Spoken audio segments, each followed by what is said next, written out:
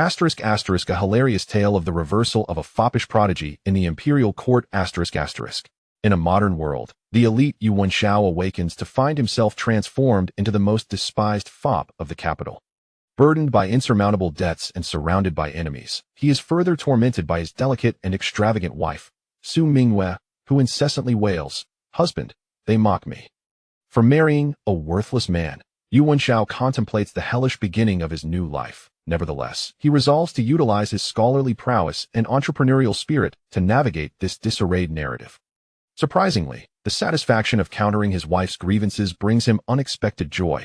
Her playful demeanor offers a sense of achievement that rivals holding the highest office. Years later, the influential Yuan concludes that the secret to his success lies in deftly navigating the complexities of wife pampering, face-slapping, and infrastructure development. Asterisk asterisk Chapter 1. A hellish beginning asterisk asterisk. His mind felt ensnared in a tangle of searing chaos, causing him to see stars and feel pulsations like drums in his temples. Yu Wenxiao abruptly opens his eyes, reeling from the disorienting surroundings. This is not the VIP hospital room he occupied for weeks, nor does it bear the scent of disinfectants. Instead, he is engulfed in blinding red. The gaudy embroidered curtains featuring mandarin ducks are garish, and the silk quilt beneath him is as slippery as ice. The air is saturated with a cloying sweetness, mingled with the bitterness in his throat that makes him grimace. Wah! I want to go home.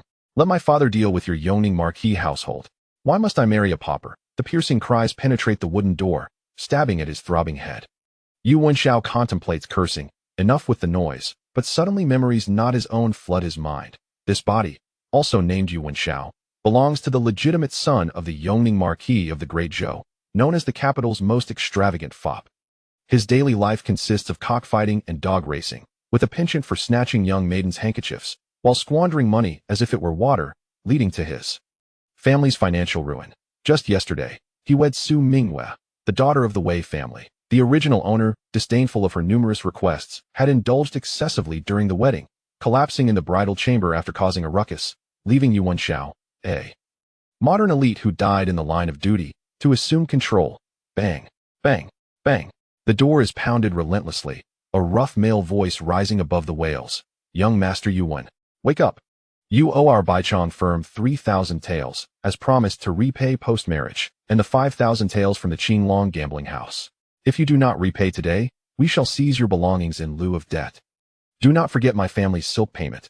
You cannot renege on the wedding garments. Yu Wenxiao sighs, pressing his forehead in frustration as he surveys the new residence. The Wangwali furniture, the ancient artifacts on display, and the artwork adorning the walls all exude opulence, yet a few open chests in the corner are empty enough to house mice. The original owner had merely put on a facade of grandeur, relying on credit for the wedding extravagance. Crash! The sound of shattered porcelain resonates from outside, and his throat erupts with a hollow shout. Crying, because of you, my calamity has arrived with creditors at the door. Yu Wenxiao reflects on the remnants of the original owner's instincts still lingering within him. The cries abruptly cease, only to be replaced by a more furious outburst. Yu Wenxiao, you scoundrel. You were the one who sought the emperor's marriage decree. You had me carried in on an elaborate sedan chair, only to make me a target for creditors? The entire capital laughs at me for marrying a hollow shell. If my father finds out, he will flay your skin. Su Mingyue's voice is both delicate and fierce, laced with a hint of grievance. I want the East Sea pearl curtains, the West Mountain warm jade tiles, the Jiangnan cloud brocade drapes. I demand everything others possess. If I do not get it, I shall return to my family and have them accuse you of marriage fraud. Yu Wenxiao massages his temples. What a delightful predicament. This new wife is a living calamity. He cannot even afford a string of candied hawthorns. Rising from the bed, he finds his bright red wedding attire wrinkled like pickled vegetables, which only serves to pale his complexion. Yet, despite the toll of debauchery, his fine bone structure and enchanting almond eyes retain a captivating charm, albeit dulled by the remnants of inebriation. He stumbles slightly as he takes a few steps. The teapot on the table is light as air, empty. Yu Wenxiao's lips twitch in exasperation. Truly, misfortune comes in waves. Yu Wenxiao? If you do not open the door, we shall break it down. The banging intensifies, the wooden door on the verge of collapse. Schwayer. Lock up my dowry. Is there a way to the back door? I cannot remain in this wretched place for another second. Su Mingyue continues to direct her maid in an effort to escape. Taking a deep breath, Yu Wenxiao's modern elite mind races. First, settle the creditors, or they might truly demolish the door. Then, manage this delicate wife to prevent her from causing further chaos. And also, there is the vengeful Imperial censor Wang Foreign, who harbors a grudge for the original owner nearly trampling him with a horse, having also insulted his students. It is likely he is currently preparing a memorial against him. Internal and external crises abound. A hellish beginning indeed. Yu Wenxiao exhales a breath of resignation, the confusion in his eyes dissipating, leaving only a cold, steely calm. He strides to the door and calls out, "What is all this ruckus? Do you think my Yongning Marquis household is a marketplace?" Instantly, silence falls outside. Su Mingyue is taken aback. Then her anger flares anew. "Yu Wenxiao, who are you yelling at? Are you in the right?" Disregarding her, Yu Wenxiao addresses the creditors outside. "It is only just to repay debts. The Marquis household has yet to fall. Can I, Yu Wenxiao, default? Grant me half a day, return in the afternoon, and I shall provide you with an explanation." His voice is steady, a stark contrast to the previous fool, emanating an aura of undeniable authority. The creditors exchange glances. Why is this Yu Wenxiao suddenly acting rationally? After a moment's hesitation, they grumble and depart. Yu Wenxiao opens the door, sunlight flooding in and causing him to squint. In the courtyard stand a group of intimidating men, while under the corridor, a young woman in a red wedding gown, hair slightly disheveled, stands with tears on her cheeks. One hand rests on her hip while the other points accusingly at the door, her almond-shaped eyes wide with fury. However, upon seeing him, the anger in her gaze shifts to bewilderment. Is this Su Mingyue? She is undeniably beautiful, her almond eyes puffy from crying, resembling a rabbit, yet her expression radiates disdain. Su Mingyue, momentarily stunned, takes in Yu Wenxiao's pale complexion, standing tall and straight. The formerly intoxicated charm of his almond-shaped eyes now appears deep and reflective, devoid of infatuation, only cold scrutiny. She instinctively takes a half-step back, her prepared insults caught in her throat. Yu Wenxiao casts a glance at her, then shouts to the departing creditors, "Come promptly in the afternoon, do not be late." His commanding presence successfully silences them. With the creditors gone, only he, Su Mingyue, and the flustered maid Shui'er remain in the courtyard. Yu Wenxiao gazes at the irate new wife, feeling a headache coming on. The internal troubles are merely beginning. Meanwhile, beneath the Imperial city, as the morning bell tolls in the Golden Luan Hall, the Imperial censor Wang Foreign clutches a memorial detailing Yu Wenxiao's misdeeds. Striding purposefully toward the palace that a storm directed at him is already on the horizon. Chapter 2. The most pitiful original master. The courtyard was so quiet that one could hear the gentle creaking of lanterns swaying in the wind.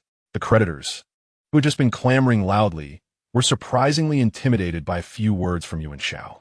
Several servants hiding behind the pillars, eager to witness the spectacle, quickly retreated, leaving only Su Mingyue standing in the corridor, her shoulders trembling as she stifled her sobs. Yu Wenxiao leaned against the doorway, the sunlight casting a long shadow of his gaunt figure. He squinted as he sifted through the original master's memories, and with every revelation, his heart sank deeper. This was not merely a disastrous situation. It was akin to having emptied the family coffers only to bury landmines in a hellish beginning. Financially, the original master was akin to an enhanced prodigal son, one who squandered his own family's wealth. The Yongning Marquis, originally a family of military merit with substantial assets, could not withstand the extravagance of this young man, who indulged in drinking, gambling, and debauchery.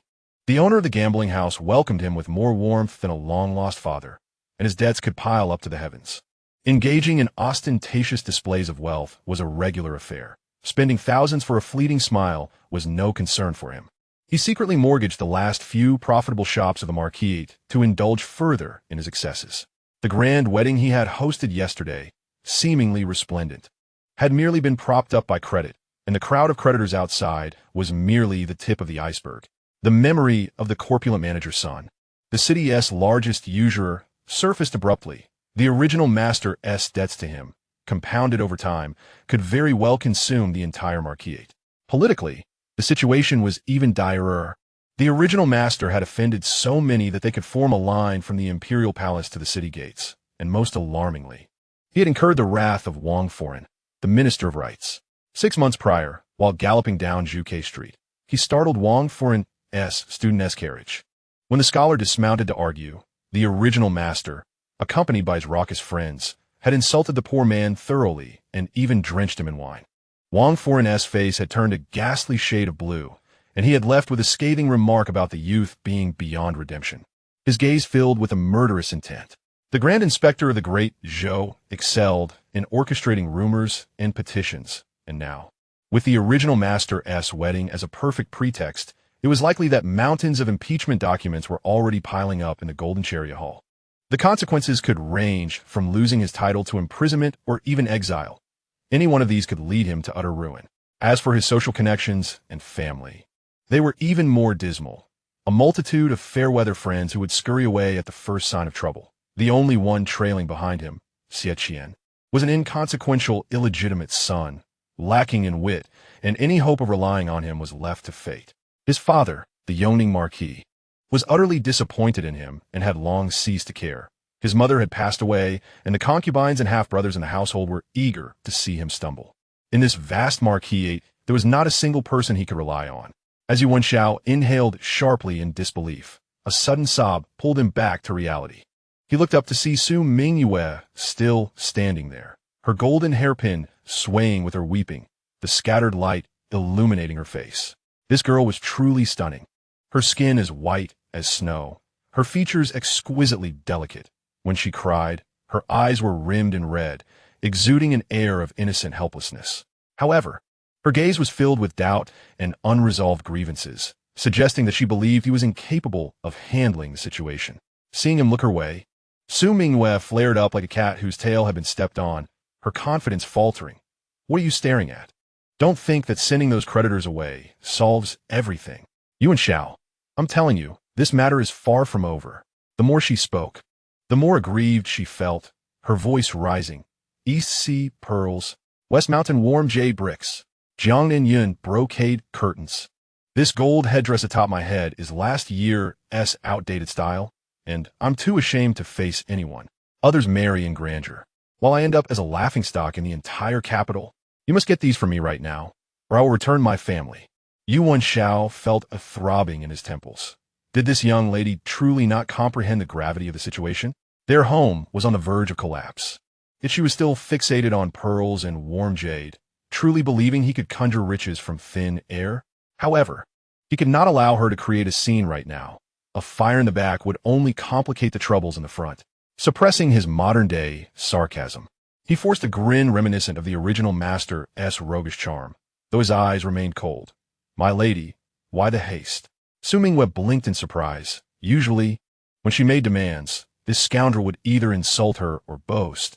Yet today he was surprisingly calm. Yu Wenxiao took a half-step closer, his charming peach blossom eyes deliberately blinking, feigning a deeply affectionate demeanor. "Those shabby pearls and worthless stones hardly befit the beauty of my lady.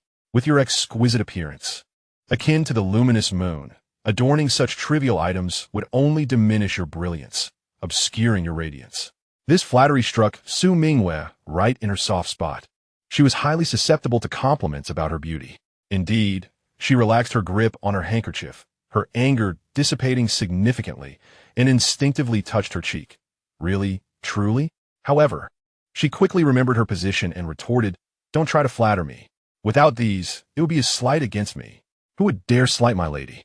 Yu Wenxiao took the opportunity to indulge her, feigning a heavy sigh, pretending to be burdened by the past extravagance that had left their household in disarray. "But rest assured," he continued, thumping his chest with fervor, his eyes gleaming with promise. "I, Yu Wenxiao, vow that within 3 months I will restore our home to its former glory. By then, not only East Sea pearls, but even South Sea sharp pearls and treasures from the western regions will be at your disposal. I guarantee you will be the most illustrious lady in the world." After all, painting a picture of grandeur incurred no cost. Stabilizing this ancestral line was the priority. Today, the elite's skill in weaving dreams had finally found its purpose. Su Mingyue was indeed dazzled by this grand vision, her tear-laden lashes fluttering. This scoundrel. After one drunken episode, how has his tongue become so sweet? It sounds quite credible, doesn't it? Satisfied now, she huffed, and "Don't just talk. I'll be watching." Just as Yu Wenxiao breathed a sigh of relief, a commotion erupted outside the courtyard, a house servant tumbling in with a panicked shout. "Young master, this is bad. Someone from the palace has come." His Majesty summons you to the palace immediately. Yu Wenxiao's heart sank. So it has come, as expected. Wang Furen and his associates were likely already awaiting him in the Golden Chariot Hall, ready to condemn him. His expression darkened instantly, the playful smile fading from his lips. The first real confrontation was finally about to commence. Chapter 3 Steady. First, manage the internal affairs His Majesty summons. The servant's shout landed like a bucket of cold water on hot oil, shattering the fragile calm that had just settled in the courtyard. The glimmer of hope that had sparked in Su Mingyue's eyes, ignited by his grand promises, faded in an instant, replaced by palpable fear. Though she was spoiled, she understood what the summons from His Majesty implied at such a critical juncture. It's over, it's over. Her lips trembled uncontrollably, and the bravado she had just mustered evaporated without a trace. She instinctively clutched the arm of her maid, her voice quaking. It must be those censors. They must be impeaching you. Yu Wenxiao, you've caused a great calamity. Will it implicate me? Will it implicate our Wei Guofu? I knew marrying you would lead to no good. The more she spoke, the more frightened she became, tears threatening to spill once more. Yu Wenxiao furrowed his brow, lacking the time to comfort her, his mind racing. This had come too quickly, far sooner than he had anticipated. This indicated that Wang Furen's group had been well prepared, launching an aggressive offensive that left no room to catch one's breath. The inner court attendants delivering the edict might already be at the gate, leaving him with barely enough time to take a breath. At this moment, he needed to accomplish two things. First, completely pacify Su Mingyue, ensuring she did not cause a scene now, nor flee back to her family, which would only solidify his guilt and ruin everything. Second, he must quickly ascertain the household's situation, identifying any useful servants or immediate threats to deal with. His gaze darted like lightning across the courtyard. The servants who had been hiding were now peeking out, their expressions ranging from panic to curiosity, even some watching with interest, showing no concern for their master's predicament. Particularly, the middle-aged steward, Qian, standing in the shadows of the corridor, appeared respectful in his silk attire, yet his eyes flitted about. According to the original master's memories, this old fellow was a long-time servant of the household, cunning and adept at ingratiating himself, having engaged in ample self-serving schemes. The original master had foolishly relied on him, mistaking him for a capable ally. At this moment, he seemed to bow his head, yet a faint smirk danced at the corner of his mouth. Good. A warning to others can be set by making an example of him. Yu Wenxiao's mind raced into action, suddenly turning and ignoring the flustered servant, striding directly to Su Mingyue. The motions were swift, and the aura was overwhelming, leaving Su Mingyue startled, her cries stifled. Instinctively, she took a half-step back, her voice trembling as she demanded, "What do you intend to do?" Yu Wenxiao firmly grasped her trembling shoulders, his gaze piercing into hers, his voice low and urgent, laced with an undeniable conviction. "Mingyue, listen. Crying is futile at this moment." He addressed her by her given name, discarding all pretense. "The Emperor's summons may not necessarily spell disaster. Perhaps he has heard of my reformation and wishes to see for himself." He himself did not fully believe this, yet he felt compelled to instill some hope in her. "Regardless, you are my wife, the daughter-in-law of the Yongning Marquisate, and the legitimate young lady of the Wei Guo mansion. Now more than ever, you must remain composed. If you panic and flee now, it will truly be a source of ridicule, solidifying their accusations against us. Consider this. If I am unscathed, your calm demeanor today will be regarded as a testament to our shared resilience. However, should I find myself in peril..." He paused, lowering his voice further and quickening his speech. "You must maintain your composure. As the daughter of the Wei Guo mansion, your steadiness will afford your father and brothers the opportunity to maneuver. Perhaps they can even save me, or at the very least protect you, preventing both families from suffering disgrace. Your ability to remain calm is crucial to our fates and the dignity of our two houses. Do you understand?" This speech, half truth and half threat, entwined her most cherished concerns of reputation and familial honor. Su Mingyue was taken aback by the sharpness in his eyes and the gravity of his words. Her mind was in disarray, yet the notion of becoming a laughingstock and dragging her family into disgrace tightened her chest. Indeed, if she were to sob and return home now, would it not confirm that she had married a worthless man, rendering her an even greater subject to mockery? She stared blankly at Yu Wenxiao, instinctively nodding. Yu Wenxiao recognized that he had gained her trust and quickly pressed his advantage, softening his tone as he reassured her. Fear not, I am here. Return to your chamber and remain steady. Prepare yourself as though nothing is amiss. Let everyone witness the composure of the daughter of the Wei Guo mansion and the daughter-in-law of the Yongning Marquisate. The final two sentences struck a chord within Su Mingyue. She inhaled sharply, straightened her posture as if accepting a monumental mission, and nodded vigorously. Yes. I must not panic. I cannot become a laughingstock. She even instinctively straightened her disheveled attire and hair. The moment had been seized, and stability was temporarily restored. Yu Wenxiao exhaled, turning his gaze toward the courtyard, his expression instantly transforming into one of icy resolve as it swept over the curious servants.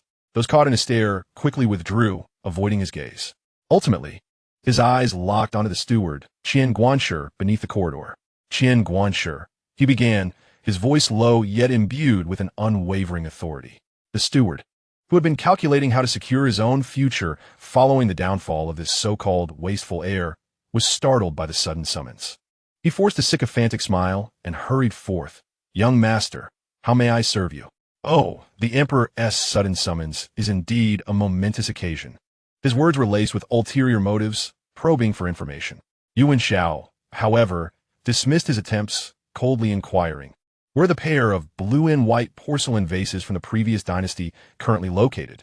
Qian Guanshi's heart sank, and his expression shifted. Those vases were worth a considerable sum, and he had long since replaced them with fakes, pocketing the genuine items for himself.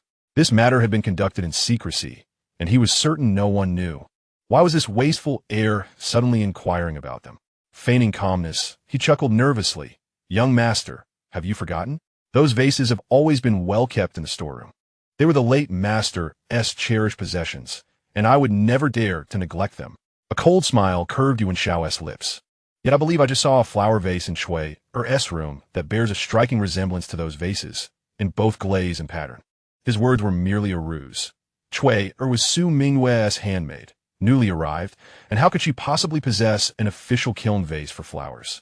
Nevertheless, he had accurately gauged Qian Guanshi's greedy and guilty nature, delivering the statement with intent. Panic surged through Qian Guanshi, his face paling. He feared Yu Wenxiao had discovered the truth, or that one of the maids he had wronged had spilled the beans. His legs weakened, nearly collapsing to the ground. His voice trembling. Why, young master, please see reason. There is nothing of the sort. It must be someone slandering me. I have always been loyal to the Marquisate. Loyal? Yu Wenxiao interrupted, his voice rising sharply, ensuring all in the courtyard heard clearly. What a fine example of loyalty. Let me ask you again. Last month, on the late lady's Memorial Day, you were tasked with procuring 3 sacrificial animals and incense, with an expense report of 50 taels. Yet, I have heard that the same goods from Chuanji on E Street would only cost 20 taels. Where did the remaining 30 taels end up? This accusation was not unfounded.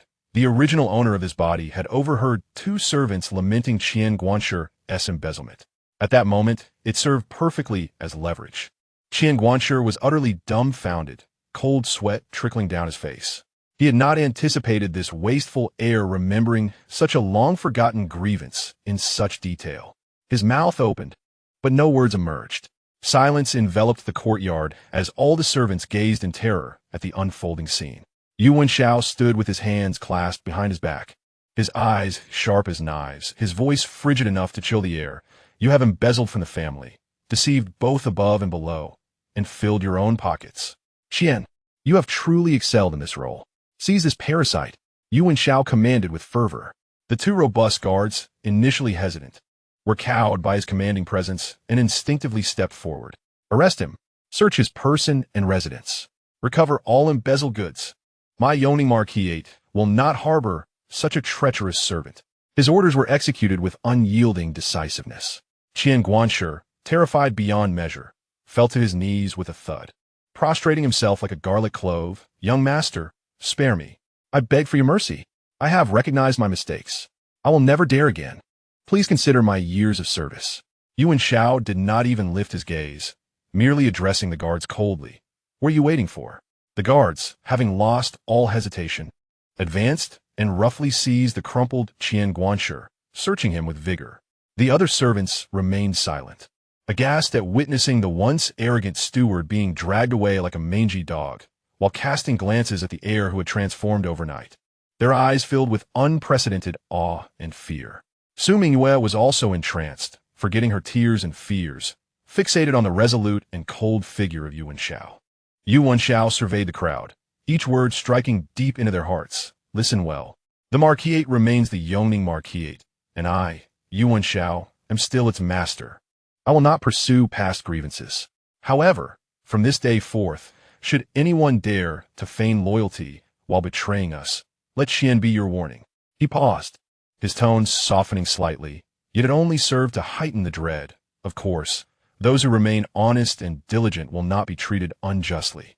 With a balance of authority and benevolence, the atmosphere in the courtyard was so still that one could hear a pin drop. Just then, a clear voice echoed from outside the gates. The palace attendants summoned the Yongning Marquis heir, Yu Wenxiao, to the palace for an audience. The storm had finally arrived at their doorstep. Yu Wenxiao adjusted his crumpled red wedding attire, his gaze deep as water, devoid of any ripple. He glanced at the dazed Su Mingyue, calmly instructing, "Return to your chamber and remain composed." Having said this, he did not hesitate further, striding towards the main hall, stepping into the unknown dangers that lay ahead. His silhouette exuded both determination and steadiness. Yu Wenxiao was acutely aware that these eunuchs were well informed and must have been privy to the impeachment discussions in the court. At this moment, they likely regarded him as a lamb awaiting slaughter. However, he betrayed none of this on his face, instead donning a nonchalant smile characteristic of his original self.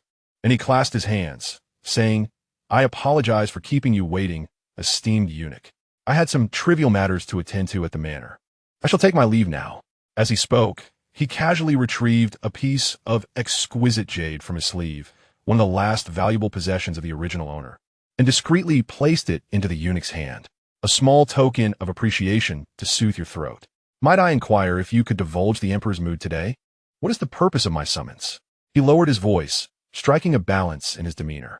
The eunuch weighed the smooth jade in his palm, the arrogance on his face diminishing somewhat, and forced a smile, stating, "Your Excellency is too kind.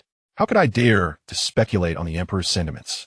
However, he paused, lowering his voice further. During this morning's court session, the officials from the censorate spoke rather sternly.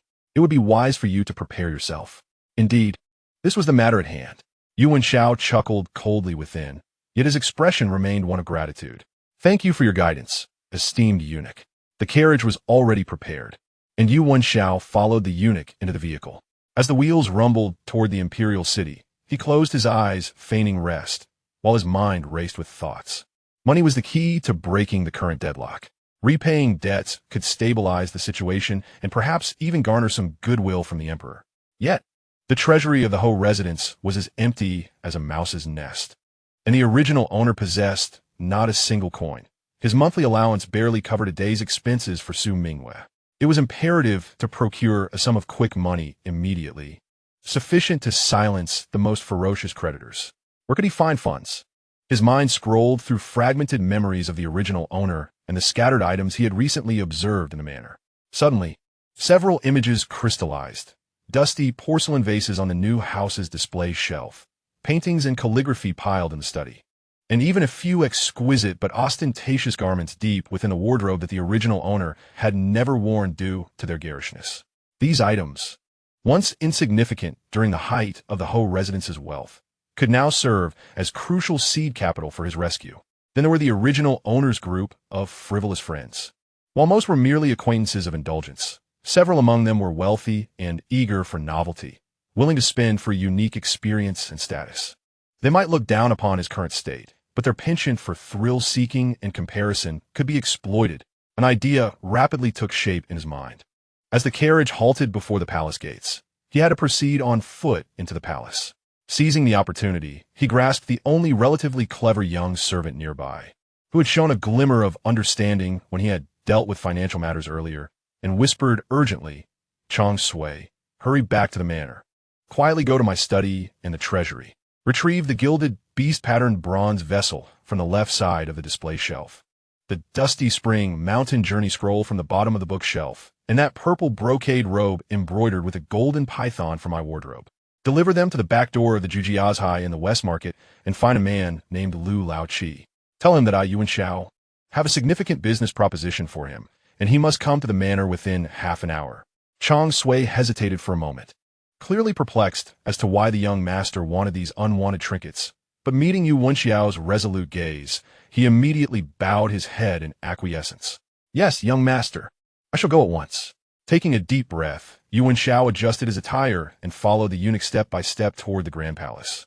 The spectacle in the Golden Long Hall matched his expectations. Led by Zhang Yushi, several officials vehemently enumerated his 10 grave offenses, from disrespecting the emperor to oppressing the innocent. From moral decay to squandering the family fortune, each accusation piercing to the heart. They firmly demanded severe punishment, including the stripping of titles and confinement, to uphold the integrity of the court. The emperor, Xiao Jingyan, sat imperiously on the dragon throne, his expression inscrutable, occasionally glancing at Yu Wenxiao, who stood with his head bowed in submission. Yongning Ho Yu Wentao stood among the military officials, his face dark with anger, fists clenched tightly. Yet he uttered not a word. When it was Yu Wenxiao's turn to defend himself, he did not panic or resort to deceit as others might have anticipated. Instead, he adopted a different approach. He acknowledged his youthful foolishness and extravagant spending that had led to the family's decline, thus admitting to the economic issues while downplaying the severity of the accusations. However, he adamantly denied the more severe charges involving life and death, pointing out 2 vague details in the official's report and implying exaggeration or ulterior motives. His tone was not confrontational, bearing a hint of the lightheadedness of one just awakening from intoxication. Yet his logic was coherent and each point struck true, particularly when discussing the family's downfall. He expressed sincere regret, coupled with a fervent desire to raise funds to repay debts. By the end of this exchange, while he had not entirely cleared his name, he had managed to convince the emperor and some neutral ministers that perhaps this once dissolute young man was indeed different from before. At least his mind appeared clearer. Ultimately, the emperor refrained from immediate sentencing, solemnly stating, Yu Wenxiao, I am aware of your transgressions. The Yongning Ho residence has served the nation. I shall grant you another opportunity. You claim to seek funds to repay your debts. I await to see your actions. The rest shall be noted. Should there be no improvement, you shall face punishment for both offenses, and I shall show no mercy. You made a part. This outcome was even better than expected, as he had at least gained time. Yu Wenxiao bowed in gratitude for the emperor's mercy, his head lowered, and exited the Golden Long Hall amidst a myriad of complex gazes.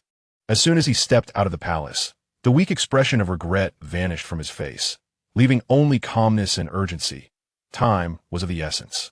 Quickly returning to the Ho residence, he found Chang Sui anxiously waiting at the entrance, alongside the 3 treasures, an oddly shaped bronze wine vessel, a yellowed and faded landscape painting, and a gaudy purple brocade robe with clumsy embroidery. Young master, I have found the items, and Lu Laoqi is waiting in the side chamber. Good. Yu Wenxiao's eyes brightened as he grabbed the purple robe and glanced at the bronze vessel and the painting. His mind spinning rapidly, he strode into the side chamber, where sat a middle-aged man dressed in common attire, his gaze sharp, none other than Lu Laoqi, a somewhat renowned antique broker in the West Market. Are you the son of Yuan? Lu Laoqi quickly rose, his demeanor respectful but tinged with caution, for he had heard much about this young man's reputation. Yu Wenxiao wasted no time with pleasantries, swiftly unfolding the purple robe, nearly blinding Lu Laoqi with its brilliance. Lu Laoqi, help me spread the word. Tell them that I, Yu Wenxiao, was wed yesterday and received a dream from a celestial being, enlightening me about the path of fortune. This robe, a dragon robe bestowed by a divine figure in my dream, is a protective garment for my journey. He pointed to the fierce golden python embroidered on the robe, insisting it was a dragon. Do you see this dragon pattern? It corresponds with the constellation of Ziwei. I wore it during my wedding, and it indeed turned misfortune into good fortune. Though there were minor setbacks, it has already manifested its power. Now I wish to pass this robe on to a fated individual, as it is no longer of use to me. Lu Laoqi's eyes nearly bulged, his mouth agape in disbelief. Was this man out his mind? This shabby robe was worth little more than the fabric itself, and its craftsmanship was abysmally poor. To claim it as a protective garment for fortune was sheer folly. Yu Wenxiao did not give him time to react, swiftly gesturing to the bronze vessel in the painting. And these two, both are treasures guided by a master. The bronze vessel was used in ancient battle sacrifices. Drinking from it instills courage. The ancient painting conceals wisdom. Understanding it can enhance one's intellect. All three treasures await a fated person. Quickly, spread the word that in 1 hour, I shall hold a gathering for celestial connections at the Ho residence's side courtyard, with the highest bidder gaining the treasures. Only invite those few young gentlemen who have previously befriended me. Others are not welcome. Remember, the message must be swift and shrouded in mystery. Having navigated the streets for years, Lu Laoqi was no fool. Initially taken aback, he soon realized the potential. The authenticity of the items mattered little. What was crucial was the story, the uniqueness, and the allure of curiosity for the wealthy, flamboyant youths. How had this once dissolute young master suddenly conceived such a brilliant idea? Casting a glance at Yu Wenxiao's unfathomable eyes, Lu Laoqi's disdain evaporated. He quickly bowed. Your Excellency is indeed remarkable. I shall take care of this at once. Ensuring the message is spread swiftly and intriguingly. Lu Laoqi hurried off. Yu Wenxiao regarded the three seemingly worthless items on the table, a cold smile curling at the corners of his lips. To catch a wolf with empty hands? Hardly. This is an endeavor to exploit the disparities in information psychology and the art of marketing to deliver a striking blow to this decaying world. The first pot of gold shall be extracted from these unfortunate souls, or rather, those destined to cross paths with us. Chapter 5. A Battle of Wits. The first glimmer of brilliance. The side chamber of the Ho residence, typically cluttered with miscellaneous items, has been hastily tidied up. Yu Wenxiao stands within, directing a few obedient servants. Yes, move those screens over to obscure the old furniture. Dim the lights a little. Let those 2 yellowed horns be lit. Where's the incense burner? Find some exotic incense to light, but not too overpowering. It should have that essence reminiscent of a sage ascending to immortality. Chong Sui and the servants are busily attending to their tasks, filled with curiosity but deterred from voicing their doubts after the morning's display by the money manager. In no time, the chamber takes on an appearance of dimness and tranquility, exuding an air of deliberately crafted mystery. The 3 treasures, the Qiulong protective cloak, the ancient battlefield bronze vessel, and the cryptic ancient painting, are arranged upon tables draped in dark silk, casting an unsettling yet intriguing aura in the soft light. Yu Wenxiao surveys the setup, feeling satisfied. It has been accomplished, the first step in marketing, creating an atmosphere, elevating the ambience, and sealing the deal. Just as he takes a breath, a cacophony erupts outside the gate, more fierce than in the morning, brimming with impatience and arrogance. Yu Wenxiao, come out. We agreed you would explain yourself by noon. What time is it now? Hiding like a coward? If you don't repay, don't blame us for breaking in and taking things. It seems the largest group of creditors has gathered to exert pressure. Leading the charge is the moneylender, Sun, with his slanted eyes and goat-like beard, wearing a cunning and greedy smile. Accompanying him are thugs from the gambling den and managers from the silk store, all with furrowed brows and menacing expressions. Backed by a dozen burly men, radiating intimidation. The doorman turns pale, retreating in fear. So Mingyue, having followed Yu Wenxiao's advice and practiced her makeup in front of a mirror, feels her hand tremble upon hearing the uproar. The eyebrow pencil slips from her grasp, and her heart leaps to her throat. Instinctively, she considers sending Chui to the back door to see if they can escape. At that moment, Yu Wenxiao strolls leisurely to the front gate. Clad in his crumpled red wedding attire, he exhibits no trace of panic, instead wearing a languid smile as if he has just awakened. Oh, esteemed managers, what is this? Are you putting on a grand performance at my doorstep? He leans against the doorframe, his tone flippant, as if addressing not a group of debt collectors, but a troupe of performers. Seeing his demeanor, Manager Sun's anger flares. He speaks coldly. Yu Wenxiao, stop playing the fool. Noon has long passed. It is time to settle our accounts. If you cannot produce silver, do not blame us for acting according to the rules. The burly men behind him step forward, brandishing their clubs menacingly. Rules? What rules? Yu Wenxiao raises an eyebrow, feigning ignorance. It is a matter of course to repay debts, But when did I ever say I would not? The head thug from the gambling den sneers. Repay? With what?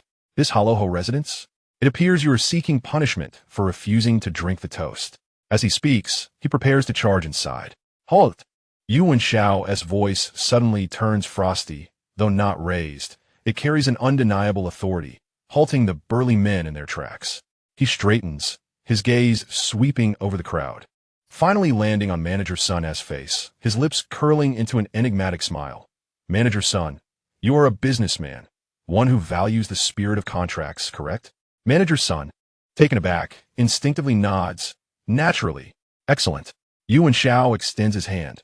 Please present the loan contract for me to examine. Such a significant sum warrants clarity. I wish to understand how this interest has accumulated to such an extent.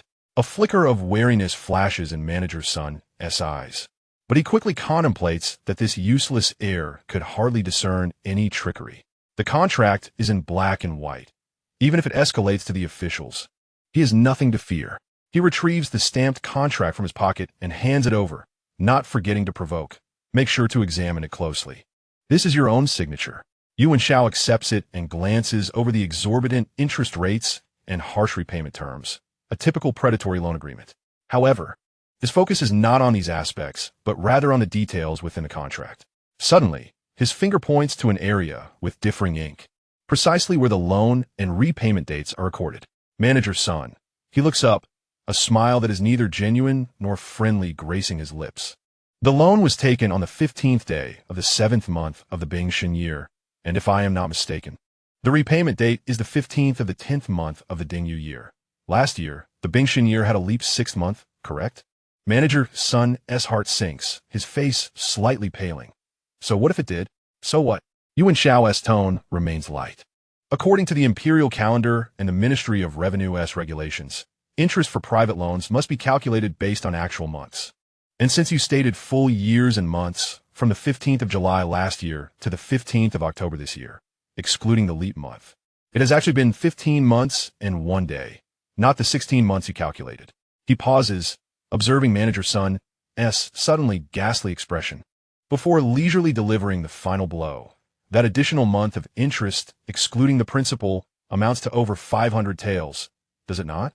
Manager Sun, your accounting is indeed meticulous. At this revelation, not only does Manager Sun appear dumbfounded, but the creditors and thugs behind him also fall silent, staring at Yu Wenxiao in astonishment. When did this playboy come to understand the calendar and learn to calculate so astutely? Cold sweat beads on Manager Sun's forehead as he stubbornly retorts. You're talking nonsense. This is how private loans are calculated. Who cares about leap months? Oh, is that so? Yu Wenxiao's smile cools. Shall we head to the Jingzhou In's office right now to have the district magistrate examine the ministry's regulations and properly calculate this account? We might as well let the magistrate see how your interest exceeds the legal limits. How will you explain that? He steps forward, his gaze sharp as a blade. Manager Sun, you are in pursuit of wealth. If you push me too far, I may not be able to repay immediately, but dragging you to court would expose your predatory lending practices, leading to losses far exceeding 500 taels. Wouldn't it? Moreover, he lowers his voice, laced with a chilling threat. Your benefactor behind the scenes would likely prefer not to escalate matters and attract the court's scrutiny. Wouldn't they? Manager Sun trembles, resembling a cat whose tail has been stepped on, gazing at Yu Wenxiao in terror. He knows full well that lending money in such a clandestine manner is fraught with peril, and the individuals involved are not to be named. How could this useless heir know so much? He has pinpointed his Achilles heel. His complexion oscillates between shades of blue and white, cold sweat trickling down his chin. The Yu Wenxiao before him, with his calm demeanor and incisive words, bears no resemblance to the foolish figure of the past. The thugs from the gambling den and the silk store find themselves unnerved. They came to collect a debt, not to become embroiled in legal troubles. Observing their disquiet, Yu Wenxiao softens his tone, reverting to his languid demeanor. Of course, I, Yu Wenxiao, am not one to default on my debts. The money will certainly be repaid, but I require a little time to arrange it. Manager Sun, how about this? We will recalculate the contract based on the actual months, and we will overlook the excessive interest. I will repay 30% of the principal and reasonable interest within 3 days. How's that sound? The remaining balance can be paid in installments, calculated at the lowest market interest rate. This proposal appears to be a concession, yet it effectively reclaims the initiative for himself. Manager Sun's face darkens as he weighs the options. To force the issue could lead to litigation, yet agreeing, though it yields a lesser profit, at least ensures some return of principal. Moreover, this Yu Wenxiao seems genuinely different. Perhaps he can recover the entire amount. After a moment of hesitation, he grits his teeth, seizing the contract with a fierce expression. Very well. We shall proceed as the heir suggests. If I do not see 30% of the silver in 3 days, do not blame Sun for lacking compassion. With that, he disregards everyone else and leaves in a hasty retreat. The leading creditors shrink back, and the remaining individuals stare in disbelief, their bravado deflated. The thugs from the gambling den and the silk store exchange glances, their confidence diminished. Yu Wenxiao smiles at them amiably. Do not fret. I have acquiesced to Manager Sun's terms. Can I exclude you all? It is the same. Come back in 3 days to collect 30%. I have pressing matters to attend to, so I shall not linger further. His words, delivered with an air of nonchalance, exude an undeniable conviction. The creditors cast glances at Sun Zhonggui's retreating figure and then at the inscrutable Yu Wenxiao. They dared not create a ruckus or strike seriously, ultimately leaving with a few harsh words about not seeing their money in 3 days. The commotion at the gate was thus quelled in an unexpected manner. Concealed behind the door, Su Mingyue covered her mouth, her eyes wide like copper bells. In her gaze towards Yu Wenxiao, beyond the previous disdain and fear, there was a hint of astonishment, perhaps even a trace of faint curiosity. Just then, Chang Sui came rushing in, breathless, whispering, "Young master, Lu Laochi has sent word that the sons of Li Shilang and General Wang are on their way to the separate courtyard, eager for what is to come." A glimmer of excitement flashed in Yu Wenxiao's eyes. Excellent. The troubles outside were temporarily suppressed, and the harvesting plan within was about to commence. He straightened his robe, donned a nonchalant smile, and walked towards the separate courtyard. The performance was merely beginning. In the dimly lit side hall of the separate courtyard, the air was thick with incense smoke, creating a hazy atmosphere. Yu Wenxiao seated himself with an air of mystery, surveying the familiar faces that had hastened to arrive. Among them was Li Rue, son of Li Shilang, fanning himself with a golden folding fan and proudly displaying his slight paunch, and Wang Bao, son of General Zhen Yuan, whose impatient nature thrived on competition. There were also several sons of imperial merchants and local gentry, all united by their ample disposable income and love for socializing. As they entered, their eyes were immediately drawn to 3 treasures on the table, particularly the purple brocade robe embroidered with golden threads. "Yuan, what scheme are you concocting?" Li Rue teased. "I heard your wedding night caused quite a stir in the city, and now you've turned to the antique business?" Wang Bao scoffed, lifting the bronze urn. "This scrap metal surely comes from some flea market, right?" Yu Wenxiao calmly sipped his tea, casting a steady gaze over the assembly. "My brothers, as the saying goes, those who survive great tribulations must have later blessings. After my recent ordeal, I have indeed gained some insights." He pointed to the purple robe. "This is no ordinary garment, but a Zhuanyan Pao that I'd specially consecrated by a master. Although there were some mishaps on my wedding day, did we not ultimately avert disaster?" He then gestured towards the bronze urn and ancient painting, eloquently unveiling their mysteries. Initially, the crowd maintained a tone of jest, but as they observed Yu Wenxiao's earnest demeanor and his words resonating with their own recent troubles, Li Rue's poor gambling luck, Wang Bao preparing for military training, and others with their own concerns, their mockery began to wane. "You speak quite convincingly," Li Rue said, skeptical yet intrigued. "I hope you're not merely toying with us." Yu Wenxiao smiled serenely. "Today, I have only invited friends familiar to me, and outsiders are none the wiser. If any find it unsatisfactory, consider this merely a gathering for tea." The more he feigned indifference, the more the others were drawn in. Wang Bao was the first to break. "I'll take the urn. Name your price." Li Rue, seeing this, exclaimed, "Wait, that robe resonates with me." Thus began what appeared to be a casual transaction. Yu Wenxiao skillfully navigated between them, occasionally highlighting how a particular item aligned with one's recent fortunes, subtly hinting that missing out on these items would be regrettable. Ultimately, the purple robe was purchased by Li Rue for 600 taels. The urn went to Wang Bao for 400 taels. And another painting was acquired by a different gentleman for 250 taels. The entire process seemed casual, Yet Yu Wenxiao adeptly gauged each individual's psychological price point. As Lu Laoqi stepped forward to collect, his hands trembled slightly. He whispered, "Young master, this amounts to 1,250 taels." Initially anticipating a mere 3 to 500, he was astonished by the multiple returns. His gaze toward Yu Wenxiao now bore a hint of reverence. After sending off the satisfied guests, Yu Wenxiao's calm facade faded, revealing a trace of fatigue. Although the scheme had succeeded, it had also drained much of his energy. Just as he was about to rest, a young maid rushed in with news. "Young master, the young master of the Xie family is here, waiting in the front hall." Yu Wenxiao quickly made his way to the front hall, where Xie Qian paced anxiously. Upon seeing him, he rushed forward. "Xiao Ge, I heard many creditors blocked the door this morning, and there were people from the palace too. Are you all right?" Seeing this naive and sincere young brother, Yu Wenxiao felt warmth in his heart and patted his shoulder. "It's fine. Everything has been resolved." Xie Qian scrutinized him and suddenly scratched his head. "Xiao Ge, why do I feel like you seem different?" "Different in what way?" Yu Wenxiao inquired, maintaining a composed facade. "I can't quite articulate it, but you seem notably more composed." Xie Qian frowned. "I just saw Li Rui and the others leaving with smiles. What's going on?" Yu Wenxiao did not respond directly, instead asking, "Qian, have you heard any rumors about me recently, especially among the scholars?" Xie Qian immediately replied indignantly, "Of course. That Li Xiaocai is spreading tales that you cheated in the examination and inciting others to petition for a thorough investigation." A cold glint flashed in Yu Wenxiao's eyes. This Li Xiaocai was indeed a persistent thorn. And in the court, Xie Qian lowered his voice. "Wang Furen and his associates are still seeking opportunities to undermine you. Xiao Ge, you must be cautious." Yu Wenxiao nodded, his expression grave. Although the surface storm seemed to have calmed, the covert struggle was just beginning. The road of the Imperial examination was sure to be fraught with thorns, and he must carve a path through the obstacles ahead. As the evening sun cast its golden rays through the window, elongating his shadow, Yu Wenxiao gazed out at the sinking sun, his resolve unwavering. He must win this battle.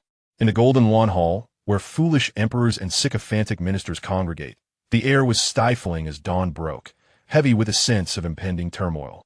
Yu Wenxiao donned a slightly worn court robe, the dark fabric accentuating his pallor and somewhat concealing the flamboyance of his past, lending him an air of unspoken tranquility. Seated in the carriage bound for the Imperial Palace, he feigned sleep with closed eyes, yet his fingers softly drummed on his knees, not out of idleness, but as his mind raced through various strategies. He had not slept a wink the previous night, not out of fear, but from the necessity of time. He pieced together the backgrounds of Wang Furen, Zhang Yushi, and others from the original owner's memories with fragmented information brought by Xie Qian, mulling over and over how they might seek to entrap him and how he should respond. He even delved into the laws of the Great Zhou and past cases, repeatedly simulating how they might create trouble and how he could counteract their moves. His mind raced faster than during his project days, sorting through the chaotic information with clarity. This sensation was all too familiar, a skill from his days as a modern elite, now activated in this life-and-death moment. The carriage halted before the palace gates, the empty square of bluestone exuding a solemnity. Officials clad in various official attire streamed towards the Golden Lawn Hall, the air thick with anticipation of an impending storm. Yu Wenxiao took a deep breath, casting aside distractions, his gaze as deep as a still pond. As he alighted, he strode steadily into the crowd.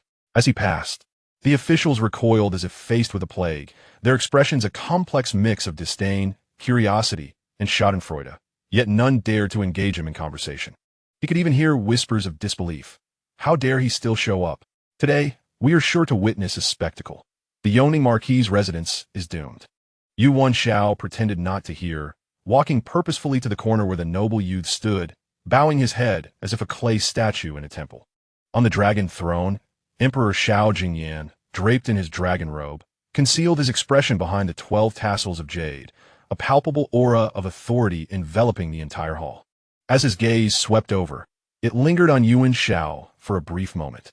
The daily morning court dragged on, with the Ministry of Revenue discussing transportation of grains, the Ministry of Works requesting repairs for the mausoleum, and minor border skirmishes reported, all of which felt like the calm before the storm, suffocating those present. Yu Wenxiao could sense at least 10 pairs of eyes, like venomous snakes, occasionally coiling around him. Finally, as all routine matters were concluded and the court prepared to adjourn, a sudden sharp voice pierced the oppressive atmosphere. "Your Majesty, I have a petition." The voice belonged to none other than Zhang Yushi, the foremost sycophant of Wang Foreign. And the atmosphere instantly shifted. Zhang, brandishing his jade tablet, stepped out of line, his face flushed and his tone strident, tinged with a hint of weeping. The entire hall could hear him clearly. "Your Majesty, I wish to impeach the heir of the Yongning Marquis, Yu Wenxiao, on 10 grave charges. This scoundrel is despicable, with a heart of malice, a veritable disgrace to our dynasty, a parasite among the nobility. I beseech your Majesty to administer justice, to execute one as a warning to many." The emperor, seated upon the dragon throne, seemed to lift his gaze slightly, his voice flat and devoid of emotion. "Speak.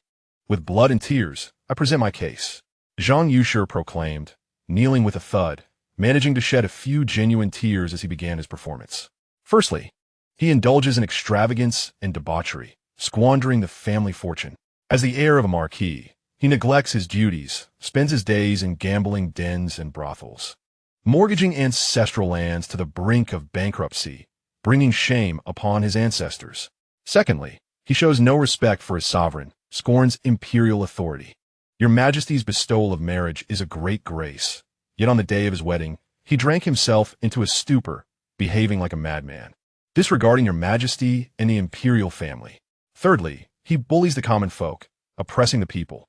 He allows his vile servants to assault citizens in the streets, forcibly seizing women, injuring fathers, driving one to suicide. The Jingzhao Yin has the case files. A simple inquiry will reveal the truth. His words were a tapestry woven with exaggerations and distortions. And though there was indeed a conflict involving the original owner, it had not resulted in death, yet Zhang amplified it tenfold. Fourthly, he associates with rogues, disturbing the peace of the capital. He consorts with ruffians and swindlers, creating chaos, inciting the people's grievances. His accusations flowed like a barrage of cannon fire from his lips.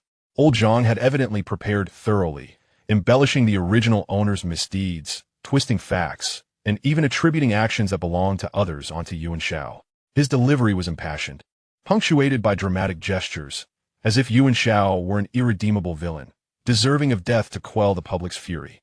The hall fell into a profound silence. His voice the sole echo. Many officials frowned, evidently convinced by a significant portion of his claims. The more principled among them nodded in agreement, their gazes toward old Zhang filled with approval. Yongning Marquis Yu Wenxiao stood amidst the generals, his face darkening with rage. Fists clenched so tightly that his nails nearly pierced his skin, yet he remained silent, gritting his teeth. The pitying or mocking glances from his peers felt like fire against his skin. Wang Foreign lowered his eyes, feigning disinterest, but the smirk at the corner of his mouth betrayed his true sentiments. Old Zhang spoke for a full quarter of an hour, finally bowing his head to the ground.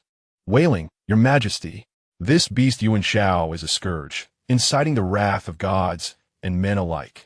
Not only has he tarnished the reputation of the Yongning Marquis' house, but he has also shamed all nobles, threatening the very foundation of our nation. If he is not severely punished, how can we restore order? How can we appease the populace? How can we justify ourselves to the world? I implore your Majesty to strip him of his title, revoke his nobility, and hand him over to the 3 departments for trial, to be judged according to the law. I second this. I second this. Zhang Yushi is correct. This wastrel must not be allowed to remain." Immediately, 4 or 5 officials and censors rose in support, their momentum clearly prearranged. The pressure bore down on Yu Wenxiao like a heavy stone. All eyes turned to him, awaiting either his frantic stammering or his crumpling to the ground in fear. After a moment of silence, the emperor's gaze finally settled upon Yu Wenxiao, his expression inscrutable. "Yu Wenxiao, what do you have to say in response to Zhang Yushi's claims?" At last, it was his turn. A cold smile flickered within Yu Wenxiao, though his face bore just the right amount of feigned panic and weakness as he stepped forward from the ranks, his steps slightly unsteady, as if his legs had turned to jelly. He approached the emperor, bowing deeply, his voice trembling yet striving for clarity. "Your Majesty, Zhang Yushi speaks with truth. I was indeed a fool, living recklessly and ungratefully, bringing shame upon the Marquis, and I acknowledge my sins. He began by humbly admitting to some inconsequential faults, particularly the squandering of wealth, speaking with such sincerity that it seemed remorse might overflow from his eyes. This tactic of retreating to advance caught old Zhang and the others off guard, even eliciting a flicker of surprise from the emperor. Yet in the next moment, Yu Wenxiao's tone shifted, his voice rising slightly, yet gaining clarity and sharpness. However, some of the accusations made by Zhang Yushi appear to be hearsay, far from the truth. Even if I were a fool, I would not dare accept these baseless charges. Old Zhang, resembling a cat whose tail had been stepped on, screeched, Yu Wenxiao, the facts are evident, and the evidence is irrefutable. Do you dare to quibble? Are my colleagues and I all conspiring against you? Yu Wenxiao lifted his gaze, the feigned panic vanishing, replaced by an odd tranquility as he regarded old Zhang, his eyes clear and even tinged with curiosity. Your words are harsh. You sure? I would not dream of questioning you. I merely wish to discuss the facts. For example, regarding the third charge of allowing vile servants to forcibly seize women and causing a father's death, the case file with the Jingzhao Yin indeed contains this incident. He paused, observing old Zhang's smug expression that seemed to say, see, I was right, and leisurely delivered the final blow. Yet the file states that this incident occurred 3 days after the Double Ninth Festival last year at the West Market. It involved several servants clashing with an elderly farmer over a stall, resulting in a minor injury. Where, then, is the serious injury you claim? As for the forcible seizure of women leading to death, not a single word is mentioned in the file. May I ask, what is the name of this woman you speak of? Where does she reside, and when did she die? Is there a victim statement or an autopsy report? His words flowed steadily, each one landing like a nail driven into the ground. Old Zhang's face paled. He had not anticipated that this seemingly useless fellow would remember the details of the case file. The claim of a woman being driven to death was entirely fabricated by him. Perhaps this official misremembered the timing, but there must be truth to the matter. Old Zhang stubbornly countered. Misremembered the timing? Yu Wenxiao raised an eyebrow, his tone exceedingly polite, yet imbued with an undeniable pressure. You were so sorrowful just now, speaking with such conviction. Now you claim to have misremembered? Moreover, you must have meticulously verified the impeachment document before submitting it, correct? This pertains to my life and reputation. Could you truly misremember such crucial details? With this single remark, he directly implied that any misremembering suggested intentional slander. Old Zhang broke into a cold sweat. You must not speak such nonsense. This official, and regarding your fifth charge, associating with rogues, Yu Wenxiao cut him off without allowing him a moment's respite. I wonder which rogues you refer to? If you are speaking of the sons of Minister Li or General Wang, they are indeed legitimate noble offspring. By labeling them as rogues, are you not casting aspersions upon their families as well? His seemingly casual remark ensnared the families of Li Rui and Wang Bao. Instantly, several officials in the ranks shifted uncomfortably, their expressions turning sour. Old Zhang trembled with rage, pointing at Yu Wenxiao. Cunning words, twisting logic. Your Majesty, look at him. Your Majesty. Yu Wenxiao suddenly raised his voice to overshadow old Zhang. Bowing once more, his tone solemn and clear, I acknowledge my past wrongdoings, particularly my extravagant spending that led to the ruin of my family. This is indeed my grave error, and I regret it deeply. It is precisely because of this that upon waking yesterday, I resolved to amend my ways. I am currently striving to gather funds to repay my debts, seeking to rectify my previous mistakes. He adeptly shifted the conversation from the tangled web of moral accusations to the more manageable issue of financial restitution. I am willing to sign a military order. I shall clear all lawful debts within a stipulated time. If I fail to do so, your Majesty may punish me as you see fit. He lifted his head, gazing calmly at the emperor with a hint of youthful sincerity in his eyes, as if seeking redemption. Furthermore, I beseech your Majesty to allow me to participate in the upcoming provincial examination. I wish to use the merit of the Imperial examination to prove my reformation, atone for my past transgressions, and repay your Majesty's grace. After such a heartfelt declaration, he displayed a blend of humility and recognition of his minor faults, articulately redirecting the focus of the conversation while also presenting a commendable intent to repay his debts through the examination. The hall fell silent, as if one could hear a pin drop. The officials exchanged bewildered glances, questioning whether this was truly the same Yu Wenxiao who previously resorted to tantrums. Old Zhang's mouth hung agape, his face flushed red, utterly at a loss for words to counter. It felt as though all the energy he had mustered had landed on cotton, leaving him utterly disheveled. On the dragon throne, Emperor Xiao Jingyan's fingers unconsciously tapped against the armrest. His deep gaze fell upon Yu Wenxiao, who appeared frail, yet exhibited a quick wit and a smooth tongue. How intriguing! This wayward son of the Yongning Marquis, having resurfaced from adversity, seemed transformed. The silence in the hall was suffocating, as all awaited the emperor's pronouncement. Yu Wenxiao, at the center of the storm, bowed his head, concealing the fleeting glimmer of cold light in his eyes. In this first round, he had momentarily gained the upper hand. Yet he was acutely aware that this was merely the beginning. In the 8th chapter, the atmosphere within the Golden Hall felt as though it had been frozen, oppressive enough to take one's breath away. All eyes were riveted on the seemingly frail, yet distinctly vocal youth at the foot of the Imperial steps. His recent remarks had splashed cold water onto a boiling pot, leaving the court in a state of confusion. Inspector Zhang's face oscillated between shades of red and blue, ultimately paling to the hue of parchment, his finger trembling as it pointed at Yu Wenxiao. Having navigated the political arena for many years and impeached no less than 80 officials, he had never encountered such a spectacle. A notorious wastrel, Yu Wenxiao, had audaciously dismantled his impeachment and accused him of malicious intent. The audacity of this young knave. How dare he be so brazen? Inspector Zhang trembled with rage, his voice almost breaking as he exclaimed, "Your Majesty, this scoundrel shows no signs of repentance. His heart is wicked. He deserves death. He deserves it." With a thud, he knelt again, his forehead striking the ground with resounding thuds, as if he had suffered a grave injustice. "I am loyal, and heaven bears witness. Every word I speak is the truth. Even if I have muddled some details, it is only out of urgent concern for the kingdom. How can this scoundrel slander me? I implore your Majesty to see clearly." Wang Foreign, still with lowered eyes, subtly tightened his grip on the jade tablet. The inspectors behind him immediately stepped forward to support him. "Your Majesty, Inspector Zhang is loyal to the country. Who doesn't know this? He would never falsely accuse a wastrel.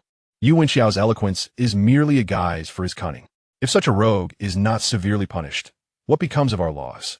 What becomes of our principles?" The clamor rose again, attempting to overshadow the small logical advantage Yu Wenxiao had just gained with sheer numbers and moral high ground. Emperor Xiao Jingyan maintained a calm demeanor. Though his gaze had deepened, he chose to ignore the raucous inspectors, instead focusing on Yu Wenxiao, his voice betraying no trace of emotion. "Yu Wenxiao, while Inspector Zhang's claims of abduction may be exaggerated, your previous misconduct is indeed well documented.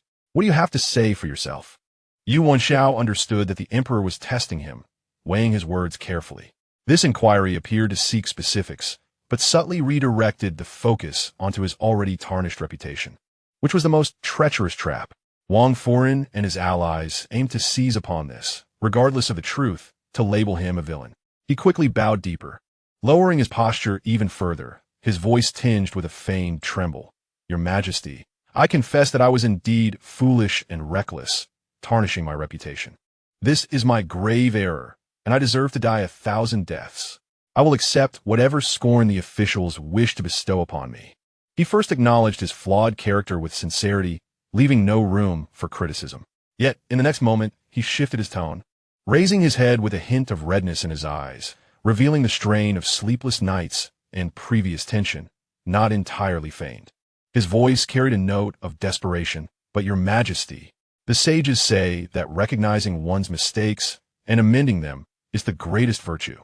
Even if I am a rotten piece of wood, having suffered this grave punishment, I have come to understand regret. Yesterday, when I awoke in my estate, confronted by my creditors and my new bride in tears, I realized the extent of my past misdeeds, and I am filled with remorse." He scanned the faces of those who regarded him with disdain or indifference, his voice rising in volume, challenging. "Is it true that within this gilded hall, among you learned gentlemen, there exists no opportunity for me, this son of a minister, to repent? Am I to be unjustly accused today simply because of my past indiscretions, stripped of the right to defend myself? Does the law of de Zhou not allow for a wayward son to return to the fold?" With each rising inquiry, his voice grew louder, each question more vehement than the last. He no longer quibbled over the details, directly elevating the discourse to the moral and legal implications of granting or denying the opportunity for repentance. This time, not only was Inspector Zhang left speechless, but even Wang Furen subtly furrowed his brow. This young man had taken a remarkably astute angle. To deny him an opportunity would cast them, the officials, as narrow-minded and contrary to the teachings of sages. Yet to grant it would render their previous impeachment a trivial matter. Yu Wenxiao wagered that they cherished their reputations too dearly to outright declare that he would not be afforded chance. Indeed, the inspectors who had intended to interject found their mouths opening and closing without sound. Seizing the moment, Yu Wenxiao turned back to the emperor, bowing deeply with 2 resounding knocks of his head, his tone earnest enough to evoke tears. Your Majesty, I do not dare to implore you to forgive my past misdeeds. I merely request the opportunity to redeem myself through service. My earlier claims of repaying debts and participating in the Imperial examination were no idle words. I am willing to pledge my military oath. He raised his gaze to the dragon throne, his eyes sparkling as if clutching onto a final lifeline. If I fail to repay my debts by the deadline, if I do not succeed in the examination, I willingly accept any punishment, without a word of complaint. But if by some stroke of luck I succeed— He paused, lowering his voice yet imbued with determination. I beseech your Majesty, considering my genuine desire to reform and serve the kingdom, to temper your anger and permit me to atone for my past misdeeds with this small act, by retreating to advance. He cornered himself and cast the dilemma back to the emperor and his accusers. The emperor observed this seemingly isolated yet undeniably reasonable youth before him, a flicker of unmasked intrigue gleaming in his eyes. Yu Wenxiao's performance today was utterly unexpected. His wit, his eloquence, and his astute understanding of human nature and courtly decorum were far from that of a mere wastrel. Yawning Marquis Yu Wenxiao abruptly raised his head, his gaze fixed on his son's figure, his expression a complex mix of shock, disbelief, and an unrecognized glimmer of pride. Inspector Zhang attempted to resist. Your Majesty, this cannot be. Enough, the emperor finally spoke, his voice unassuming yet instantly silencing all noise. The golden hall became so quiet that one could hear a pin drop. The emperor's gaze swept over the kneeling Inspector Zhang, glanced at the stooped Wang Furen, and finally settled upon Yu Wenxiao. After a moment of contemplation, weighing the influence of Wang Furen's faction against the resilience of the Yawning Marquis's house, he considered the potential utility of this suddenly perceptive Yu Wenxiao. Yu Wenxiao, the emperor began slowly, his tone embodying an unyielding authority. I have heard your words. Your past transgressions are indeed true. However, considering your youth and apparent signs of remorse, I shall grant you an opportunity. Inspector Zhang shot up, his expression a mix of indignation and disbelief. Your Majesty. With a single cold glare, the emperor silenced him, causing Zhang to immediately fall silent, as if his throat had been constricted. However, while the death penalty may be avoided, lesser crimes are inescapable. The emperor's tone turned icy. Your military oath is accepted. The deadline will coincide with the results of the upcoming provincial examination. Should you fail to repay your debts or fail in the examination— He paused, his voice chilling as frost. You shall face dual penalties: loss of title and exile for 3,000 miles, never to return. The words struck like thunder, leaving the audience with a ringing in their ears. The Duke of Yongning felt his legs weaken, his face turning as pale as a ghost. Zhang Yushi and his companions, however, were secretly amused. Repaying a colossal debt? Passing the provincial examination? This worthless fellow? The emperor was not showing mercy. He was merely granting a reprieve, the outcome already predetermined. Yet, in that moment, Yu Wenxiao felt an immense sense of relief. He had secured the most crucial element— time. A legally sanctioned grace period directly bestowed by the emperor.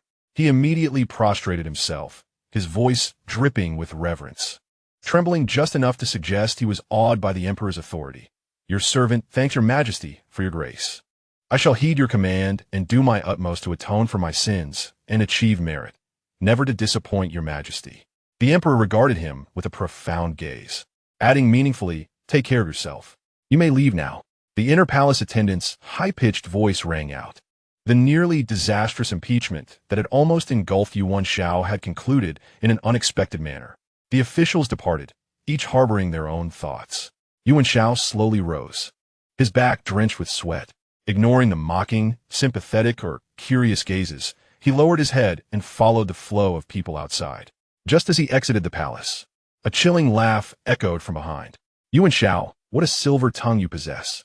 Wang Furring had somehow appeared beside him, his tone flat yet laced with frost. I hope that by the time of the provincial examination, your knowledge will match your eloquence. A blatant threat. Yu Wenxiao did not falter in his stride, nor did he turn around. He merely replied softly enough for only the two of them to hear. No need for Wang Shanshu to worry. You, however, are not young anymore. Take care of yourself and refrain from unnecessary concerns.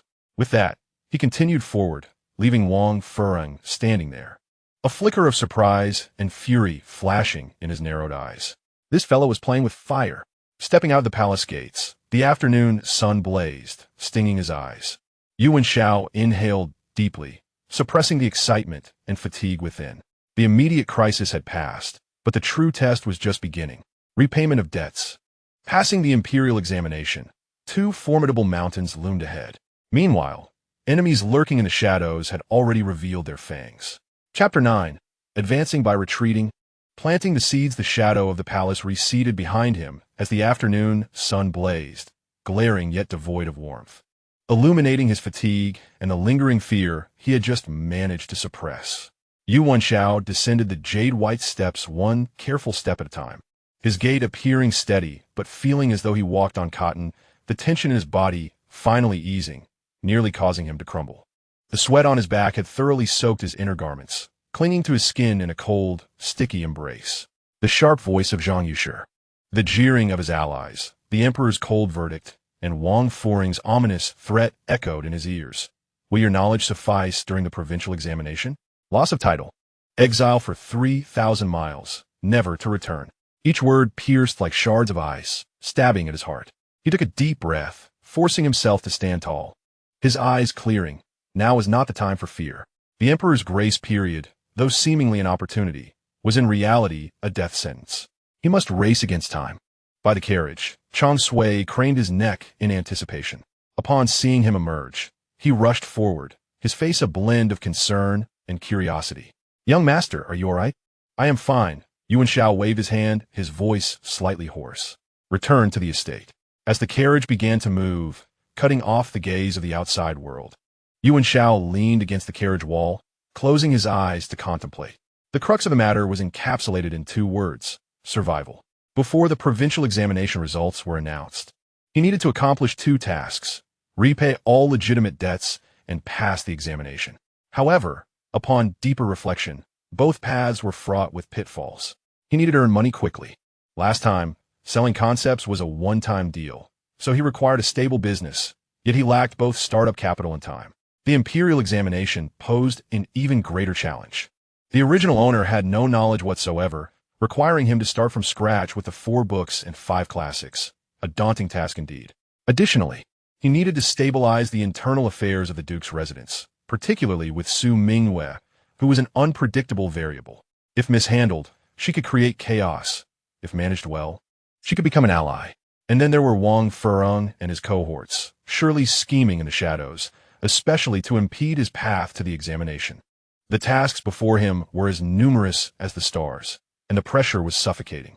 Yet curiously, this life-threatening situation drew forth a ruthless and composed resolve honed from his modern workplace experiences. Upon returning to the Duke of Yongning's residence, the atmosphere had noticeably shifted. The servants regarded him with a mix of respect and something else. Clearly the news from the palace had already spread. As he disembarked, they bowed and curtsied, their demeanor tenfold more submissive than before.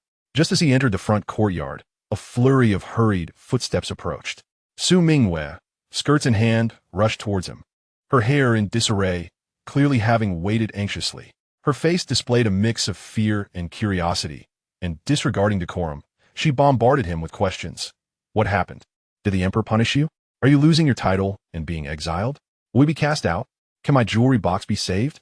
A barrage of inquiries, all centered around her own comfort and security. Previously, Yu Wenxiao would have found her tiresome, but now, witnessing her genuine, unpretentious anxiety. He found it somewhat refreshing, at least more endearing than the treacherous officials in the court. He feigned a heavy sigh, adopting a grave and weary expression. Su Mingyue's heart sank. Her face paler still. Is it truly that serious?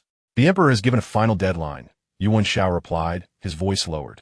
Before the provincial examination results are announced, I must repay all debts and pass the examination. Otherwise, I will lose my title and be exiled. Su Mingyue's eyes widened in shock, filled with despair. How is that possible? That's an enormous amount of money. And the examination, you can't even recite the Sanzi Jing, can you? The words slipped out before she realized their impropriety, yet they were painfully true. Yu Wenxiao pondered just how utterly useless was the original owner. He rubbed his temples, gazing at her tearful yet beautiful face, and resolved to paint an even grander picture. It is difficult, he said, his tone grave, yet his gaze quietly resolute, infused with an undeniable strength. But for the opportunity granted by the emperor for the duke's residence, and to ensure you do not suffer alongside me or become a subject of ridicule, I will achieve it. He locked eyes with her, his voice firm yet measured. No matter how challenging, it must be done. Su Mingyue stood frozen, staring at him in astonishment. She had never seen Yu Wenxiao like this. It was not the arrogance that once irked her, but rather a calm, resolute determination. Particularly his vow to shield her from hardship and ridicule struck at her core, igniting a peculiar motivation within her, fueled by vanity and fear of downfall. Can you truly accomplish this? She asked, her voice softening, laced with uncertain hope. Success is in one's hands, Yu Wenxiao asserted confidently, but it requires time and tranquility. From today onward, I will seclude myself to study and prepare for the examination while also devising ways to gather funds. As for matters within the estate, he glanced at the eavesdropping servants, raising his voice slightly with an authoritative tone. Everything remains the same. But should anyone dare to feign compliance, slack off, or even gossip, let it be known that Qian Fu serves as a cautionary example. Zhang Sui, here. Chang Sui stepped forward eagerly. You will temporarily oversee the affairs of the estate. Manage everything big and small. For urgent matters, come directly to me. Be frugal with money, especially regarding the madam. We cannot shortchange her. Yu Wenxiao quickly instructed, producing several small denomination silver notes from his sleeve and handing them over to stabilize the internal situation, particularly with Su Mingyue. Chang Sui received the notes. A mix of excitement and anxiety etched on his face as he bowed deeply. Yes, young master. I will ensure everything is handled well. Su Mingyue watched the silver notes being bestowed, her expression complex. Though she was pampered, she was not entirely oblivious to the workings around her. The demeanor of Yu Wenxiao at this moment was markedly different from her previous impressions of her husband. His calm decisiveness momentarily made her forget her grievances. Yu Wenxiao then turned to her, his tone softening. Mingyue, these days will be challenging for you. Please endure without new clothes or jewelry. Once I achieve success, I will repay you 100-fold for what I owe today. I want you to be the most illustrious lady of the capital, the future wife of a Jinshi, a lady of nobility. He was quite adept at weaving dreams. As she listened to the titles of Jinshi wife and noble lady, Su Mingyue's eyes involuntarily brightened, as if she could already envision herself adorned in a phoenix crown and a flowing gown. Although she felt a sense of uncertainty, it was a far cry from the despair she had just experienced. She bit her lip, refraining from retorting, and let out a huff, her tone awkward. Humph. If your words are so pleasant, I shall wait and see. If you cannot deliver, let madam decide your fate. Yu Wenxiao responded with a light-hearted smile. Having temporarily quelled the most unpredictable of bombs, he promptly turned to Chang Sui. Move all the 4 books and 5 classics, along with the civil examination texts, from the study to my room. Also, prepare plenty of paper and ink. The more, the better. Yes. He then addressed a clever young servant. Go to the West Market and find Lu Laochi. Tell him that the previous gathering of celestial fates has been cancelled. But I have other business for him. Ask him to come by tomorrow afternoon. Yes. After issuing his commands, Yu Wenxiao strode towards his courtyard. As he passed by Su Mingyue, he simply remarked, I'm going to study. Su Mingyue stood still, watching his composed yet hurried figure, feeling as if he were a different person altogether. For a moment, she was caught in a daze, wondering if this truly was Yu Wenxiao. The books from the study were swiftly brought over, creating a small mountain of ancient texts that filled the desk and corner. Gazing at the towering pile, Yu Wenxiao felt a shiver run down his spine, yet he had no time to hesitate. He picked up the most fundamental text, the Mingyue, and began to read. With the understanding of his modern soul, he could grasp the meanings, even if he could not memorize them perfectly. He muttered to himself about the need for effective memorization techniques, spreading out paper and awkwardly wielding the brush. Though clumsy, it was serviceable. Unlike other students who merely copied, he employed modern methods, centering his thoughts on benevolence. He sketched peculiar lines and keywords, linking relevant sentences together, mind maps. He associated difficult-to-remember dates and names with places and people he had encountered in modern times, memory palaces.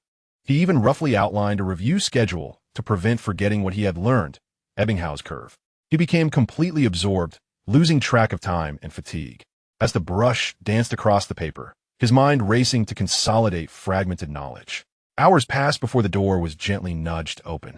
Su Mingyue, holding a plate of snacks, peeked through the crack, curious whether her husband was merely pretending to study.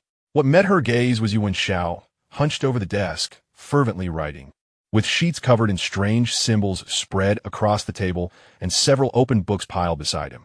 His brow was furrowed, his expression focused, occasionally muttering to himself, entirely oblivious to her presence. As Su Mingyue observed the serious, yet not particularly robust figure, she hesitated, her hand pausing with the plate. Quietly, she withdrew her head and gently closed the door, choosing not to disturb him. She popped a sweet treat into her mouth and scoffed. Humph. You certainly put on a convincing act. Let us see how long you can maintain it. Yet beneath her tone lay a hint of uncertainty, a newfound curiosity that replaced her previous conviction. At that moment, Yu Wenxiao was grappling with the chaotic interpretations of Mingyue, feeling overwhelmed by the conflicting explanations and realizing he needed a reputable commentary. Chang Sui, he called out. Chang Sui entered, inquiring, "What can I do for you, young master?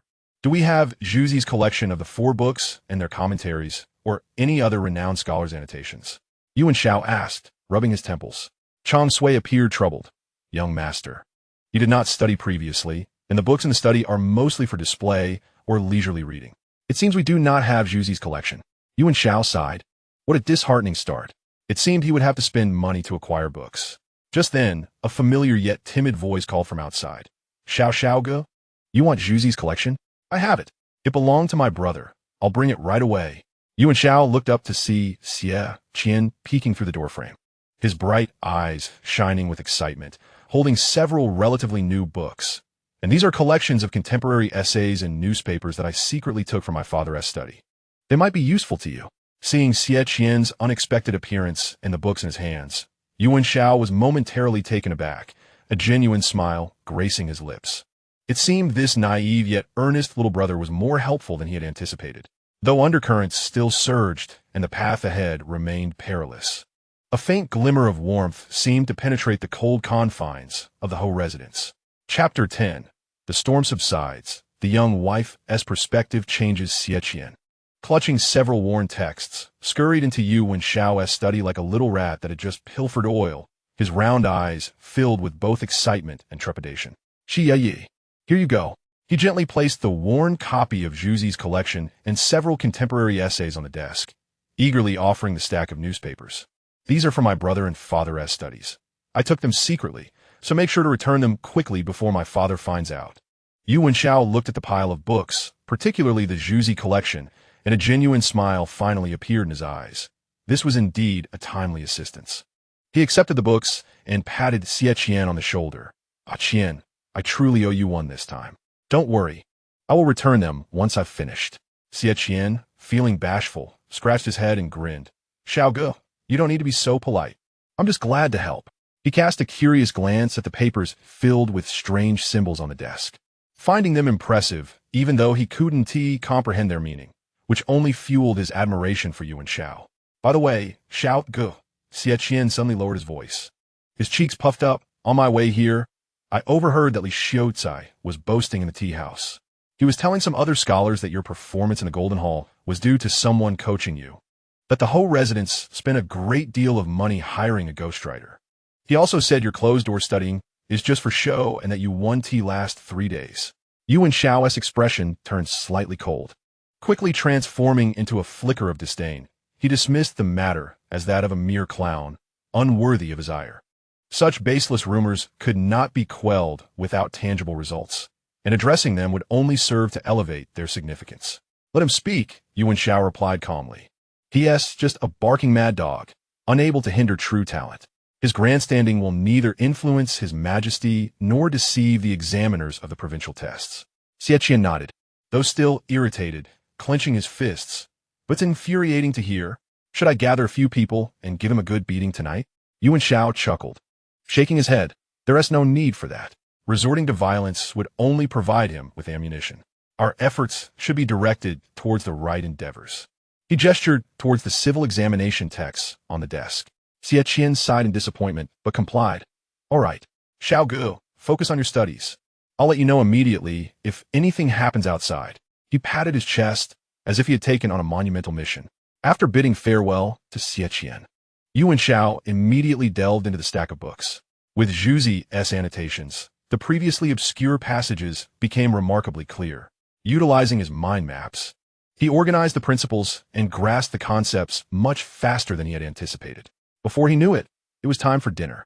Chang Sui cautiously brought in the meal, which lacked the usual lavishness, consisting of just a few light and exquisite home-cooked dishes, precisely enough in quantity. Chang Sui furtively observed Yu Wenxiao's expression, whispering, "This is what Madame instructed. She said young master should focus on studying and avoid overly rich foods that might distract him."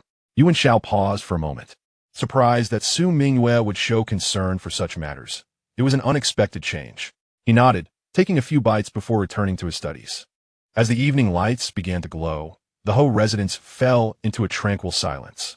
Su Mingyue, in her room, had been fiddling with a new red gold hairpin for quite some time, poking at the gems on the headpiece.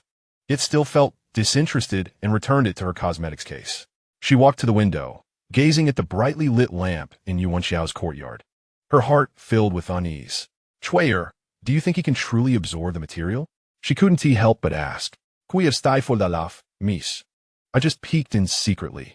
The young master is indeed diligent. The papers he has written are nearly piled up like a small mountain. It really looks like he's serious. Su Mingyue huffed, but felt a ticklish sensation in her heart. Her curiosity piqued beyond restraint. She picked up a plate of freshly made osmanthus cake and quietly made her way to the study.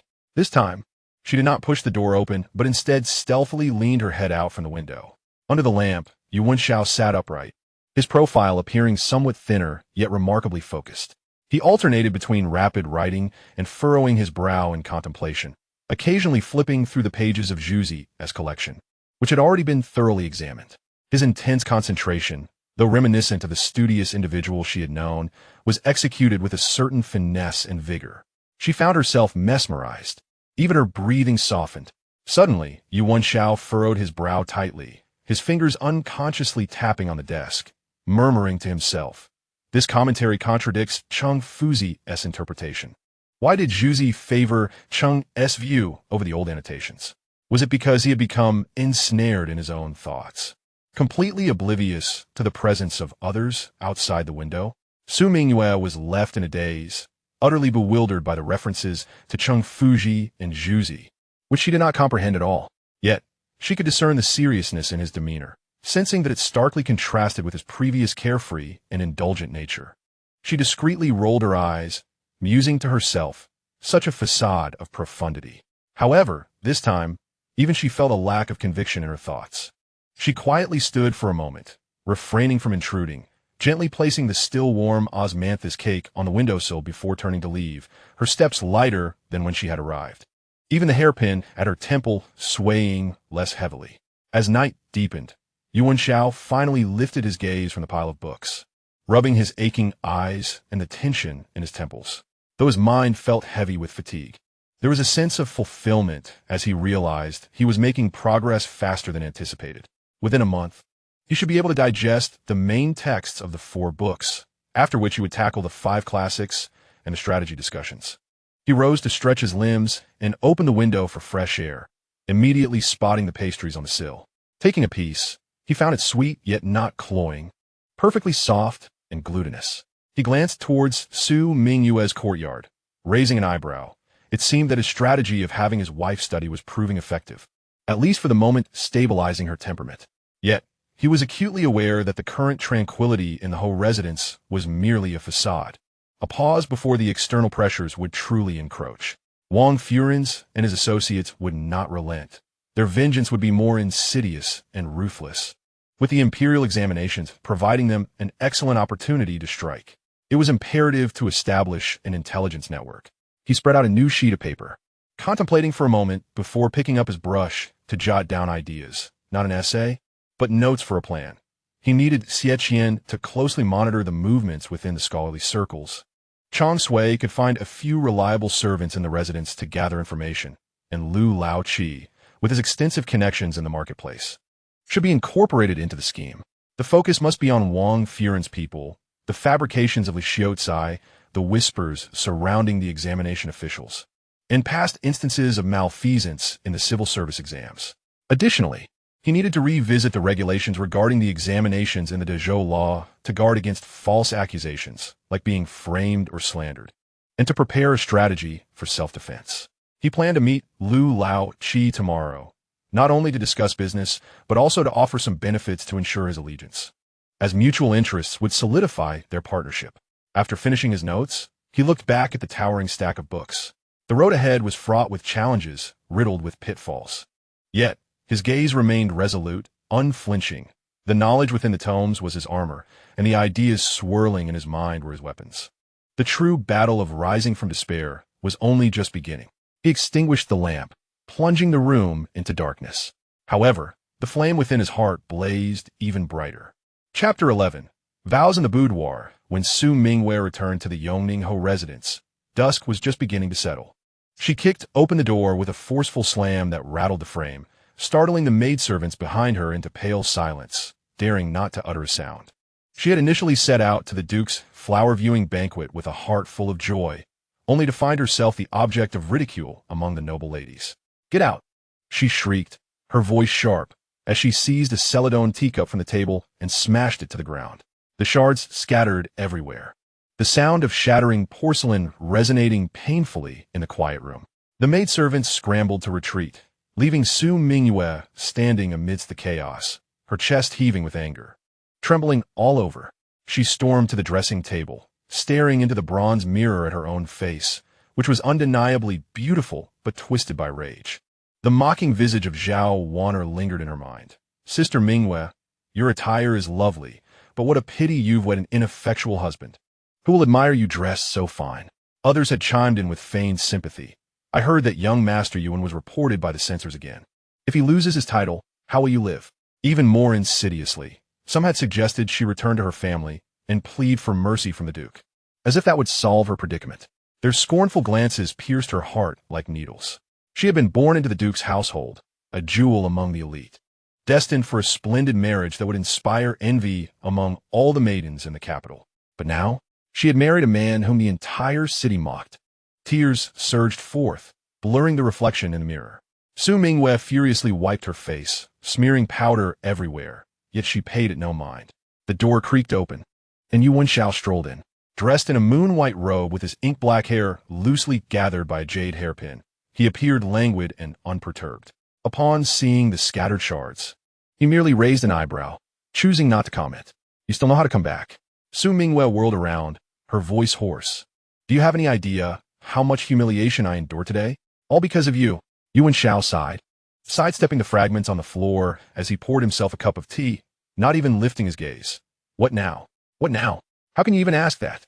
Su Mingyue rushed up to him, her eyes red like a rabbit's. "Zhao Whiner and the others are all laughing at me. They say I married a useless man. They say you'll lose your title. They even say I'll have to return to my family and beg for food." The more she spoke, the more agitated she became, her voice quivering with suppressed sobs. "Do you know what ornaments they wore today? Hairpieces adorned with South Sea pearls, hairpins of red gold embedded with rubies, and earrings dripping with jade. And what about me? I wore last year's outdated style. They are all laughing at my poverty behind my back." Yu Wenxiao leisurely sipped his tea, his gaze sweeping over her attire of a pale yellow embroidered butterfly dress and the hairpin adorned with emeralds and pearls. though not as lavish as she claimed. It certainly was not shabby. My lady is naturally beautiful. Anything she wears shines, he responded nonchalantly. Stop with the flattery. Su Mingyue swatted the teacup from his hand, splashing tea all over his front. What good is mere flattery? I desire genuine admiration. I want everyone to envy me. I want to be the most coveted woman in the entire capital. Breathing heavily, tears finally spilled down her cheeks. But now, everyone is mocking me. They say Su Mingyue is too proud, and in the end, she married the most pathetic man. I might as well be dead. Yu Wenxiao looked at his damp clothing and shook his head in resignation. He had only been here a few days, yet he had already witnessed the extent of her temper. While the original memories indicated that Su Mingyue was spoiled, this level of hysteria was a first. Clearly, the flower-viewing banquet had deeply angered her. What does my lady desire? Yu Wenxiao asked calmly. I want a divorce. Su Mingyue blurted out, her eyes darting momentarily. I will return to my family. Let my father petition the emperor, stating that we are incompatible in temperament, and request a divorce. Yu Wenxiao suppressed a laugh internally. He could see clearly that she did not genuinely wish for a divorce. It was merely a reaction born of anger. In this era, for a noble lady to return home after a divorce meant what?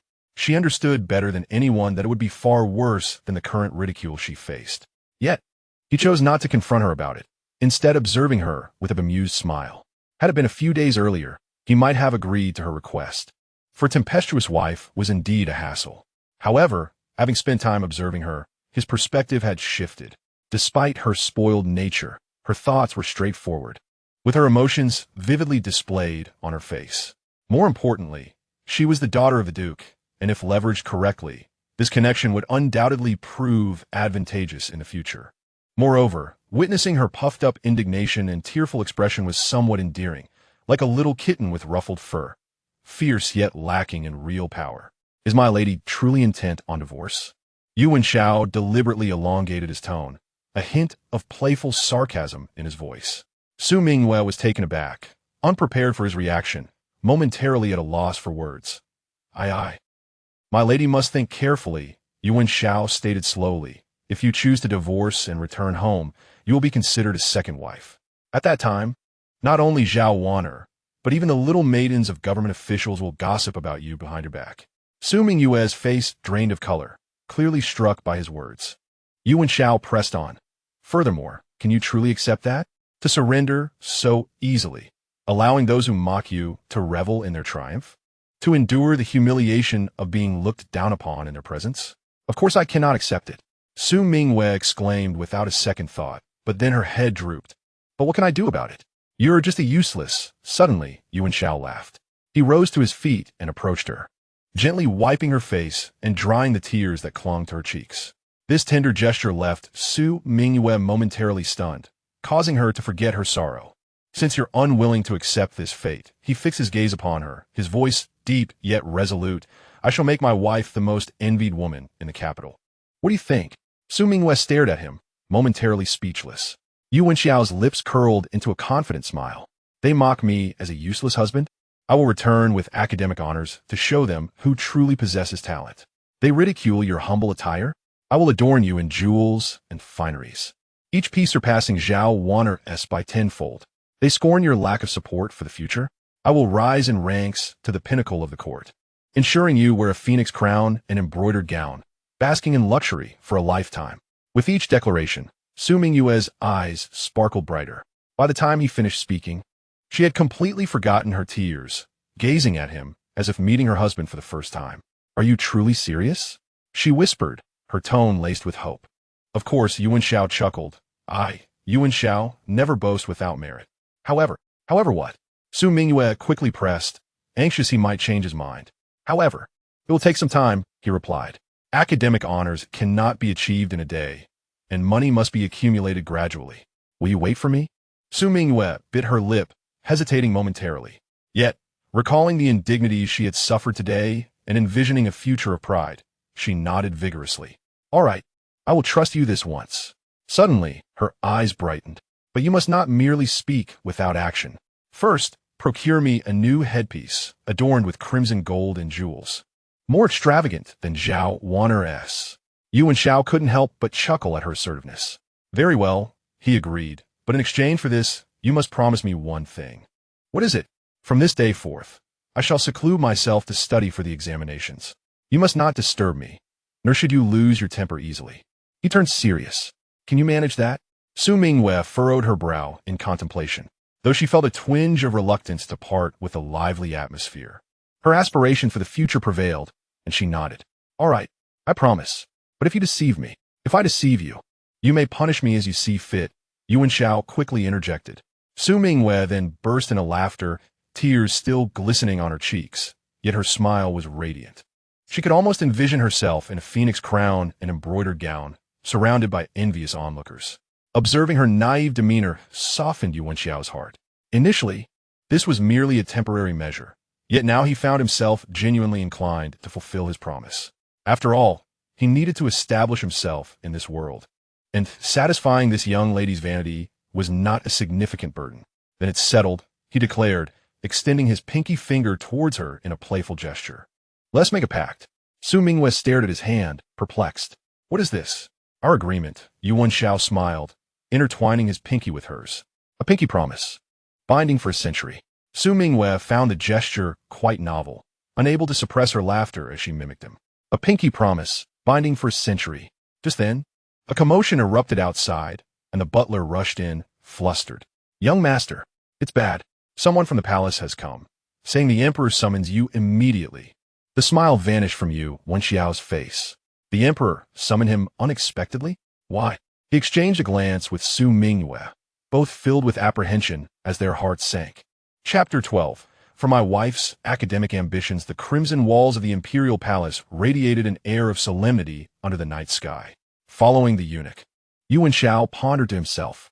The emperor's urgent summons at such an hour could only signify an unusual matter. Recalling today as court session and the accusations from Inspector Zhang, he began to piece together the situation. The lights in the Yangxin hall flickered brightly, revealing Emperor Xiao Jingyan dressed in a dark robe, engrossed in reviewing memorials. Without raising his head, he nonchalantly remarked, "You've arrived." "I, Yu Wenxiao, pay my respects to your majesty," he replied, dutifully kneeling and bowing while subtly maintaining a heightened sense of alertness. The hall was eerily quiet, the only sound being the crackling of candle flames. The emperor remained silent, and Yu Wenxiao obediently kept his head bowed, revealing no impatience. After a considerable pause, Xiao Jingyan finally set down his red brush and lifted his gaze to scrutinize the young man before him. Moonlight streamed through the window, illuminating his handsome face, which exuded a sense of composure devoid of the anticipated fluster and folly associated with a dandy, catching the emperor's attention. "Do you know why I summoned you to the palace?" The emperor's voice betrayed no discernible emotion. Yu Wenxiao pondered briefly before responding cautiously. "Is it regarding Inspector Zhang's accusations against me?" The emperor scoffed, shaking a memorial in his hand. "Inspector Zhang claims you are unlearned and behave improperly, urging me to strip you of your title to serve as an example to others. What do you say?" This confirmed Yu Wenxiao's suspicions, while maintaining a stern facade. He understood the implications. "I dare not speak ill of the esteemed inspector. However what?" The emperor raised an eyebrow. "However, Inspector Zhang likely forgets that my title was earned through my ancestors' military achievements," Yu Wenxiao asserted, meeting the emperor's gaze steadily. "Unless I have committed treason, the law does not permit such an arbitrary revocation." A flicker of surprise crossed Xiao Jingyan's eyes. This Yu Wenxiao not only remained composed, but also dared to invoke the law. This was unexpected. "Oh, then let me ask you, is it true that rumors have spread in the capital claiming you assaulted a scholar in the street and are burdened with gambling debts?" The emperor's voice suddenly darkened, carrying an air of authority. The atmosphere in the hall grew tense, and the eunuch standing nearby lowered his head, not daring to breathe. Yet Yu Wenxiao simply smiled. "Your Majesty sees clearly. That scholar was harassing a respectable woman, and I could not stand idly by. Regarding the gambling debts," he paused before declaring, "in my youth I was reckless, and it is true. However, I have since reformed my ways and am gradually repaying my debts. If your Majesty doubts this, feel free to send someone to investigate." The emperor scrutinized him for a long moment before suddenly bursting into laughter. "What a remarkable transformation! I am curious. What event could inspire the capital's most notorious dandy to utter such words?" Realizing the opportune moment had arrived, Yu Wenxiao took a deep breath and knelt. I beseech your majesty for a chance. What kind of chance? I wish to participate in the imperial examinations and earn an academic degree, he declared, lifting his head with determination. If I succeed, I implore your majesty to believe that I have genuinely reformed. If I fail, I willingly relinquish my title with no complaints. The hall fell silent in an instant. The emperor scrutinized him, aware that the imperial examinations were no trivial matter. Many dedicated their entire lives to study without success. What confidence did this dandy possess? Do you know how difficult the imperial examinations are? The emperor inquired slowly. With your capabilities, can you possibly succeed? Yu Wenxiao replied with measured humility. I cannot claim certainty of success, but I am willing to give it my all to demonstrate my intentions to your majesty. Xiao Jingyan tapped the cover of the memorial with his fingers, contemplating. Originally, he intended to reprimand the young man, but now he found himself faced with a challenge, which piqued his interest. Do you truly wish to prove yourself? Merely passing the examination is insufficient, the emperor said suddenly. I require you to achieve the top rank. If you place first in the provincial examination, I will believe your intentions are sincere.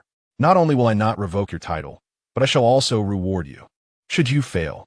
Although he did not finish his sentence, the underlying threat was unmistakable. Yu Wenxiao felt a bitter smile forming on his lips, realizing he had unwittingly dug a deep hole for himself. Yet, as he recalled Su Mingyue's tear-streaked face, he understood this was a pit he must leap into. After all, establishing himself in this world was paramount, and the imperial examinations were the swiftest means to achieve that. Upon returning to the Yongning marquis residence, he noticed the lights still burning brightly in his courtyard from a distance. As I entered the room, I found Su Mingyue dozing off on the table. Upon hearing the noise, she sprang awake. You have finally returned, she exclaimed, leaping to her feet and reaching out to touch his face. The emperor did not trouble you, did he? Are we to face the loss of your title? Should we pack our belongings and flee at once? Observing her flustered demeanor, Yu Wenxiao could not help but chuckle. Just earlier, she had been insisting on a divorce, yet now, when real trouble loomed, her thoughts turned to him first. The title cannot be taken away just yet, he replied succinctly, pouring himself a cup of cool tea. However, His Majesty has set a condition for me. What condition? Su Mingyue leaned closer, her eyes wide with curiosity. Yu Wenxiao, looking at her, decided to tease her. The emperor said that if I can achieve the highest score in the imperial examination, he will not strip me of my title and will even grant me rewards. But if I fail, he deliberately paused. Su Mingyue's heart raced. If you fail, what happens? If I fail, then I shall lose my title and face punishment, Yu Wenxiao said with a serious expression. Su Mingyue's face turned pale. The highest score? Isn't that the top rank in the provincial examination? How is that even possible? She stomped her feet anxiously. This is a disaster. I knew I shouldn't have believed your grandiose claims. And now you've boasted in front of the emperor. Seeing her panic akin to an ant on a hot pan, Yu Wenxiao finally burst into laughter. You are laughing. Su Mingyue pinched him in irritation. A calamity is upon us. Yu Wenxiao ceased his laughter and turned serious. Does my wife not believe I can achieve the top rank? Of course I don't. Su Mingyue tortif. But upon seeing his confident expression, she hesitated. You truly have confidence? Confidence? Do you think I would dare boast in front of the emperor without it? Yu Wenxiao raised an eyebrow with a smile. But what? Do not keep me in suspense. Su Mingyue was most fearful of his teasing. But I require my wife's assistance, Yu Wenxiao said slyly. I need a quiet place to prepare for the examination. Can you promise not to throw tantrums and break things? Su Mingyue bit her lip, torn. The thought of losing his title and becoming the laughingstock of the capital was far worse than her current predicament. Finally, she nodded vigorously. All right, I promise you. I will try not to disturb you until you finish your examination. Yu Wenxiao nodded in satisfaction. That is more like it. Additionally, is there another condition? Su Mingyue's eyes widened. My dear, did you not wish for a headpiece adorned with gold and jewels? Yu Wenxiao smiled. I shall keep my word. Tomorrow, I will send Xie Qian to find the finest goldsmith. Su Mingyue was momentarily taken aback. She had not expected him to remember that at this time. It warmed her heart. However, she soon furrowed her brow. But your examination preparation is paramount. How can you concern yourself with such trifles? It is of no matter. Yu Wenxiao waved his hand. After studying for a while, one must find a reason to take a break. Moreover, he suddenly leaned closer, lowering his voice. Do you know where the finest goldsmith is? Su Mingyue shook her head in confusion. It is in the southern part of the city, in the Wenyuanfang district. Yu Wenxiao's eyes sparkled like stars. Not only are there numerous goldsmiths, but there are also plenty of bookstores. I can use the pretext of acquiring a headpiece to browse for books related to the Imperial examination. Su Mingyue had an epiphany and playfully slapped him. So, your headpiece is actually tied to your grand ambitions for the examination. Yu Wenxiao replied earnestly, "My dear, you must carefully consider the design. It is essential for me to have ample justification to linger longer in Wenyuanfang." Finally, Su Mingyue laughed through her tears, playfully glaring at him. "You are quite cunning." The atmosphere relaxed considerably. As Su Mingyue gazed at Yu Wenxiao's handsome profile under the lantern light, she suddenly felt that her husband was somewhat different from before, though she could not pinpoint how. "So, can you truly achieve the top score?" she asked softly, a glimmer of hope in her eyes. Yu Wenxiao looked out the window. The moonlight was just right. Success is determined by effort. He smiled, but before that, he needed to ask his wife for a small favor. "What favor?" "Please help me grind the ink," he said, walking to the writing desk and laying out the rice paper. Since he had boasted, he must begin working hard from this moment. Surprisingly, Su Mingyue did not complain today and obediently walked over to grind the ink. Watching her focused expression as she puffed out her cheeks, Yu Wenxiao secretly rejoiced. This deal regarding the headpiece was exceptionally worthwhile. Little did he know that this headpiece would later serve not only as a perfect excuse for him to visit Wenyuanfang, but also unwittingly stir a fashion trend in the capital. Of course, that is a tale for another time. At this moment, Yu Wenxiao dipped his brush into the ink and inscribed the first character on the paper. Thus, his journey towards the Imperial examination officially commenced. Outside the courtyard wall, a pair of eyes quietly observed the activities within before stealthily slipping away. Chapter 13. The scientific method of studying as dawn broke. The light filtering through the intricately carved wooden window illuminated the writing desk with a warm glow. Yu Wenxiao opened his eyes, gradually shaking off the remnants of sleep. The agreement he made with the emperor regarding the top score still buzzed in his ears. And the heavier burden was the promises made to Su Mingyue, which he could not let her down on. He rose and changed his clothes. Upon pushing open the door, two young servants were already waiting outside. One held a copper basin with flower petals floating in the water. The other cradled neatly folded scholar robes, his arms nearly aching from the weight. "Young master, are you really going to?" Gue stammered, his expression as if he had seen a ghost. His words faltering as he swallowed them back. Yu Wenxiao shot him a glance. "What are you trying to say? Are you really going to study and take the examination?" Gue boldly inquired. "There are rumors in the manor that you made a solemn vow in front of the emperor to achieve the top score." Yu Wenxiao could not help but laugh as he donned the scholar robes. "What? Do you think your young master cannot succeed?" Gue, startled, quickly lowered his head, nearly pressing his forehead to his chest. "I dare not think so. It's just that." He hesitated for a long time, too afraid to continue. "It's just that you believe this idle young master can recognize all the 4 books and 5 classics, let alone pass the examination." Yu Wenxiao completed his thought, his tone devoid of anger.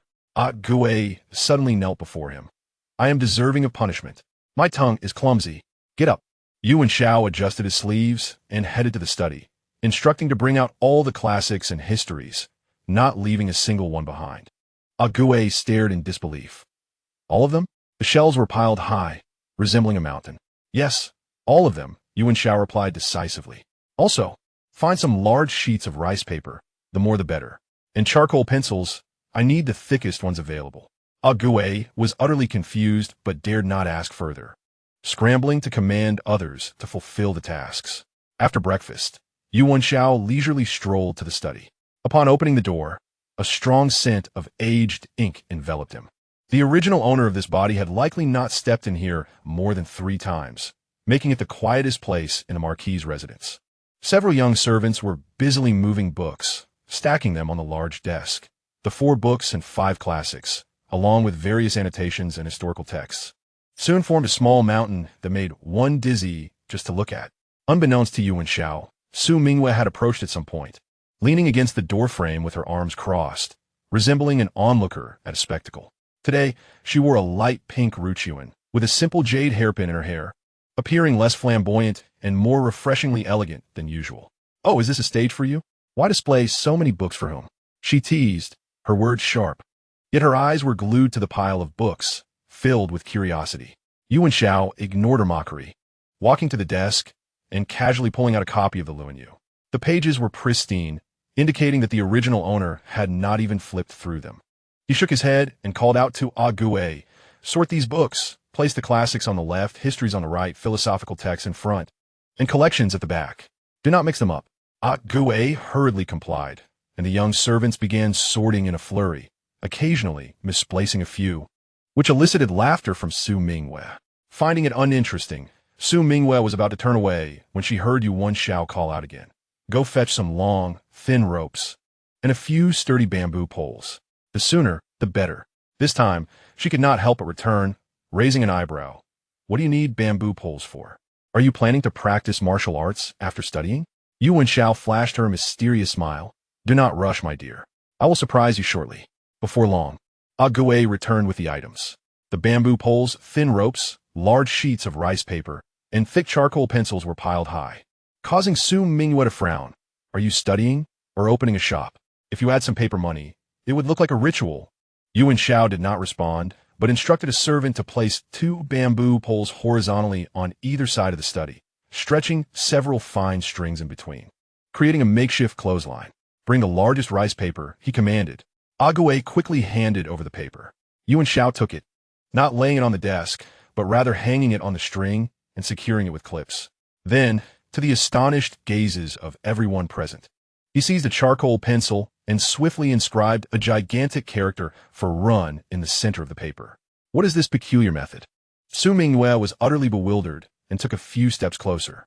Yu Wenxiao ignored her, encircling the character and drawing several lines extending from the circle, at the ends of which he wrote E, Li, Ji, and Xian. Following this, he drew lines from E to inscribe the righteousness of rulers and subjects, and from Li to note the propriety of rank and status. In the span of a single tea brew, the entire sheet of rice paper was filled with characters and lines, appearing chaotic at first glance. Yet upon closer inspection, it revealed a clear structure, each part interlinked. "Is this sorcery?" A frightened servant recoiled slightly, whispering to Gue. Su Mingyue also stared in astonishment. Although she did not enjoy reading, she had witnessed her brothers preparing for exams, which usually involved them holding books and memorizing rhythmically. Never something as elaborate as this. Yu Wenxiao seemed oblivious to the murmurs as he hung another sheet of rice paper, this time writing governance, then began to elaborate around these 2 characters. "Go!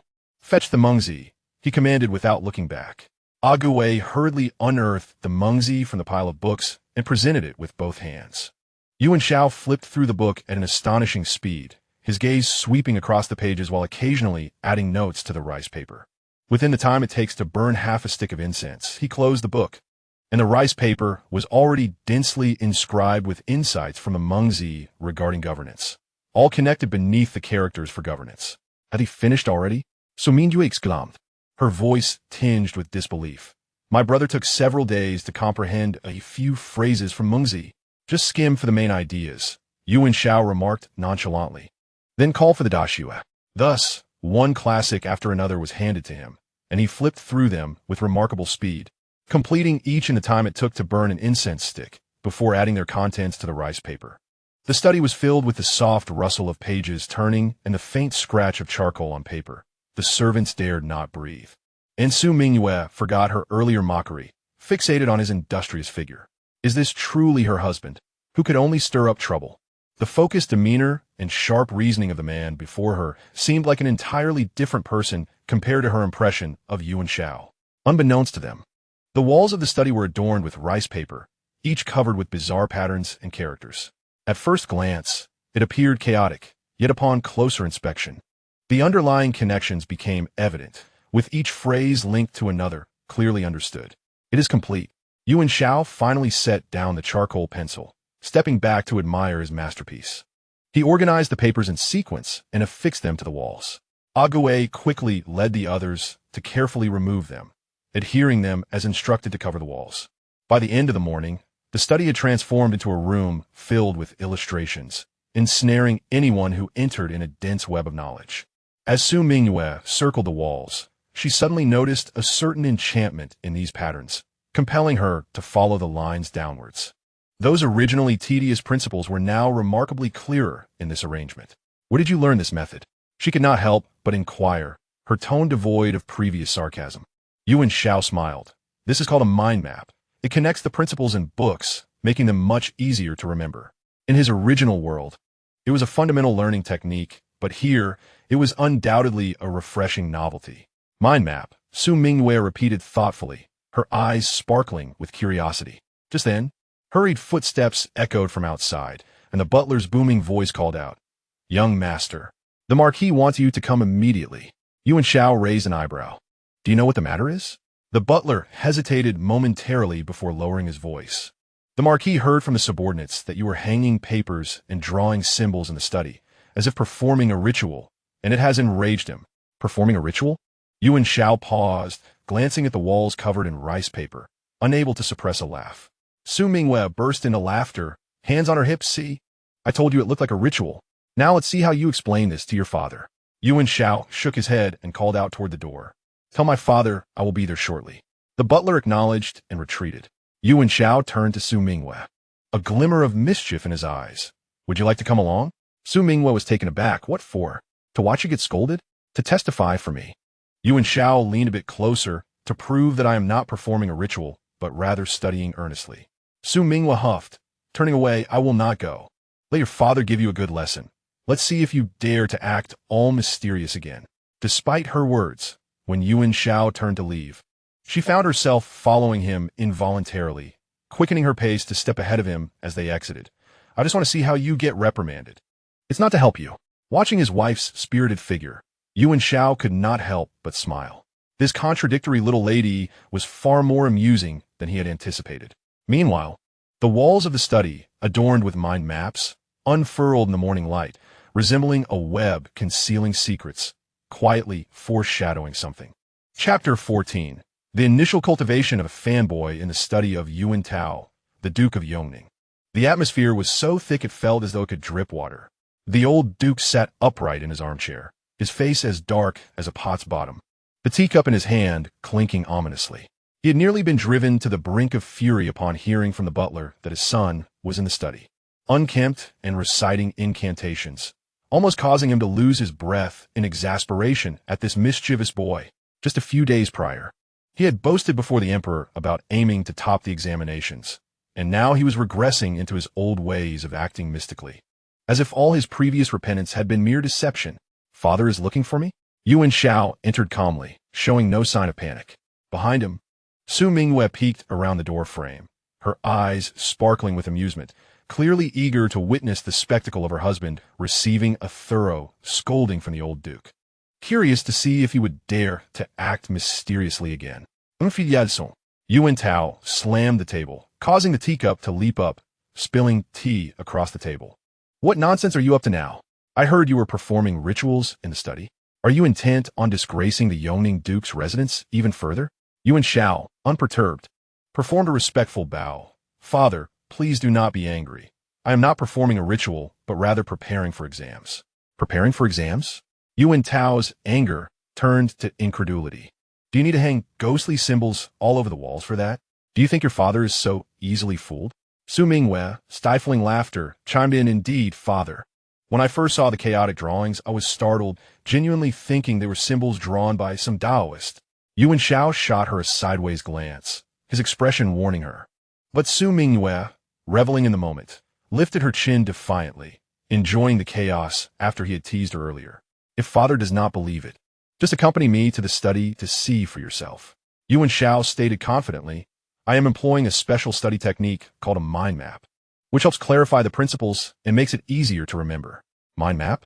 Yu Wenxiao furrowed his brow, having lived for decades without ever hearing this term. "Precisely," Yu Wenxiao affirmed. "The 4 books and 5 classics may appear disorderly, but they indeed possess an underlying structure. I have illustrated these connections, making them immediately comprehensible." Yu Wenxiao scrutinized his son, who appeared remarkably different today, his eyes bright, demeanor composed, and speech coherent, a stark contrast to his usual careless self. Could it be that this wayward son had truly reformed? After a moment of contemplation, the old duke finally stood up. "Very well. I must see what this mind map entails. The three of them proceeded to Yu Wenxiao's study. As the door swung open, the walls adorned with rice paper came into view, densely covered with characters and lines, leaving Yu Wenxiao momentarily speechless. Yu Wenxiao leaned closer, pointing at the characters for Ren Zheng, his furrowed brow gradually relaxing, astonishment nearly spilling from his eyes. Though he is a military general, he has spent several years in scholarly pursuits. It is evident that his insights are not mere scribbles. The governance principles of Mingyue, the core philosophies of Mingyue, and the causal relationships found in historical records are all interconnected with remarkable clarity, surpassing rote memorization by 100-fold. Is this what is meant by benevolent governance, as discussed in Mingyue? Yu Wenxiao inquired, his tone softening somewhat as he pointed at a diagram. My father, please discern. Yu Wenxiao stepped forward, indicating the branches of the diagram. You see, benevolent governance is the root, while the outward lines represent the reduction of penalties, the lightening of taxes, and allowing the common folk to cultivate their land diligently. These are practical methods. His explanations were straightforward, so much so that even Su Mingyue, who had originally come to observe, unconsciously lowered her arms, her eyes following Yu Wenxiao's gestures, forgetting to conceal her smile. The more Yu Wenxiao listened, the more astonished he became. Such deductive reasoning and insights could not possibly belong to a frivolous scion devoid of learning. Had he been hiding his talents all along? Yet the absurdities of the past were undeniably real. Could it be that he had truly turned over a new leaf? While turmoil raged within the old marquis, he maintained a stubborn facade, saying, "This is all just fanciful nonsense. There are no shortcuts to education. One must diligently memorize and study earnestly." Despite his words, the fire in his tone had cooled. Yu Wenxiao noticed his father's concession and seized the opportunity, saying, "What you say is true, father. I shall apply myself diligently." Yu Wenxiao grunted, pacing around the study with his hands behind his back, casually glancing at the diagrams on the walls, yet quietly committing Yu Wenxiao's teachings to memory, realizing that perhaps these methods had some merit. "Very well, since you are determined to study hard. I shall not speak further on the matter. Just remember, the Imperial examination is no trivial matter. Do not engage in any shocking antics that would bring ridicule upon yourself." "I will remember, father." Yu Wenxiao nodded, then paused at the door to instruct the steward waiting outside. "Go to the storeroom and fetch some fine Huema ink and Xian paper for the young master." The steward was taken aback. Just moments ago, he had been furious enough to strike someone, and now he was giving gifts? He hurried off to comply. Su Mingyue watched in astonishment. Was that it? Not only had he escaped reprimand, but he had also received a reward. She looked at Yu Wenxiao with suspicion, only to see him smirking, clearly having anticipated this outcome. "Are you disappointed, my lady?" Yu Wenxiao teased. "I am not disappointed." Su Mingyue turned her face away. "I am merely curious as to how easily father believed your nonsense. Whether it is nonsense or not, my lady will find out in due time." Yu Wenxiao smiled, no longer teasing her, and settled himself at the writing desk to peruse some books. Su Mingyue, feeling bored, stomped her foot and pouted as she left. The study finally fell silent. Yu Wenxiao let out a sigh of relief, having passed his father's scrutiny. Just as he refocused on his book, a cacophony of voices erupted outside. "Xie Xie, I'm here." A cheerful voice approached, followed by a youth clad in fine garments bursting through the door. It was Xie Qian, a close friend of the original owner, whose youthful face radiated excitement, nearly brushing the doorway with his flowing garments. Upon entering, Xie Qian exclaimed, "Xiao Ge, I heard they might strip you of your title. Is it true? Shouldn't we find a way to—" Before he could finish, he noticed the myriad diagrams covering the walls, freezing in place, his eyes wide with astonishment. "Where are all these? Are they talismans?" Yu Wenxiao pinched the bridge of his nose. This dear friend of the original owner was a typical frivolous youth, innocent and well-meaning, but excessively impulsive. "These are for studying," Yu Wenxiao explained simply. "Studying?"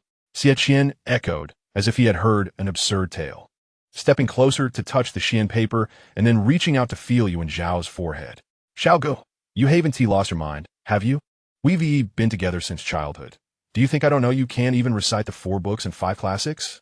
Taking the Imperial examination? You must be joking."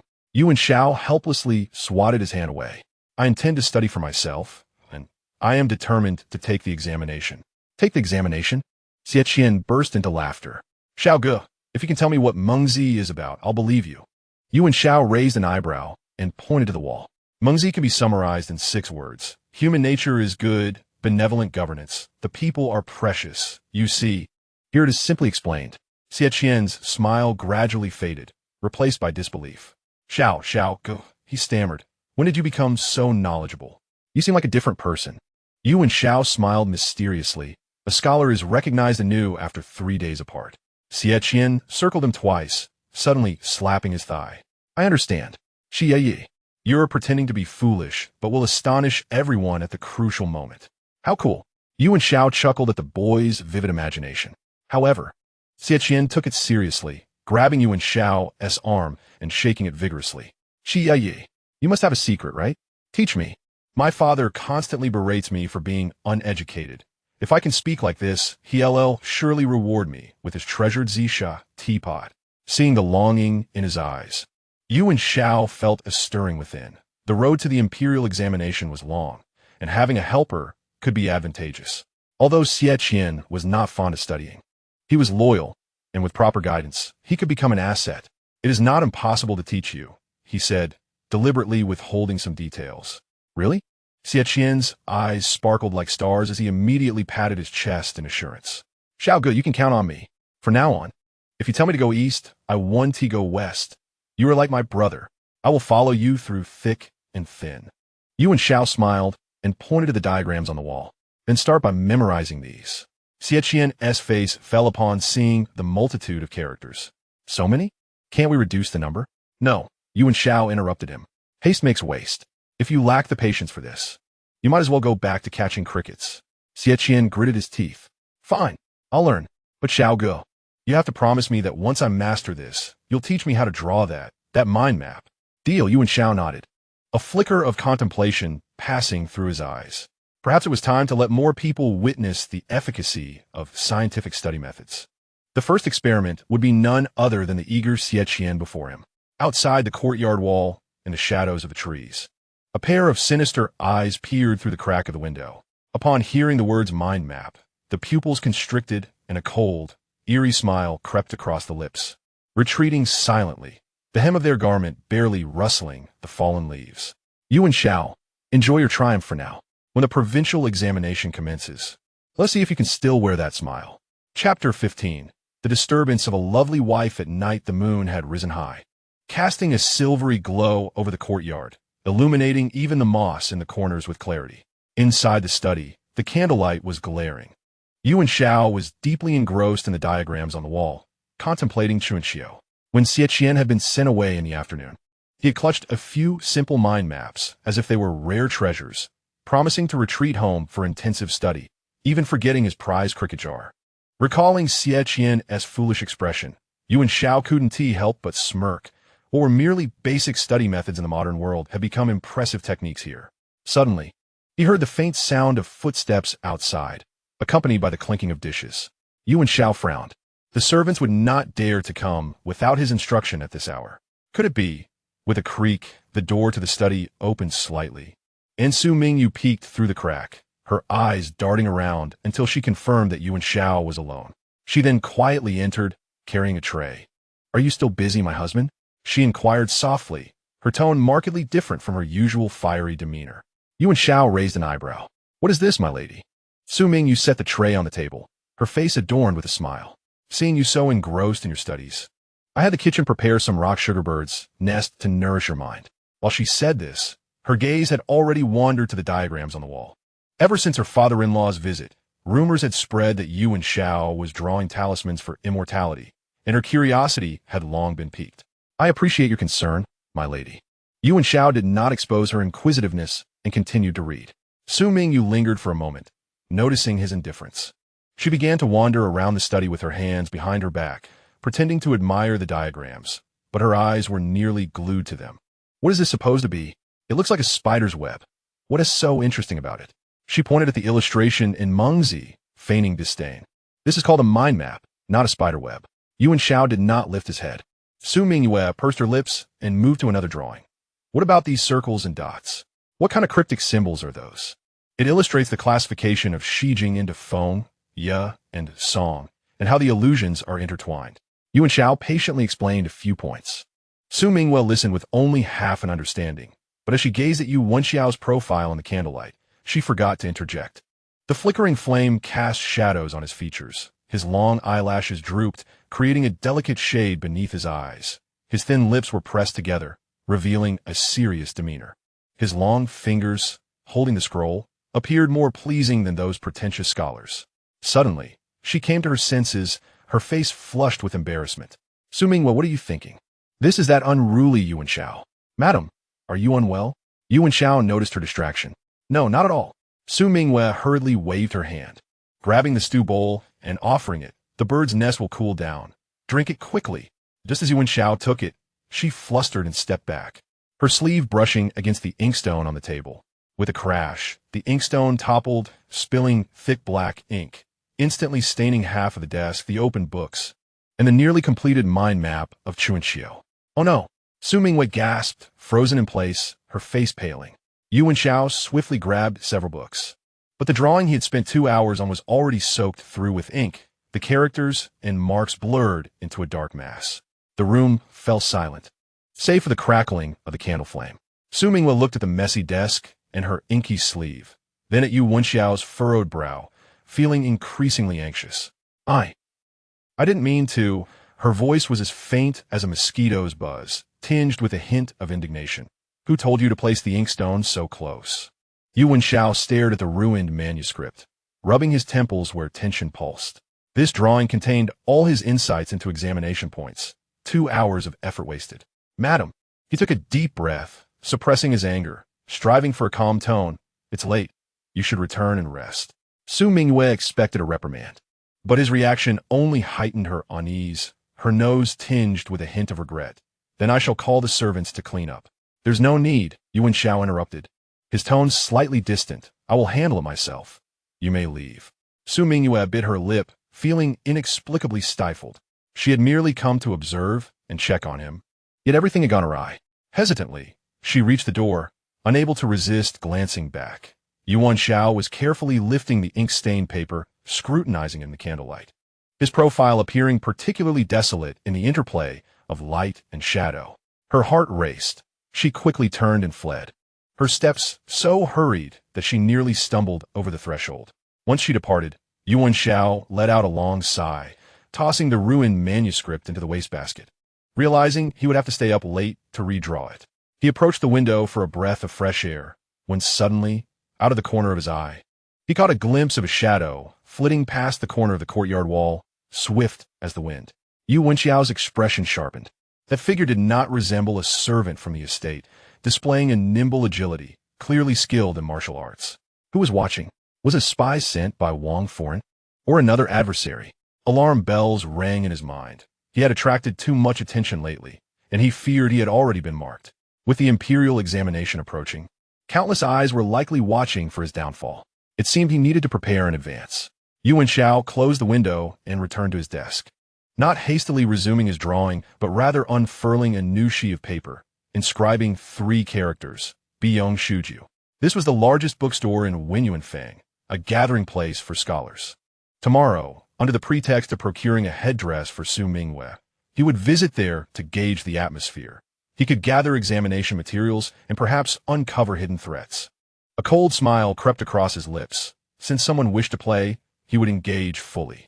Once the Xian paper was prepared again, he shifted his focus from the canonical text to mapping a web of relationships. Who in the court was an ally, who was an enemy, and what resources he could leverage. The flickering candlelight cast long shadows of his silhouette. Meanwhile, Su Mingyue was buried beneath her quilt, tossing and turning like a pancake, her mind replaying Yu Wenxiao's expression as he examined the ruined manuscript. What is so captivating about that pretentious dandy? She muttered softly, yet she could not shake the image of his earnest profile. Concurrently, in the alley outside the Ho residence, a shadow darted toward the secluded courtyard, knocking 3 times on the door, which opened immediately. How'd it go? Came a low voice from within. Reporting to the master, Yu Wenxiao is indeed studying diligently, employing those peculiar circles to jot down notes. He appears to be progressing much faster than the average scholar. The shadow paused, moreover. Su Mingyue seems to have changed her opinion of him. She just delivered bird's nest soup to him. A cold laugh echoed in the darkness. It seems we must act preemptively. He must not be allowed to attend the provincial examination. What does the master mean? Go deliver a message to Li Xiaocai. It is time for him to make his move. Chapter 16. The Marquis snorted the following morning.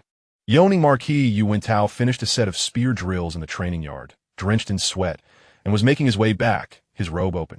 The old steward was already waiting in the corridor with a towel and warm water.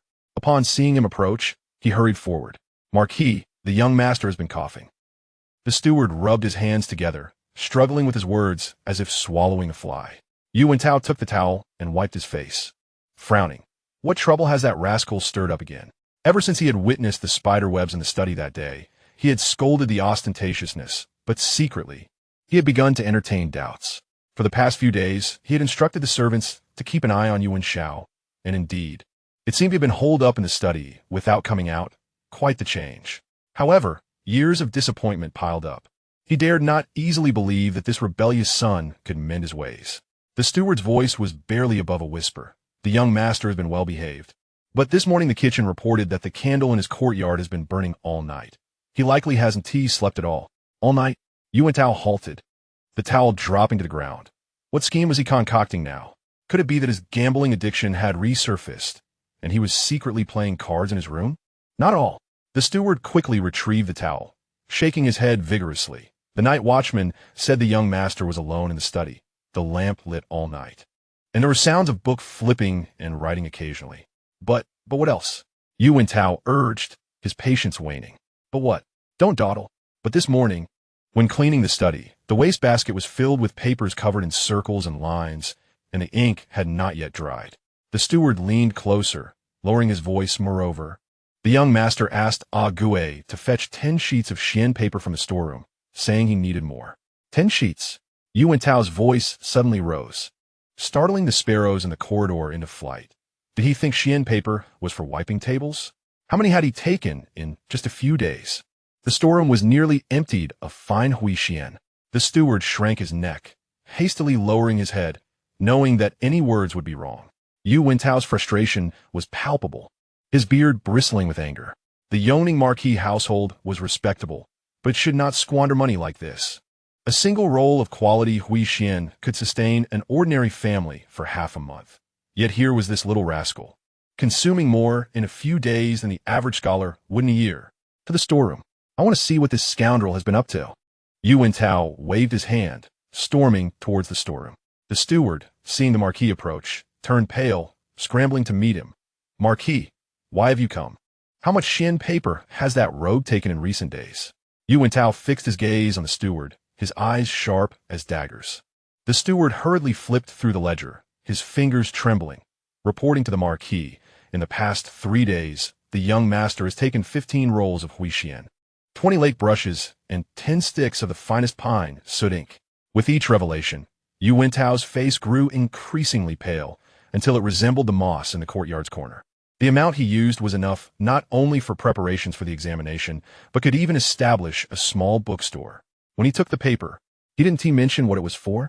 He fought to suppress his fury, his knuckles cracking as he clenched his fists. The young master said it was for studying.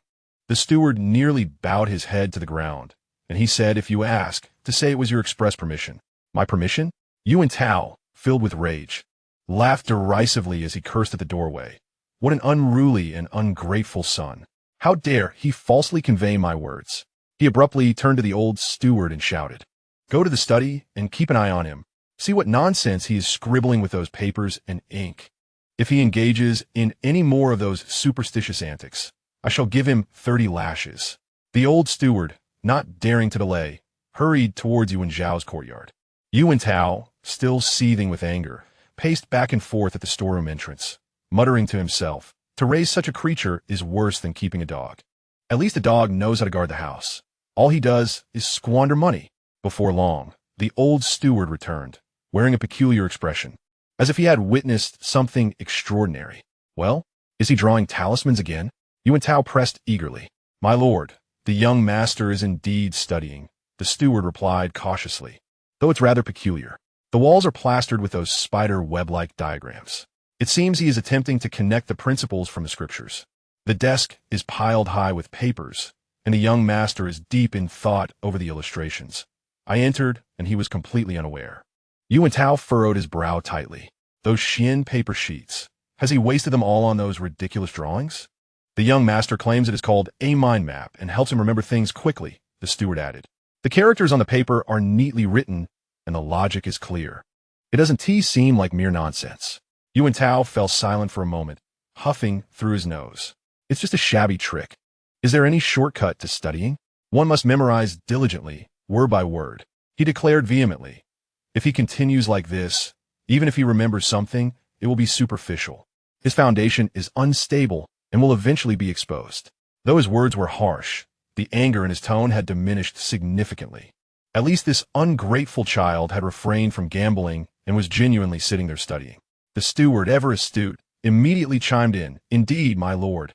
However, the young master is quite dedicated. He hasn't touched the breakfast sent to him this morning, insisting he would eat after finishing this chapter." Nonsense. Yu Wenxiao frowned again, though his tone softened. Studying shouldn't come at the cost of hunger. If he collapses, what good is any examination? He paced a few steps and instructed the steward, "Go inform the kitchen to deliver meals on time and ensure he finishes eating. Also, have the accounts room provide some silver for supplements." Mid-sentence, he suddenly halted, feeling a bit embarrassed, and waved his hand, "Forget it. I'll personally choose some ginseng and deer antler from the storeroom." The steward secretly smiled, quickly responding, "Yes, I shall prepare it at once." As Yu Wenxiao carried the carefully selected supplements back, his heart was a tumult of emotions. On one hand, he felt that this wayward child had been foolish for over a decade. How could he expect him to change overnight? On the other hand, he couldn't help but secretly hope that if this little rascal could indeed succeed in the examination and bring glory to the family, then his efforts in this lifetime would not have been in vain. He shook his head, trying to dismiss such thoughts. What am I thinking? If he can study steadily for a few days, that would be commendable enough. To expect him to achieve success? What a dream. Just as he reached the courtyard entrance, his advisor, Mr. Zhou, hurried over with a visit card in hand. "My lord, Dr. Li from the Guozi Academy has sent a visit card, wishing to meet the young master to discuss scholarly matters." Dr. Li? Yu Wenxiao was taken aback. What scholarly matters could he possibly discuss with that ungrateful child? Does he even recognize a few characters? Mr. Zhou's expression was equally nuanced. The card states that word has spread throughout the capital, claiming the young master has invented a scientific method of studying that facilitates quick memorization. Dr. Li is curious and wishes to seek his counsel. Yu Wenxiao's face darkened abruptly. Scientific method of studying? Is that not merely those ridiculous drawings? Has this reached the Guozi Academy? He was so furious he nearly dropped the supplements he was holding. This scoundrel. His own foolishness is not enough. He dares to show off everywhere. If Dr. Li discovers that he is using such dubious methods, we will be utterly humiliated. Decline the visit. Just say he is preparing for the examination and cannot meet any visitors. Yu Wenxiao's tone was as hard as stone. Mr. Zhou hesitated, but Dr. Li holds high esteem among scholars. A direct refusal may offend him. Let offend. Yu Wenxiao glared. It is better than letting the entire capital laugh at us for having a son who merely draws talismans. Just say it was my decision. I will take responsibility if anything goes awry. Mr. Zhou dared not press further and quickly withdrew to respond to the card. Yu Wenxiao stood there, breathing heavily. He had originally intended to scold his son in the study, but found himself unable to move his feet. He decided to wait a few more days. If this ungrateful child truly could persist, it wouldn't be too late to admonish him later. If this was merely a fleeting enthusiasm, he would soon abandon it himself, saving Yu Wenxiao the trouble of reprimanding him. He shook his head and turned to return to his study, unable to suppress his doubts. Could that ridiculous diagram really be so extraordinary? Meanwhile, Yu Wenxiao was grinning at the newly completed spring and autumn mind map, completely unaware that he had become a sensation in the capital. Outside, a few young servants huddled together, whispering, "Have you heard? The young master's diagrams are unforgettable. They are more effective than the teacher's lectures. Is that true? Should we ask the young master to draw one for us?" The wind blew, carrying their fragmented discussions into the study, and Yu Wenxiao raised an eyebrow, realizing that the reputation of his mind map had spread even faster than he had anticipated. Chapter 17. The young scholar's trial 3 days later. Before dawn had fully broken, the lights in the Yongning Marquis's residence were already brightly lit. Yu Wenxiao stood before the mirror, allowing the young servant Mingyue to adjust his scholar's robe. Mingyue, unusually awake, was on the side, directing him with exaggerated gestures. Pull the collar tighter. It looks wrinkled like pickled cabbage. Is that appropriate? And the belt. Tie it properly. The examiners pay great attention to these superficial details. Do not let them find fault and bring us shame. Her commanding demeanor exhibited a semblance of a matriarch, but ultimately, she was concerned that her husband would be looked down upon. As he was her own, a fall from grace would reflect poorly on her. Yu Wenxiao, observing her flurry of activity through the bronze mirror, could not help but smile.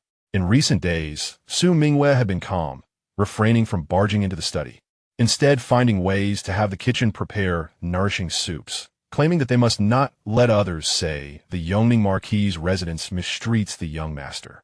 He was fully aware of her intentions. Do not be so anxious, my lady. It is merely a trial for young scholars. There is no need to be so tense. Yu Wenxiao said leisurely as he adjusted his cuffs. Mingyue immediately shot him a glare. Easier said than done. The whole capital is watching for your embarrassment. If you cannot even pass the young scholar trial, our household will be utterly humiliated. This was no exaggeration. Ever since the rumors of the scientific method of studying circulated, Yu Wenxiao had become the center of discussion in the capital.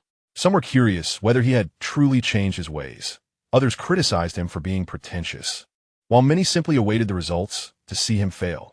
After breakfast, as Yu Wenxiao was about to step out, he spotted Yu Wenxiao standing in the courtyard. Father, he greeted respectfully. Yu Wenxiao scanned him from head to toe, his tone indifferent. The carriage is ready. Once inside the examination hall, speak less and work more. Do not attract unnecessary trouble. Though his words were cold, the fact that he had risen early to see him off was a rare display of concern from the usually stern Yongning Marquis. His son understood. Yu Wenxiao nodded, his lips moving as if to say something, but in the end, he merely waved his hand, go, as the carriage exited the Marquis's residence. The streets were already bustling with activity. Today was the day of the young scholar trial, and students clad in scholars' robes were making their way to the examination hall in groups, each showing signs of nervousness. Upon arriving at the examination hall, the scene was one of overwhelming crowds, buzzing discussions creating a cacophony. Students either crouched in corners, silently reviewing, or huddled together, discussing potential exam questions. The atmosphere taut and fervent. As soon as Yu Wenxiao stepped down from the carriage, he became the focal point of attention. The Yongning Marquis's carriage was conspicuous enough, and coupled with his recent notoriety, it was impossible not to draw attention. Look, that's Yu Wenxiao. Is he the one who invented the scientific method of studying? What a pretender. What can a debauched son possibly achieve? The murmurs buzzed like mosquitoes, mostly filled with mockery. Yu Wenxiao, seemingly unfazed, walked straight towards the examination hall. Oh, if it isn't young Master Yuan? A mocking voice suddenly interjected. He turned to see a tall, lanky scholar, his face as pale as Xian paper. Yet his eyes were filled with hostility. This was Li Xiaokai, an adversary from Yu Wenxiao's past. Li Xiaokai, Yu Wenxiao acknowledged with a slight nod, disinterested in engaging in a quarrel. However, Li Xiaokai insisted on blocking his path, deliberately raising his voice to shout. Is young Master Yuan here to take the examination for the students? Could it be that the Marquis spent money to secure your spot? Laughter erupted around them. Yu Wenxiao's expression remained unchanged. Li Xiaokai, rather than gossiping here, you might as well go home and review your studies. I hear you have taken the provincial exam 3 times and have yet to succeed? Li Xiaokai's face flushed crimson. You, step aside. Yu Wenxiao's tone grew colder. A good dog does not block the way. Infuriated, Li Xiaokai trembled with rage, but under the gaze of the crowd, he could only sulkily step aside. His eyes filled with venomous resentment. This time, no one dared to approach him for trouble. Yet, Yu Wenxiao sensed that the scrutinizing glances from the shadows intensified. When the examination hall door opened, students lined up to verify their identities before entering. When it was Yu Wenxiao's turn, the examining official deliberately scrutinized him several times before reluctantly allowing him entry. Upon finding his designated examination room, Yu Wenxiao glanced around at the cramped space where he could barely turn around, the furniture shabby yet sufficiently clean. He placed down his examination basket and closed his eyes to rest, awaiting the arrival of the examination questions. Before long, the exam questions were passed down. The topics for the student examination were not overly difficult, merely requiring the recitation of classics, composing a poem, and writing a short essay. Upon glancing at the questions, Yu Wenxiao felt a sense of assurance. He had memorized these materials thoroughly, and with the mind maps he had previously drawn, answering was as effortless as drinking water. After preparing his ink and laying out his paper, he began to write, with a swift and fluid motion. He completed more than half of the work in just half an hour. The students in the adjacent room were still scratching their heads in confusion. Upon witnessing his speed, their eyes nearly bulged out. Yu Wenxiao paid them no mind, focused solely on his writing. When he finally set down his brush, he still had a full hour left before submission.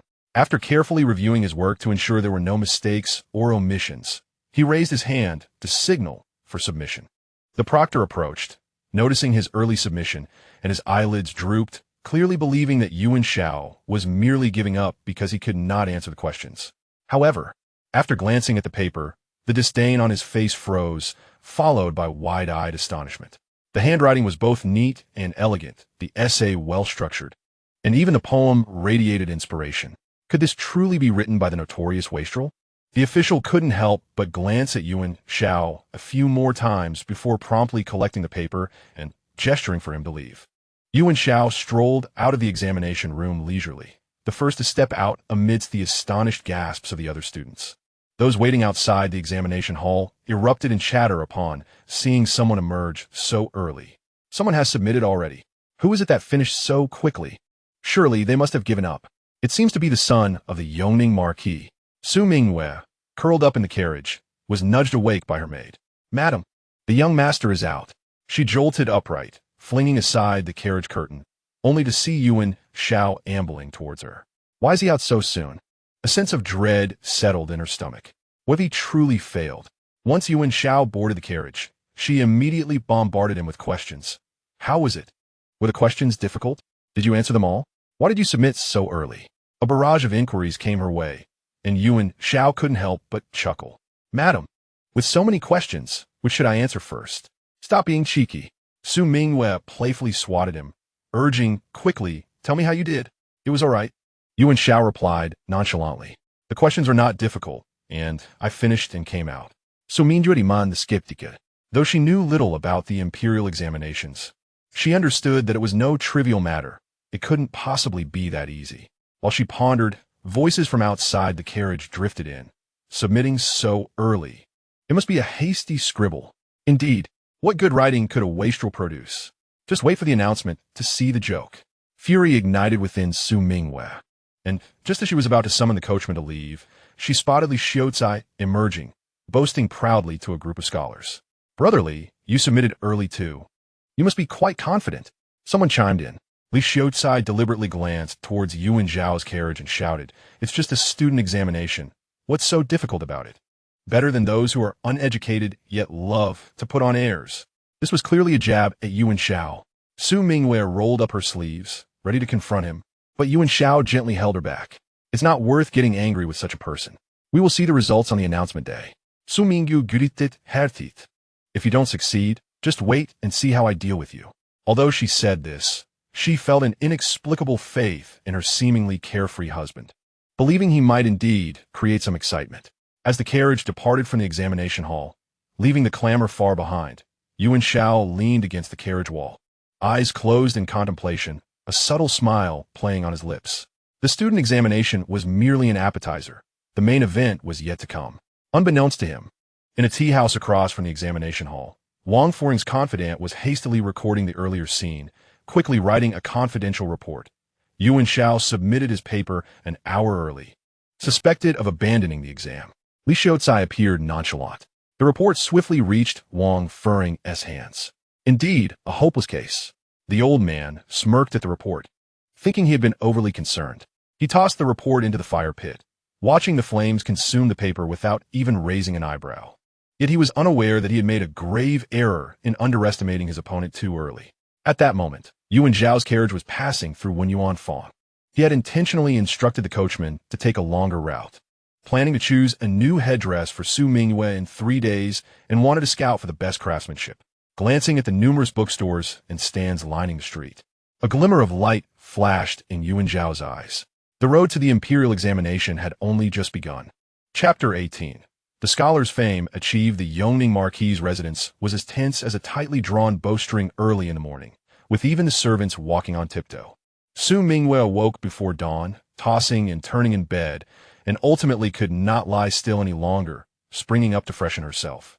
She deliberately chose a bright pomegranate red dress, adorned with a recently crafted golden hairpin set with jewels, looking as if she were preparing for a royal banquet rather than an examination. "If you fail, just wait and see how I'll skin you alive," she declared fiercely to her reflection in the bronze mirror, though her fingertips felt cold and trembled involuntarily. Yu Wenxiao, however, slept soundly, stretching lazily when the sun was high. Upon noticing Su Mingyue sitting upright in her splendid attire, as if she could not wait to board a bridal sedan, he couldn't help but laugh.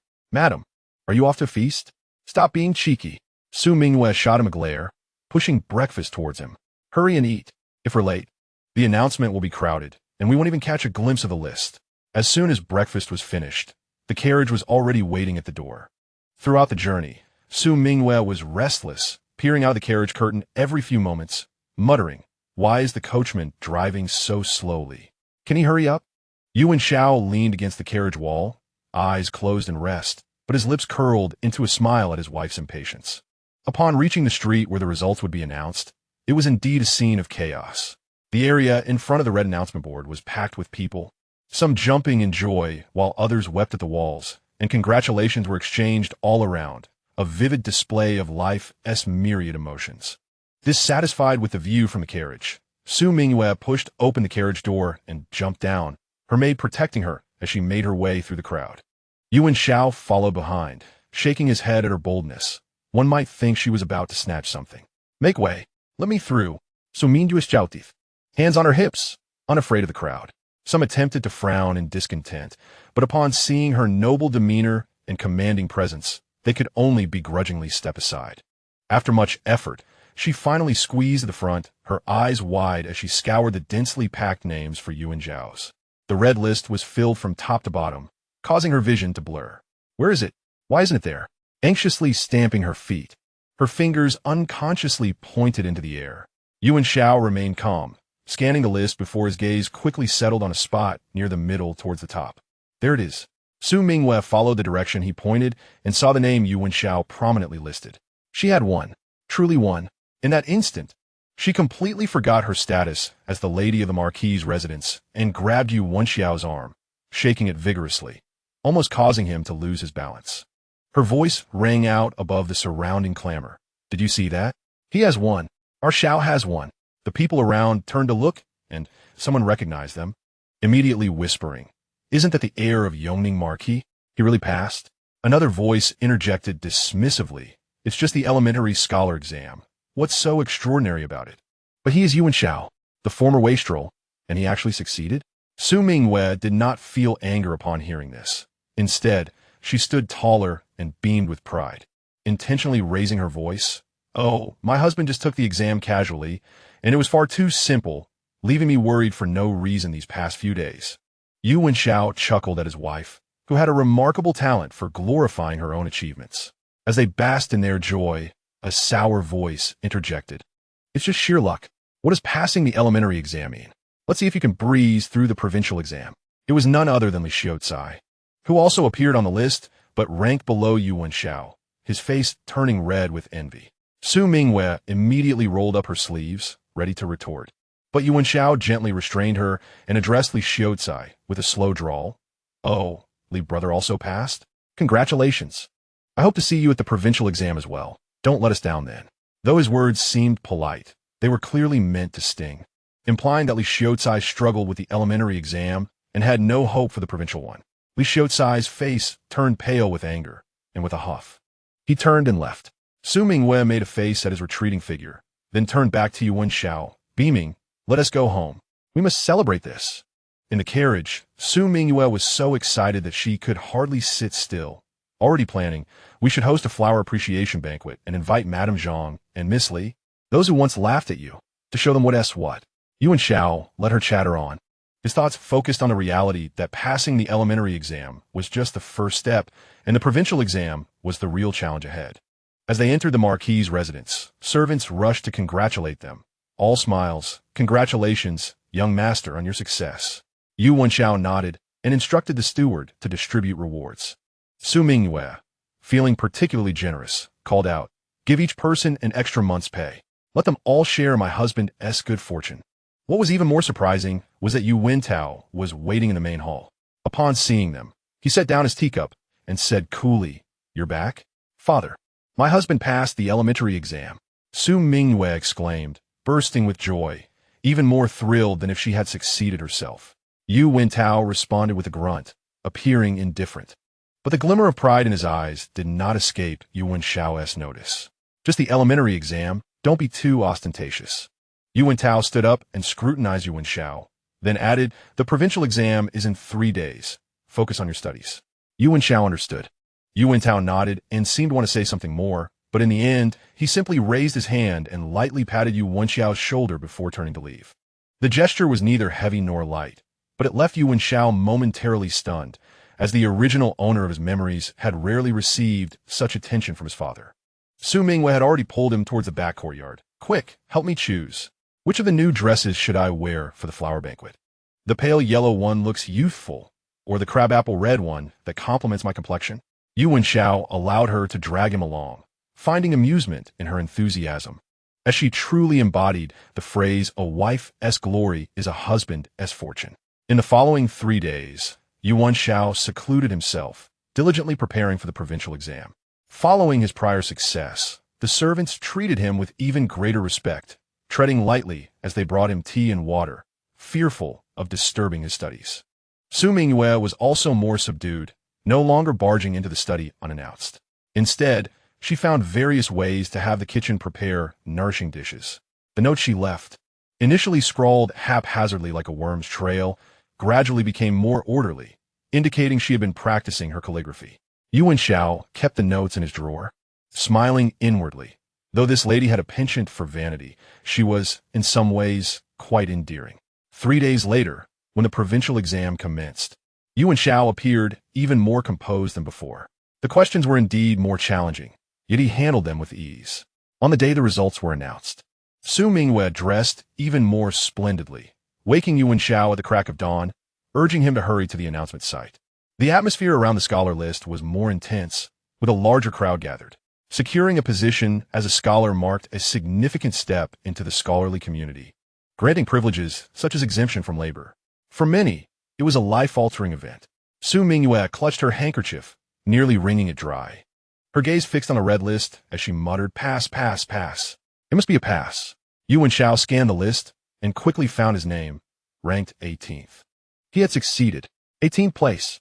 Mingyue nearly leaped with joy, even more exhilarated than before, grasping Yu Wenxiao's hand, laughing and crying, "I knew you could do it. All my worries were for naught."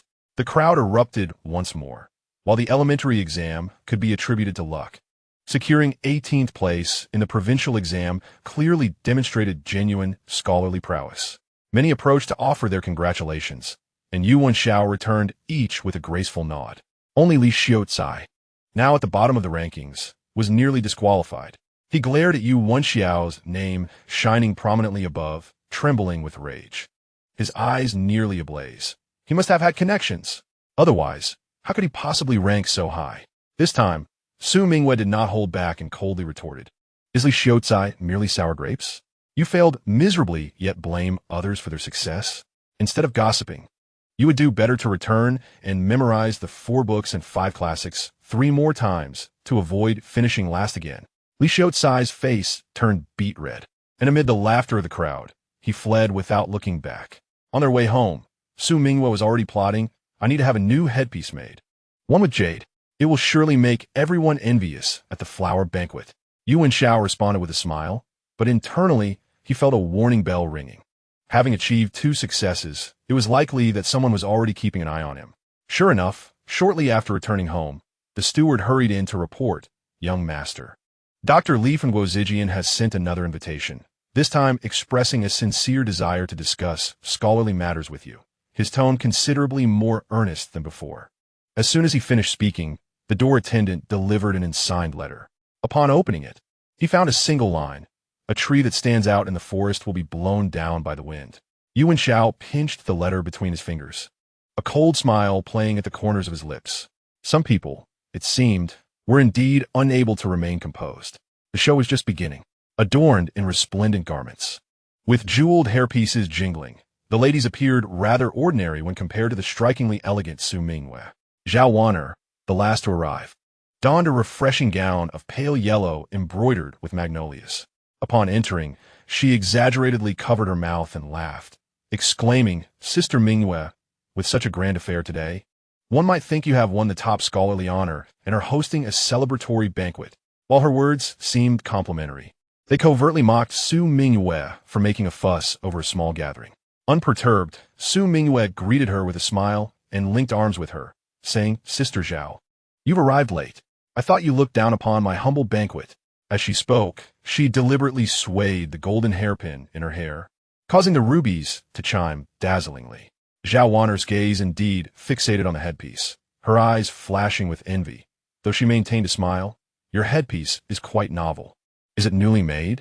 It seems familiar, as if I've seen a similar one in a shop recently." This insinuated that her jewelry was outdated.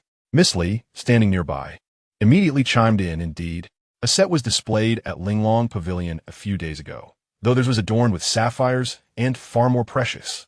Su Mingyue mentally scolded the chatterbox, yet her smile grew sweeter. "Sisters, you have sharp eyes. This headpiece is hardly a treasure. It was simply crafted by a goldsmith at my husband's behest to celebrate my becoming a scholar's wife, just for fun." She emphasized the words "scholar's wife," ensuring her pronunciation was clear and deliberate, fearing others might not grasp her meaning. The courtyard fell silent as the noble ladies exchanged glances, having heard that Yu Wenxiao had attained the scholar title, but they had assumed it was merely a stroke of good fortune. They were taken aback by Su Mingyue's audacity to flaunt it so openly. Zhao Wan'er forced a chuckle and quickly changed the subject. "Speaking of which, your husband's achievement is indeed surprising.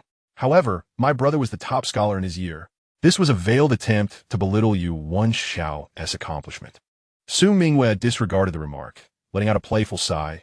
"Ah, my husband says that being a scholar is merely the beginning. Once he passes the next examination and becomes a jiren, he promises to make me a glorious noble lady." As she spoke, her fingers gently caressed the rubies, exuding the charm of a spoiled young wife. The other ladies gazed at her in awe, envious of her husband's ambition and affection, contrasting sharply with their own circumstances of marrying either frivolous scions or inept loafers. The envy in their eyes nearly drowned Su Mingyue in admiration. Alvana's smile waned, her grip on her handkerchief tightening as her face turned pale. "It's commendable that your husband is ambitious, but the imperial examinations are arduous. You should encourage him not to feel too much pressure."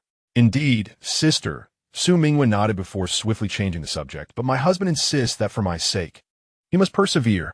He also said that once he becomes a jiren, he will craft a set of jade headpieces for me, the kind that is so translucent it reflects one's image." She spoke fervently about Yu Wenxiao's promises, igniting the envy of the gathered ladies. Halfway through the feast, a servant hurried in to announce, "Madam, the young master Xie has arrived." Su Mingyue, in high spirits, clapped her hands. "Quickly, let him in. It's the perfect opportunity for young Master Xie to share how my husband diligently studies."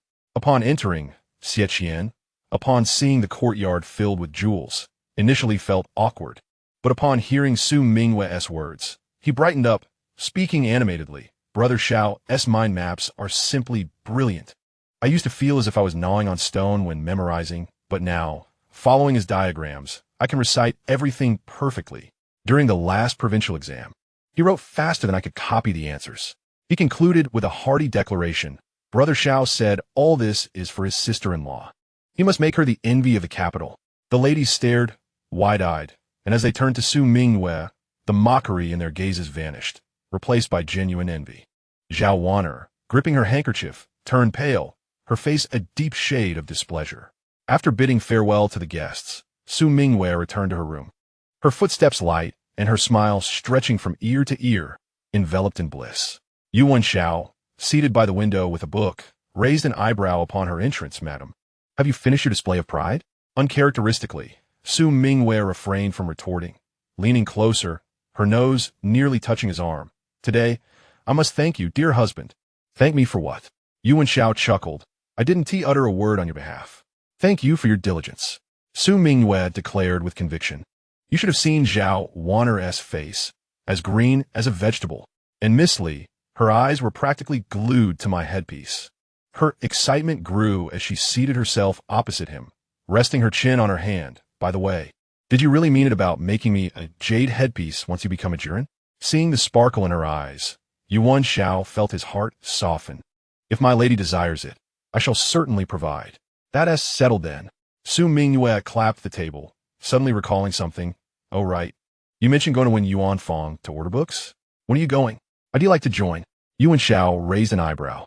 Didn't you say you despised the smell of ink from the bookshop, claiming it made you dizzy? Who said I disliked it? So Mingyue ritorti staberni. Ink fragrance is so elegant. I merely wish to take a look. Besides, who will help you choose headpiece styles while you select your books? Understanding that his wife relished in displaying her newfound pride, Yu Wenxiao contemplated, how about tomorrow? I'll go to Bayonne bookstore to select some reference books for the provincial exam. Splendid. Su Mingyue agreed eagerly, her eyes sparkling like 2 stars. Observing her exuberance, Yu Wenxiao felt a warmth in his heart, appreciating that his wife genuinely took joy in his accomplishments and felt proud of him.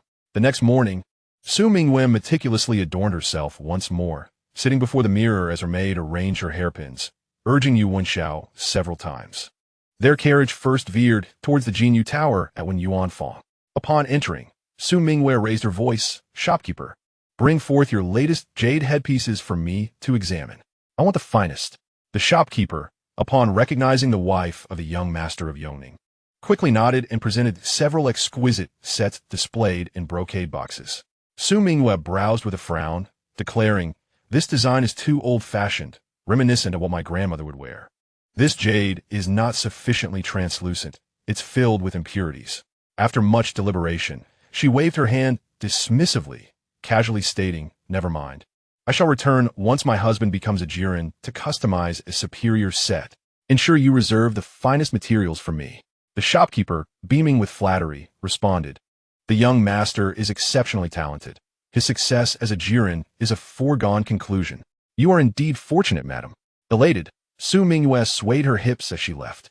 Their next destination was Bayonne bookstore. Yu Wenxiao had intended for her to wait in the carriage, but she insisted on accompanying him. I want to go. It's wonderful to help you select books. Inside the bookstore, filled with earnest scholars, the entrance of a glamorous lady adorned in gold and silver drew all eyes. Their expressions a mix of astonishment. Su Mingyue, unfazed, clung to Yu Wenxiao's arm, her voice sweet and delicate. Husband, what books are you planning to buy? Let me assist you. With no other choice, Yu Wenxiao acquiesced. The scene left the scholars even more astonished. Some recognized Yu Wenxiao and whispered among themselves. Isn't that the young master of Yongning? Why is he here with his wife? I heard he's become a scholar. Could he really be aiming for the Jiren? They speculated whether he brought his wife to the bookstore merely to flaunt. Su Mingyue, with her keen ears, overheard their comments, and, rather than feeling offended, became even more self-satisfied, her voice ringing out. Husband, should we consider this book, Selected Ink Rolls for the Provincial Examination? And this one, Examples of Strategies, looks promising. With each suggestion, she exaggeratedly shook her arm to draw even more attention. Yu Wenxiao found himself both amused and bewildered by his wife's unabashed display of pride. As he perused the books, a sardonic voice suddenly broke in. I wondered who it was. It's just scholarly. Bringing your wife to the bookstore for show? Do you really think you're one of the diligent students? Turning to face the source of the voice, Yu Wenxiao recognized it was indeed Li Xiaocai. Flanked by several fellow scholars, each wearing expressions of disdain, Su Mingyue immediately bristled, rolling up her sleeves to retort, but was restrained by Yu Wenxiao. He calmly addressed Li Xiaocai. If scholarly has the leisure to meddle in others' affairs, he might as well read a few more books. During the last provincial examination, it was rumored that you nearly failed, did you not? Li Xiaocai's face flushed crimson, and he pointed at him, speechless. You merely experienced a stroke of luck. Whether it was luck or not would be revealed in the county examination. Yu Wenxiao interrupted him, picking up several books he had chosen and handing them to the shopkeeper, saying, I will take these. When it came time to pay, he produced a heavy ingot of silver and nonchalantly remarked, no need for change. The remainder is for tea. Amidst the complex gazes of the gathered scholars, he took Su Mingyue's hand and leisurely exited the bookstore. In the carriage, Su Mingyue laughed heartily, slapping the side of the carriage. You should have seen Li Xiaocai's expression. He was as red as a monkey's backside. It was so satisfying. Yu Wenxiao smiled, but remained silent. Although today's scene was rather ostentatious, it was not without purpose. At the very least, it would make those who often regarded him as a dandy realize that Yu Wenxiao was no longer the soft persimmon they could easily manipulate. However, unbeknownst to him, a pair of triangular eyes on the second floor of the bookstore was peering through the window gap, intently watching their carriage. Go find out which books Yu Wenxiao has purchased, the man commanded in a somber tone to his subordinate. Then he instructed to convey a message to Li Xiaocai, stating that someone was willing to cover all his expenses for the county examination. The subordinate bowed in response and quietly exited. The man watched the carriage disappear around the corner, a cold smile creeping upon his lips. Yu Wenxiao, enjoy your pride for now. When the county examination commences, I shall ensure your disgrace and ruin, leaving you unable to lift your head ever again. Chapter 20. Xie confronts the scholars in a tea house within Wenyuanfang. A few scholars gathered around a table by the window, passionately discussing the county examination. In my opinion, the top scholar this time will undoubtedly be Brother Zhang. A tall, slender scholar boasted while patting the shoulder of the person next to him. That essay by Brother Zhang has even received acknowledgement from the esteemed school commissioner. Who could surpass him? The praised Zhang scholar feigned modesty, saying, Li brother, you flatter me. However, it must be said that the recent momentum of the Yongning Marquis household is indeed impressive. They have succeeded in both the county and provincial examinations. Perhaps the county examination will stir up some commotion. As soon as these words were spoken, a burst of laughter erupted from the table. Yu Wenxiao, the one who used to frequent the brothels daily? Li Xiaocai spat, splattering tea across the table. He merely encountered a stroke of luck. The primary and scholar examinations can be passed by sheer chance, but the county examination is a true test of ability. Can he manage? Indeed. Another scholar wearing a scholar's cap echoed. What scientific reading method is he promoting? It seems nothing more than a ploy to attract attention and embellish his own reputation. As they continued this animated exchange, a sudden loud clap echoed from the adjacent table as Xie slammed his hand on the table and sprang up. His face reddened with anger. He pointed an accusing finger at the group, shouting, What nonsense are you spouting? Yu Wenxiao possesses genuine talent and knowledge. What ill fortune are you speaking of? It is merely jealousy. The group of scholars was taken aback by this sudden outburst, and upon realizing it was Xie, contempt filled their expressions. I thought it was someone important. Turns out it is merely the illegitimate son of the Xie family, who can't even recite the three-character classic properly. Li Xiaocai sneered sideways. How is it, having mingled with Yu Wenxiao for a few days, you dare to come here pretending to be a scholar? Xie hated having his status as an illegitimate son mentioned, and his eyes turned red as he clenched his fists, nearly charging at them. What of being an illegitimate son? An illegitimate son is still better than you gossiping backbiters. You've taken the exam 3 times and are still stuck among the children. How dare you speak of others? We're discussing our matters. What business is it of yours? Zhang's scholar frowned, pushing his teacup away. Young Master Xie, best mind your own affairs and not bring trouble upon yourself. Insulting my brother is my business, Xie retorted, his neck stretched defiantly, nearly stammering as he spoke. My brother's knowledge surpasses all of yours combined. Those diagrams he creates, you wouldn't even understand if you try to look at them. You're just babbling here.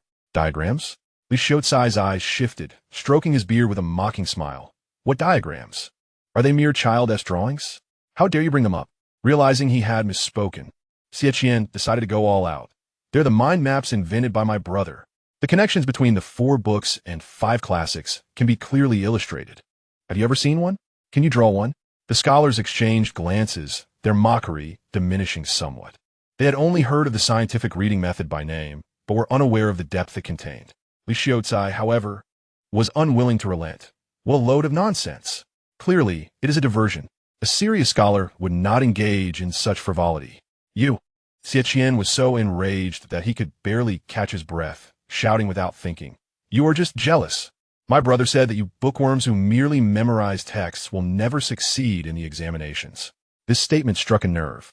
The scholars present had all been studying for years and were particularly sensitive to such remarks.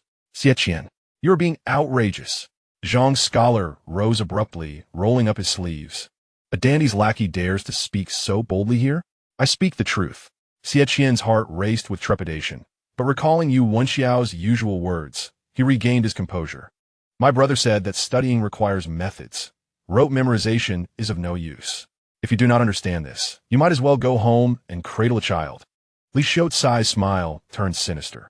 If young Master Yu is so capable, why does he not dare to speak for himself? Hiding behind a lackey.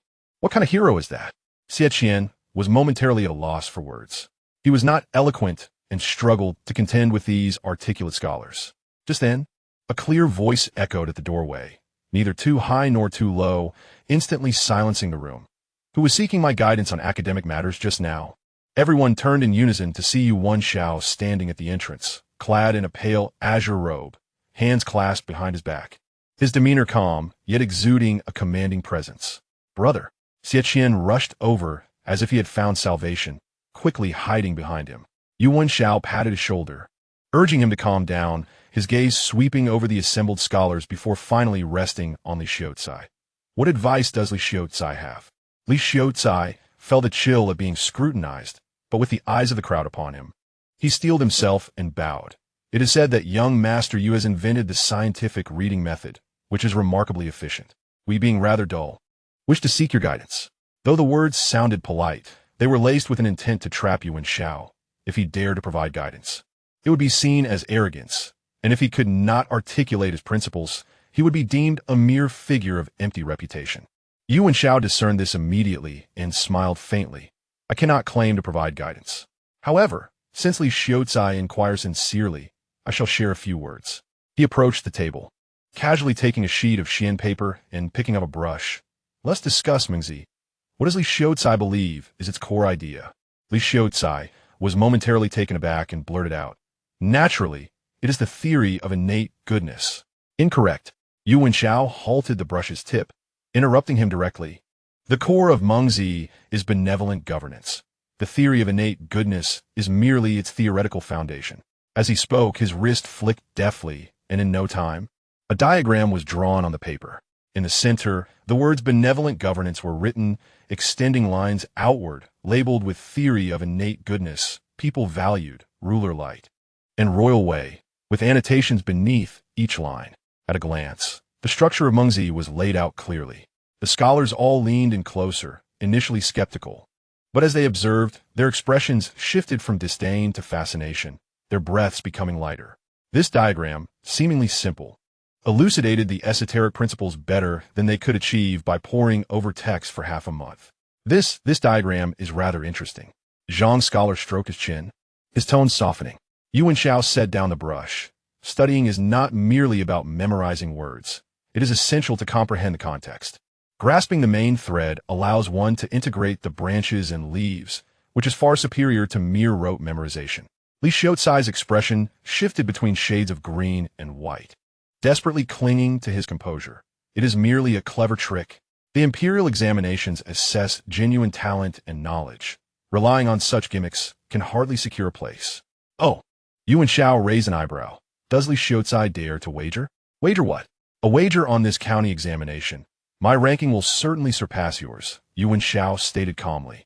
Yet his voice carried an undeniable confidence. If I lose, I shall withdraw from the examination and never serve in an official capacity again. If you lose, he paused, his gaze sweeping across the onlookers. You shall publicly declare in this tea house that the scientific reading method is superior to rote memorization. Dare you? The tea house fell silent. The only sound the chirping of birds outside, as all eyes fixated on Li Xiaocai. Beads of sweat formed on his brow. He felt uncertain. Should he accept? Not agreeing would mean a complete loss of face today. The atmosphere was tense as a sudden disdainful snort echoed from the staircase. What audacity! The crowd looked up to see a middle-aged scholar, Lu Bashi from the Guozijian, approaching with a stern expression and a gaze as sharp as a blade. Lu Bashi! Someone gasped. Lu Bashi stood before Yu Wenxiao, scrutinizing him intently. You are Yu Wenxiao? The one advocating for unorthodox methods of studying? Yu Wenxiao respectfully performed a bow. Indeed. I am a junior. It is commendable for the youth to have aspirations, but arrogance is not a virtue, Lu Bashi reprimanded sternly. The imperial examination is a solemn national affair. How can you treat it so frivolously? Yu Wenxiao replied firmly, I do not dare to treat it lightly. It is precisely because I value the examination that I seek a more efficient method of studying. Efficient? Lu Baxi scoffed. Studying is a process of self-cultivation and should be approached gradually. Hastiness leads to fundamental errors. Your words are misguided, Yu Wenxiao countered calmly. Efficiency does not equate to impatience. Just as a craftsman improves his tools to enhance his work, I am seeking to refine my study methods, not to cut corners. He pointed at the diagram on the table. This mind map is a tool for study, allowing one to grasp the essence of the texts more swiftly, thus saving time for deeper exploration. What is inappropriate about that? Lu Baxi glared at the diagram, momentarily speechless, for even he, an old scholar, found the method quite ingenious. However, in front of so many witnesses, he could not concede. With a heavy huff, he declared, cunning words and flashy techniques. A scholar should remain grounded. Such tricks will never attain the heights of true scholarship. With that, he stormed down the stairs. Silence descended upon the tea house, and the crowd's gazes towards Yu Wenxiao shifted, some filled with admiration, others with apprehension, and still others with an indescribable complexity. Yu Wenxiao seemed unfazed. Turning to Li Xiaocai, does our wager still stand? Li Xiaocai gritted his teeth, his face contorting. We shall see the truth at the provincial examination. Should you lose, do not weep. With that, he hurriedly departed. The remaining scholars, seeing this, made their excuses and left faster than rabbits. Xie Qian finally exhaled in relief. His starry eyes fixed on Yu Wenxiao, his tail nearly wagging in excitement. Xiao Ge, you were magnificent. Even Lu Baxi was left speechless by you. Yu Wenxiao shook his head, folding the diagram on the table. It was merely a display of eloquence. True skill must be demonstrated in the examination hall. His fingers traced the paper as his gaze drifted through the window, deep in thought. Today's events would likely earn him a reputation for arrogance. Nevertheless, this might serve well to deter those lurking in the shadows, always scheming. It is easier to dodge a blatant attack than to guard against hidden threats. If some insist on seeking conflict, it would be better to confront it openly. He patted Xie Qian on the back of the head and returned to his studies. Xie Qian hurried after him, chattering excitedly about the earlier scene, unable to contain his enthusiasm. Yu Wenxiao listened, fully aware that word of this incident would spread through the capital before long, potentially stirring up further turmoil.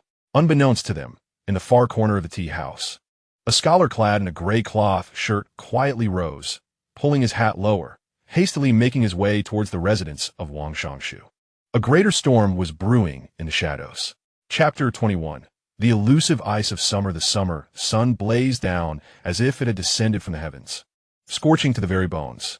Though a few ancient locust trees provided some shade in the Yongning Marquis' residence, the heat still penetrated deeply, offering no respite. Su Mingyue reclined on a cool couch, flanked by her maids, Feitsue and Biyu, who fanned her with palm leaves, yet the air they stirred was still warm. A thin sheen of sweat formed on her forehead, clinging to her wispy hair, causing her great vexation. This dreadful weather. Are we to be steamed alive? She tossed aside the thin blanket draped over her, sitting up abruptly, her handheld fan clattering onto the couch. Where's the ice? Why hasn't tea arrived yet? Feitsue, terrified, lowered her head further, her voice barely above a whisper. Madam, the steward said the ice supply is limited today and has been prioritized for the master and young masteress study. What? Su Mingyue exploded, her voice rising an octave. They get priority? Am I to roast in this heat? Go, bring that old man to me. Just as Yu Wenxiao emerged from the study, seeking a moment of cool air, he was met with a commotion in the main hall. The scorching heat had been relentless, and after only a short while in the study, he was drenched in sweat. Understanding Su Mingyue's irritation, he strolled over leisurely to find Su Mingyue berating the steward, her words nearly splattering him with spittle. I care not for your excuses. If I do not see ice today, none of you shall find peace. Go buy some, no matter the cost. The steward wore a mournful expression, nearly on the verge of tears. Madam, it is not that I do not wish to procure it. In this heat, the price of ice has skyrocketed, and even with money, one cannot find any. Su Mingyue's eyes reddened with anger, her voice trembling. I do not care. I want ice. Without it, life is unbearable. Zhao Wanner was just boasting of her household's ability to use ice to chill fruits. Meanwhile, I cannot even enjoy a cold drink. Seeing the scene unfold, Yu Wenxiao stepped forward to mediate. Madam, please calm down. Do not strain your health. He then waved his hand to the steward. You may leave. I will handle this matter. The steward nearly fled in relief. Upon noticing Yu Wenxiao's arrival, Su Mingye's grievances intensified. She tugged at his sleeve, her voice quivering. Husband, look, they're all bullying me. They want to even give me a block of ice. I might as well return to my family. Yu Wenxiao felt a headache coming on from her tugging. Yet suddenly an idea struck him. For someone from the modern era, the process of making ice was a trivial matter. Though the ancient method of producing ice using nitrate was known, it appeared that no one in this region had yet to employ it. If the madam desires ice, I have a method, he teased, deliberately withholding details. Su Mingyue's eyes sparkled with interest, her grip tightening on his sleeve. What method? Can it produce ice immediately? Not immediately, but I assure you it will be done within today. Yu Wenxiao chuckled, explaining that some materials were needed and that servants would have to fetch them. Energized, Su Mingyue called out to the doorway, her voice ringing out. Fate Sue, hurry in, gather whatever the young master needs. If there is any delay, I will punish you. Yu Wenxiao quickly wrote a list.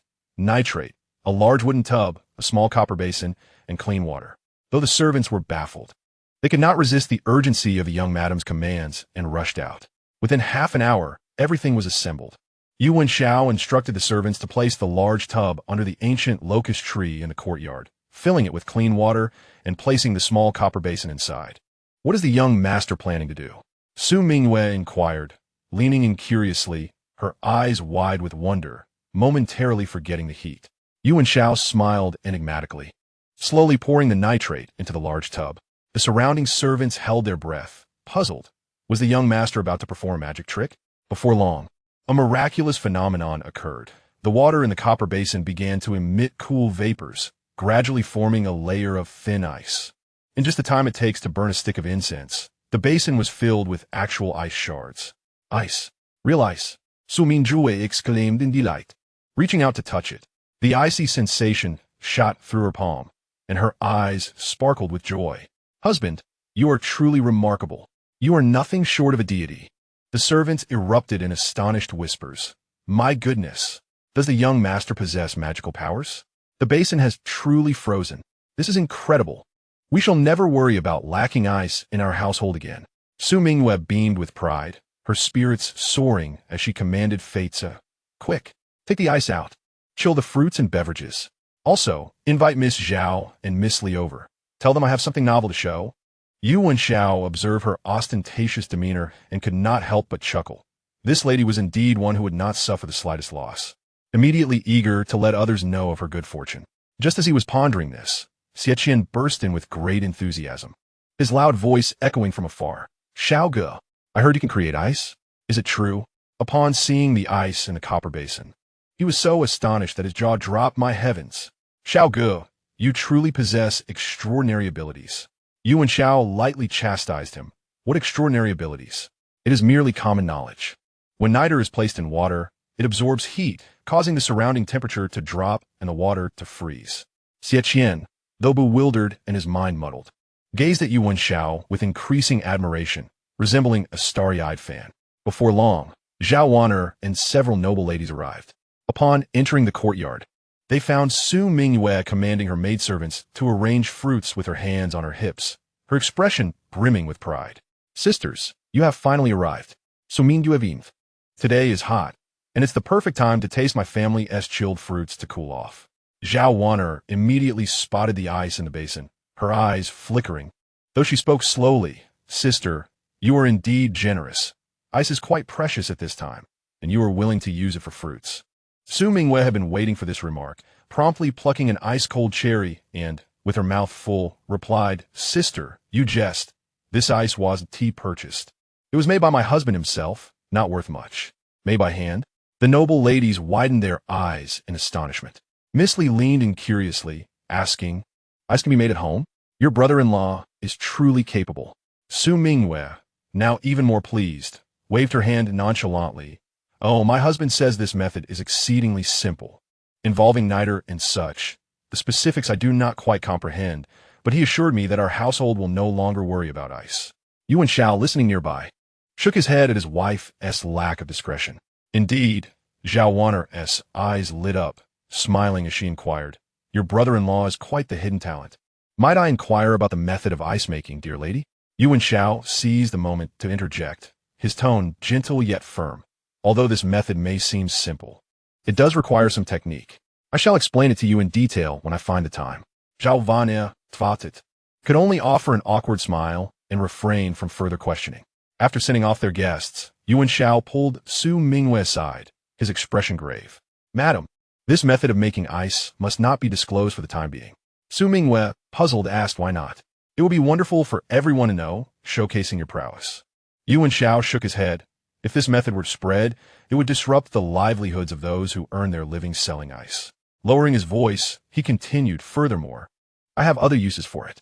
Su Mingyue appeared to understand, and seeing the seriousness in his demeanor, she nodded. "Very well, I shall keep it to myself." As Yu Wenxiao surveyed the still unattended wooden buckets and copper basin in the courtyard, he began to formulate a plan. The cost of making ice with niter was remarkably low. If he could produce it in bulk, not only would the Marquis household never worry about ice again, but it could also be turned into a profitable venture. More importantly, he sensed that this might be an opportunity to earn both wealth and reputation. For now, however, he needed to keep the secret closely guarded. "Agi," he called to a young servant, his tone growing serious. "Find out who witnessed the ice-making process today. Make it clear to them to keep their mouths shut, if they dare to reveal even a word." His words trailed off, but the coldness in his gaze sent a shiver down Gui's spine. "Understood. I will take care of it." Gui hastily ran off. Watching Gui's hurried departure, Yu Wenxiao's expression deepened. The method of making ice had likely captured the interest of many. The days ahead would likely not be tranquil. Meanwhile, Zhao Wanner sat in her carriage on the way back to her residence, quietly instructing her maid, "Go investigate what niter is, where it can be purchased. Also, find out how much niter the Yongning Marquis has bought in recent days." A storm stirred by ice was quietly brewing amidst the sweltering heat. Chapter 22. The art of turning stone to gold. After seeing off Zhao Wanner and her companions, Yu Wenxiao stood in the courtyard, gazing at the basin of ice that had yet to melt, his eyes sparkling as if they contained fragments of gold. Su Mingyue, still basking in her earlier triumph, approached Yu Wenxiao, her eyes narrowing into slits as she smiled. "Husband, your method of making ice is simply incredible. From now on, we shall no longer fret over the issue of ice." However, Yu Wenxiao shook his head, raising an eyebrow. "Madam, while you're only considering our household's needs, have you not contemplated the deeper implications of this?" "Deeper implications?" Su Mingyue's eyes widened in confusion, blinking in bewilderment. "What do you mean?" Yu Wenxiao pointed to the basin of ice. "Do you know how much a block of ice sells for in the market?" Su Mingyue tilted her head in thought. "I heard from Fei Sui the other day that it costs 2 or 3 taels. People often scramble for it, and even those with wealth sometimes cannot obtain it." "Indeed." Yu Wenxiao nodded. "But our method costs no more than a few dozen when. Calculate how much profit we could make." Su Mingyue quickly did the math in her head, and suddenly covered her mouth in shock, nearly jumping up. "My heavens! This is akin to turning stone into gold." Her eyes sparkled like 2 lanterns. "Are you suggesting we sell ice?" "Very astute," Yu Wenxiao smirked. "This method of making ice not only alleviates our household troubles, but can also be transformed into a grand business opportunity." Su Mingyue immediately perked up, tugging at his sleeve eagerly. "Then what are we waiting for? Let us produce more ice to sell. We'll surely earn a fortune." Yu Wenxiao quickly pressed her hand down. "What's the rush? Business isn't that simple. If we flood the market with ice, we will undoubtedly attract attention. And this method may not remain a secret."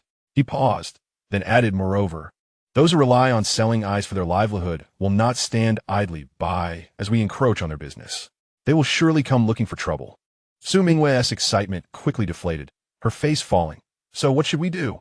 We can't just guard a mountain of gold and starve." "Certainly not." Yu Wenxiao replied with a smile. "We shall find another way." He called out to Xie Qian, "You, who wander outside daily, do you know which ice house in the capital is the largest?" Xie Qian scratched his head. "The largest is Qingliangji, rumored to have connections to the palace. The second is Hanyu Tang, run by several wealthy merchants from Shaanxi."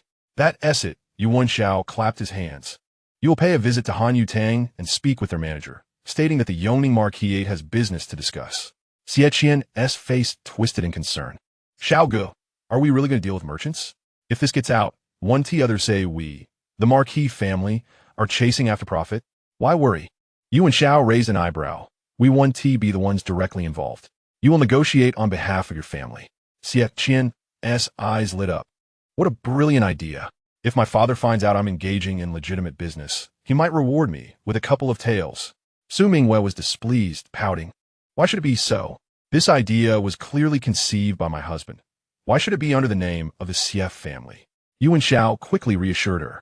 My dear wife, if the Xie family presents it, we can remain in the background, earning money while preserving our reputation. It's a splendid arrangement. He then turned to Xie Qian, instructing, remember, we are not selling ice. We are selling the method of making it. Inform them that this method will significantly reduce their costs, double their output, and the profits will be divided 70-30. 70-30? Xie Qian's eyes nearly popped out. Would they even agree to that? Yu Wenxiao smiled confidently. Just go and negotiate. Start with a 50-50 split and gradually concede to 70-30. If they are not foolish, they will certainly grasp the benefits. Xie Qian departed, albeit with some skepticism. Su Mingyue was still sulking. Such a wonderful method. And we're giving the Xie family 30%. It's too unfair. Yu Wenxiao pinched her cheek, smiling knowingly. Madam, one must sometimes make sacrifices to gain greater rewards. Xie Qian may not excel in studies, but he has a knack for business. More importantly, he is loyal to us. Trading 30% for a reliable partner is worth it. He shifted the topic. Moreover, our goal is not merely to profit from selling ice. What is it then? Su Mingyue leaned in closer. Yu Wenxiao gazed into the distance, his expression growing solemn. To save money, to cultivate connections, and to pave the way for the future. He did not articulate it outright, yet his heart was as clear as a mirror. The Imperial examination required financial investment, and entering officialdom necessitated a network of support. This ice-making venture was merely the first step. In the following 2 days, Xie Qian flitted between the Ho residence and Han Yutang like a whirlwind. Initially, the shopkeeper was dismissive, suggesting that Xie Qian was merely there to swindle a meal. However, when Xie Qian demonstrated the art of ice-making using nitrate on the spot, the shopkeeper's eyes nearly bulged from his head as he hurriedly sought out the owner. As Yu Wenxiao had predicted, the owner of Han Yutang initially offered a meager 10% profit. Yet, Xie Qian, armed with reason and having witnessed the miraculous process of ice-making, ultimately persuaded him to agree to a distribution of profits of 30% to 70%, promptly signing the contract. Ye, we did it. Xie Qian burst into the room like a gust of wind, brandishing the contract, his face transformed by a broad smile. They truly agreed. Look at this contract. Yu Wenxiao took the contract, scrutinizing it with satisfaction. Well done. Your efforts were not in vain. Su Mingyue leaned in to glance at the figures on the contract. Gasping, goodness, is that amount real? Yu Wenxiao ruffled her hair. This is just the beginning. Once the business expands, our profits will multiply several times over. He then instructed Xie Qian. Moving forward, keep a close watch on production and sales. Remember, only trusted individuals should handle the key steps in ice making, and the source of a nitrate must be kept confidential. Rest assured, Xiao Ge, Xie Qian assured, excitement sparkling in his eyes. This was his first serious endeavor, and the scale of the business surpassed, even passing the scholar's examination in importance.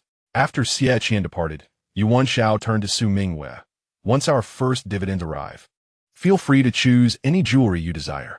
Su Mingyue quickly waved her hands, shaking her head vigorously. I don't want any. We must save this money. Your future in the Imperial examination requires substantial funds for networking. Yu Wenxiao paused, surprised to see her considering the future. This lady, who was once extravagant with money, was now planning ahead? Su Mingyue felt her face flush under his gaze, retorting, What are you staring at? I am not foolish. I can discern priorities. Besides, if you succeed in the examination and become a jinshi, wouldn't that be far more glorious than any jewelry? Yu Wenxiao's heart warmed, and he pulled her into an embrace. All right, I will heed my wife's wishes. Just then, the steward rushed in, breathless and pale. Young master, trouble has arisen. A group of fierce-looking individuals is demanding to see the ice-making master, claiming to be from Qingliangji. Yu Wenxiao's heart sank. The inevitable had come. "Where is Xie Qian?" he asked in a low voice. "Master Xie is dealing with them, urging me to hurry and report." The steward replied, nearly in tears. "Those men are ruthless. They might resort to violence." Su Mingyue, frightened, grasped Yu Wenxiao's arm. "What can we do? If they discover it is us, do not fear," Yu Wenxiao reassured her, gently patting her hand. "They will find out eventually. The key is to ensure we leave no incriminating evidence." After a moment's thought, he instructed the steward, "Return and inform Xie Qian that the ice-making master is a traveling artisan from the south who left the capital early this morning." If they do not believe him, his eyes gleamed with a cold light. "Let Xie Qian invoke the name of the Yongning Marquis." The steward did not dare to hesitate and dashed away. Su Mingyue remained worried. Will this work?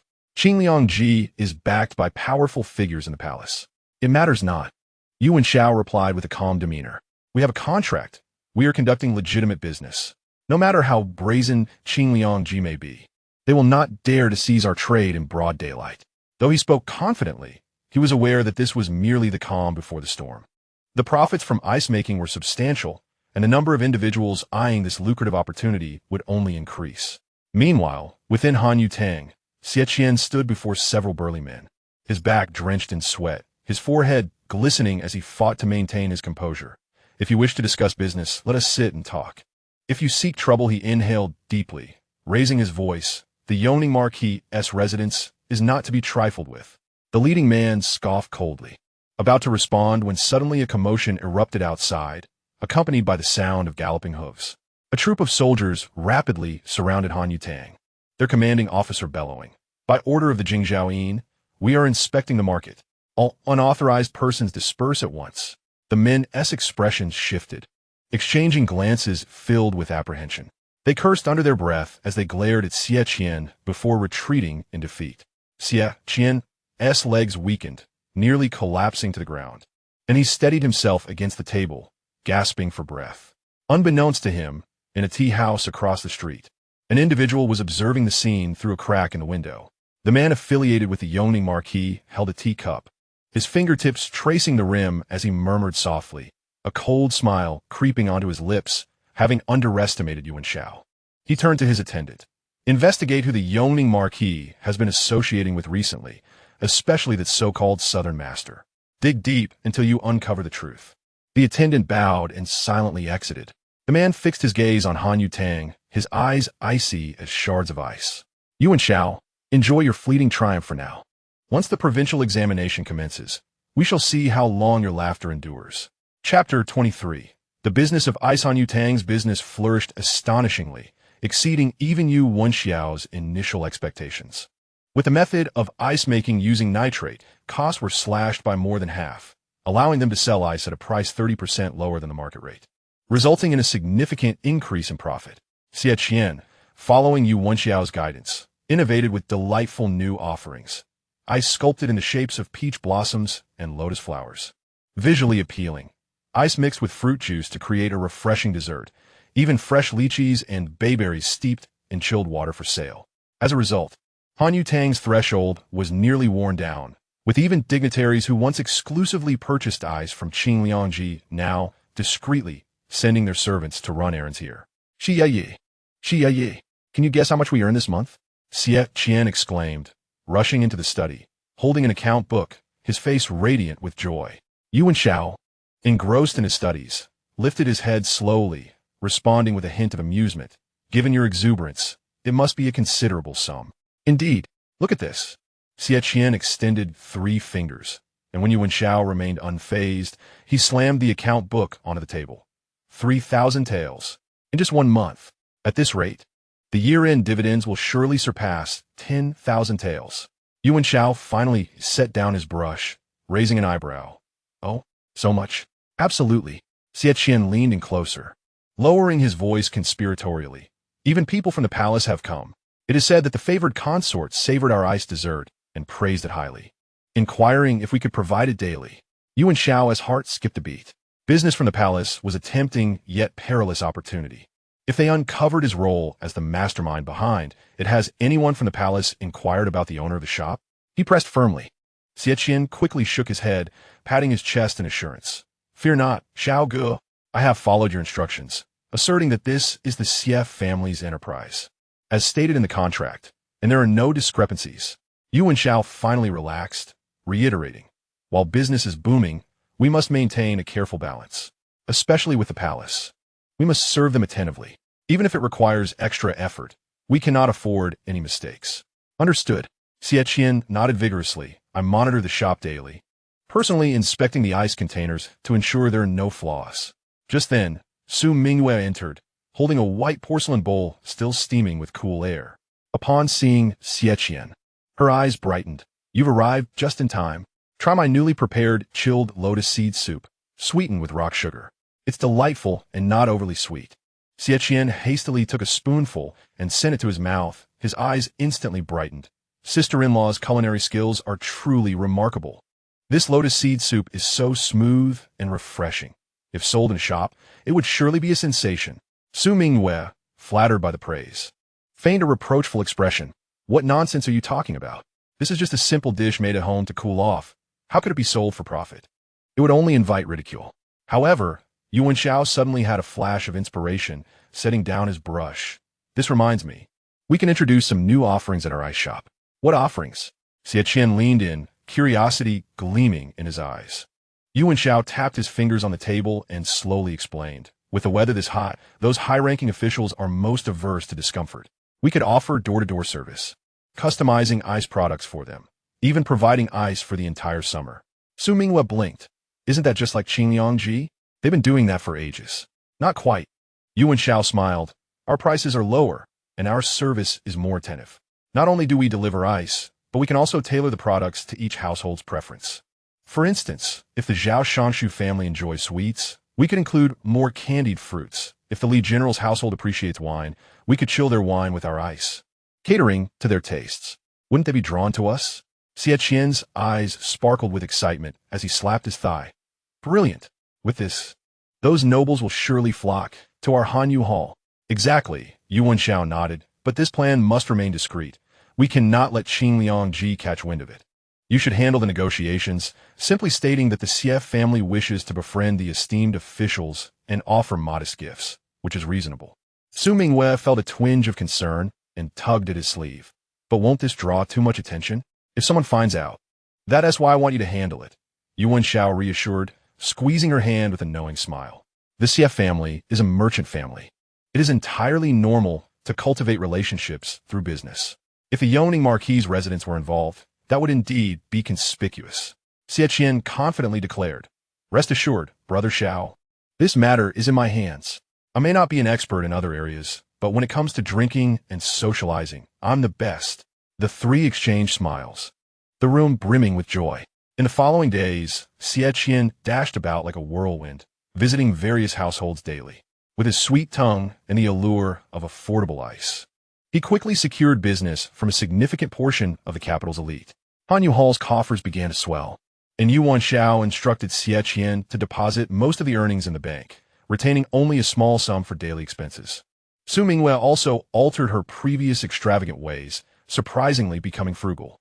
One day, she approached Yu Wenxiao with a ledger, a serious expression on her face. Husband, let's have my monthly allowance. Your civil service expenses are considerable, and we should save on those unnecessary ornaments and clothes. Yu Wenxiao was momentarily taken aback, chuckling at her calculating demeanor. My dear wife is becoming increasingly adept at managing affairs. Su Mingyue blushed, shooting him a playful glare. I'm being serious. Yet, just as they were savoring their success, Xie Qian burst in with a face resembling a bitter melon, anxiously pacing. Brother Xiao, trouble has arisen. What is it? Calm down and explain, Yu Wenxiao set his book aside. Qingliangji has somehow discovered the method for making ice from niter and is now frantically snatching up all the niter. Their prices are 30% higher than the market, and they've cleared out all the niter available. We can't acquire any. Yu Wenxiao's brow furrowed. The anticipated trouble had indeed arrived. How long can our stock of niter last? At most half a month. Xie Qian grimaced. If we run out of niter, our business will collapse. Yu Wenxiao tapped his fingers on the table, contemplating for a moment before suddenly asking, how much higher than a market price is Qingliangji offering? 30%. Xie Qian replied, bewildered. Didn't I just say that? Then this is manageable. Yu Wenxiao's lips curled into a smirk, a glint of mischief in his eyes. If they raise the price, we will lower ours. Lower the price. Xie Qian's eyes widened. With business booming, wouldn't he that be foolish? In the short term, it may seem unwise, but in the long run, we will profit immensely. Yu Wenxiao patiently elucidated. With Qingliang-ji raising the niter price, their costs will inevitably increase. If we reduce our ice prices by another 20%, the whole capital will hear about it. If they follow suit and lower their prices, they will incur losses. If they do not, customers will flock to us instead, and they will still struggle to survive. He paused, a confident smile gracing his face. As for the niter, I have already made preparations.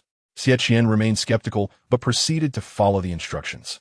Indeed, once the news of Han Yu Hall's ice price reduction spread, a line formed outside the shop that wrapped around 3 streets. Qingliang-ji was furious and was forced to lower their prices, quickly leading to reports of their losses. Meanwhile, Yu Wenxiao had discreetly summoned Gu, providing him with a few names. These are retired soldiers, reliable and trustworthy. Have them collect niter from the mines outside the city, ensuring they do so in a dispersed manner, avoiding gathering in one place. He added, after a moment's thought, offer them a price 10% higher than the market, but still lower than Qingliang-ji. Inform the mine owners that we will be purchasing long-term, assuring stability. Gu nodded in agreement, pocketing the silver before departing. So Mingyue, hearing this, was alarmed and tugged at his sleeve. Husband, what if Qingliang-ji discovers this? Won't they cause us trouble? And if they do? Yu Wenxiao raised an eyebrow, his tone unflustered. Business is all about competition. If they can seize the source, we can chart our own course. Besides, he gazed out the window, his expression deepening. This is also a test to see who in the capital is watching us and who might be persuaded to ally with us. Han Yu Hall's maneuvering quickly stirred the waters of the capital. One morning, shortly after the court session concluded, Minister of Revenue Wang Feng confronted Yongning Marquis Yu Wenxiao, offering a smile that did not reach his eyes. Your lordship is quite fortunate. Your son is not only diligently preparing for exams, but is also flourishing in business. Truly a man of both letters and arms. Yu Wenxiao was taken aback. What does Minister Wang mean by this? My son has been studying hard and knows nothing of business. Wang Feng scoffed quietly, his tone clear. Why pretend to be oblivious, your lordship? Who in the capital does not know that Han Yu Hall's backer is your son? With ice production and price reductions, they have cornered Qingliang-ji, leaving them in dire straits. What a talent. Yu Wenxiao's face paled, his voice lowered. Minister Wang, please be cautious with your words. My son is a scholar and would never involve himself in commercial affairs. Is that so? Wang Feng stepped closer, his voice dropping to a threatening whisper. Perhaps your lordship should keep a closer watch on your son. With the Imperial examinations approaching, should he be implicated in colluding with merchants for personal gain, his prospects would be ruined. With that, he turned on his heel and left. Yu Wenxiao stood there fuming, his face darkening as he returned to the residence. Upon entering, he called out, Summon Yu Wenxiao to my study. As soon as Yu Wenxiao stepped into the study, he found his father slamming a teacup down onto the table, spilling tea everywhere. What is going on with Han Yu Hall? Is it true what Wang Feng said, that it is your enterprise? A thin sheen of sweat broke out on Yu Wenxiao's back, but he maintained an air of calm. Father, please do not be angry. How did this rumor arise? Han Yu Hall belongs to the Xie family. It has nothing to do with me. Do not attempt to deny it. Yu Wenxiao bellowed. Since Wang Feng dares to make such claims, he must have evidence. If you're indeed involved in commercial matters, cease immediately. Otherwise, do not blame your father for being ruthless. I am not lying, Yu Wenxiao quickly clarified. I merely provided some suggestions to Xie Qian when he was struggling with his business. Recently, he faced some issues and borrowed the Marquis's name to stabilize his shop. This must have caused the misunderstanding. He spoke earnestly, adding, The Imperial examinations are of utmost importance to me. Even if I were foolish, I would never jeopardize my prospects. Yu Wenxiao scrutinized him for a long moment, and seeing his calm demeanor, his expression softened slightly. It is best that this is true. If I find out you have deceived me. Before he could finish, the steward hurriedly rushed in. Your lordship, someone from the palace has arrived. They say the Imperial concubine has sent gifts to the young lady. Yu Wenxiao was taken aback. Why has the Imperial concubine suddenly sent gifts? The steward cast a discreet glance at Yu Wenxiao, whispering. It is said she was grateful for the ice cream recipe presented by the young lady, which she found quite to her liking. Yu Wenxiao suddenly turned to Yu Wenxiao, his eyes filled with astonishment. Yu Wenxiao silently cursed himself for the predicament and steeled himself to explain. A few days ago, Xiaqian mentioned that the noble concubine enjoys our ice delicacies. So I had Mingyue compose some new recipes for him to deliver. It seems the noble concubine was pleased and rewarded us. This explanation made sense. Although Yu Wenxiao still harbored doubts, he could not pursue the matter further and merely waved his hand, instructing him to receive the reward. Once the study was left with just the father and son, Yu Wenxiao sighed heavily. Shower, regardless of what you have done in private. Remember that the Imperial examination is the true path. Do not sacrifice your future for trivial gains. The son understood. Upon exiting the study, Yu Wenxiao dared to secretly wipe the sweat from his brow, for he had narrowly avoided exposure. Little did he know, at that moment in Wang Fu Ren's study, another scene was unfolding. Wang Fu Ren sat in a grand chair, instructing his subordinates. Investigate two matters. First, why did the noble concubine reward the Yongning Ho residents? Second, where did the saltpeter for Han Yutang originate? Ensure that the investigation is thorough. Nothing must be overlooked. The subordinates bowed and replied, Yes, my lord. Wang Fu Ren gazed out the window, his fingers caressing the edge of his teacup, a cold smirk escaping his lips. Yu Wenxiao, enjoy your fleeting triumph for a few more days. Once the provincial examination begins, I shall see you utterly disgraced, with no hope of rising again. Chapter 24. The censor's malicious plot the next day at the morning court. The Jinwan Hall was so quiet that the crackling of the incense burner could be heard. The civil and military officials stood in a rigid line, not daring to breathe audibly.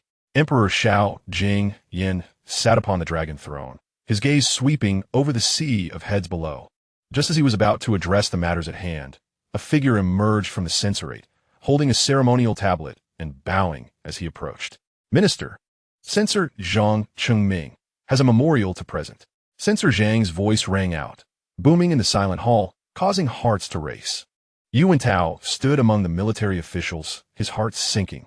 Zhang Chengming was a protege of Wang Fu Ren and had always been at odds with the Yongning Ho residents. His sudden emergence could only signify trouble. Proceed. The emperor replied, his tone neutral, betraying no emotion. Censor Zhang took a deep breath, straightened his neck, and declared, I wish to impeach the heir of Yongning Ho. Yu Wenxiao, as a scion of nobility, it is one thing to lack ambition, but to neglect proper affairs and engage in commerce. Robbing the common people of their livelihoods is a disgrace to our culture. Such a morally corrupt individual is unworthy of pursuing a degree. At this proclamation, an uproar erupted among the officials, whispers buzzing like a swarm of mosquitoes. Yu Wenxiao's face turned pale.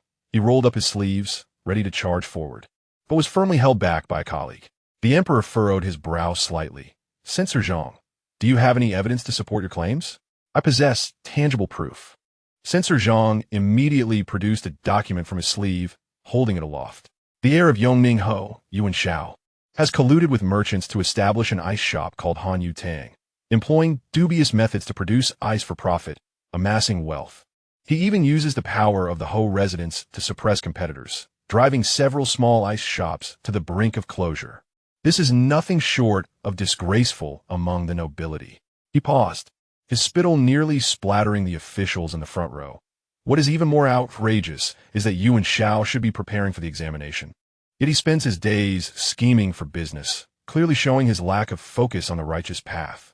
If such a person were to succeed in the examination and enter the court, it would tarnish the reputation of the dynasty, inviting ridicule from the populace.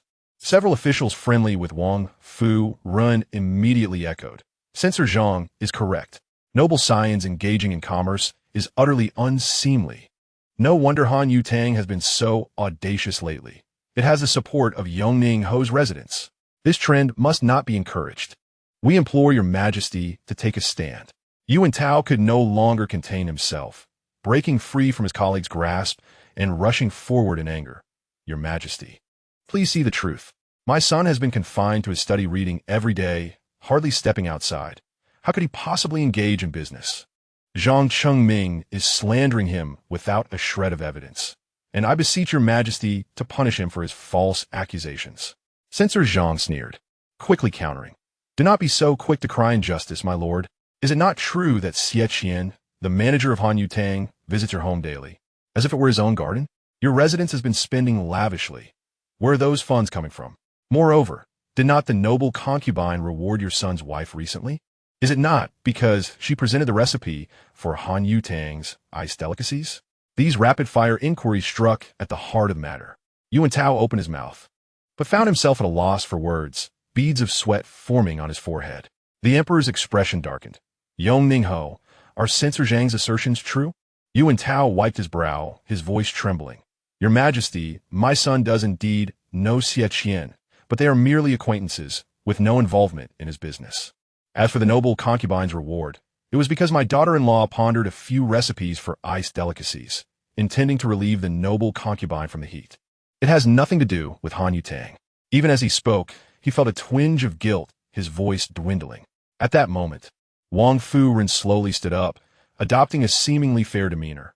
Your Majesty, I believe this matter is of great significance and must be investigated thoroughly.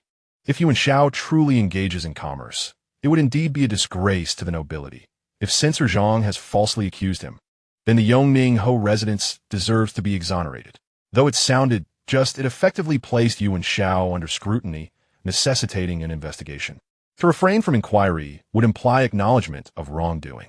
The emperor paused for a moment before speaking. Summon Yu Wenxiao. A eunuch called out sharply. Shortly thereafter, Yu Wenxiao strode into the hall, displaying no signs of panic, as if nothing were amiss. I am Yu Wenxiao, respectfully greeting your Majesty. He performed his bow with decorum, his demeanor remarkably calm. The emperor appraised him. Yu Wenxiao, Censor Zhang accuses you of engaging in commerce and competing with the common people for profit. What do you have to say? Yu Wenxiao raised his head, his eyes clear and innocent, a look of confusion on his face, replying to your Majesty, I do not quite understand what Censor Zhang is referring to. Censor Zhang, incensed, retorted, you dare to feign ignorance. Is it not true that you and Xie Qian opened Han Yu Tang together? Did you not teach him the methods for ice production? Yu Wenxiao feigned sudden realization, then frowned. Han Yu Tang is Xie's family shop. What does it have to do with me? As for the method of producing ice, Xie Qian asked me about it a few days ago, and I merely provided some casual advice. Is that a crime? He turned to the emperor with sincerity. Your Majesty, knowledge and skills should be mutually shared. If they help the common people, it is not in vain to have studied. Xie Qian's method allows the citizens of the capital to access affordable ice, which is a good thing. How can it be deemed competing with the people for profit? Censor Zhang was at a loss for words, finally managing to sneer. You are quite the smooth talker. If you are not the proprietor, why does Han Yu Tang always invoke the name of Yongning Ho's residence when trouble arises? Why does Xie Qian share 30% of the profits with you? Yu Wenxiao remained unperturbed, speaking slowly. Xie Qian is my friend. When he encounters difficulties, I cannot simply ignore him. As for the profits, he paused, spreading his hands in a gesture of openness. Xie Qian indeed wanted to share profits with me, but I declined. I told him that if he truly wished to thank me, he should lower the ice prices, benefiting the common people. You see, Han Yu Tang's ice is now 30% cheaper than the market price. Is this not a boon for the populace? His words, half-truths and half-lies, were articulated flawlessly, garnering subtle nods of approval from several elder officials nearby. Censor Zhang's face turned ashen as he pressed. What then of the noble concubine's reward? Yu Wenxiao smiled. The noble concubine rewarded my wife because her ice delicacy recipe suited her taste. Is that against the rules? If it is inappropriate, I shall return the reward immediately. Upon hearing this, the emperor's expression softened. So that is the case. It is commendable for the young to support one another while considering the welfare of the people. Seeing this, Wang Fu-ren grew anxious and quickly interjected. Your Majesty. Even so, as a noble scion, Yu Wenxiao's close ties with merchants ultimately tarnished the dignity of nobility. Moreover, he should be focusing on his studies for the examination, not dabbling in these dubious techniques. Yu Wenxiao bowed respectfully. Minister Wang, your admonition is well taken. I shall be mindful of my conduct and dedicate myself to my studies. With a shift in tone, he raised his gaze towards Wang Fu-ren, speaking with a balanced firmness. However, I believe that scholars should harbor the well-being of the common people in their hearts and concern themselves with the hardships of the populace. The method of ice production can provide some relief to the common folk during the summer, making ice more affordable. This is surely more beneficial than those who merely sit in the court, proclaiming benevolence and morality, while disregarding the plight of the people. Is it not? This remark subtly chastised Wang Fu Run and his ilk, who were known for their empty rhetoric, and several pragmatic old officials nodded in agreement. A flicker of approval crossed the emperor's eyes. You speak with reason. Scholars, indeed, ought to be more pragmatic, rather than merely espousing empty words. He turned to Zhang Yushi, asking, Zhang Ai Qing, do you have anything further to say? Zhang Yushi, his face flushed with frustration, found himself at a loss for words. He had already posed all pertinent inquiries, and the responses had been deftly deflected. The emperor waved his hand dismissively. Since no evidence has been found, let us turn the page on this matter. However, Yu Wenxiao, since you aspire to take the imperial examinations, you must remember your station and not allow others to hold any incriminating evidence against you. I shall heed your counsel. Your Majesty, Yu Wenxiao replied respectfully. What appeared to be a tempest had calmed, yet Yu Wenxiao was acutely aware that this was merely the beginning. After the court session, Yu Wenxiao seized his arm and swiftly exited the great hall, his face dark as coal, his voice low and furious. We will settle this later. Yu Wenxiao sighed, his expression pained, having passed through the trial of the Jinluan Hall. He feared he might face even harsher scrutiny from his father. Meanwhile, Wang Fu Run berated the dejected Zhang Chengming. Useless. You have botched such a simple task. Zhang Chengming protested pitifully. Teacher, Yu Wenxiao is far too eloquent. It was as if he had spread honey on his words, and I simply... Silence. Wang Fu Ren interrupted sharply, his gaze icy. If they are too blatant, let us resort to subtler means. Investigate that Xie Qian and uncover the source of the saltpeter at Han Yu Tang. I refuse to believe we cannot find a flaw in his scheme. Zhang Chengming nodded eagerly. Yes, I shall attend to it at once. Wang Fu Run watched the retreating figures of Yu Wenxiao and his father, a chilling glint in his eyes. Yu Wenxiao, revel in your triumph for now. When the provincial examinations commence, I shall ensure your utter disgrace, and you will never regain your standing in this life. As Yu Wenxiao was dragged away by his father, he dealt with his father's wrath while contemplating the lessons learned from this ordeal. In order to establish oneself in this world, mere knowledge and wealth are insufficient. One must also possess power. The path of the imperial examinations is one he must traverse, and victory is paramount. Chapter 25. A clever resolution before the emperor upon returning to the residence. The atmosphere in the Yongning home mansion was thick with tension, akin to the stillness before a storm. Yu Wenxiao walked with his head down, his expression ominous. As he crossed the threshold of the mansion, he suddenly whipped around, his gaze sharp as a blade, and thundered, Unfilial son, kneel before me. Though his voice was not loud, the fury radiating from him caused the servants to lower their heads, fearing to breathe. Yu Wenxiao obediently knelt, his eyes cast down, yet his demeanor remained composed. Father, please calm your anger. Calm? Yu Wenxiao trembled with rage, slamming his hand on the nearby table, causing the teacups to clatter loudly. How can I calm down? If not for the emperor's leniency today, our Yongning home mansion would have lost all face. He pointed a finger at Yu Wenxiao, his voice filled with fury. Speak. What is the truth behind Han Yu Tang? What sort of dealings have you engaged in with that Xie Qian? Yu Wenxiao slowly raised his head, his gaze unwavering. Father, please see clearly. Han Yu Tang is indeed a shop of the Xie family. I merely provided him with the method of ice production. I have not interfered in its management in the slightest. Still attempting to deflect, Yu Wenxiao stomped his foot in frustration.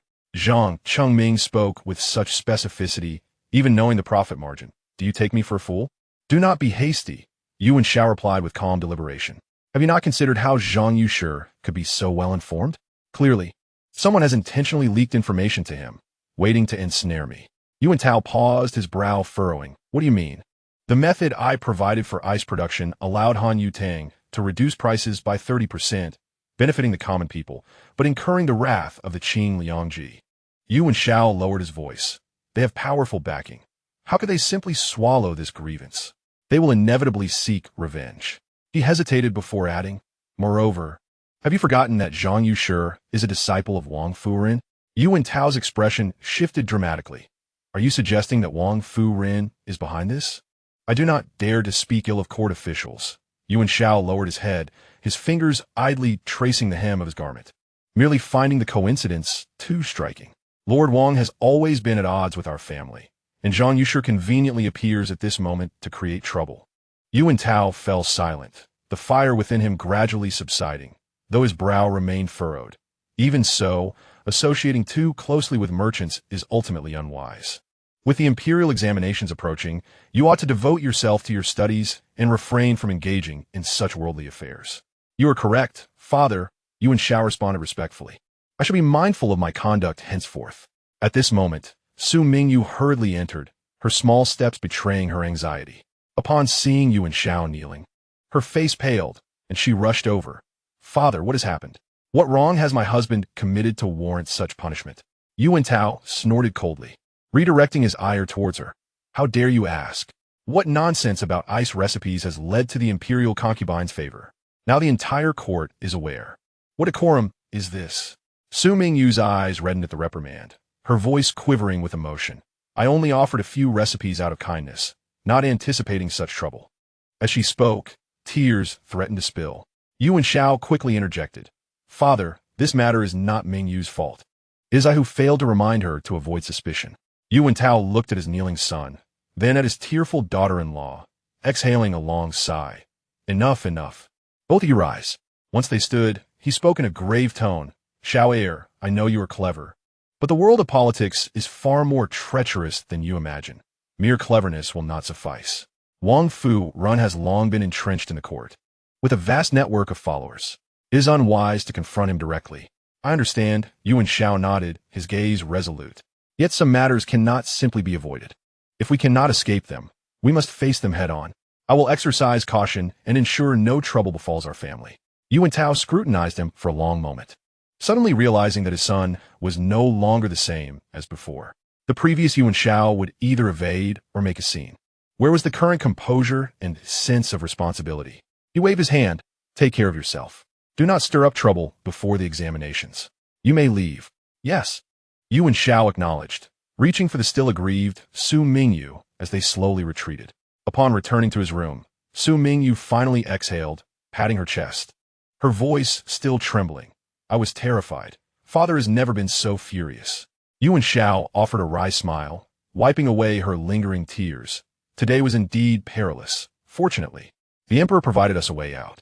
Su Mingyue leaned closer, her eyes shining with curiosity. What exactly did you say in court to gain the emperor's trust?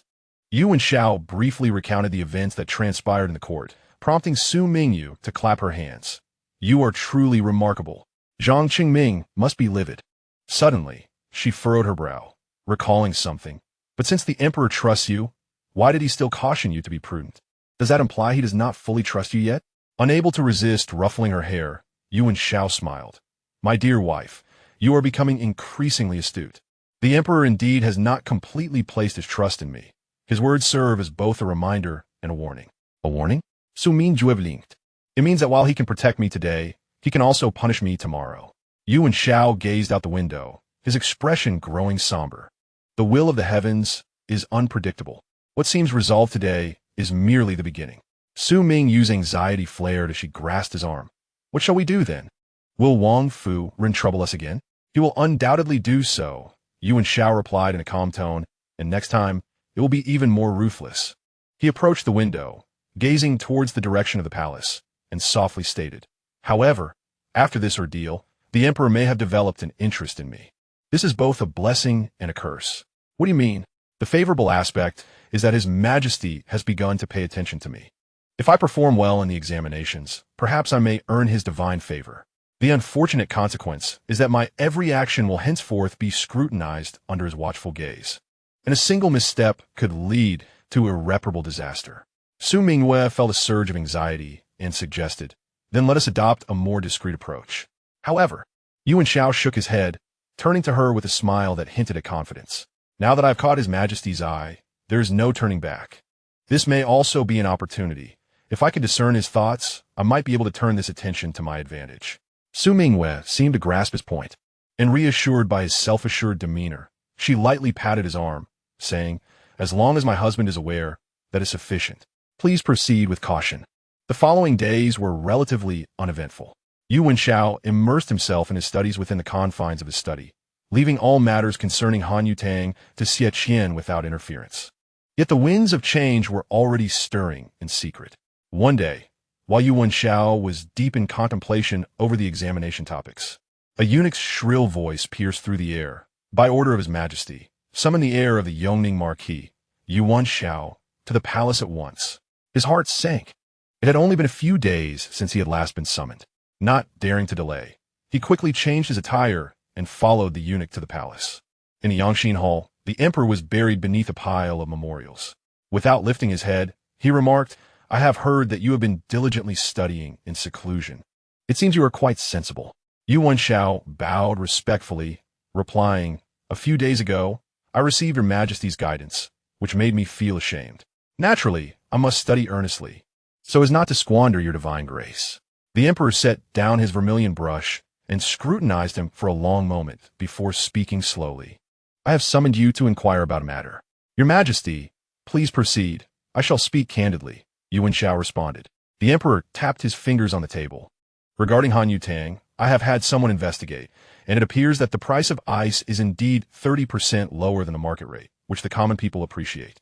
Your method of ice production has proven effective." Alarm bells rang in Yu Wenxiao's mind. What was the emperor truly after by specifically investigating this matter? He cautiously replied, "I dare not take credit. It is simply the duty of a minister to consider the welfare of the people." Suddenly, the emperor chuckled, his gaze filled with intrigue.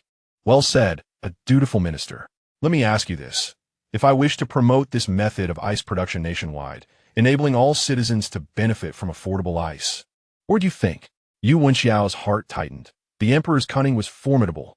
If he agreed, the secret of ice production would be compromised, and Han Yutang would be finished. If he refused, he would appear selfish and indifferent to the populace. After a moment of contemplation, he respectfully replied, "Your Majesty is concerned for the people. I truly admire that. However, but what?" The emperor prompted. "The production of ice requires niter, which is not abundantly sourced. If it is blindly promoted, there will surely be a shortage, leading to soaring prices for niter, which would contradict Your Majesty's intentions of benefiting the people." The emperor raised an eyebrow. "And what do you suggest?" Yu Wenxiao responded calmly, "I believe it would be prudent to first trial this in the capital. Once the supply of niter stabilizes, we can gradually expand its promotion. Additionally, I suggest the Ministry of Works explore potential improvements or substitutes for niter, thereby reducing costs and truly benefiting the populace." His words not only aligned with the emperor's intentions, but also subtly safeguarded the secret while providing a practical solution, leaving no room for error. The emperor studied him for a long while before bursting into laughter. "Excellent. You have not disappointed me, Yu Wenxiao." After his laughter subsided, he added meaningfully, "Focus on your studies. If you truly succeed in the examinations, I shall reward you greatly." As Yu Wenxiao exited the Yangxin Hall, he felt his back drenched in sweat, truly experiencing the perilous nature of being close to the emperor. Just as he stepped outside the palace gates, a gentle voice called out behind him, "Young Master Yuan, please wait." He turned to see a scholarly figure in a green robe standing at a distance, smiling. "Who might you be?" he inquired. "I'm Li Montauk," the scholar replied, bowing respectfully. "On behalf of Lord Wangforen, I have come to invite you for a discussion." A warning bell rang in Yu Wenxiao's head. What could Wangforen want at this moment? Yet he maintained his composure. "May I ask what Lord Wang desires?" Li Mo smiled as he presented a brocade box. "The Lord has heard that you are preparing for the examinations and has specially sent a few ancient texts, which may be of use to you." Yu Wenxiao accepted the brocade box, but did not open it. He replied coolly, "I appreciate Lord Wang's kind intentions, but I cannot accept such a precious gift without merit." Li Mo's smile carried a deeper meaning. "You need not be so formal. The Lord has stated that this is merely a token of our first meeting. Should you wish, there will be more assistance in the future." The overture was glaringly transparent. Yu Wenxiao internally scoffed, but his face betrayed none of his thoughts as he smiled. "In that case, I shall graciously accept. Please convey my gratitude to Lord Wang. I shall remember this kindness." Li Mo nodded in satisfaction. "Indeed, you are a clever man. I shall take my leave." As Yu Wenxiao watched Li Mo depart, he opened the brocade box to find it filled with rare examination manuals, each worth a fortune. He closed the box, a cold smile gracing his lips. "Wangforen, are you already eager to make a move? The performance has only just begun." On the day of the Imperial examination, Long before dawn, the narrow alley outside the examination hall was packed like glutinous rice dumplings. Vendors hawked their wares, while anxious mothers clutched protective talismans, murmuring incantations. Many scholars squatted against the walls, consuming dry rations while trembling hands scattered crumbs. Yu Wenxiao, clad in a moon-white robe, stood among the throng, radiating an air of freshness. The two small items nestled in his embrace, a mint candy providing a refreshing coolness against the morning heat, and a Sioux embroidery sachet in his sleeve containing a revitalizing powder made from borneal and mint leaves, promised to awaken the senses should he feel dizzy in the examination hall. Ah, finally found you, Xiao Ge. Xie Qian wriggled through the crowd like an eel, his face as pale as if he had just emerged from an ice cellar. Grasping Yu Wenxiao's sleeve, he exclaimed, "Have you heard? This year's chief examiner is none other than Zhou Jizhou from the Guozijian, the very same one who once scolded candidates to tears because the moon resembled a burnt pancake. It is said he will circle even the slightest error in writing." Yu Wenxiao, feeling his arm go numb from Xie Qian's grip, patted his hand reassuringly and offered him a candy. "Calm down and have a piece of candy. If your hands tremble in the examination hall, your writing will look like worms crawling, just the sort Zhou Jizhou would relish in reprimanding." Xie Qian hurriedly stuffed the candy into his mouth, just as a mocking voice interrupted. "Oh, I thought it was someone of noble bearing. Turns out it is merely the heir of Yongning Marquis. Are you here to light incense for the god of literature, or to inspect your family's Hanyu Tang? Perhaps you're hoping to set up a stall selling chilled ink?" Looking up, Yu Wenxiao saw Li Xiuzai fanning himself with a tattered palm leaf, surrounded by several other scholars who were brimming with derision. A tall, thin fellow chimed in. "Li Xiong's words are mistaken. The heir possesses a scientific method of studying. Who knows, he might turn the examination essay into an ice shop ledger. And if the abacus beads land on Zhou Jizhou's face, it will be quite a spectacle." Laughter erupted around them, and Xie Qian's face turned crimson with indignation, ready to retaliate, but Yu Wenxiao discreetly restrained him. Casting a steady gaze at Li Xiuzai and his companions, he spoke in a calm tone. "Gentlemen, please step aside. Do not obstruct the path of those who follow.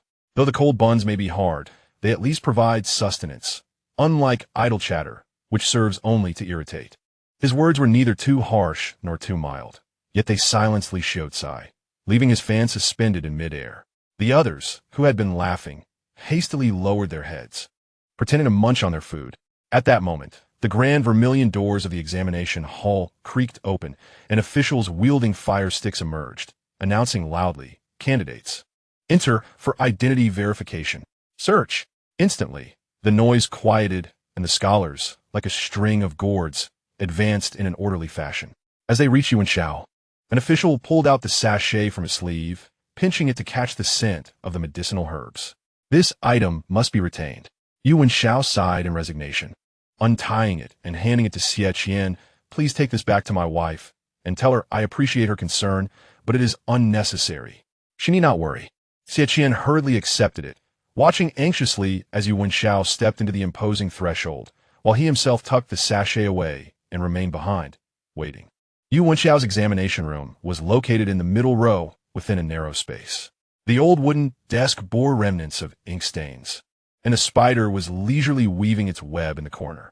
He set up his writing tools, the inkstone being one that Su Mingyue had specially sought out and finely polished days prior, claiming it would yield smooth ink and an invigorating script. Leaning against the wall, he closed his eyes, his mind racing like electricity through the intricate pathways of classical texts. He recalled his wife's admonition to avoid haste and to be cautious not to overlook any topics, a smile involuntarily curling at the corners of his lips. At a quarter past the hour of the rabbit, the drum sounded thrice, and the examination papers were distributed. Yu Wenxiao quickly skimmed through. The questions on the classics were well-versed phrases. The poetry prompt was Xiahi Fu, which posed no significant challenge. It was only when he reached the essay section that he raised an eyebrow.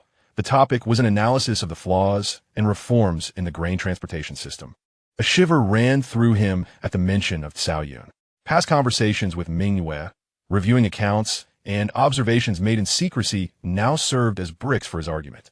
He steadied himself, ground the ink, dipped his brush, and began to write with precision.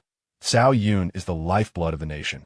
Observing the current state of grain transport, he noted the exorbitant costs, prolonged delays, and significant wastage, declaring, "This is not a transfusion. It is merely a festering wound." He then meticulously outlined 3 main issues. First, the mismanagement from multiple authorities leading to chaotic coordination, akin to a headless dragon squandering resources. Second, the corruption among clerks, with numerous checkpoints and unjust fees resulting in a mere fraction of grain reaching the capital. Third, the antiquated vessels that were difficult to navigate, with low capacity and inefficiency. He swiftly shifted his focus to propose reforms, to establish a central authority for grain transport, to unify commands, clarify responsibilities and penalties to prevent shifting blame, to improve vessel design for speed and capacity, and to set up transfer warehouses at key points to facilitate distribution and minimize empty voyages. He concluded emphatically that if implemented, this could save 1/3 of the annual expenses and halve the transport time. His thoughts flowed like a spring. His brush danced across the paper, and he barely noticed the ink splattering on his hands. When he glanced up, he saw the supervising official strolling by, casting an eye over his desk. Before noon, Yu Wenxiao had completed the entire exam. After checking for errors, he raised his hand to submit his paper. The attendant approached, astonished at the ink-covered pages. "Young master, it is not yet noon. Are you not going to reconsider?" "Not necessary. It was quite smooth," Yu Wenxiao replied calmly as he gathered his exam basket and strode out. Passing by Xie Qian's desk, he noticed him scratching his head in distress and offered a reassuring glance. Xie Qian, taken aback, nearly laughed, but a glance from the supervisor made him quickly bow his head. Outside the examination hall, Li Xiaocai was nibbling on his second piece of cold cake. Upon spotting Yu Wenxiao, he choked and, once he regained his breath, exclaimed, "Young master, how swift you are! Is it that your essay was masterfully composed in one go? Or did you hastily scribble it down?" Yu Wenxiao chose to ignore him and continued on his way. Nearby, students whispered, speculating whether such an early submission meant a blank paper, a typical behavior of a wealthy playboy who had no need for academic accolades. Yu Wenxiao merely smiled inwardly, thinking, on the day results are announced, the truth will be revealed. Within the examination hall, the chief examiner, Zhou Jijiang, had already picked up Yu Wenxiao's essay. After reviewing the classical questions, he nodded, recognizing a solid foundation, not one of superficiality. Upon reading the poetry, he noted the line about wishing to load fragrant cargo onto the grain ships to disperse it throughout the capital, nodding slightly in appreciation. However, when he reached the essay section, he was initially startled by the phrase, "festering wound," but as he continued reading, his expression grew increasingly serious and his fingers tightened around the paper. Eventually, he slammed the table, causing the teacup to rattle. "Excellent. Right on target, every word a gem. This comprehensive planning, vessel improvements, and establishment of transfer strategies. How had I not thought of these? If implemented, it would truly be a great fortune for the nation." Zhou Jijiang's hair trembled as he turned to the deputy examiner, urging him to quickly investigate the student's background and connections. Such a talent in economics and practical knowledge could not be dismissed as a mere playboy. The deputy examiner, skeptical yet intrigued, examined the paper closely, still finding it hard to believe. "Sir, is this truly the work of the young master of Yongning? Such profound insights. While the style can be mimicked, the insights cannot be feigned. This analysis of vessel design and storage logistics is beyond the grasp of those unversed in practical matters." Zhou Jijiang's eyes sparkled with intensity. Meanwhile, in the study of Wang Furing's residence, the atmosphere was starkly different. Submitting the paper in just an hour, Wang Furing's fingers turned white as he gripped the teacup, the hot liquid spilling onto his hand unnoticed, his gaze fixed ominously on Li Mo. What could he possibly write? It must be mere filler. Li Montauk bot. The informants in the examination hall report this. His demeanor suggests confidence. Confidence? Wang Furing scoffed, shattering the teacup, shards flying. What can mere child possibly know? Although Zhou Jijiang was somewhat old-fashioned, he was certainly not dull-witted. However, if coincidences piled up too high, suspicion was inevitable. He narrowed his eyes and, dipping his pen in tea, wrote the character for Tsao, instructing, spread some rumors, asserting that among the former officials of Yongning Marquis, there are those who once held positions in the grain transport office. This young master Yu Wenxiao's arguments aligned too closely with certain internal insights. Li Montauk paused, quickly grasping the insidious nature of this scheme to accuse of plagiarism. Understood, I will handle it at once, ensuring he has no defense. Wang Fering gazed towards the examination hall, his eyes glimmering with cold malice. Meanwhile, Yu Wenxiao was strolling back to the Marquis' residence, holding an adorable sugar painting of a rabbit, basking in the golden glow of the setting sun. In the distance, he spotted Su Mingyue in a pink skirt, eagerly waiting, followed closely by her maid, Fei Chui, who carried a white porcelain bowl. My husband. Su Mingyue's eyes lit up as she hurried over, taking the exam basket from him and naturally grasping his hand. You are finally back. Was the examination stifling? I prepared chilled mung bean soup, perfect for the heat. Yu Wenxiao handed her the sugar rabbit with a smile. Everything went smoothly. Look, the rabbit hasn't melted. It's just right for you. Holding the sugar painting, Su Mingyue's smile blossomed like a flower as she pulled him towards the house. Come inside for some soup. The kitchen has steamed your favorite osmanthus cake, kept warm just for you.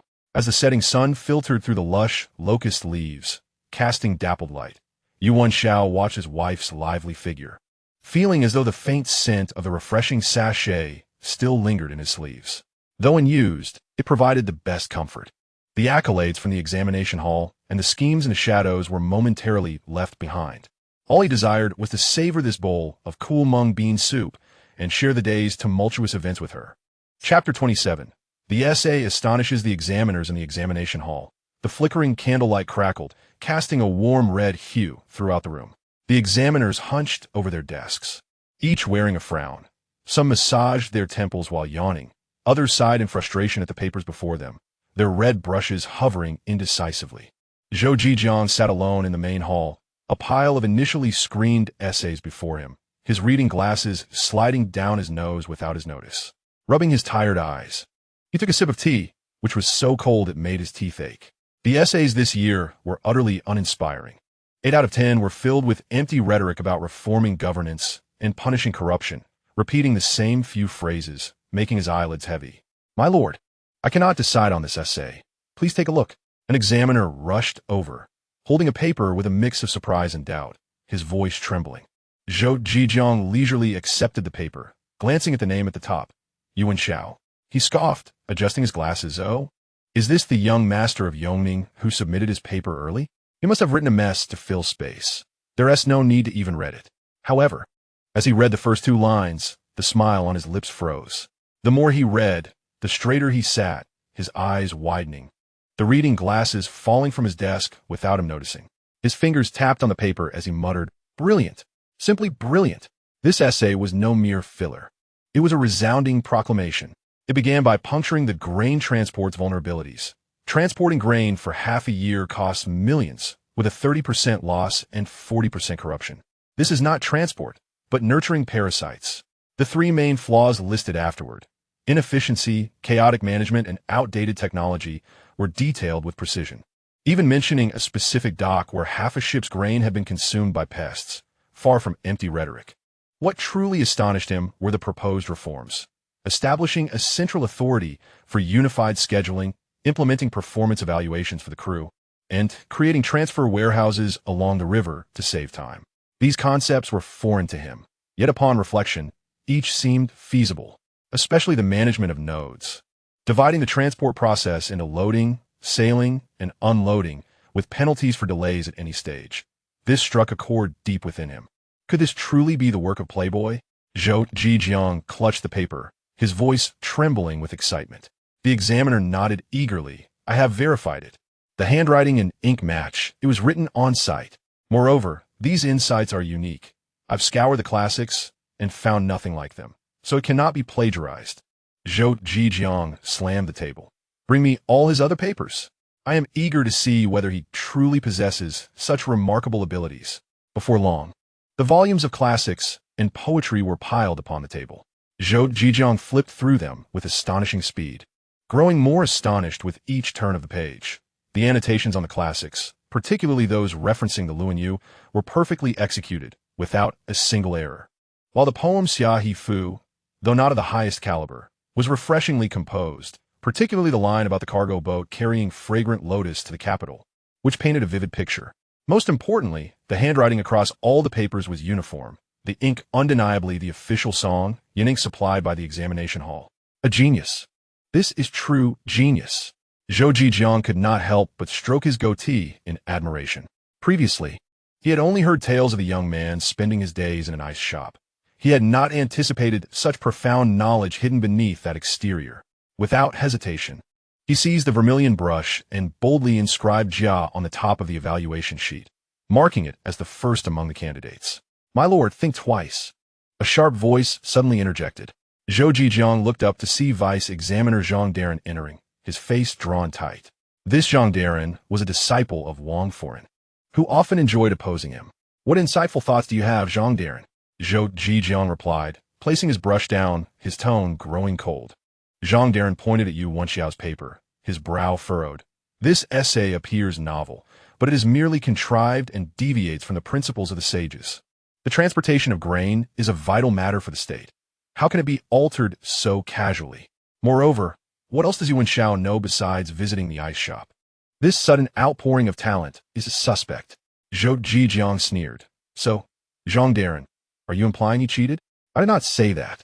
Zhang Daren bowed slightly. Though his words were laced with barbs, "I merely consider the reputation of my lord. If he were to be selected and later issues arise, where will my lord's face be placed?" Zhou Jijiang could not fail to perceive the underlying threat. He slammed his hand upon the table. "I have graded papers for 50 years. Can I not discern genuine talent from deceit? The names of docks, the quantities of grain mentioned, are all accurate. Could one fabricate such details in a cheat? If you do not believe me, summon him now for an on-the-spot examination." Zhang Daren was left flustered but undeterred. Even if it is true, his reputation is too tarnished. If he is named top candidate, how will the scholars of the realm accept it? Selecting scholars is based on merit, not reputation. Zhou Jijiang asserted firmly. If we bury true talent due to his past misdeeds, that would be a disservice to the court. The argument escalated, faces reddening as other examiners gathered around, quickly dividing into two factions, one supporting Zhou Jijiang's meritocratic stance, the other siding with Zhang Daren's cautious approach, creating a cacophony reminiscent of a bustling marketplace. In the midst of this standoff, a sharp voice from outside announced, "His Majesty commands Zhou Jijiang to present the outstanding examination papers for royal review." Zhou Jijiang's eyes brightened. This is timely. He promptly selected the most exceptional papers, with Yu Wenxiao's essay at the forefront, and handed them to the attendant, urging, "Quickly present them to His Majesty."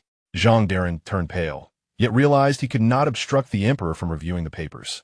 The other examiners fell silent, each straining their necks in anticipation, forgetting even to sip their tea. An hour later, the attendant returned, breathless, proclaiming, "His Majesty has decreed. The work of Yu Wenxiao addresses pressing issues effectively and is indeed practical. It shall be forwarded to the Ministry of Works for further deliberation. The rankings of the examinations will be determined impartially by Lord Zhou." The room fell silent, the flicker of candlelight the only sound. Not only had His Majesty praised him, but he also urged the ministry to revise the grain transportation system accordingly. Such treatment surpassed that of even the top scholar. Zhang Daren's legs weakened, nearly collapsing to the floor, deterred from speaking further.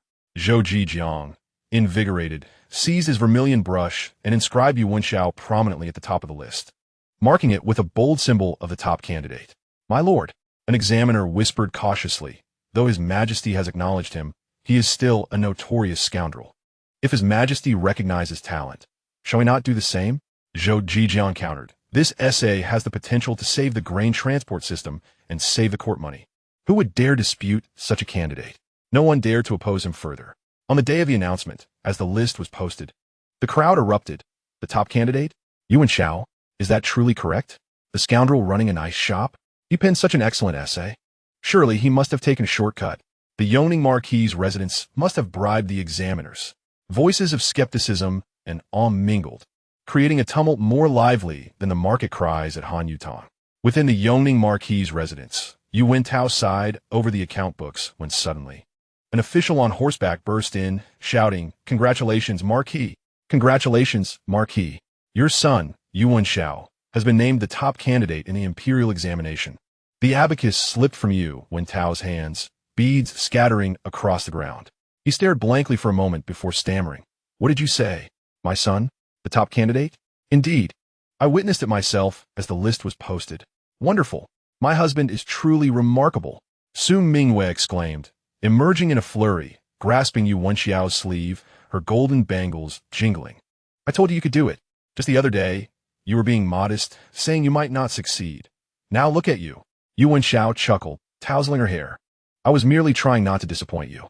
Observing his son's composed demeanor, Yu Wenxiao sighed deeply, stepping forward to pat his shoulder. I underestimated you. I once thought you were merely mischievous. Little did I know, you possess such depth. It is a joy to behold. Finally, our Yongning Marquis residence has hope. The two shared a smile. The distance that once existed between them now vanished. However, within the study of the Wang residence, the atmosphere was starkly different. Useless. A bunch of useless fools.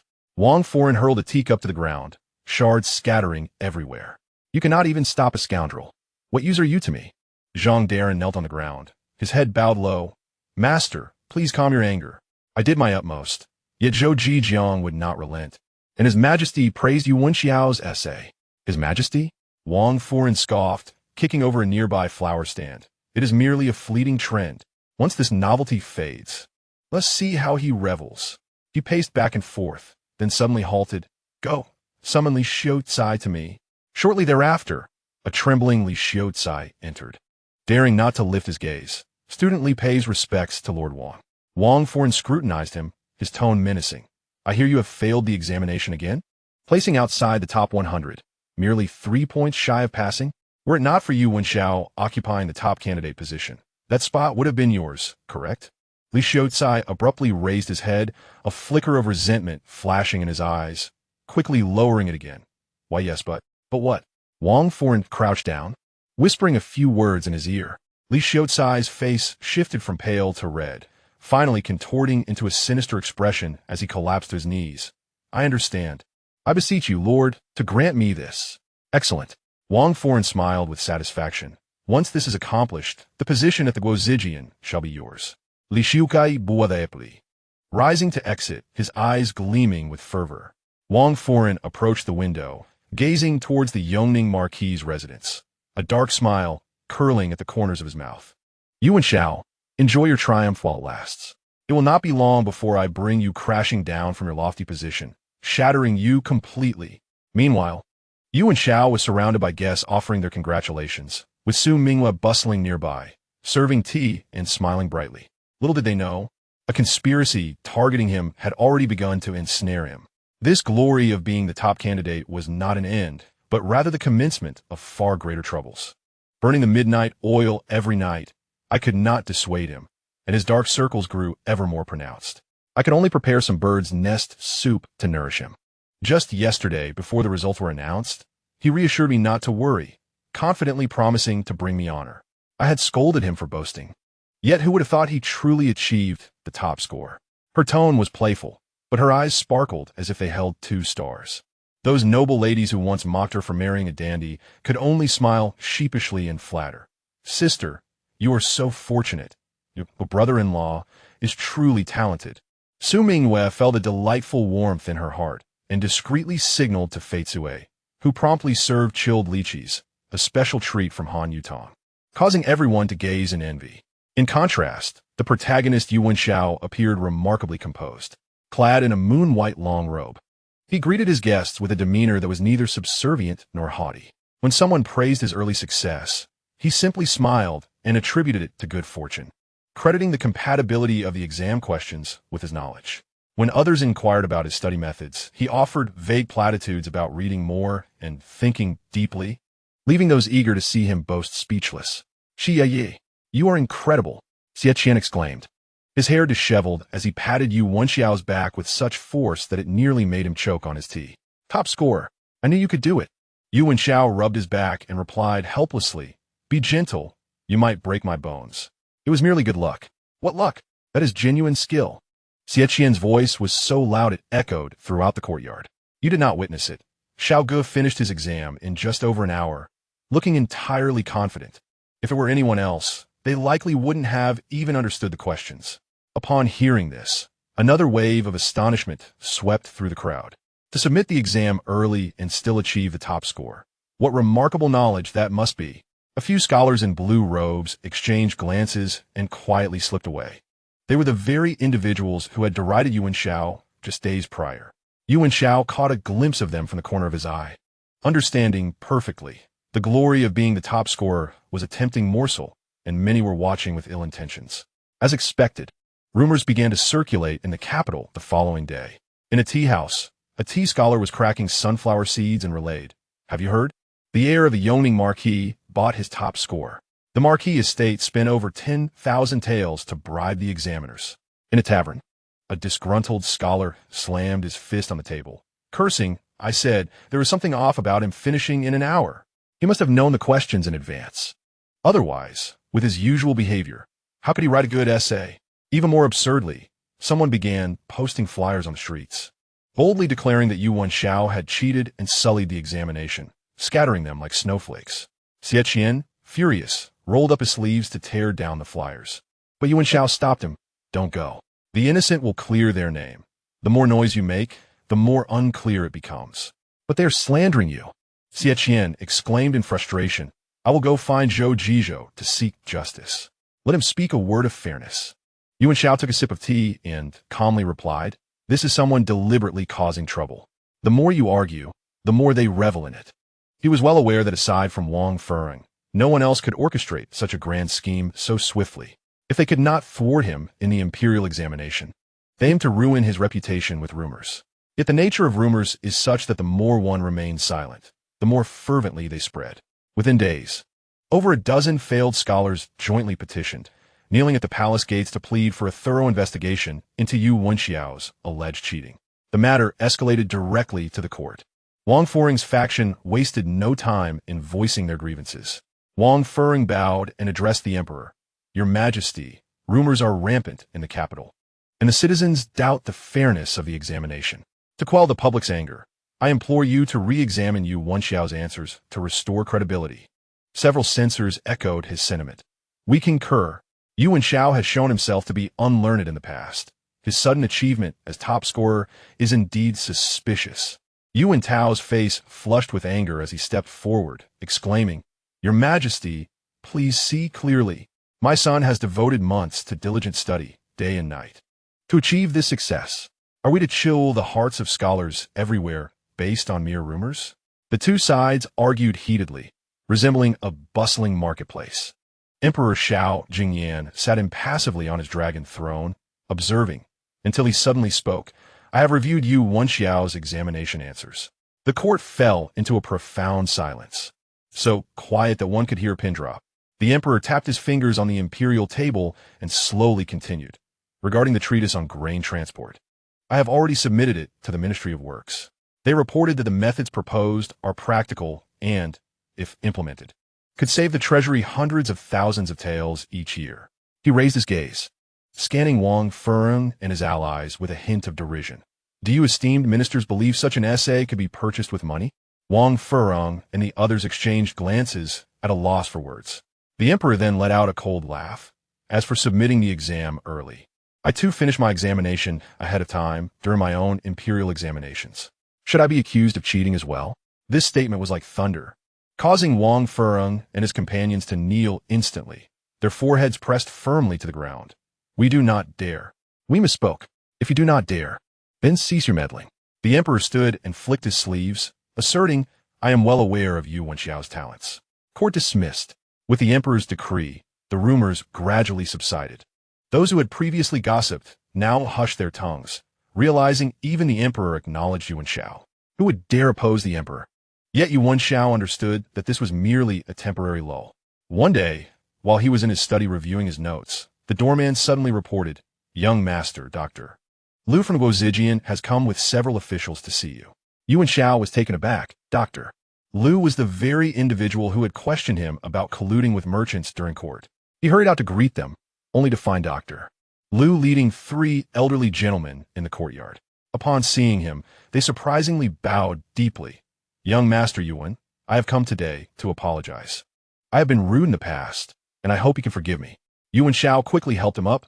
"Doctor, you flatter me. How could I accept your bow?" Dr. Lu sighed, holding a scroll of paper, his eyes full of admiration. Young master, I have read your treatise on grain transport 3 times, and each reading leaves me increasingly astonished. The methods of coordination and ship design are unprecedented, yet entirely logical. How can this be the work of a dandy? This is genius. The other scholars nodded in agreement, exclaiming, "Indeed, your talent is worthy of being called a national scholar.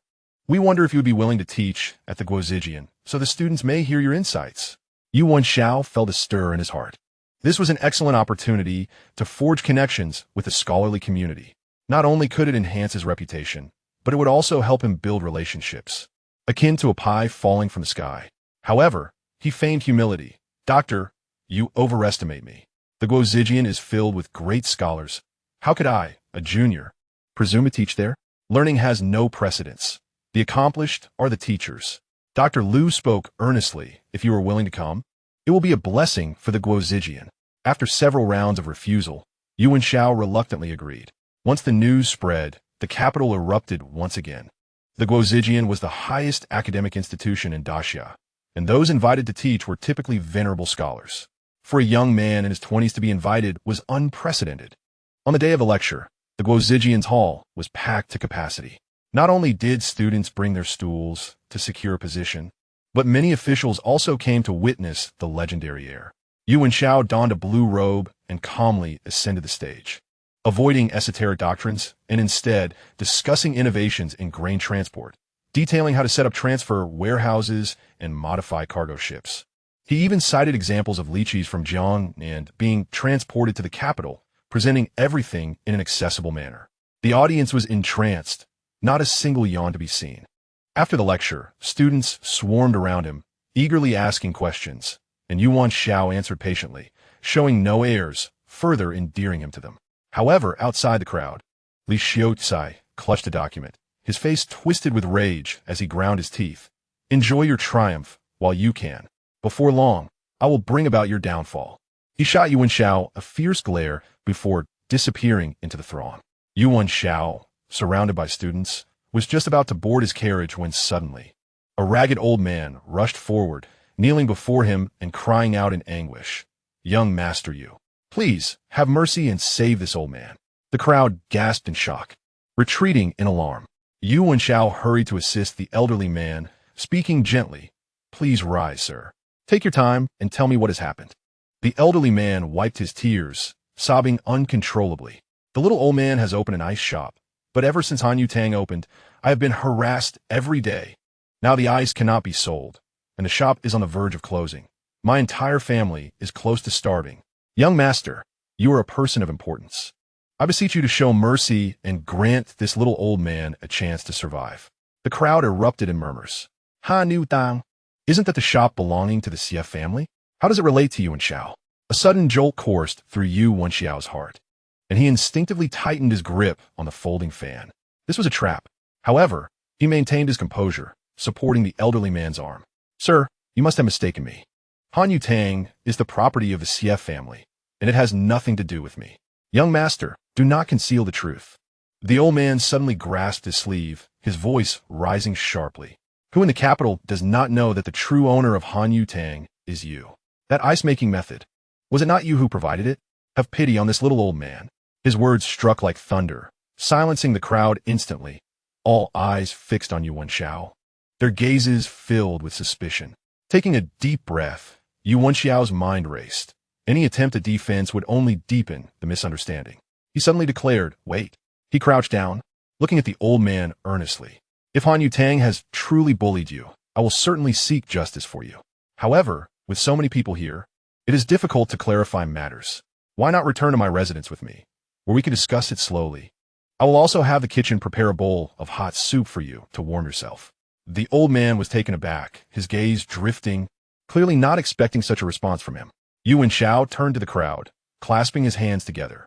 "All of you, esteemed villagers, have witnessed this peculiar situation. I, Yu Wenxiao, assure you that I will investigate thoroughly and provide everyone with a satisfactory explanation." His forthrightness sparked doubt among many. If there were truly something suspicious, who would dare to openly announce an investigation? Just then, several officers rushed over, shouting, "What is going on here? How dare you disturb young Master Yuan?" They reached to seize the old man. "Do not lay a hand on him," Yu Wenxiao interjected, blocking their way. "I will take this elderly gentleman back to my residence for proper care. You should investigate where his ice shop is located and whether he has indeed been oppressed by Han Yutang." "Understood." The officers quickly complied. Yu Wenxiao assisted the old man into the carriage, which slowly departed amidst the complex gazes of the crowd. Inside the carriage, the old man huddled in the corner, trembling. Yu Wenxiao gazed at him, his expression profound, and spoke slowly. "Old man, now that we are alone, you may tell me who sent you." Chapter 29. A subtle stir in the emperor's heart within the Yangxin Hall. The flickering candlelight cast shifting shadows across Emperor Xiao Jingyan's face. He stared intently at the confidential report on his desk, his fingertips unconsciously tapping against the Zetan surface, producing a dull, resonant sound that echoed clearly in the silent hall. "Shadow guards," he called. "Present." The figure of the Shadow Guard leader appeared like a specter, kneeling on the ground. "What is your assessment of the incident at the entrance of the Guozijian?" The emperor's tone was flat, devoid of discernible emotion. "Your Majesty," the Shadow Guard leader replied. Lowering his head further, the officers arrived too swiftly, as if they had been lying in wait. That old man did not seem like a typical aggrieved party. Rather, he appeared to have rehearsed his lines. Each detail bore signs of being orchestrated. Xiao Jingyan did not respond immediately. He rose and paced to the window, the hem of his dragon robe brushing against the polished golden bricks. He recalled Yu Wenxiao's treatise on the transportation of grain, each point addressing pressing issues. Something not easily conceived by an ordinary scholar.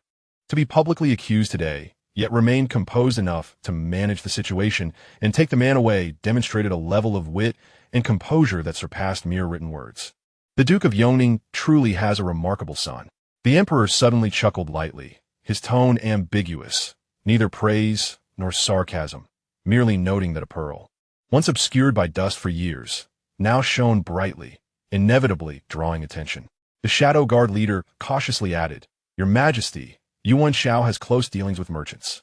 The business of Han Yutang could provoke controversy, not the path of a virtuous minister." "Controversy?" Xiao Jingyan raised an eyebrow, his gaze still fixed on the dark night outside. "What I seek are capable individuals, not mere scholars who engage in idle discourse. If a street vendor selling sugar can benefit the nation and its people, I will employ them. By lowering the price of ice, he provides the populace with a touch of coolness in summer. This merit is not to be underestimated." The Shadow Guard fell silent, refraining from further comment. After a moment of silence in the hall, Xiao Jingyan finally said, "Investigate the background of that old man, as well as the officers from today. Whose orders do they follow? Remember, do not alert others." "Yes," the Shadow Guard acknowledged, retreating silently into the darkness. The hall returned to its previous quietude.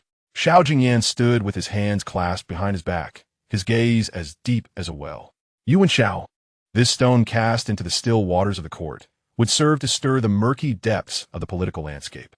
Meanwhile, in the study of the Duke of Yongning, the lights burned brightly, yet the atmosphere was heavy. Yu Wenxiao sat in the grand chair, calmly observing the trembling old man kneeling on the floor. "Now that there are no outsiders present, shall we recount today's events once more?" He lightly tapped the armrest with his fingers, his voice gentle, yet carrying an undeniable weight. 10 taels of silver for your performance today, and afterward, 20 taels for the safety of your family. Is that sufficient?" The old man shuddered, tears streaming down his face. "Young master, please see clearly. I had no choice. My grandson is ill, and I need the money for his treatment. It was that scholarly who coerced me." "Lee the scholar?" The image of a man with a mocking expression flashed in Yu Wenxiao's mind. How would he explain? "He said that if I went to the entrance of the Guozijian and entangled you, the officials would come and handle it. As for the rest, I truly know nothing." The old man kowtowed fervently. Yu Wenxiao's mind cleared instantly. Lee the scholar was a disciple of Wang Furong, and this scheme was twofold.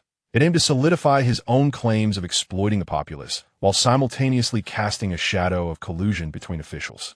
Had he not acted swiftly, he would have found himself entangled in a web of deceit, unable to defend himself. He instructed his servant, a Gue, to take the old man below to be settled and provide him with funds for medical treatment, effectively placing him under soft confinement. The study fell silent as he leaned back in his chair, his brow furrowed deeply. Although Wang Furong's scheme had not succeeded, rumors had already begun to circulate. More importantly, how would the emperor perceive this situation? My husband? Su Mingyue entered gently, holding a bowl of chilled apricot pudding, her face clouded with concern. I have heard everything. Are you all right? Yu Wenxiao took the bowl, shaking his head. It was merely a false alarm, just a circus act. Su Mingyue sat beside him, her worry not dissipating. But rumors can be frightening. Now that you are at the forefront of the case, countless eyes are watching. The matter concerning Han Yutang will ultimately become a topic of discussion. Upon hearing her words, Yu Wenxiao felt a stir within. Recently, he had been riding high on success, earning accolades for his lectures at the Guozijian, and had become somewhat complacent.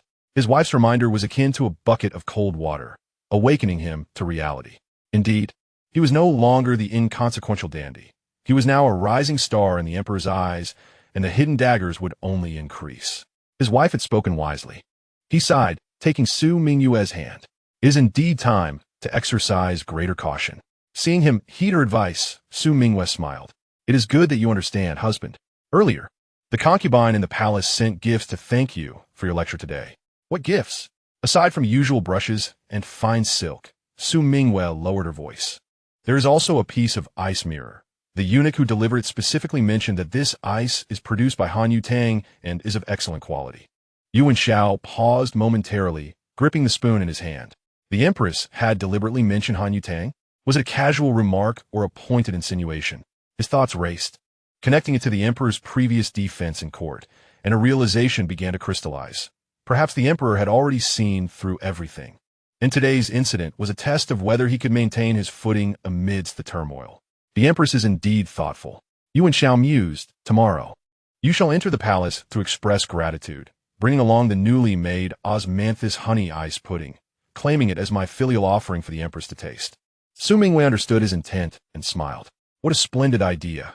The empress will surely be delighted. The next day, Su Mingyue followed his instructions and entered the palace. The empress tasted the ice pudding and truly enjoyed it, engaging her in conversation. Young Master Yu is truly considerate, the empress remarked with a smile. His scholarship is commendable, and his thoughts are clever.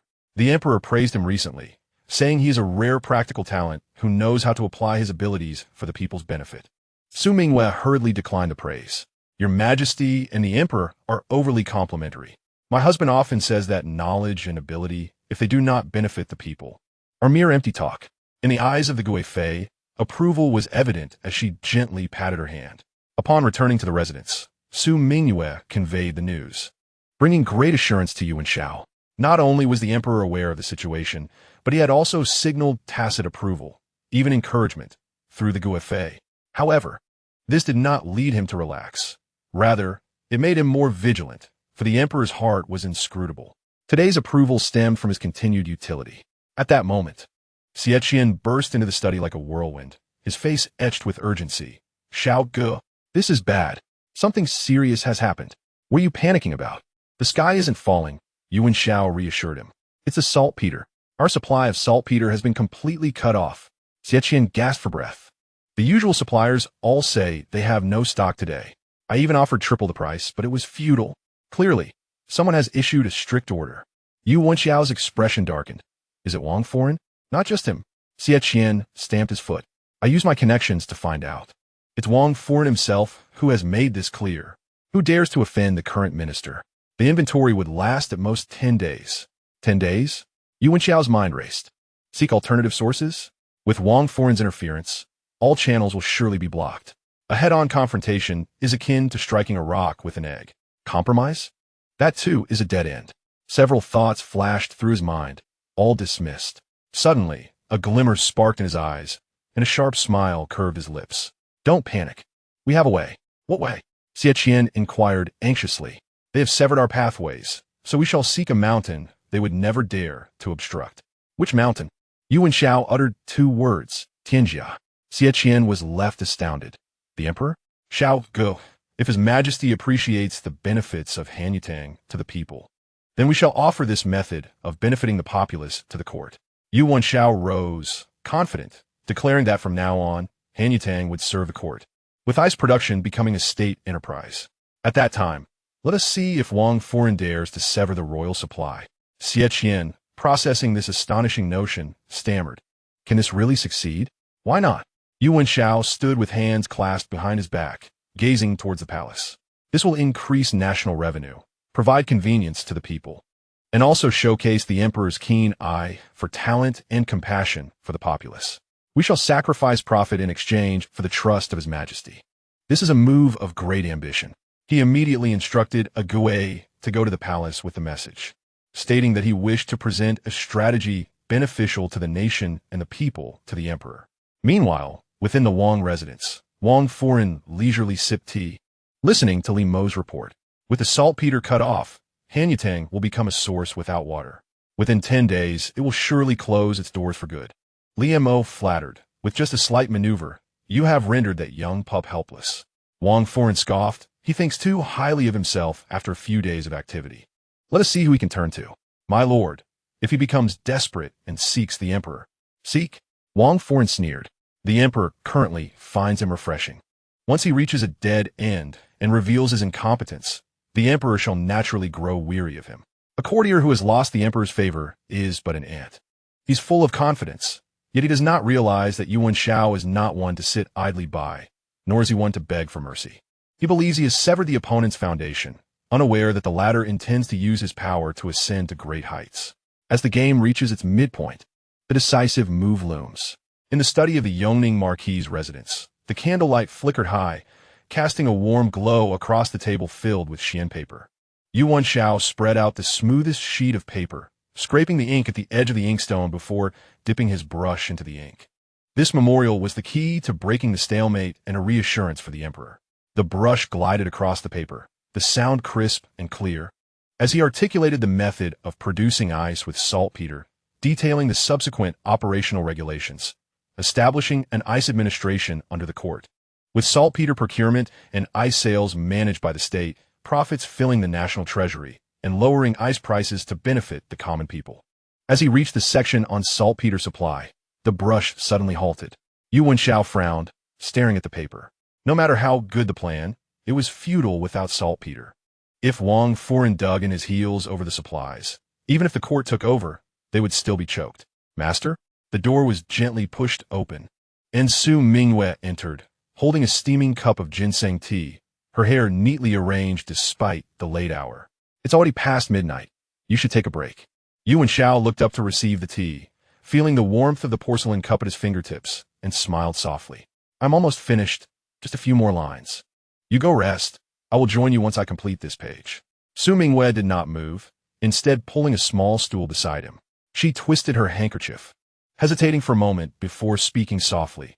Husband, I attended Madame Zhang's banquet today and overheard several ladies gossiping that Wang Foreign has said he will never allow you to succeed in the examination. Yu Wenxiao's brush paused, an ink blot splattering onto the paper. He dismissed it with a cold laugh. I thought it was someone significant. It turns out to be this old fox. But he wields such power in the court. If he truly resorts to underhanded tactics during the provincial examination. Su Mingyue's voice quivered as she continued, like bribing the examiners to alter scores or outright accusing you of cheating. Do not worry, Yu Wenxiao set down the brush and gently squeezed her wrist. The provincial examination assesses the quality of one's essays, not the rank of one's officials.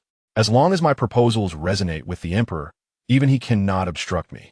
Though he spoke with confidence, he was acutely aware that Wang Foreign was likely to employ various tricks, bribing examiners to suppress his scores, planting cheat sheets in the examination room, or even preventing him from entering the examination hall altogether. This matter required early planning. By the way, my lady, he suddenly brightened. Tomorrow when you enter the palace to express gratitude, could you ask the Gue Fei for a favor? What favor? Su Mingyue leaned closer, her eyes wide with curiosity. Yu Wenxiao lowered his voice. Mention to her that I wish to present the method of ice production to the court to alleviate the emperor's burdens. If the emperor inquires about this matter personally, Wang Foreign will not dare to act overtly. This is a splendid idea. Su Mingyue clapped her hands, the gold bracelet chiming. The Gue Fei dotes on me. She would certainly be willing to help with this. The couple exchanged a few more details before Su Mingyue donned her cloak and retired for the night. The study was left with only Yu Wenxiao, the flickering candlelight casting shadows across his face. Wang Foreign's urgency was somewhat unusual, unless he suddenly recalled the idle chatter 8 Gue shared a few days prior. The border was unstable, and the emperor wished to send an experienced general to the front lines, with his father, Yu Wenxiao, being the first choice. If his father were to leave, there would be no one to protect him in the capital, and Wang Foren would act without restraint. A perfect plan to kill two birds with one stone. Yu Wenxiao tightened his grip on the brush, his knuckles turning white. This murky water ran deeper than he had imagined. The next morning, just as Yu Wenxiao finished his cleansing routine, he saw his father entering, clad in court attire, his expression as dark as the bottom of a pot. "Father, are you heading to court today?" He quickly approached. Yu Wenxiao nodded, weariness evident in his voice.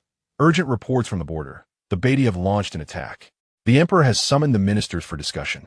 As expected, a chill ran through Yu Wenxiao's heart, but he maintained his composure. "Father, please take care of yourself."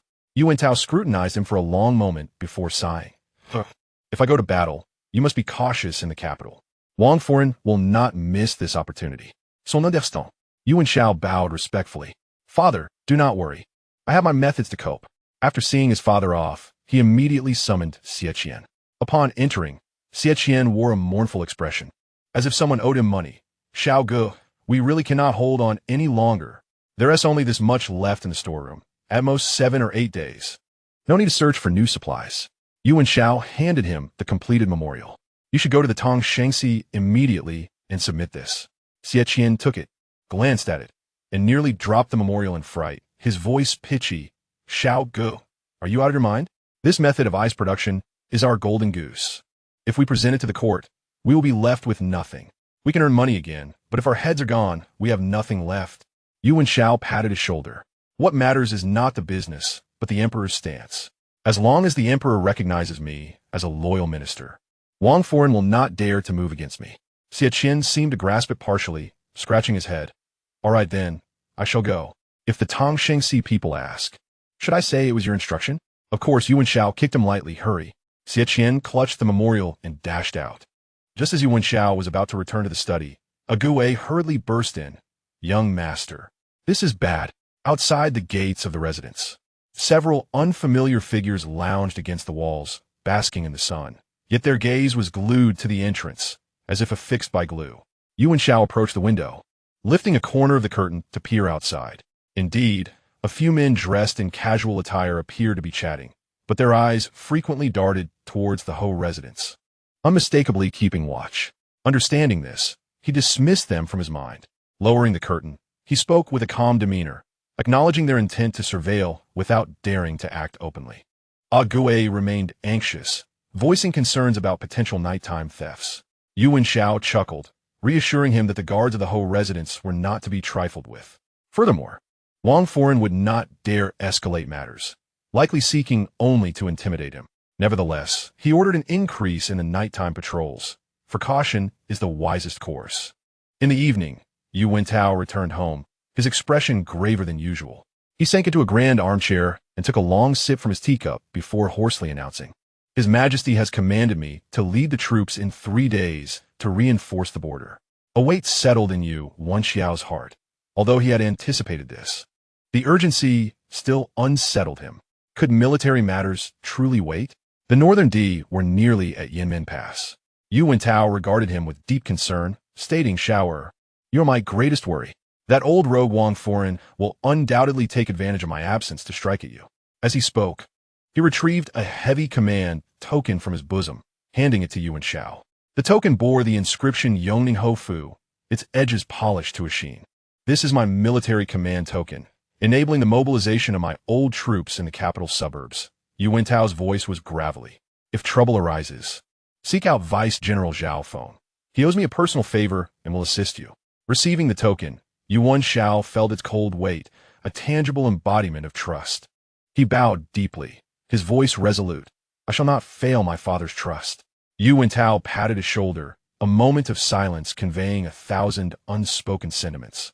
3 days later, Yu Wenxiao set out for war. The emperor himself saw him off at the city gate, with officials trailing behind, flags fluttering and drums resounding. Yu Wenxiao stood amidst the crowd, his gaze sweeping over the officials. Wang Foren stood at the front, clad in pristine official robes, a smile on his face that belied the frost in his eyes. Their gazes met, unspoken words igniting a spark between them.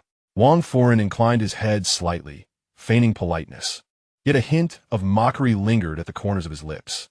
Yu Wenxiao returned the gesture, maintaining an air of dignified detachment. Only when the army's silhouette faded into the dust did Yu Wenxiao turn back towards the residence. Su Mingyue had been waiting at the door, and upon seeing him return, she quickly offered him a cloak. It will be chilly tonight. Wear this, lest you catch a chill. Your father will surely triumph, so do not fret unnecessarily. Just as Yu Wenxiao opened his mouth to respond, a servant rushed in, exclaiming, "Young master, Mr. Liemo from the Wang residence has arrived, saying he has urgent matters to discuss with you." Yu Wenxiao and Su Mingyue exchanged wary glances, sensing that this unexpected visit could not bode well. Have him wait in the flower hall. Once Yu Wenxiao had donned his attire and entered the flower hall, he found Liemo leisurely savoring tea. Upon noticing Yu Wenxiao's arrival, he promptly rose with a smile, exclaiming, "Young Master Yuan, it seems you have been riding high on the winds of fortune lately. Your name, as the top candidate, has spread throughout the capital. Sir Li, you are overly kind. Pray tell, what brings you here today?" Yu Wenxiao replied, clasping his hands, unwilling to engage in pleasantries. Liemo produced a gilded invitation from his sleeve, presenting it to Yu Wenxiao. "On behalf of my master, I am here to deliver an invitation. In 3 days, my master will host a banquet, gathering the talents of the capital to discuss scholarly matters. As this year's top candidate, your presence is indispensable." Yu Wenxiao accepted the invitation, his fingertips grazing the phrase "discuss scholarly matters," inwardly deriding the event for what it truly was, a trap. Yet, outwardly, he maintained a courteous smile. "Thank you for your master's graciousness. I shall certainly attend." Liemo's eyes narrowed with delight. "Young master is most agreeable. I shall not impose further. We shall meet in 3 days." Once Liemo departed, Su Mingyue rushed in, seizing Yu Wenxiao's arm. "Husband, are you out of your mind? This is clearly a trap. Who knows how they might ensnare you? To abstain would be sheer folly." Yu Wenxiao replied, unfolding the invitation. "It clearly states there will be matters of importance discussed, pertaining to my future. Look, they are practically signaling me.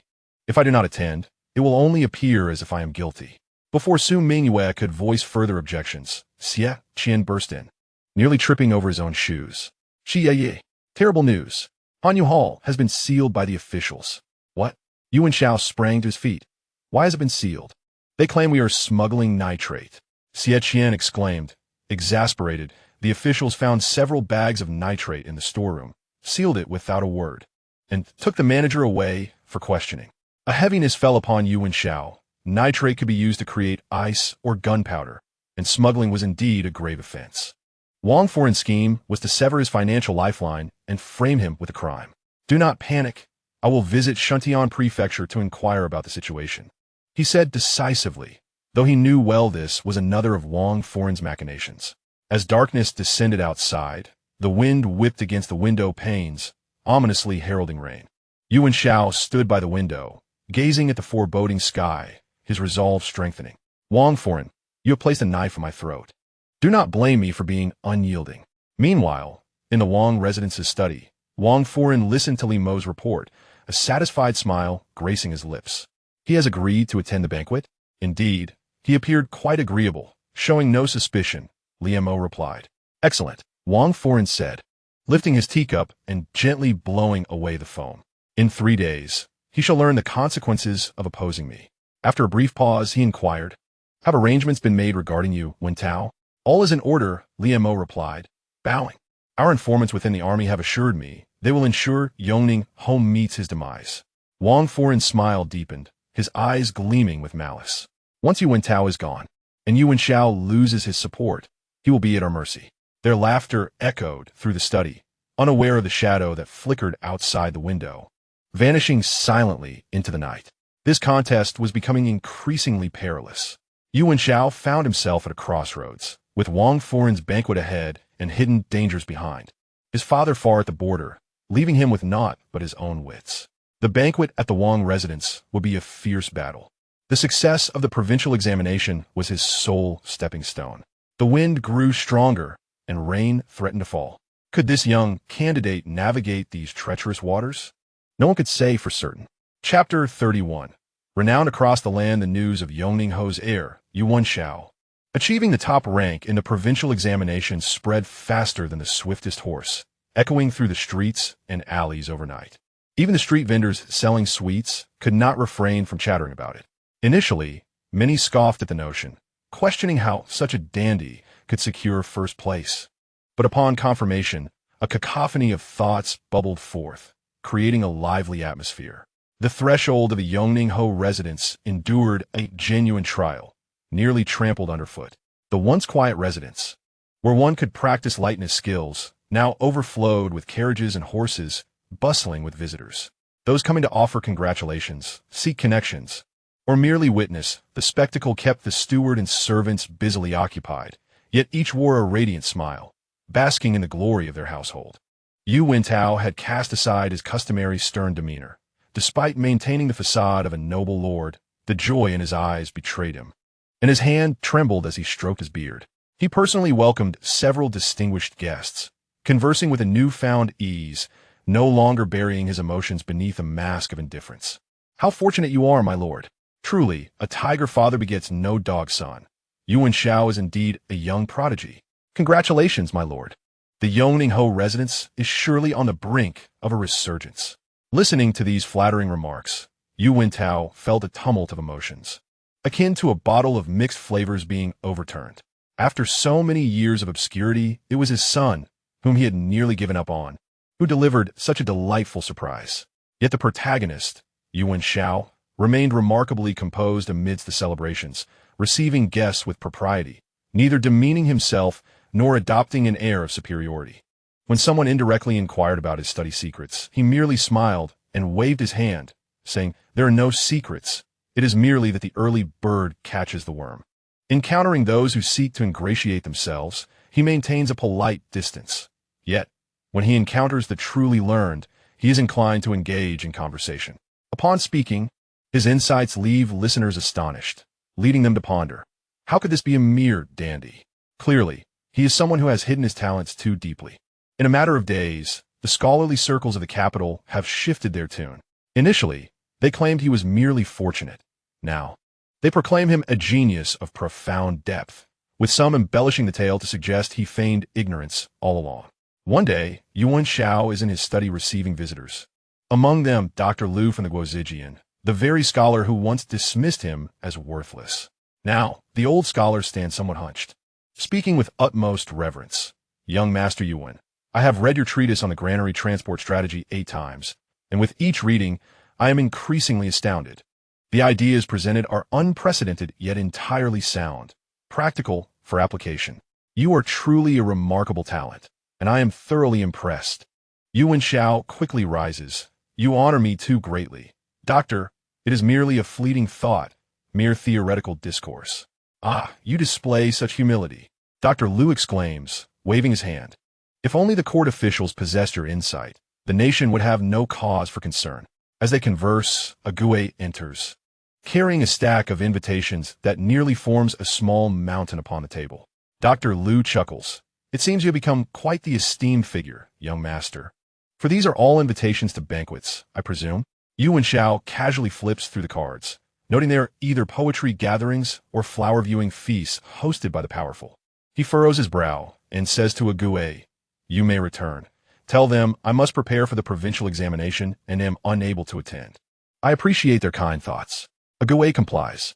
However, Dr. Liu nods and shakes his head. "Your refusal of vain titles to focus on your studies is commendable. Yet, I advise you to attend some of these gatherings."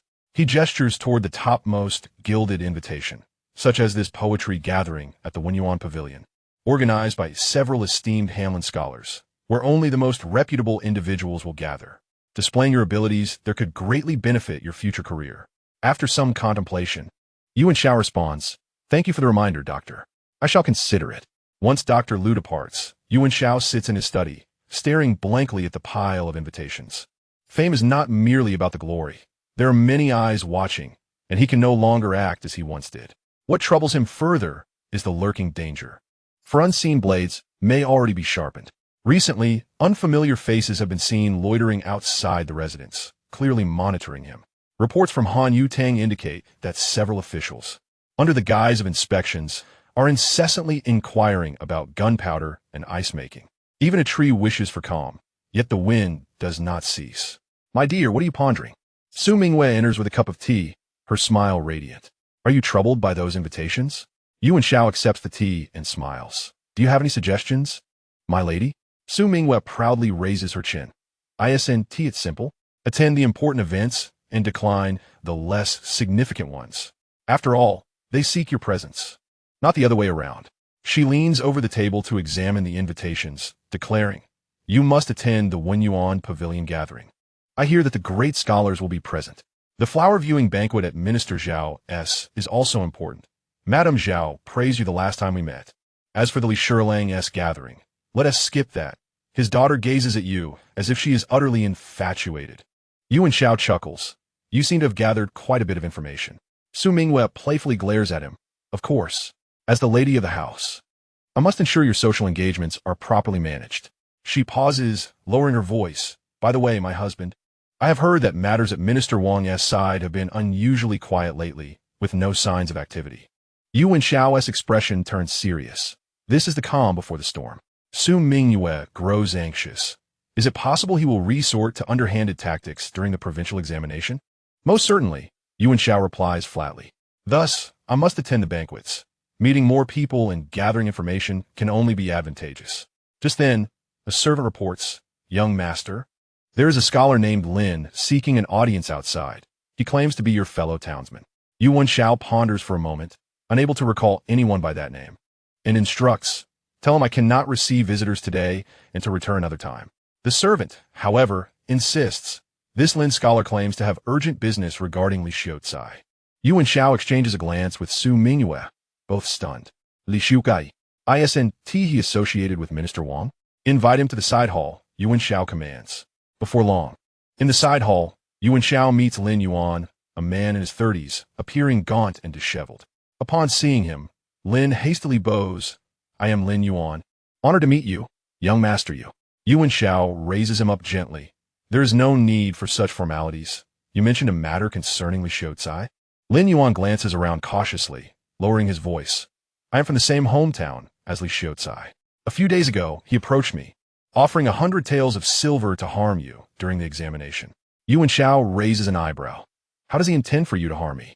He instructed me to sit beside you, then to drop a cheating note at your feet and call for someone to accuse you of cheating. Lin Yuan nearly bows his head to his chest. A cold glint flashes in Yu Wenxiao's eyes, though his face remains impassive. Why do you choose to inform me? Lin Yuan's face is wrought with distress. Though I am poor, I understand principles of loyalty and righteousness. Moreover, your reputation is now so esteemed. How could I dare oppose you? I merely hope you will remember my kindness today when you achieve success. Yu Wenxiao studies him for a moment, then suddenly asks, Li Xiaocai offered you 100 taels? Lin Yuan blinks in surprise and nods. Yes, 100 taels. Yu Wenxiao calls for a gue. Bring me 200 taels of silver. Once the silver is placed on the table, Yu Wenxiao pushes 100 taels toward Lin Yuan. This 100 taels is your rightful reward. The other 100 is my gift to you. This matter must not be spoken of to anyone. Lin Yuan is both astonished and elated, bowing deeply. Thank you, young master. I will keep my mouth shut. Once Lin Yuan departs, Su Mingyue emerges from behind the screen, fuming. That Li Xiaocai is despicable. He must be acting under Minister Wang's orders. Yu Wenxiao replies calmly. I anticipated this. It is merely an appetizer. The means employed during the provincial examination will be even more varied. What should we do then? It is easy to dodge an open attack, but a hidden arrow is much harder to guard against. Su Mingyue wrings her hands anxiously. Suddenly, Yu Wenxiao's eyes brighten. My lady, what if my father were to submit a memorial, requesting the emperor to strengthen supervision during the provincial examination to prevent any cheating? Would the emperor approve? Su Mingyue claps her hands. Of course, father is currently favored by the emperor, so he is sure to approve. This way, Minister Wang and his associates will not dare to act brazenly. Yu Wenxiao immediately stands. I shall go speak with my father at once. Upon hearing his son's words, Yu Wenxiao's expression darkens. That old Wang Furong is indeed up to no good. After a moment of contemplation, he slams his hand on the table. Your idea is excellent. I shall submit the memorial tomorrow. He gazes at Yu Wenxiao, his eyes filled with pride. Xiao, you're becoming increasingly thoughtful. I am at ease. Yu Wenxiao bows. It is all thanks to your guidance, father. As he exits the study, Yu Wenxiao feels a sense of relief. With this memorial in place, it will be more difficult for Minister Wang to act. Yet, unbeknownst to him, at this very moment in the Wang residence's study, Wang Fureng is listening to Li Mo's report, a sinister smile on his face. Good. Yu Wenxiao has indeed fallen into the trap. Is Lin Yuan reliable? Li Mo bows respectfully. Rest assured, my lord. Lin Yuan is one of our own. Following your instructions to inform, Yu Wenxiao not only trusts him, but has even rewarded him with 200 taels of silver. Wang Fureng sneers. Yu Wenxiao, in his current pride, surely believes everyone wishes to curry favor with him. How could he suspect Lin Yuan is in my employ? During the provincial examination, let Lin Yuan proceed as planned. He pauses. However, if Yu Wenxiao truly submits the memorial, that could pose a bit of trouble. Li Mo quickly reassures him. My lord, you need not worry. We have already arranged for the personnel at the examination site. No matter how strict the supervision, there will be loopholes.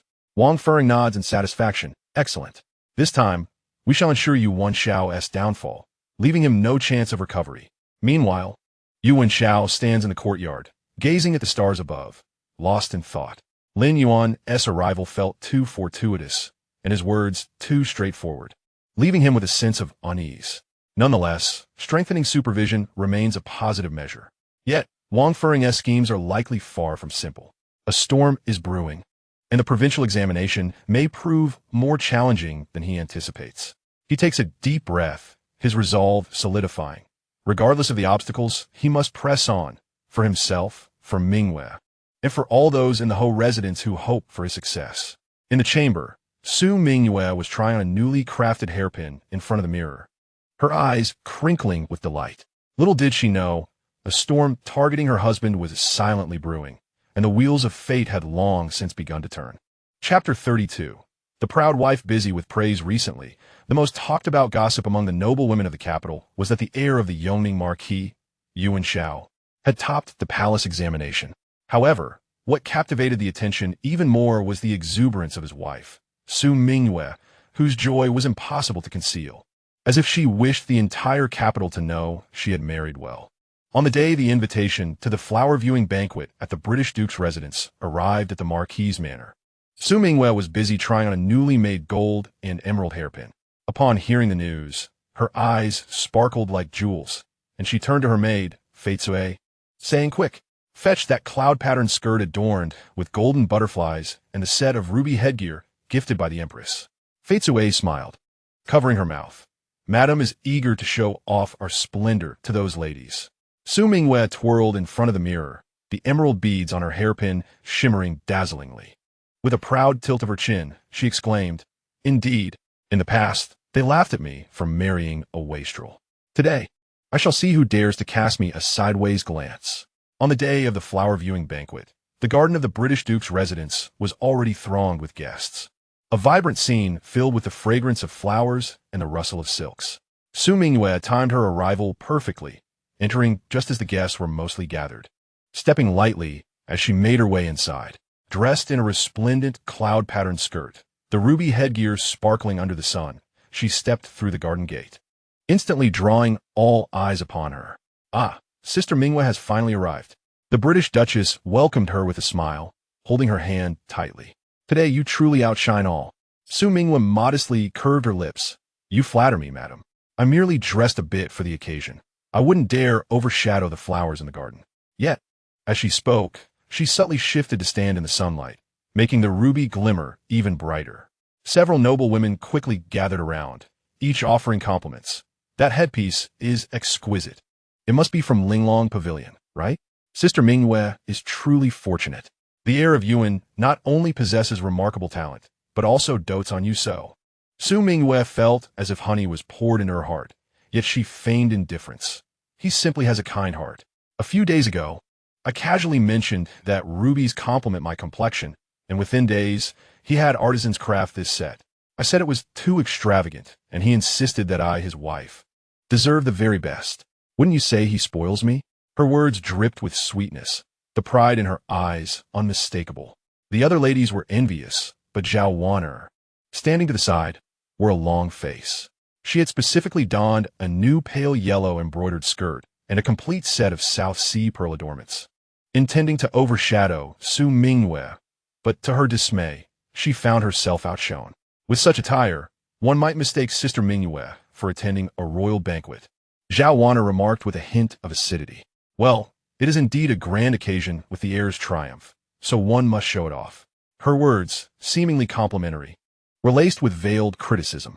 Yet, Su Mingyue remained unperturbed, responding with a smile. Sister Zhao is correct. However, my husband remarked that topping the examination is merely an appetizer. For the subsequent provincial and palace examinations, he aims to secure first place. At that time, he shall present me with the title of a noble consort. As she spoke, she deliberately raised her hand to adjust her hairpin. By then, I fear this adornment may not be grand enough. We shall need to craft an even more splendid set to match my status. Her bold proclamation left the noble women momentarily speechless. For only Su Mingyue would dare to utter such audacious words. Zhao Wanner, pale with indignation, forced a smile. It is commendable that your husband possesses ambition, but the imperial examinations are not so easily passed. Sister, do temper your encouragement. Do not place undue pressure on him.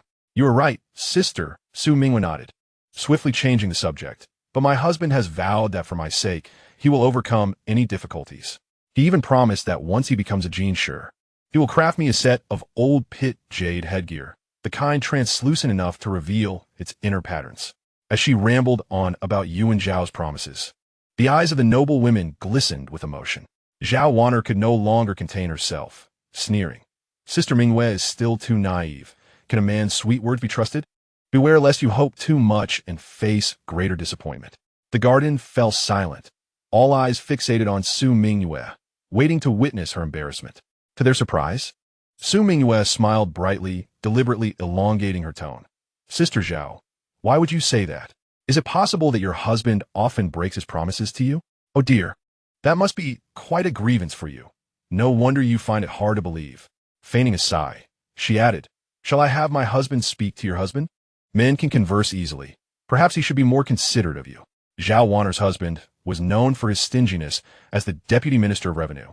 And Su Mingyue's words struck a nerve, leaving Zhao Wanner trembling with anger, unable to utter a single word. The British Duchess quickly intervened. All right, we are all sisters here. Let's not speak of such disheartening matters. Come, let us sample this Westlake Longjing tea, freshly bestowed from the palace.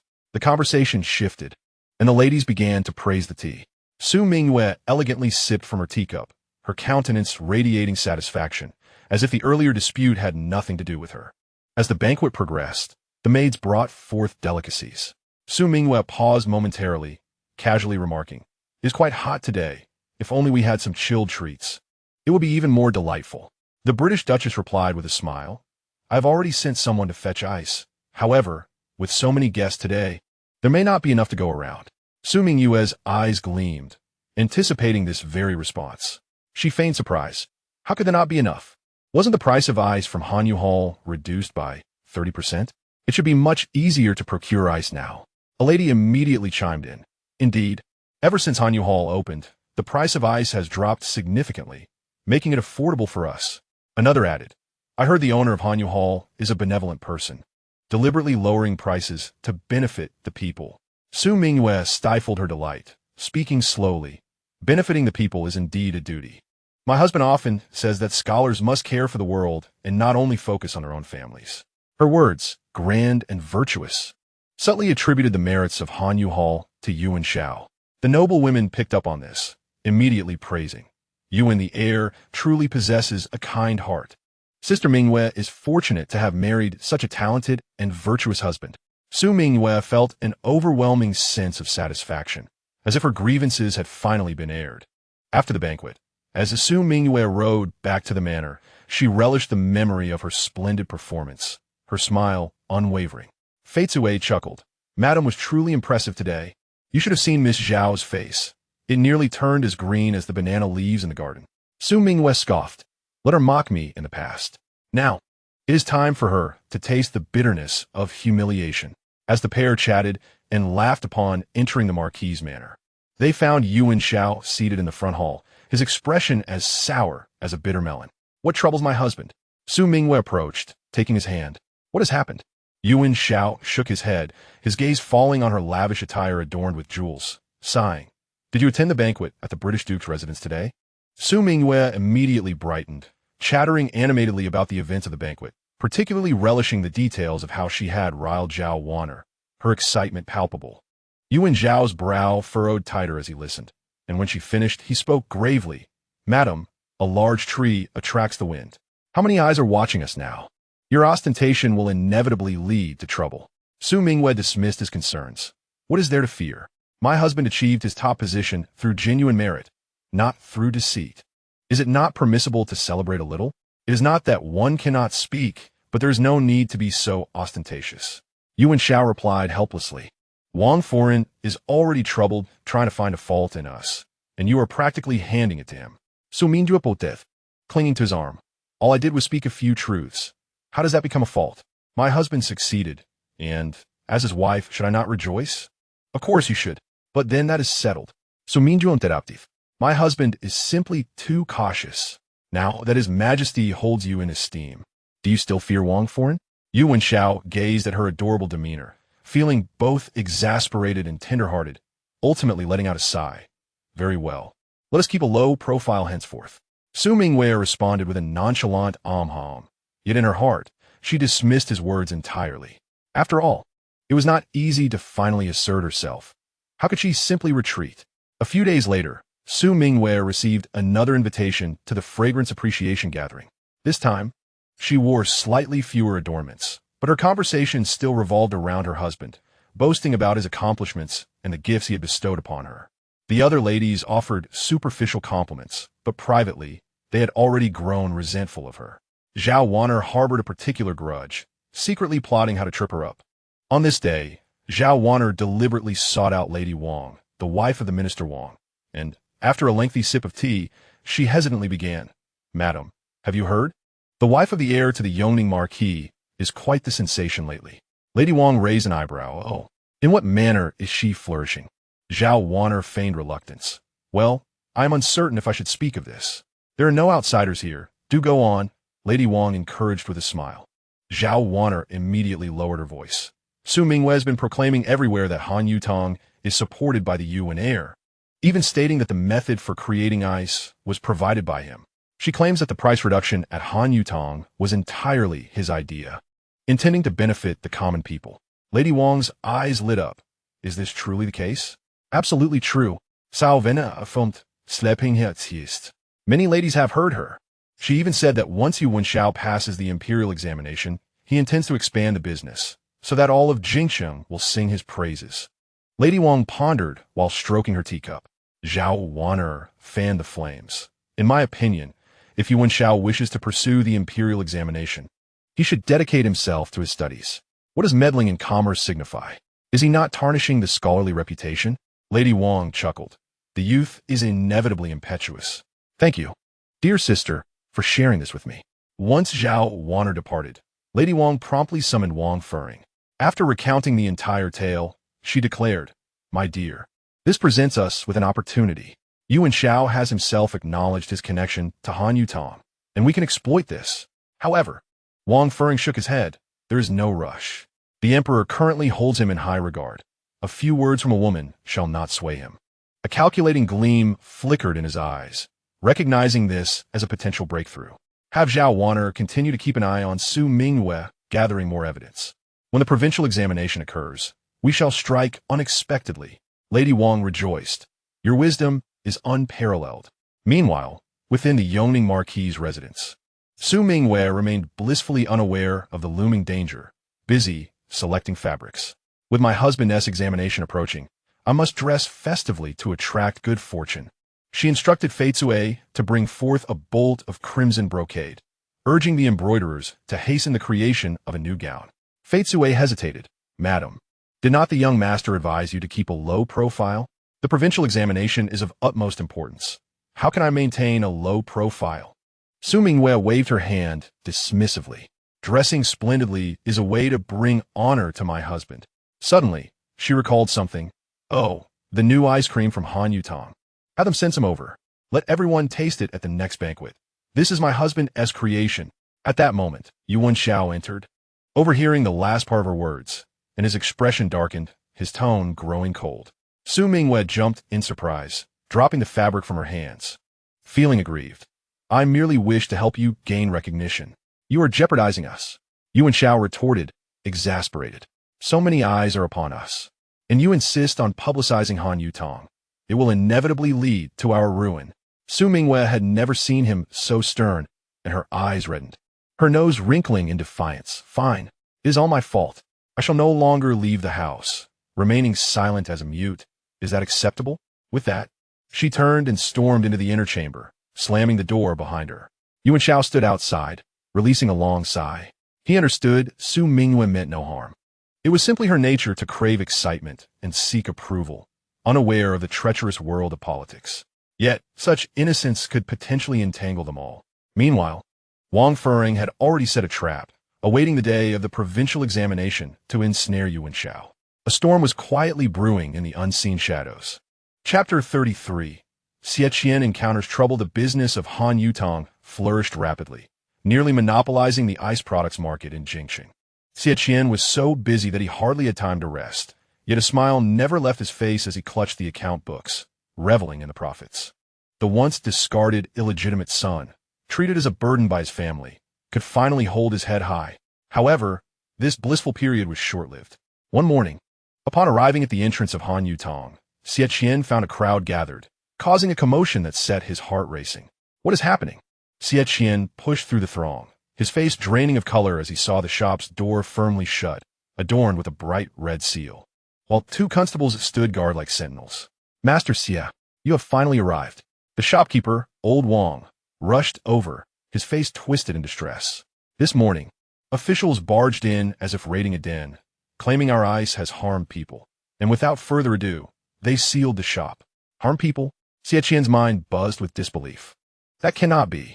Our ice is made according to the recipe provided by Xiao Gu, using the finest materials. Old Wang leaned closer, speaking in a hushed tone. They say a young master from Zhao Shilong's household ate our ice cream yesterday and is now bedridden with severe vomiting and diarrhea. The Zhao family has already submitted a formal complaint, demanding compensation. Xie Qian felt a bitter taste in his mouth. Zhao Shiling was a protege of Wang Fering. This was not a simple inquiry, but an intentional provocation. Where are the Zhao family members? I will clarify this matter with them. Just as Xie Qian prepared to charge inside, he was stopped by a mocking voice. Clarify? What is there to clarify? Zhao Fu, the steward of the Zhao household, approached with a smirk, flanked by several bodyguards. Master Xie, your ice has harmed our young master. How do you intend to settle this? Suppressing his anger, Xie Qian maintained his composure. Steward Zhao, there must be a misunderstanding. Our ice is perfectly clean. How could it harm anyone? Misunderstanding? Zhao Fu suddenly raised his voice, hands on his hips, shouting, So are you implying our young master is feigning illness to extort you? That is not what I meant. Xie Qian hastily gestured. Could it be that the young master consumed something else that caused his upset stomach? Nonsense.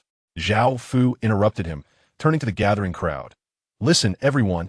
Han Yutong's ice has harmed people, yet they refuse to admit it. Such a nefarious establishment should have been closed long ago. The crowd erupted in outrage. Is that true? I just bought ice from them yesterday. No wonder their prices are lower. It must be tainted with something. Refund. Hurry and refund, or we will break the door down.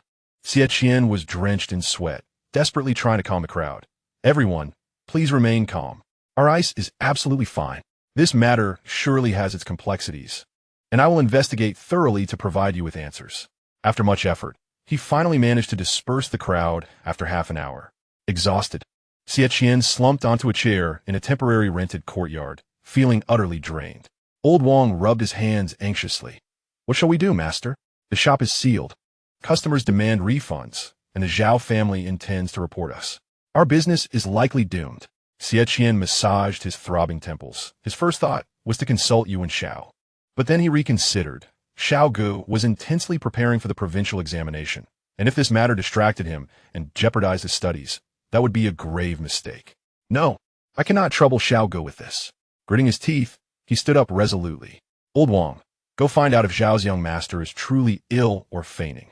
I will seek out some familiar officials to see if I can garner their support. However, the situation was far more challenging than he had anticipated. Xie Qian visited several officials, and the moment he mentioned the Zhao family, they either made excuses to slip away or grimaced in refusal. Brother Xie, it's not that I do not wish to help you, but the Zhao family has Minister Wang supporting them. I cannot afford to provoke them. With all evidence in the Zhao family's hands, there was little chance to turn the case around. Take my advice.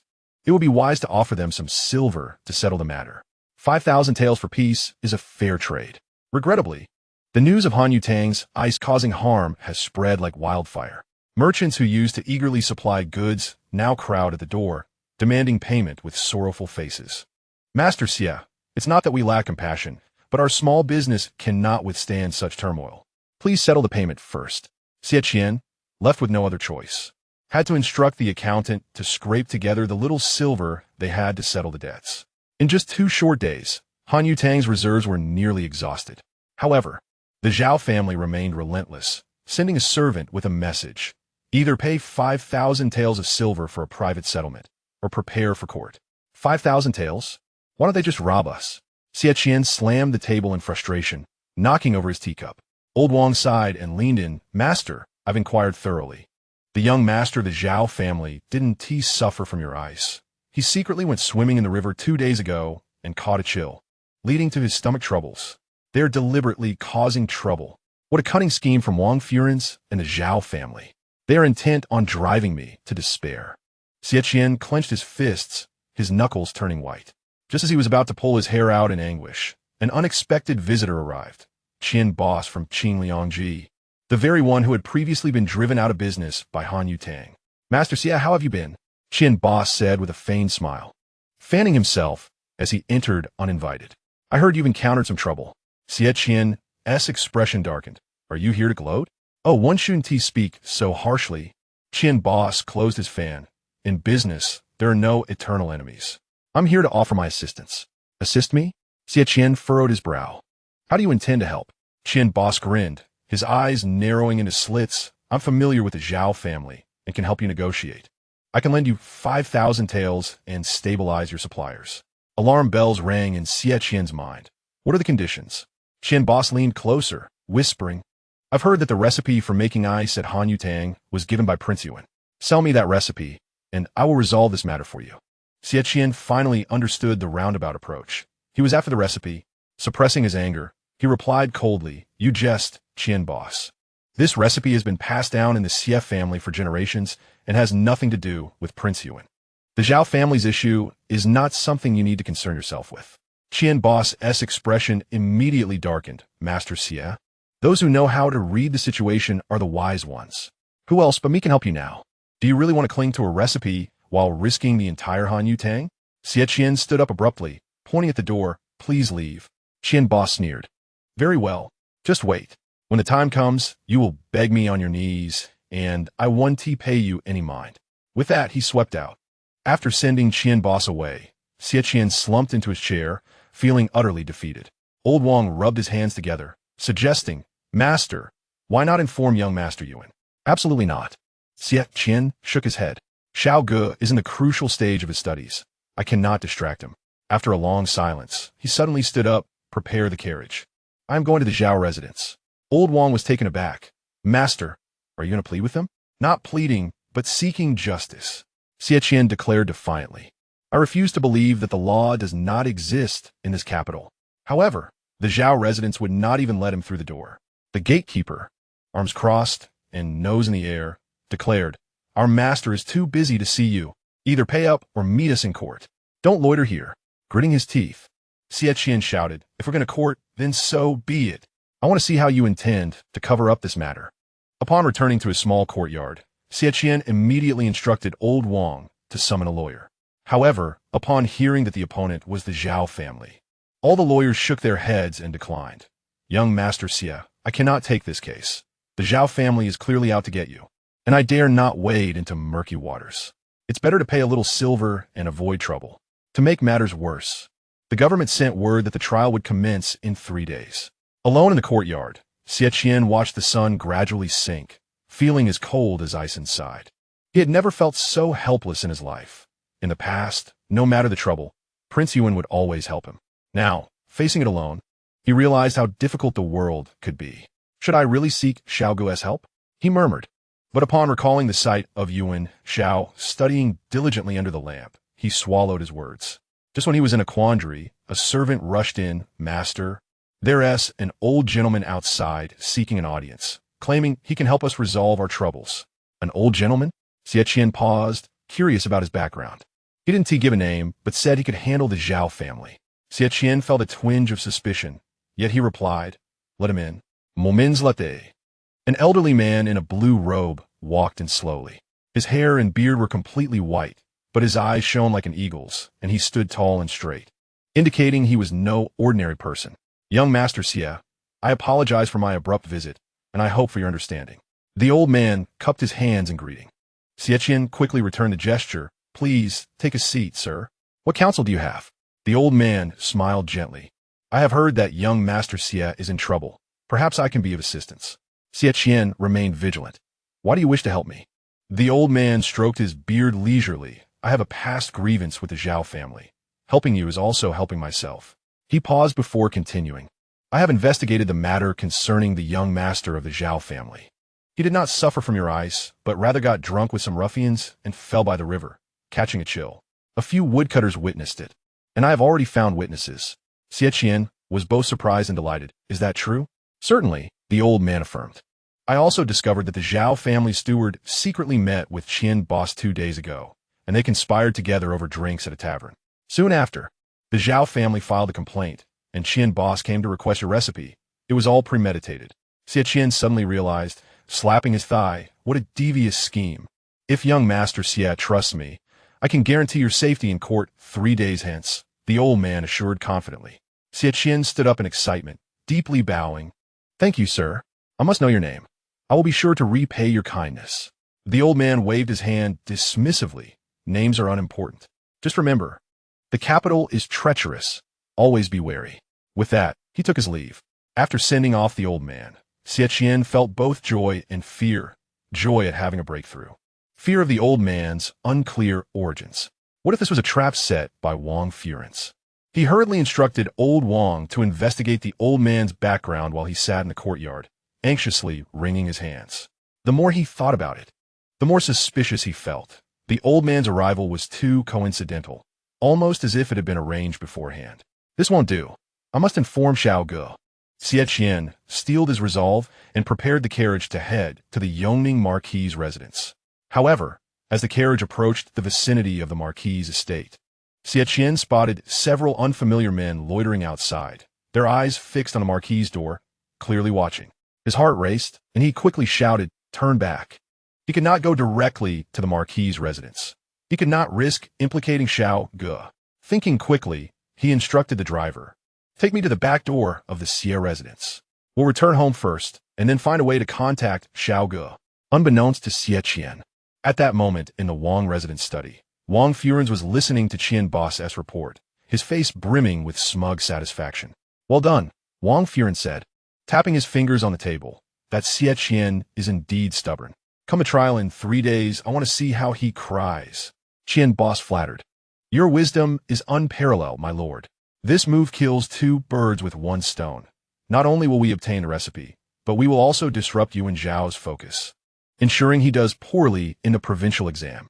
Wang Furence nodded, his eyes narrowing with determination. "With the provincial exam approaching, we cannot allow Yu Wenxiao to rise again. If he knows what's good for him, he'll hand over the recipe. If not, we will ensure he remains utterly defeated." Meanwhile, in the Yongning Marquis's study, Yu Wenxiao was deeply engrossed in his studies, writing swiftly with no awareness of the storm brewing around him. The tempest had long since begun, yet he remained oblivious. The trial in 3 days loomed ominously.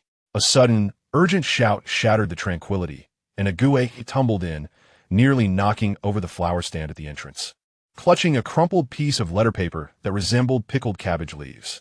Yu Wenxiao paused his pen, the ink splattering into a small blot on the paper, and looked up to inquire, "What is the matter?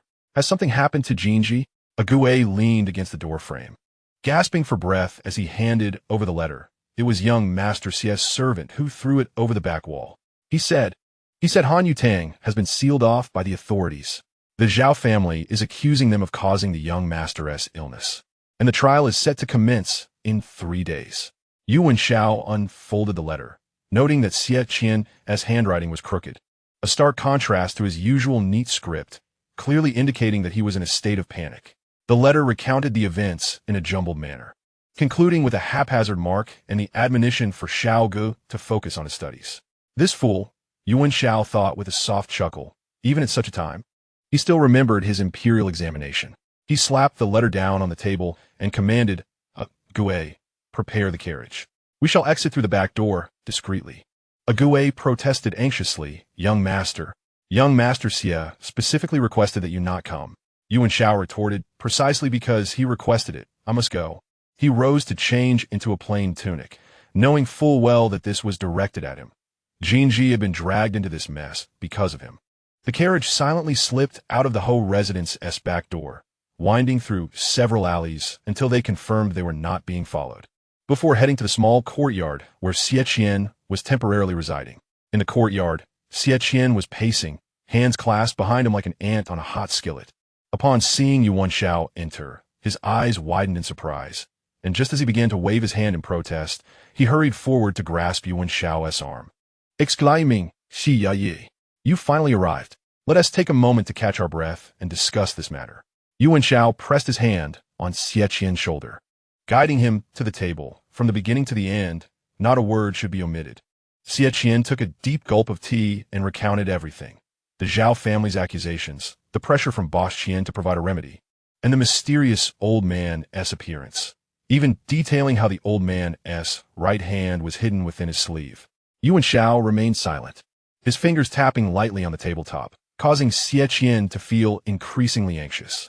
After Xie Qian finished, he suddenly inquired, was that old man around 60, with white hair and beard, yet standing straight as a pencil, his right hand always concealed, as if it were somewhat immobile? Xie Qian nodded vigorously, yes. Xi Yi. Do you know him? It is likely Li Yushi from the Duji Yuan, Yu Wenxiao replied, tapping his finger on the table. In his youth, he had been wronged by the Zhao family, and it was during that incident that his right hand was broken. For years he had been biding his time, seeking revenge on the Zhao family. Xie Qian nearly leaped with joy. Then he is one of us. Not necessarily. Yu Wenxiao shook his head.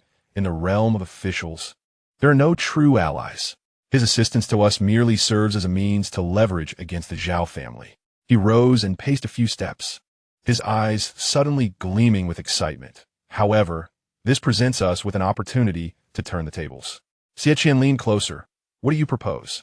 Yu Wenxiao whispered into his ear, detailing his plan for quite some time. As Xie Qian listened, his eyes widened with each revelation, ultimately scratching his head. But can this really work? What if we get exposed? Have no fear. I am here, Yu Wenxiao reassured him, patting his back. Just follow my instructions. 3 days later, the courtyard outside the Shuntian prefecture was crowded to the brim, with citizens eagerly gathering to witness the unfolding drama surrounding Han Yutang. The scandal having spread like wildfire throughout the capital. Inside the courtroom, Zhao Fu stood upright, his triangular eyes scanning the crowd as he spat out accusations with fervor. Your Honor, on that afternoon, the young master consumed the ice cream from Han Yutang, and that very night he suffered from severe vomiting and diarrhea. Clearly, they have used tainted ice. Several witnesses echoed his claims, as though they had witnessed it firsthand. Xie Qian stood in the crowd, his gaze lowered, fingers nervously twisting the hem of his clothing, while internally repeating Yu Wenxiao's teachings countless times. The magistrate rapped the gavel. Xie Qian, do you acknowledge your crime? Your Honor, I assure you, the ice from Han Yutang is cleaner than one's face, Xie Qian replied, bowing respectfully, his voice surprisingly steady. The illness of the young master has nothing to do with a commoner. You dare to argue despite the irrefutable evidence. Cao Fu shouted impatiently. Xie Qian raised his head slowly. Since Zhao Guanjia claims the evidence is irrefutable, may I dare to ask a few questions? The magistrate nodded. Proceed. Zhao Guanjia states that the young master consumed the ice cream on the previous afternoon. Xie Qian raised an eyebrow. But the ice cream at Han Yutang was sold out by noon, the last portion purchased by the steward of Lord Zhang from the Ministry of Personnel. May I inquire when the Zhao family made their purchase? How much did they buy? Han Yutang has records, and it will be clear upon inspection. Zhao Fu's face turned pale, stammering. Well, perhaps it was bought earlier in the morning. Ice cream purchased in the morning, yet consumed in the afternoon? Xie Qian pressed. In this hot weather, wouldn't the ice have melted by then? Surely, Zhao Guanjia would not allow the young master to consume something that resembled mud and water? Laughter erupted from the crowd. Zhao Fu's forehead began to sweat as he stubbornly shouted, regardless, it was your ice that made him ill. Disregarding him, Xie Qian turned to the magistrate. Your Honor, I request a few witnesses to be brought forth. Soon, 3 woodcutters were ushered in, clad in patched short jackets, wielding axes. Did you see the Zhao family's young master by the riverside on the western side of the city the other day? Xie Qian inquired. The leading woodcutter nodded, indeed. The young master was drinking by the river with a group of ruffians, thoroughly intoxicated, and sleeping on a rock. We had to wake him up. He even scolded us for meddling. The courtroom erupted in chaos. Zhao Fu was beside himself. Nonsense. The young master was studying at home that day. Whether it is nonsense or not, you can ask Dr. Liu from Jishirtang, Xie Qian replied, just as Dr. Liu was summoned to the stand. He bowed and said, Your Honor, the Zhao young master is suffering from a chill, not due to food consumption. I made this clear during the pulse diagnosis. The tide of the trial had shifted dramatically. Zhao Fu's face turned ashen, and as he attempted to argue further, the magistrate furrowed his brow, preparing to strike the gavel, when suddenly a clear voice rang out, Your Honor, please hold. Everyone turned to see Yu Wenxiao entering, clad in a blue tunic, walking leisurely with an air of composure. The magistrate was taken aback. Young master, what brings you here? I have heard this case involves Han Yutang, and I have come to clarify a few truths. Yu Wenxiao bowed respectfully, his gaze turning sharp as he addressed Zhao Fu. Zhao Guanjia, did you not visit Qingliangji the other day and engage in a half-hour private discussion with Boss Qian in a private room at the restaurant? Zhao Fu's complexion drained of color. You are slandering me. Yu Wenxiao slowly produced a piece of paper from his sleeve, deliberately waving it. The restaurant staff stated that you accepted a silver note from Boss Qian. This is their testimony. Should I summon Boss Qian for cross-examination? In reality, the paper was blank. But Zhao Fu, feeling guilty, crumpled to the floor. I was following orders. Orders from whom? Yu Wenxiao pressed. Just as Zhao Fu was about to shout out Wang Shangshu's name, the constables covered his mouth and dragged him away, leaving only a muffled struggle. The courtroom fell silent, as everyone understood who the name belonged to. The magistrate, aware of the truth, dared not delve deeper, hastily rapping the gavel. You insolent scoundrel, accusing innocent people. Receive 50 lashes. Han Yutang shall be unsealed immediately, and the Zhao family shall compensate 1,000 taels. Once the court was adjourned, Xie Qian grasped Yu Wenxiao's arm, his eyes sparkling like stars. Xiao Ge, you are brilliant. Was that testimony really from the restaurant staff? Yu Wenxiao chuckled softly.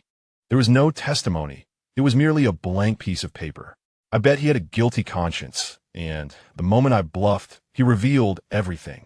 My heavens! You are gambling with your life, Xie Qian exclaimed, patting his chest, still shaken. All's fair in war, Yu Wenxiao replied, his smile fading. But I fear Han Yutang may not reopen. Xie Qian was taken aback. Why not? We won. Winning this round does not guarantee victory in the next. Yu Wenxiao sighed. Wang Foreign has set his sights on us. It is only a matter of time before he finds fault. We were fortunate this time, but luck may not favor us again. Xie Qian panicked. What shall we do? This is our hard work. After pondering for a moment, Yu Wenxiao suddenly proposed. Let us submit the method of ice making to the court. Xie Qian's eyes nearly bulged out. Submit it to the court? Wouldn't that mean we work for nothing? Foolish boy. Yu Wenxiao tapped his head. The court will need someone to manage the operations, right? As the old proprietor of Han Yutang, you're the most suitable candidate. On the surface, it will be the court's enterprise, but behind the scenes, we will still hold sway. And with the government as our backing, Wang Foreign will not dare to act recklessly. Xie Qian suddenly realized, shaking Yu Wenxiao's arm. Xiao Ge, you are truly my savior. Yu Wenxiao chuckled and brushed his hand away, though a layer of seriousness clouded his eyes. But this plan is perilous. If His Majesty agrees, all will be well. If not, regardless of the outcome, I shall bear the burden with you. Xie Qian held his head high, his face resolute. Yu Wenxiao patted his shoulder, about to speak, when Gue hurriedly approached. Young master, someone from the Marquis's residence says that the master wishes for you to return immediately. At that moment, in the Wang family study, Wang Foreign was smashing a teacup onto the ground, tea splattering everywhere, his expression dark. That Yu Wenxiao dares to play tricks with me. Liamo quickly bowed. My lord, please calm your anger. The provincial examination arrangements have been made. Wang Foreign gasped for breath, a ruthless glint flashing in his eyes. Prepare that item. During the provincial examination, I shall ruin Yu Wenxiao's reputation, ensuring he can never rise again. Liamo complied and withdrew. Wang Foreign gazed out the window, teeth clenched. Yu Wenxiao, enjoy your triumph for a few more days. At this moment, Yu Wenxiao had just returned to the Marquis's residence and was engrossed in drafting memorials, his pen gliding swiftly across the paper. Unbeknownst to him, a storm more fierce than the turmoil in Han Yutong was approaching ever closer. Fate's chess pieces were falling with increasing urgency. Chapter 35. The Marquis finally acknowledges in the study of the Yongning Marquis's residence. The incense smoke from the burner drifted languidly, causing the cobwebs on the beams to sway. Yu Wenxiao sat in a grand chair, spinning a piece of Hatian jade paperweight in his hand, his gaze drifting towards the pomegranate tree outside the window, his brow furrowed in contemplation of the bustling events in the capital over the past few days. His ears had nearly developed calluses from the incessant chatter about the Han Yutong incident, the courtroom battles, and the son he nearly forsook, who harbored such cunning. Father. Yu Wenxiao's voice came from outside, accompanied by soft footsteps. Yu Wenxiao quickly collected his thoughts, placed the paperweight on the table, and donned a stern expression. Come in. Yu Wenxiao entered, holding a neatly folded draft of a memorial, bowing. Father, I have drafted a memorial to present the method of making ice from niter to the court. I seek your approval. Yu Wenxiao took the memorial, but did not rush to read it, instead scrutinizing his son. In just a few days, this young man's demeanor had sobered considerably. He stood tall and straight, devoid of his previous frivolity, exuding a sense of stability. I have heard about the Han Yutong matter. Yu Wenxiao began slowly, tapping the cover of the memorial with his fingers. You managed it quite well. Yu Wenxiao lowered his eyes. Father overstates. I merely had good fortune. Fortune? Yu Wenxiao raised an eyebrow, leaning forward. In the courtroom, you deceived that old Zhao Fu into revealing his flaws and even enlisted a woodcutter as a witness. Is that also mere fortune? Yu Wenxiao remained silent, simply waiting quietly. Yu Wenxiao suddenly sighed deeply, his voice lightening. Shower, I fear I have misjudged you all these years. Upon uttering these words, he felt a weight lift from his chest. Yu Wenxiao's heart warmed, about to respond, but was interrupted by Yu Wenxiao. He opened the memorial and scrutinized it closely, his eyes brightening with each line he read. Pausing at the phrase about establishing a military administration office for the benefit of the nation and the people. Did you conceive all this yourself? Indeed, Yu Wenxiao affirmed. I believe knowledge should be utilized to serve the people. If the method of making ice can be widely disseminated, everyone will have access to affordable ice in summer, which is far better than hoarding it as a secret. Yu Wenxiao stared at him for a long moment before suddenly bursting into laughter. Excellent. But are you not afraid of entangling your business with the court and inviting calamity? I am wary, yet there is no alternative, Yu Wenxiao replied candidly. Wang Foreign has long set his sights on Han Yutong. If I do not seek support from the court, he will inevitably orchestrate my downfall. By proactively offering it, I can gain advantage. The admiration in Yu Wenxiao's eyes could not be concealed. You possess a clear mind. However, Wang Foreign is deeply entrenched in the court. Even if His Majesty agrees, the matter may not land in our hands. I have my plans. Yu Wenxiao leaned closer, lowering his voice. When I present the method, I will request His Majesty to involve Xie Qian in the management. The Xie family is in commerce and can act with legitimacy. Moreover, Xie Qian is loyal to me. The core method will remain in his hands, and what the court receives will merely be superficial. A splendid facade concealing hidden intentions. Yu Wenxiao clapped the table, laughing until fine lines appeared at the corners of his eyes. My son has finally matured. The father and son exchanged smiles, the years of tension between them easing at last. Shower, Yu Wenxiao suddenly rose, walking to the bookshelf, reaching up to touch the top shelf, opening a hidden compartment to retrieve a short sword with a dark wooden sheath, intricately engraved with cloud patterns. He unsheathed a portion of the blade, its cold light dazzling. This Qiushui sword was obtained during my battles with the Taizu. It can sever gold and stone. I bestow it upon you today. For now on, conduct your affairs like this sword, concealing your brilliance, yet unyielding when the moment calls for it. Yu Wenxiao accepted the sword with both hands, feeling its weight. Thank you. Father, I shall remember your words. Exiting the study, Yu Wenxiao felt warmth in his heart, recalling the once stern figure of his father, who had shown such a tender side. Upon returning to his room, he found Su Mingyue tinkering in front of the mirror, adorning her wrist with a newly crafted silver bracelet, its jingling sound filling the air. Upon seeing him enter, she immediately bounded over, grabbing his arm.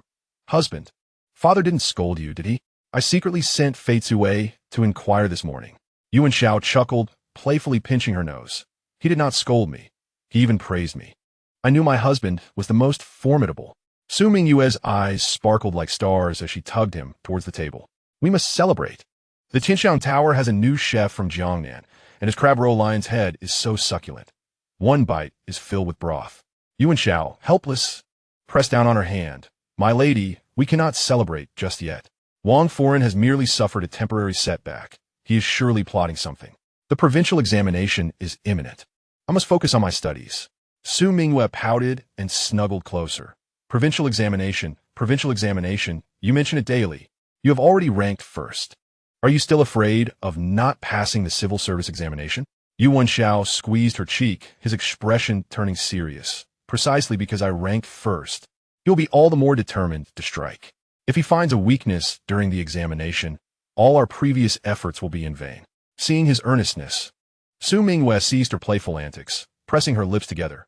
Then I will have the kitchen prepare bird's nest soup for you, with 2 red dates to nourish your mind. Yu Wenxiao's heart softened, embracing her with a smile. Very well, I shall heed my lady's wishes. The following morning, during the court assembly, the Golden Yuan Hall was eerily quiet as the emperor frowned, inquiring about the grain supply at the border.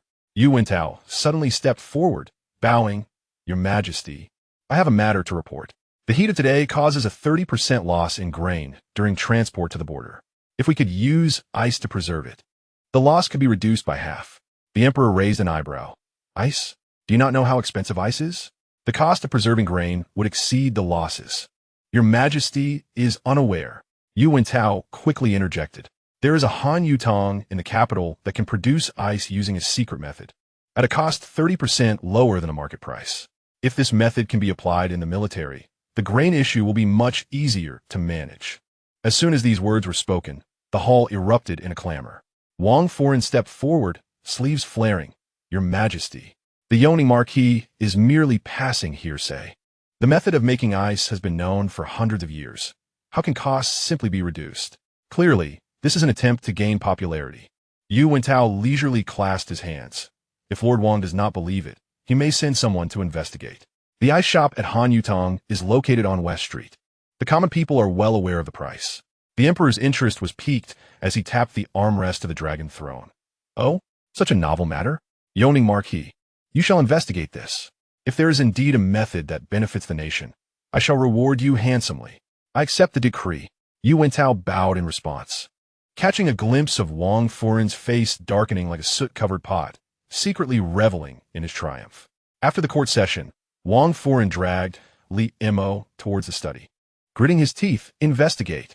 Yu Wenxiao's sudden mention of ice production must be the idea of that little brat Yu Wenxiao. They wish to present the method to the court? Li Mo nodded. Most likely so. My lord, what shall we do? Wang Foran sneered. Let them present it. Once the method reaches the court, I have plenty of ways to retrieve it. You keep an eye on the Marquis' residence, especially on Xieqian, and see what tricks they are up to. Yes. Li Mo hurriedly took his leave. In the halls of the Hofu, Yu Wenxiao was smiling at a eunuch who turned out to be the palace steward Feng Bao, holding a food box in his hand. Young Master Yuan, I have come at the behest of the noble concubine, Feng Bao said, his eyes squinting with a smile. The concubine mentioned that the ice cream we had last time was delightful, and she wishes to have a few new recipes. Yu Wenxiao's heart stirred. He quickly produced a recipe he had prepared earlier and handed it over, saying, You arrived just in time, my dear eunuch. I've just devised a few new flavors that I haven't dared to let anyone else taste. Also, the key to making ice cream lies in the ice itself. If the palace can produce it independently, the concubine can enjoy it any time she desires. Feng Bao's eyes brightened. Young master is willing to share the method for making ice? This will surely delight the concubine. It is a blessing for me. Yu Wenxiao smiled sincerely. After bidding farewell to Feng Bao, Xie emerged from behind a screen, exclaiming, Xie, you've given a recipe to the noble concubine. What are we thinking? Yu Wenxiao patted his shoulder. The concubine enjoys royal favor. Her words carry tenfold more weight than ours. Besides, the palace requires a large quantity of ice, which certainly needs dedicated personnel to manage. Will you not benefit from this?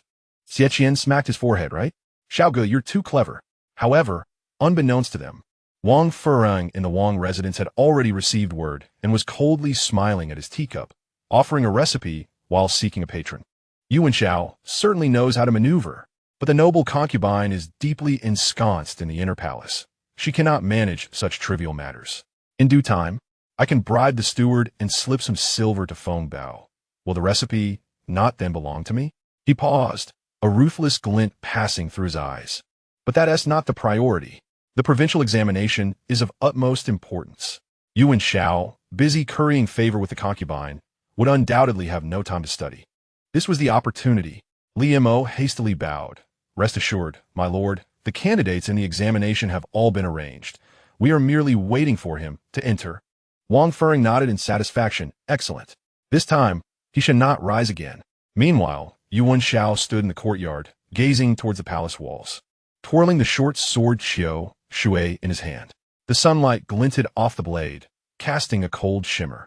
Offering a recipe to the noble concubine was merely a prelude. The real battle lay ahead in the examination hall. He was prepared. This game of chess was approaching its most critical juncture. Chapter 36. The Wang residence flower viewing banquet. When Wang Fureng's invitation arrived at the Yongning Hofu, Yu Wenxiao was in his study teaching Su Mingyue how to play chess. On the jade board, the black pieces were thoroughly surrounded by white. No more, no more. Su Mingyue exclaimed in frustration, pushing the board away. You always let me win. It's no fun. Yu Wenxiao chuckled softly. My lady, your chess skills have improved remarkably. That last move was rather exquisite. At that moment, a Gue entered, holding a gilded invitation. Young master, an invitation has arrived from the Wang residence. Yu Wenxiao unfolded the invitation, his gaze sharpening. The letter was polite, inviting him to a flower viewing banquet in 3 days, claiming it was an opportunity to make literary friends and appreciate the autumn scenery. Su Mingyue leaned in to see, frowning, a weasel greeting a chicken. There is no good intent. My lord, this must be a trap. We cannot go. Yu Wenxiao stroked the cloud patterns along the edge of the invitation, contemplating to decline would only make us appear guilty. But Su Mingyue insisted. Wang Fureng must have set a trap, waiting for you to fall into. Let us see who falls into whose trap. Yu Wenxiao replied with a faint smile, picking up his brush to write the words, I humbly obey your command on the reply. 3 days later, clad in a moon-white long robe, Yu Wenxiao took a carriage to the Wang residence. The carriage rolled over the cobblestone road, producing a rhythmic sound akin to his calm heartbeat. At the entrance of the Wang residence, a flurry of activity exceeded even the busiest times at the Yongning Hofu. As Yu Wenxiao alighted, he heard a mocking voice behind him. Oh, is this not the esteemed Yuan? What? Has Yongning Hofu fallen so low that it can't even afford a decent carriage? Turning around, he saw Li Xiaocai fanning himself, accompanied by several scholars. Today, he had donned a newly tailored royal blue robe, but the fresh fabric made it seem overly ostentatious. Yu Wenxiao replied indifferently, brotherly, you jest. A carriage is merely a means of transportation. There is no need for comparison. Li Xiaocai hit a snag, sneering, now that you brother is a chief scribe, he naturally holds himself in high esteem. However, today's gathering is filled with eminent scholars. You must be cautious not to reveal any signs of timidity. At that moment, the steward of the Wang residence approached respectfully, inviting Yu Wenxiao into the estate, while merely nodding at Li Xiaocai and his companions. Li Xiaocai's expression immediately soured. Inside the Wang garden, exotic flowers competed for attention, yet more striking than the flora were the well-dressed guests. Yu Wenxiao recognized several members of the Hamlet Academy, as well as a couple of royal tutors. Wang Fureng sat in the main seat, a Zeton wood armchair, and upon seeing Yu Wenxiao enter, he smiled and beckoned. Young master Yu, one has arrived. Please take a seat. The term young master drew the attention of many. Yu Wenxiao calmly returned the greeting and sat at the designated position, directly across from Wang Fureng. As the banquet commenced, the atmosphere was lively with music and dance. After a few rounds of wine, Wang Fering seemingly casually remarked, "I have heard that your essay on the canal transport has garnered praise, even from His Majesty. Coincidentally, the canal transport governor, Lord Liu, is present today. Why not share your insights with us?" All eyes turned to Yu Wenxiao. The canal transport governor, Lu Mingyue, stroked his beard, his gaze scrutinizing. Yu Wenxiao recognized this as the first question of his examination. Setting down his cup, he replied composedly, "Before Lord Liu, how could I dare to flaunt my limited knowledge? However, I would appreciate your guidance on a few shallow insights." He spoke eloquently, expounding upon his essay's viewpoints while integrating recent observations and proposing new methods for dredging the canals. Even more impressively, he referenced ideas from Lu Mingyue's earlier memorials, appearing to seek advice while actually appealing to his preferences. Lu Mingyue was initially taken aback, then impressed, finally clapping his hands and laughing. "The youth is formidable. How come I never thought of these methods?" A flicker of shadow passed through Wang Fering's eyes before he laughed. "Young master truly possesses great talent. However, I have heard that you have recently been preoccupied with ice making. Such commercial pursuits may tarnish the reputation of a scholar." This remark, seemingly concerned, was actually a veiled insinuation about his lack of seriousness. The atmosphere grew tense. Yu Wenxiao, unperturbed, replied, "Lord Wang, you may not be aware. My research on ice making was initially to alleviate the heat while studying. Later, I discovered that this method could benefit the common people, which inspired my desire to promote it. As Confucius said, if one can seek wealth, even a humble servant may do so. If it serves the nation and the populace, what harm does it do to one's reputation?" A learned scholar nodded in agreement. This reasoning is sound. If one can benefit the people through skill, it is indeed a merit. Wang Fering encountered another setback. Forcing a smile, "I am indeed outdated." Subsequently, questions continued to arise, ranging from classics to current affairs, becoming increasingly challenging. Yet, Yu Wenxiao handled them with ease, occasionally quoting classics and integrating practical examples, showcasing knowledge and insights that garnered nods of approval from many eminent scholars present. As the banquet reached its midpoint, the sound of a guqin suddenly resonated from a corner of the garden. Everyone turned to see a young woman in white, veiled lightly, gracefully playing the instrument. The music was poignant, evoking deep emotions. When the tune concluded, the garden fell silent. Wang Fering smiled. "This is my daughter, Wang Wanru, who has a deep love for music. I have heard that young Master Yuan is adept at playing. Why not offer some guidance?" Yu Wenxiao felt a sense of alarm rising within him. Wang Fering's decision to have his daughter perform was laden with implications. If he overperformed, it would appear frivolous. If he declined, it would seem he was lacking confidence. He stood and cupped his hands. "Miss Wang's skills are extraordinary. I dare not presume to comment. However, her performance of high mountains and flowing water reminds me of the tale of Bo Ye and Ziqi." Wang Wanru softly inquired, "Young Master Yu, do you know why Bo Ye shattered his guqin after Ziqi's passing?" This question was particularly pointed, laden with a hidden test. The guests held their breath in anticipation. Yu Wenxiao smiled serenely. "In my humble opinion, Bo Ye shattered his guqin not because he could not find a kindred spirit, but because he comprehended the profound principle of simplicity in a great way. A broken guqin may no longer exist, yet the essence remains. Just as the moon may wane, but its light is full." This response was profound, skillfully sidestepping the direct challenge while demonstrating a lofty perspective. Wang Wanru was momentarily taken aback, her eyes glimmering with intrigue beneath her veil. Wang Fering's expression shifted slightly before he burst into laughter. "What a profound principle! Young master is indeed extraordinary." The banquet continued amidst a subtle atmosphere. Yu Wenxiao appeared composed, yet his vigilance heightened. Wang Fering had been persistently testing him today, undoubtedly holding something back. Indeed, as the revelers dispersed after the banquet, Wang Fering chose to retain Yu Wenxiao for a private conversation. He sighed, "My esteemed nephew possesses remarkable talent, which I truly cherish. However, the current political landscape is fraught with complexities, and your youthful exuberance may incite envy." Yu Wenxiao replied with utmost respect, "I humbly request your guidance, Lord Wang." In a lowered voice, Wang Fering warned, "I have heard whispers that someone intends to undermine you during the provincial examination. While your scholarly prowess is exceptional, one can easily evade an overt attack. yet a hidden one is much harder to defend against. Yu Wenxiao smirked inwardly, but feigned surprise. Is that so? I am solely devoted to my studies, and am unaware of having offended anyone. The tall trees in a forest will inevitably attract the wind. Wang Foran spoke with a significant tone. However, if you are willing to align your intentions with mine, I shall ensure your safety. This was the true purpose of today's gathering, a bid for allegiance. After a moment of contemplation, Yu Wenxiao expressed, I am profoundly grateful for your kindness, Lord Wang. Yet I fear my humble abilities may fall short of your expectations. A flicker of displeasure crossed Wang Foran's eyes, yet he maintained a smile. There is no need for such humility. I am a patron of talent, and do not wish to see a gem dulled by neglect.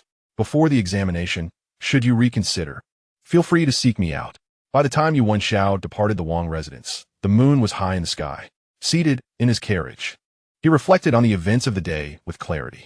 Wang Foran's approach was a blend of soft persuasion and coercion, first displaying his connections and power, then allowing his daughter to test the waters, and finally making a direct appeal. This strategy would likely have succeeded against an ordinary scholar. As the carriage passed the residence of the Duke of Yongning, Yu Wenxiao suddenly declared, let us not go to the mansion, but to Hanyu Hall. Xie Qian was busy tallying accounts when he was taken aback by Yu Wenxiao's late-night visit. Brother Xiao, has the banquet ended so early? Yu Wenxiao recounted the day's events succinctly, leaving Xie Qian dumbfounded. That old fox truly spares no effort. Yu Wenxiao mused, since Wang Foran's attempt at persuasion has failed, he will surely intensify his actions. The examination period may bring significant upheaval. Xie Qian exclaimed, what shall we do? Yu Wenxiao approached the window, gazing at the bright moon in the night sky, and said slowly, it is time to set a grand strategy into motion. He turned to Xie Qian and instructed, you shall seek out Inspector Li tomorrow and express my willingness to collaborate against the Zhao family. Xie Qian was taken aback, but Brother Xiao, did you not say Inspector Li is untrustworthy? There are no eternal friends, only eternal interests, Yu Wenxiao stated with profound insight. Inspector Li has enmity with the Zhao family, and we stand against Wang Foran. The enemy of my enemy is my ally. He paused before adding, however, before entering into an alliance, we must ascertain his sincerity. What sincerity? Yu Wenxiao lowered his voice and provided specific instructions. Xie Qian nodded repeatedly in understanding. Meanwhile, in Wang Foran's study, he was instructing Li Mo. If Yu Wenxiao refuses to submit, do not blame me for my ruthless measures. Prepare that gift and deliver it to him on the eve of the examination. Li Mo hesitated. My lord, what if someone discovers? Wang Foran chuckled coldly. Fear not. This time, we shall employ the strategy of using a borrowed knife to kill. Even if it comes to light, it will not trace back to us. He gazed out the window, a fierce glint in his eyes. Yu Wenxiao, since you refuse my overtures, do not blame me for my lack of compassion. At this moment, Yu Wenxiao stood in the courtyard of Hanyu Hall, toying with the short sword gifted by his father. Under the moonlight, the blade shimmered with a cold brilliance reminiscent of autumn waters. A storm was brewing. This contest had evolved into a struggle for survival rather than a mere examination battle. And he was ready. Chapter 37. The silent arrow approaches 3 days after the flower banquet at the Wang residence. Whispers began circulating in tea houses and taverns throughout the capital. Did you hear that Yu Wenxiao, the top candidate, brazenly disrespected even Minister Wang at the banquet? Indeed, he claimed he would surely secure the top position, and that entering the cabinet was merely a matter of time. The young man's arrogance seemed excessive. Having merely achieved the top candidate position, he was already so boastful. These rumors initially began as mere murmurs, but soon snowballed, evolving into tales of Yu Wenxiao drunkenly boasting at the Wang banquet and even ridiculing the great scholars of the day. Utter nonsense, Xie Qian exclaimed, his face flushed with anger. Brother Xiao was nothing but humble and courteous that day. Where do these words come from? Yu Wenxiao was in his study, practicing calligraphy, his pen strokes unperturbed. Why the haste? These are merely trifling tactics. But words can be perilous, Xie Qian insisted. With the examination approaching, such rumors will surely tarnish your reputation. Pausing, Yu Wenxiao lifted his gaze, a glint of coldness flashing in his eyes. You are correct. The timing is indeed cunning. He set down his brush and walked to the window. The osmanthus flowers in the courtyard were in full bloom, their fragrance intoxicating. It could not mask the undercurrents of turmoil in the air. Ague, He called for his servant. Investigate where these rumors originated. Agaway complied. Xie Qian remained uneasy, Brother Xiao. If the examiners harbor a prejudice against you because of this, the provincial examination is anonymous. Examiners do not know the candidates' names, so how could they harbor bias? Yu Wenxiao replied nonchalantly, unless. He suddenly halted, a sharp light flashing in his eyes, unless someone wishes for the examiners to know my identity. Xie Qian was puzzled. What do you mean?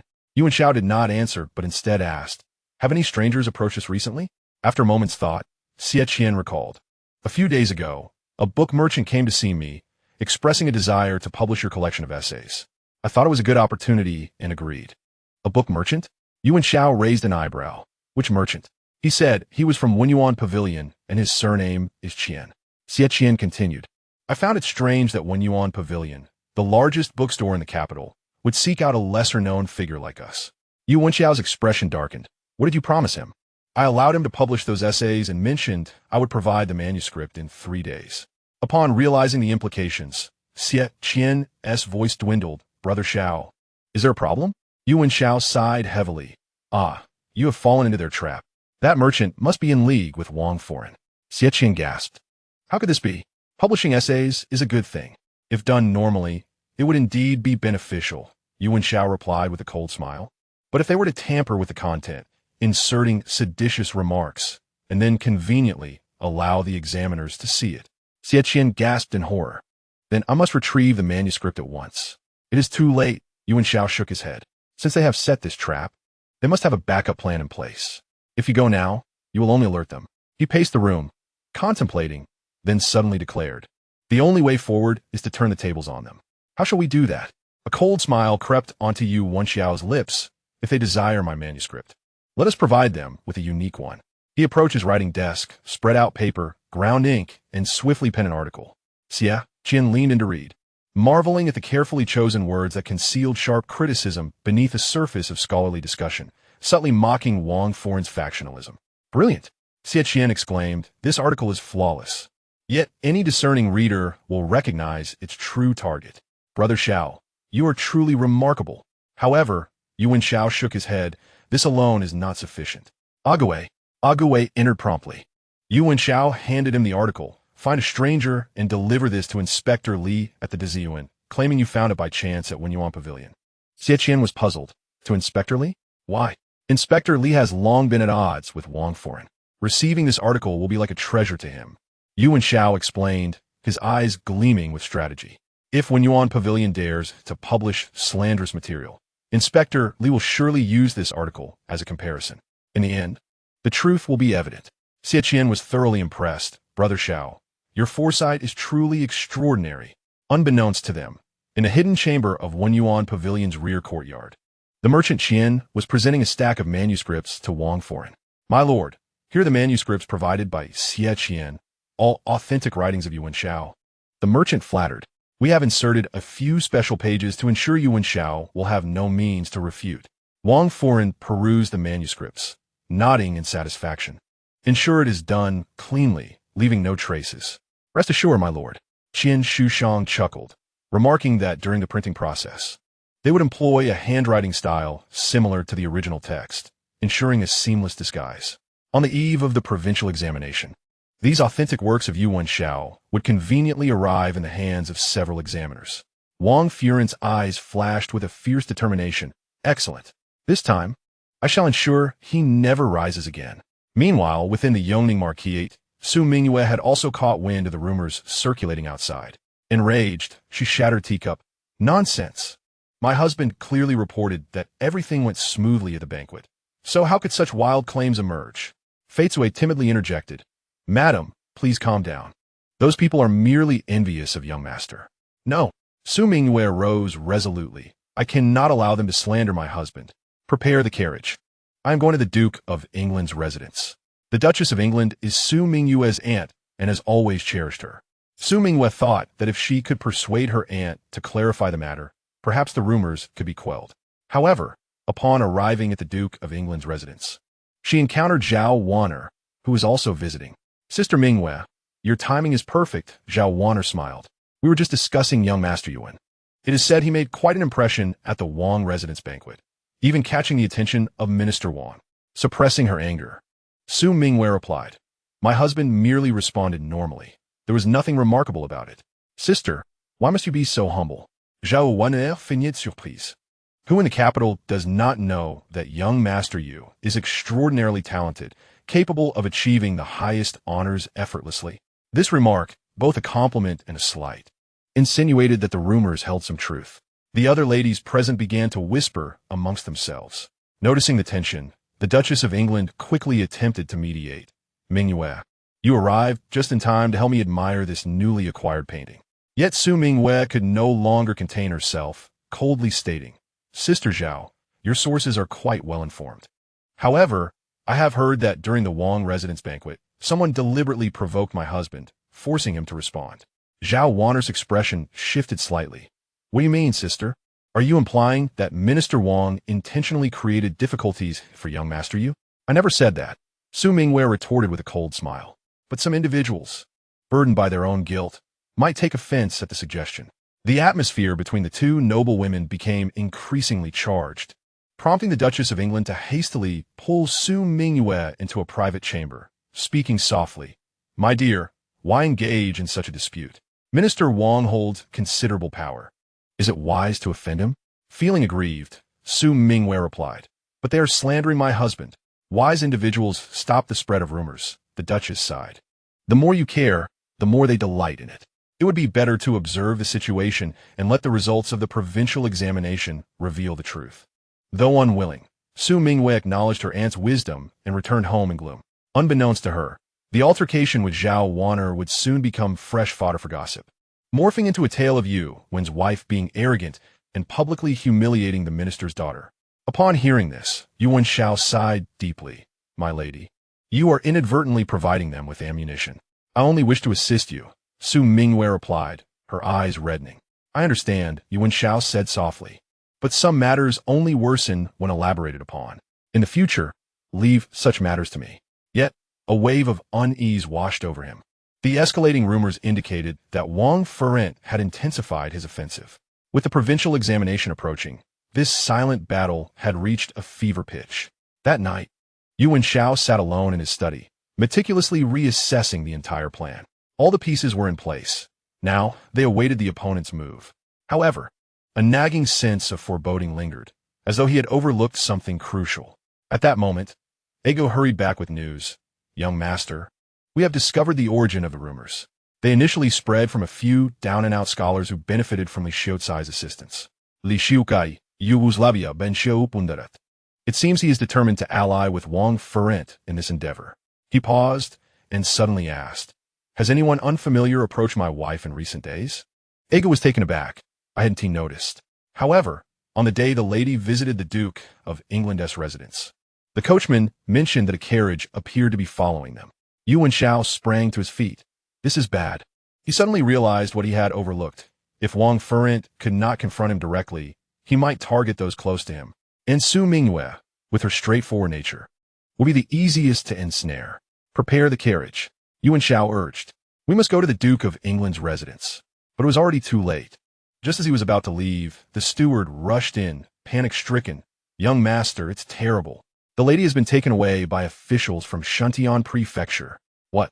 Yu Wenxiao's expression changed dramatically. "What happened?" The steward stammered. "They say the lady stole a jade bracelet from Miss Zhao at the Duke's residence." A chill surged from Yu Wenxiao's feet to his core. He finally comprehended Wang Furent's grand scheme. First tarnish his reputation, then frame his wife, leaving him in disarray before the provincial examination. What a diabolical plan. "Xiaoge, what should we do now?"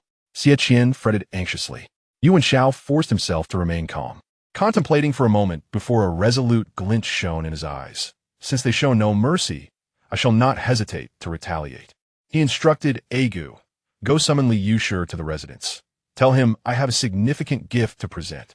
And to Xie Qian, he directed, "Seek out that Xian Shushang and inform him that I am willing to personally write a preface for his collection of essays, asking him to bring the manuscript tomorrow." Xie Qian was taken aback. "Xiaoge, isn't this walking straight into a trap?" Yu Wenxiao chuckled coldly. Who is ensnaring whom is yet to be determined. The night was deepening, and a far greater storm was brewing. At the heart of this tempest was the young candidate poised to partake in the provincial examination. Wang Ferent, since you are intent on a fight to the bitter end, I shall oblige you to the utmost. Chapter 38. Regret in the prison of the lovely wife. The Shuntian prefecture prison was dark and damp, the air heavy with the scent of mildew and despair. Su Mingyue curled up on a straw mat in the corner, her splendid silk gown stained and her meticulously arranged hair in disarray. She had never envisioned herself falling to such depths. I did not steal anything, she murmured, tears streaming down her face. That bracelet was clearly dropped at my feet. Recalling her experience at the Duke of England's residence, her heart twisted in agony. At that moment, Zhao Wanner had deliberately let the bracelet slip from her wrist. Out of kindness, Su Mingyue had picked it up, only to be viciously accused. To make matters worse, Zhao Wanner's maid testified that she had witnessed Su Mingyue removing the bracelet from Zhao Wanner's wrist. Madam Yuan, you should just admit it. The jailer's voice called from outside the cell. The Zhao family wields considerable power. Why must you stubbornly resist? Admit your mistake, compensate with some silver, and this matter can be laid to rest. Su Mingyue shot her head up. I did not steal. Zhao Wanner framed me. The jailer scoffed. Every person who enters here claims the same. But the evidence is irrefutable. Can you turn back time? Footsteps receded, and silence returned to the cell. Su Mingyue git had kunis tirembling. She recalled Yu Wenxiao's grave expression as she left home and her own recent displays of arrogance. An overwhelming sense of regret surged within her. It is all my fault. If I hadn't been so ostentatious, if I hadn't quarreled with Zhao Wanner, my husband would not be implicated. She buried her face in her knees, her tears soaking her gown. Time passed, and familiar footsteps approached. Su Mingyue suddenly looked up to see Yu Wenxiao standing outside the cell, holding a food container. Husband. She dashed to the cell door, tears welling up once more. I truly did not steal anything. Yu Wenxiao signaled the jailer to open the cell door and stepped inside, placing the food container on the floor. He gently wiped the tears from Su Mingyue's face, speaking softly. I know. Those simple words instantly calmed Su Mingyue's heart. She choked out, but the evidence is undeniable. Zhao's maid testified that she saw me steal the bracelet. Yu Wenxiao chuckled coldly. Those who bear false witness will eventually expose themselves. He opened the food container to reveal Su Mingyue's favorite snacks and a pot of hot tea. First, eat something. Yu Wenxiao offered her a piece of osmanthus cake. I have already sent someone to investigate the maid's background. Su Mingyue accepted the cake, but lacked any appetite. Husband, with the provincial examination approaching, you should not be distracted on my account, if it affects your performance. The examination is important, but my wife is of greater significance, Yu Wenxiao interrupted. Moreover, this matter was directed at me. You are merely caught in the crossfire. Su Mingyue stared at him in shock. In the dimly lit cell, Yu Wenxiao's gaze remained clear and resolute, as if capable of dispelling all shadows. Am I truly so useless? She murmured, lowering her head. I spend my days only flaunting my misadventures, never able to assist you, and instead, I bring you trouble. Yu Wenxiao gently lifted her chin. Who says that? If it were not for my lady's cordial relations with the women of various households, how could I have gained such insight into court affairs? Were it not for your reminders, how could I have guarded against Zhao Wanner? Su Mingyue smiled through her tears. You know how to flatter me. I am not flattering you, Yu Wenxiao replied earnestly.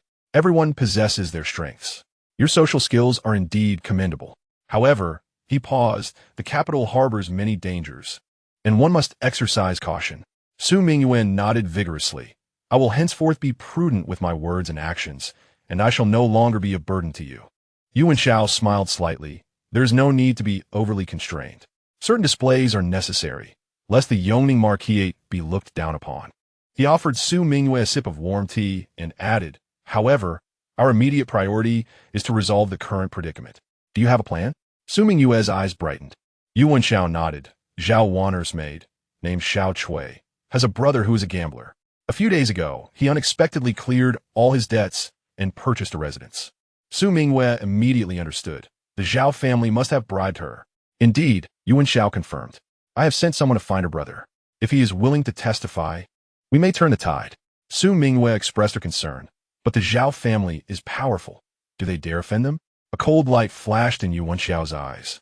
Under ordinary circumstances, they would not. However, with Inspector Li intervening, the situation has changed. Inspector Li. Su Mingyue recalled the enigmatic elder. Why would he assist us? The enemy of my enemy is my friend, Yu Wenxiao stated coolly. Inspector Li has always been at odds with Wang Feng, and the Zhao family is a faction of Wang Feng. Striking at the Zhao family is tantamount to striking at Wang Feng. So Mingyue nodded, though her understanding of court matters was still limited. Husband, she said softly, once this matter is resolved, will you teach me about court affairs? I no longer wish to be a burden to you. Yu Wenxiao smiled in appreciation. Very well. At that moment, the jailer approached, urging young Master Yuan. The time has come. Yu Wenxiao stood, turning to Su Mingyue. Stay calm. I shall come to retrieve you by tomorrow at the latest. Su Mingyue nodded emphatically. I trust you. As she watched Yu Wenxiao depart, a newfound determination surged within her. From this day forth, she would no longer be the Su Mingyue who merely flaunted her troubles. Meanwhile, upon exiting the prison, Yu Wenxiao donned a stern expression. Xie Qian rushed to greet him. Xiao Gu, how is my sister-in-law? She is well, Yu Wenxiao replied, striding toward the carriage. Have you located Xiao Chui's brother? Yes, Xie Qian whispered. Just as you suspected, the Zhao family offered them 500 taels of silver. The young man was initially defiant, but he quickly softened upon hearing Inspector Li's involvement. Yu Wenxiao sneered. Prepare the carriage. We are going to Inspector Li's residence. Inspector Li did not seem surprised by Yu Wenxiao's visit. After hearing his intentions, he stroked his beard and smiled. Young Master Yuan is indeed astute. However, relying solely on a gambler's testimony may prove insufficient to shake the Zhao family. Yu Wenxiao bowed respectfully. I understand. Which is why I seek your assistance, esteemed elder. Oh, Inspector Li raised an eyebrow. What assistance? Yu Wenxiao retrieved a letter from his sleeve. This is a letter I fortuitously acquired, containing confidential correspondence between Minister Zhao and Minister Wang. It mentions the embezzlement of military supplies. A glimmer of excitement flashed in Inspector Li's eyes as he took the letter and read it quickly, growing increasingly astonished. Where did you obtain this? Yu Wenxiao evaded the question. Do you believe this letter could render the Zhao family preoccupied? Inspector Li inhaled sharply. If this letter is authentic, not only the Zhao family, but even Wang Feng will face severe repercussions. He scrutinized Yu Wenxiao. What is your intention in presenting this letter to me? Yu Wenxiao replied candidly. I seek only to restore my wife's reputation. As for the rest, the esteemed elder may decide for himself. After a moment of silence, Inspector Li suddenly lauva action. Well done, Yu Wenxiao. I shall assist you in this performance. Upon leaving Li's residence, Xie Qian could not help but inquire, Xiao Ge, was that letter truly obtained by chance? Yu Wenxiao replied casually, does it matter? What matters is that it can help us rescue Mingyue and teach Wang Feng a lesson. Xie Qian nodded, somewhat understanding, and asked, where shall we go now? Yu Wenxiao gazed toward the palace. It is time to submit a memorial to His Majesty. Meanwhile, within the Zhao residence, Zhao Whiner was gloating to her father. Father, do not worry. Su Mingyue will surely be unable to turn the tide this time. Once Yu Wenxiao is thrown into disarray, the provincial examination will undoubtedly be a failure. Minister Zhao frowned. I have a nagging feeling that this matter is proceeding too smoothly. That Yu Wenxiao is quite cunning. He will not remain passive. Just as the words left his lips, the steward rushed in, flustered. Master, it is bad. The officials from Shuntian Prefecture have taken Xiao Chui away. Zhao Wanner's expression changed. What is happening? The steward trembled as he spoke. They say Inspector Li is personally overseeing this case and wishes to re-examine the theft of the bracelet. Minister Zhao's teacup crashed to the ground. Inspector Li? How could he involve himself in such a trivial matter? The father and daughter exchanged glances, fear evident in their eyes. What was even more terrifying awaited them. The next day, during court, Inspector Li publicly indicted Minister Zhao for embezzling military funds and forming factions for personal gain, presenting irrefutable evidence. The emperor was furious and immediately ordered the dismissal and investigation of Minister Zhao. When the news reached Shuntian Prefecture, the prefect personally released Su Mingyue, repeatedly apologizing. As Yu Wenxiao came to escort Su Mingyue out of prison, she threw herself in his arms, weeping uncontrollably. Husband, I have heard everything. Thank you. Yu Wenxiao gently patted her back. It is over. It is all past. Yet, he knew in his heart that the matter was far from concluded. Wang Feng would not let go of such a significant loss. The provincial examination would be the true battleground. At that moment, in the Wang residence study, Wang Feng instructed Li Mo, Notify those in the examination site to proceed according to Plan B. This time, we cannot afford to fail. Die Montag boat, rest assured. My lord, this time, it will be foolproof. Wang Fering gazed out the window, a fierce light shining in his eyes. Yu Wenxiao, let you revel for a few more days. In the examination hall, I shall ensure you face the consequences. Chapter 39. A minor domestic dispute. Su Mingyue returned to the Yongning Marquise, feeling as if she had traversed realms. The servants within the estate greeted her with lowered heads and a newfound respect. The brief ordeal in prison had allowed her to truly experience the cruelty of power struggles for the first time. Madam, hot water is ready, Feitsue said cautiously, assisting her. You should bathe and change to dispel the ill fortune. Immersed in the warm water adorned with petals, Su Mingyue closed her eyes, savoring the long-awaited comfort. Though memories of the prison flooded her mind, when she donned a clean dress and sat at the vanity, she astonishingly declined Feitsue's offer to adorn her with exquisite jewelry. Just a plain silver hairpin will suffice, she whispered. Feitsue looked at her in surprise. Madam, do you not usually favor that set of ruby hair ornaments? Su Mingyue gazed at her slightly haggard reflection in the mirror, forcing a bittersweet smile. What was in the past is the past. Today is today. At that moment, Yu Wenxiao entered. He waved for Feitsue to leave and took the comb in hand, gently styling Su Mingyue's long hair, treating it as if it were a rare treasure. Husband, Su Mingyue asked through the mirror, why would Inspector Li assist us? Yu Wenxiao skillfully twisted her hair into a simple bun. Because he has a long-standing grudge against Wang Fering. I provided him with an opportunity to strike at Wang Fering, and he naturally would not let it slip by. Is it really that simple? So Mingyue questioned, somewhat skeptical. Yu Wenxiao set down the comb, placing his hands on her shoulders, meeting her gaze in the mirror. Mingyue, remember, there is no kindness in the court without reason. Today's friends may become tomorrow's foes. Just like Inspector Li, he aids us today because we are of use to him. Su Mingyue nodded, seemingly understanding. Then how shall we discern who is sincere and who is disingenuous? Interests, Yu Wenxiao replied succinctly, indicating that the alignment of interest between parties determines their sincerity.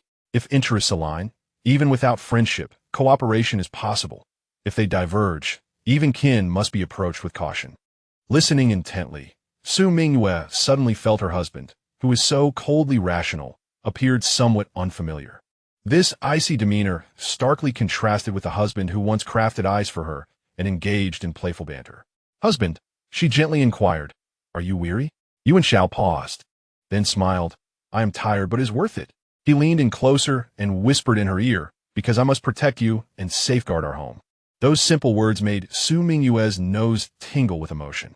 She turned and embraced Yu Wenxiao's waist, burying her face in his chest. I apologize. It is my recklessness that has allowed Zhao Whiner to ensnare me. Yu Wenxiao gently stroked her back. A setback brings wisdom. After this incident, you should comprehend the depths of intrigue in the capital. I understand. Su Mingyue lifted her head, her eyes shimmering with determination. Husband, teach me how to protect myself in these perilous waters and how to be your true supportive wife. Yu Wenxiao looked at her with approval. Very well. We shall start with the fundamentals. He led Su Mingyue to the study, unfurling a piece of paper to sketch a simple relationship diagram. These are the major factions in the court. The faction led by Wang Fering wields the greatest power, yet has many enemies. The faction represented by Li Yushi appears upright, but is in fact pedantic. And then there is the noble faction headed by the English Duke, whose strength cannot be underestimated. Su Mingyue listened attentively. Occasionally posing questions. She was astonished to discover that the once dull matters of the court were, in fact, thrilling. The business of Han Yutang suddenly struck her. Might it also be entangled in these factional conflicts? Yu Wenxiao nodded appreciatively. Indeed. Behind Qingliangji is Wang Fering. By lowering our ice prices, we effectively severed one of his revenue streams. Thus, he targets us at every turn. But if we present the method of ice production to the court, wouldn't we be at odds with all those profiting from ice? Su Mingyue expressed her concerns. Yu Wenxiao chuckled. Hence, we must seek the strongest ally, the emperor. As long as his majesty supports us, others, no matter how discontented, would not dare to openly oppose us. Su Mingyue suddenly realized. So that is why you approached the imperial concubine. Astute, Yu Wenxiao pinched her nose playfully, but this path is fraught with peril. Being close to the emperor is akin to walking with a tiger. A single misstep could lead to devastation. As the couple engaged in this exchange of teaching and learning, the night deepened. Amid the flickering candlelight, Su Mingyue gazed at her husband's serious profile, feeling a warm swell within her heart. For the first time, she felt she had truly entered his world. "Husband," she softly asked, "how confident are you about the provincial examination?" Yu Wenxiao set down his brush, his gaze distant. "In terms of true talent and knowledge, my confidence is unwavering. Yet, the examination is not solely a test of knowledge." Su Mingyue quickly comprehended. "You mean Wang Fering will resort to underhanded tactics?" Indeed, Yu Wenxiao scoffed coldly with the Zhao family's downfall. Wang Fering incurred significant losses and will undoubtedly seek to recover them during the examination. "What shall we do?" Su Mingyue inquired anxiously. "Should we not bribe the examiners in advance?" Yu Wenxiao shook his head. "Wang Fering has operated within the examination system for many years. We cannot outmaneuver him with last-minute efforts." He moved to the window, gazing at the bright moon in the night sky. "However, while he has his connections, I possess my own advantages." "What advantages?" Yu Wenxiao turned, confidence gleaming in his eyes. "The Emperor." Su Mingyue was puzzled. "Although the Emperor appreciates you, he cannot directly interfere with the examination." "While the Emperor indeed cannot intervene directly, he can exert indirect pressure," Yu Wenxiao explained. "I have requested my father to petition His Majesty for stricter oversight of this provincial examination. With stringent supervision in place, Wang Fering's ability to manipulate will be significantly curtailed." Su Mingyue's eyes brightened. "What a splendid idea. Even if Wang Fering were bold, he would not dare to commit fraud under the Emperor's watchful eye. Openly, he would not. However, covertly, one must always be vigilant," Yu Wenxiao sighed.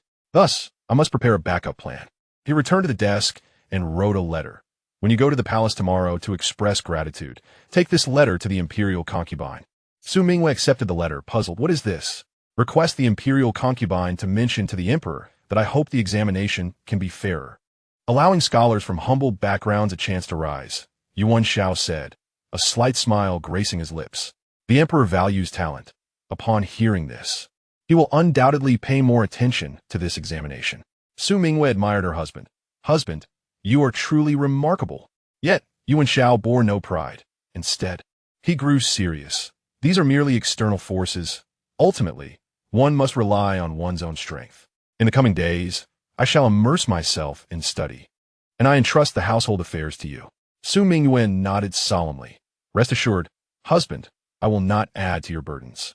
In the following days, Yu Wenxiao indeed secluded himself, focusing intently on his preparations for the examination. Su Mingyue, in turn, adopted a more composed demeanor, diligently managing household matters and even declining numerous social invitations. The household staff were astonished by the lady's transformation. Only Fei Zue knew that each night, the lady remained in the study until late, diligently poring over the court notes left by her husband. One day, as Su Mingyue was reviewing the accounts, the steward reported, "Madam, there is a merchant named Qian outside seeking an audience. He claims to have an appointment with the young master to collect the manuscript." Su Mingyue's heart stirred as she recalled her husband's previous instructions. "Please have him wait in the flower hall." In the flower hall, upon seeing Su Mingyue, the merchant's eyes flickered with surprise before he donned a smile. "I have the honor of meeting the madam. I arranged with young Master Yu to collect the manuscript for the strategy collection today." Recalling her husband's teachings, Su Mingyue replied calmly, "Mr. Qian, your timing is unfortunate. My husband is currently preparing for the examination and cannot organize the manuscript at this moment. Perhaps we could discuss it after the provincial examination concludes?" The merchant pressed urgently, "Madam, printing requires time. If we wait until after the examination, we will miss the optimal sales window." Feigning hesitation, Su Mingyue replied, "However, my husband instructed that he not meet with outside guests before the examination." I understand. Mr. Qian leaned closer, lowering his voice. "In truth, I also have something to inform you today. I have heard that someone intends to act against young Master Yu during the examination." A cold smile crept into Su Mingyue's heart, yet she feigned surprise. "Is that so? Does Mr. Qian know the details?" Mr. Qian glanced around, lowering his voice further. "I have heard that someone has prepared cheating notes in the examination hall to frame young Master Yu." Suppressing her shock, Su Mingyue replied coolly, "Thank you for the information, Mr. Qian. However, I trust my husband's integrity and am not concerned about any malicious slander. Mr. Qian found himself thwarted and had no choice but to leave awkwardly. After seeing him off, Su Mingyue hurried to find Yu Wenxiao, relaying the news. Yu Wenxiao, upon hearing, scoffed, as expected. They feign friendship, then kindly inform. Their aim is to unsettle me. Su Mingyue expressed her concern. But what if someone truly frames you? Do not worry. I am well prepared. Yu Wenxiao retrieved a specially crafted sachet from his writing box. This was given to me by my father. It contains herbs that clear the mind and sharpen the senses. In the examination hall, as long as I remain alert, no matter how many tricks they employ, they cannot harm me. Feeling somewhat reassured, Su Mingyue still frowned. I have a lingering feeling that Wang Feng's methods will not be so simple. Yu Wenxiao's gaze became profound. You are correct. This is likely just the first test. The real threat lies ahead. At that moment, a Gue hurried in with news. Young master, someone from the palace has arrived, claiming the emperor has issued an edict. Yu Wenxiao and Su Mingyue exchanged serious glances, both sensing the gravity of the situation. Why would the emperor suddenly send word at this time? With curiosity, Yu Wenxiao straightened his attire to greet the visitor. Unbeknownst to them, in the Wang family study, Wang Feng was instructing Liemo, inform our people to proceed according to Plan 3. This time, I will ensure that Yu Wenxiao has no chance of rising again. As the night deepened, a battle that would determine their fates was about to unfold in the provincial examination hall. Yu Wenxiao respectfully welcomed Feng Bao into the main hall. After Su Mingyue personally served tea, she discreetly retreated to the inner chamber, allowing them space for conversation. Young Master Yuan, His Majesty has instructed me to convey a message. Feng Bao said in a lowered voice. The emperor remarked that a tree that stands out in the forest is bound to be toppled by the wind. I hope you take heed and do not disappoint the emperor's expectations. Yu Wenxiao's heart quaked. The emperor's words, though seemingly encouraging, were in fact a warning. He bowed and replied, I shall remember His Majesty's teachings and will strive with all my might to live up to His grace.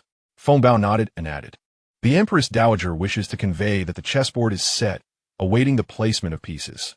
This statement was laden with meaning. Yu Wenxiao understood that this indicated the Empress Dowager's forces were ready, just waiting for him to succeed in the provincial examination to formally enter the game. After bidding farewell to Feng Bao, Yu Wenxiao sat alone in his study, contemplating the emperor's warning and the Empress Dowager's hint. The flickering candlelight cast shadows on his uncertain expression. Husband, Su Mingyue gently entered, placing a bowl of ginseng soup on the table. Is Feng Gongong's visit a good omen or a bad one? Yu Wenxiao accepted the soup and took a sip, saying, Fortune often lies hidden within disaster. And disaster may depend on fortune. Since the emperor has specially sent someone to convey his message, it indicates his expectations for me. However, the greater the expectation, the heavier the pressure. Su Mingyue seemed to grasp part of it. So the Empress Dowager's words suggest that there are supporters for us within the palace. Yu Wenxiao set down the bowl, yet this support comes at a price. Should I fail the provincial examination, this support will vanish instantly.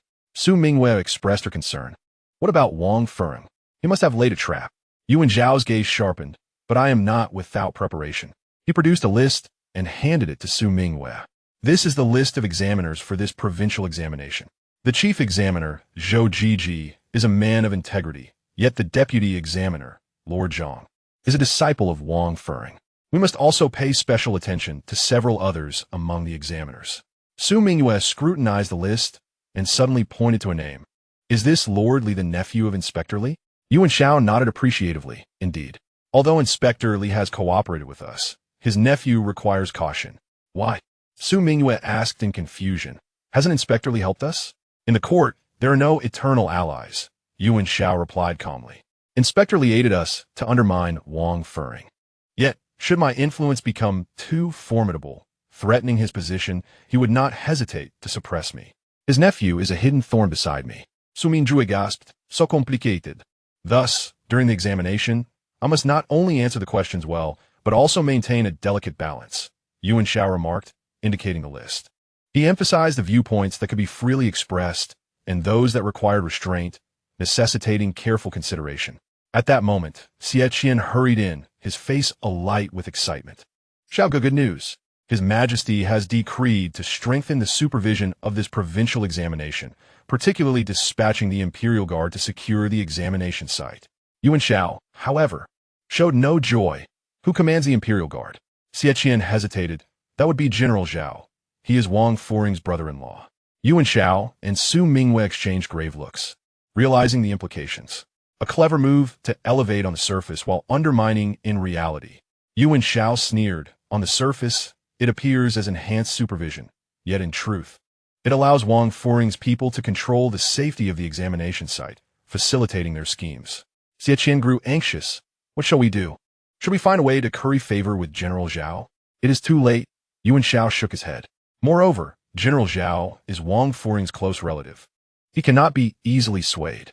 He paced the room, deep in thought, and suddenly declared, for now, we can only turn the tables on them. How do we turn the tables? Both Su Mingyue and Xie Qian asked in unison. Yu Wenxiao's eyes sparkled with determination. They wish to frame me for cheating, so I shall grant them an opportunity for cheating. He quietly explained his plan to the two. Xie Qian was left dumbfounded, while Su Mingyue expressed her concern. Husband, this is too risky. What if it backfires? Fear not. I will gauge the situation, Yu Wenxiao replied confidently. Wang Furing is cunning. Ordinary traps will not deceive him. Only by taking bold risks can we achieve unexpected victories. In the ensuing days, Yu Wenxiao continued his studies in seclusion while meticulously preparing in the shadows. He instructed Xie Qian to secretly prepare several unique cheating tools and, through connections at the Duke of England's estate, established rapport with a few trustworthy examiners. Su Mingyue also transformed her usual restlessness into a composed demeanor, managing household affairs while closely monitoring developments from all sides. She noted that Zhao Wanner had been unusually quiet, heightening her unease. The calm before the storm, Yu Wenxiao remarked. The more Wang Furing remained silent, the more meticulous his plans must be. On the eve of the provincial examination, Yu Wenxiao was finalizing his preparations when Yu Wentao unexpectedly visited, holding a brocade box with a serious expression. Father, Yu Wenxiao greeted respectfully. Yu Wentao placed the box on the table. Open it and see. Yu Wenxiao opened the box to find a brand new set of scholarly implements, a fine brush made of purple wolf hair, precious pine soot ink, an official paper from Chengxin Tang. These were the tools I used when I succeeded in the examination, Yu Wentao said slowly. Now they are passed to you.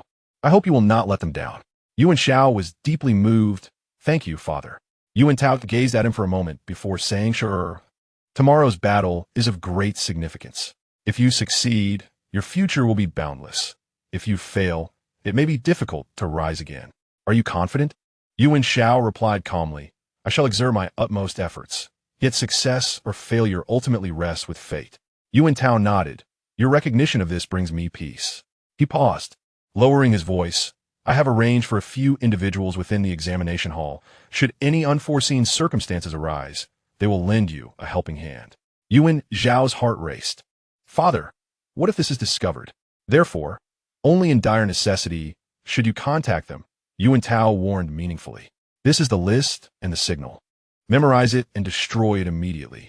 Yu Wenxiao solemnly accepted the note, quickly committing its contents to memory before incinerating it in the candlelight. The father and son exchanged silent glances, their unspoken words conveying a depth of understanding. After sending his father away, Yu Wenxiao sat alone in the study, meticulously reviewing the entire plan. All pieces were set, and all possibilities considered. Yet for some reason, a lingering unease gnawed at him, as if he had overlooked something. At that moment, Su Mingyue entered with calming tea. Noticing his furrowed brow, she softly said, Husband, it is late. You should rest. Yu Wenxiao took the tea bowl and suddenly asked, Mingyue, if I were to fail tomorrow, what would you do? Su Mingyue was taken aback, but quickly replied with a smile. If I were to fail, we would return to our hometown in Jiangnan, open a school, you would teach, and I would manage the household, living a simple and unremarkable life. Yu Wenxiao was touched. You would relinquish the splendor of the capital? What is there to miss? Su Mingyue leaned against him. As long as my husband is with me, anywhere can be home.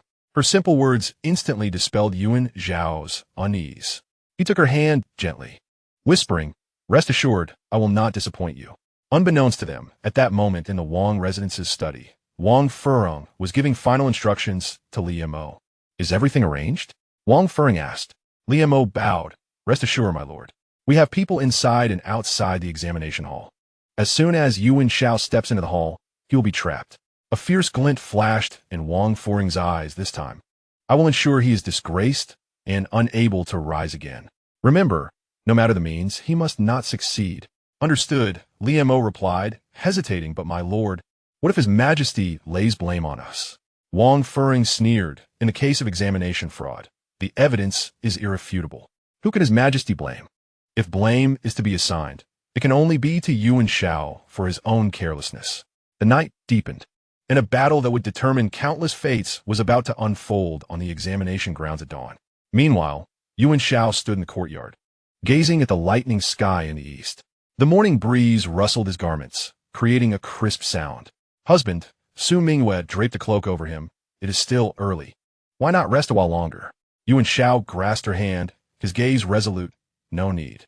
I am fully prepared for this battle. As dawn began to break, it illuminated his resolute profile. The bell for the provincial examination was about to toll. Chapter 41. The Storm of the Provincial Examination. On the 9th day of the 9th month, just past the hour of the tiger, the residence of the Duke of Yongning was ablaze with light. Su Mingyue had not slept a wink throughout the night, personally supervising the kitchen to prepare breakfast and meticulously ensuring that Yu Wenxiao's examination basket was well equipped with ink, paper, and brushes, along with a package of ginseng slices for vitality and the heart-calming sachet gifted by Yu Wenxiao. Husband, you should have some porridge, she urged as she saw Yu Wenxiao preparing to rise after merely nibbling on some pastries. You will be in the examination hall for 3 days. It would not do to go hungry. Yu Wenxiao noticed the dark circles under her eyes, understanding her anxiety, and gently replied, Do not worry. I have my own measure.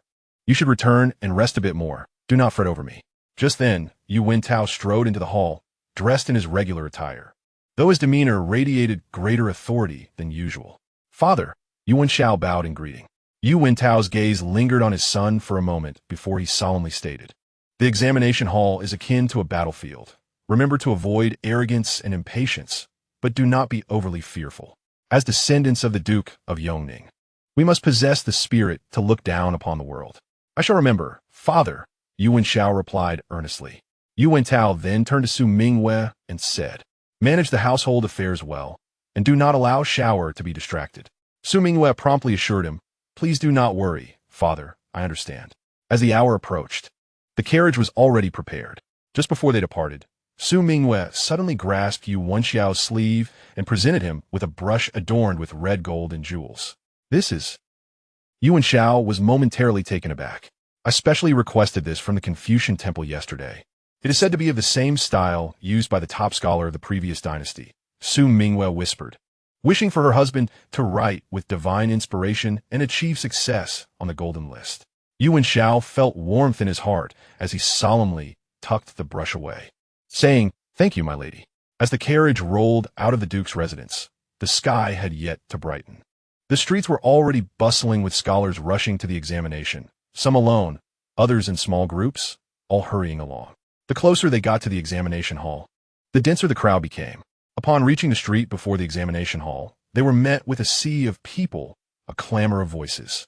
Thousands of candidates gathered there, some buried in their studies, while others nervously adjusted their attire.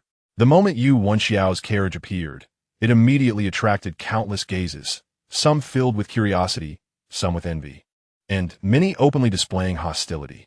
Xie Xietian squeezed through the crowd, whispering, I just saw Li Xiaocai and a few others acting suspiciously.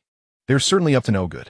Yu Wenxiao maintained his composure, saying, Fools and jesters, there is no need to pay them any mind.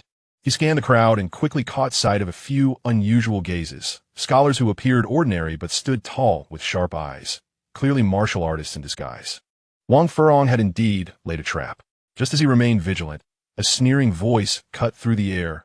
Oh, isn't this Yu Wenxiao? Need the Duke of Yongning's carriage to bring you here? Perhaps you overstudied last night and your legs have gone weak?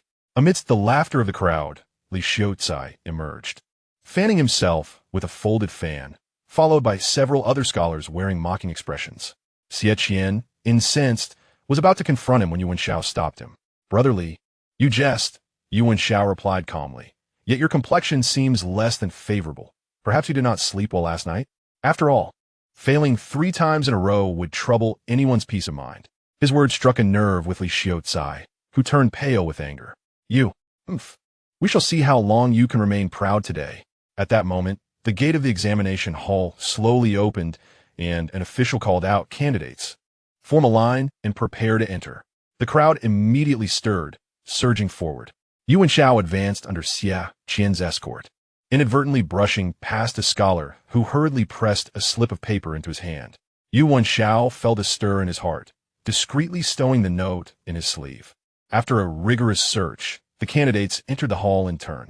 Following his number, Yu Wenxiao located his designated booth, a small cubicle hardly large enough to accommodate a table and chair, with walls that were worn and chipped. Just as he set down his examination basket, he sensed something amiss. The scholar in the adjacent booth appeared to be organizing his stationery. Yet his gaze frequently darted toward Yu Wenxiao. Further away, an examination official paced back and forth in front of his booth, lingering noticeably longer than elsewhere. A cold smile crept across Yu Wenxiao's face. Wang Furong had indeed placed spies within the examination hall. Feigning ignorance, he calmly spread out his paper and began grinding ink. Seizing the opportunity, he quietly unfolded the note from earlier, which bore only 4 succinct characters: "Beware of fire." Yu Wenxiao's pupils contracted. Fire? Open flames were strictly prohibited in the booths. What could this mean? Unless... He suddenly recalled a past incident where arson had occurred during an examination, with malefactors setting fire to candidates' booths to create chaos and frame others. Such a sinister scheme. The first examination soon commenced, focusing on the classics.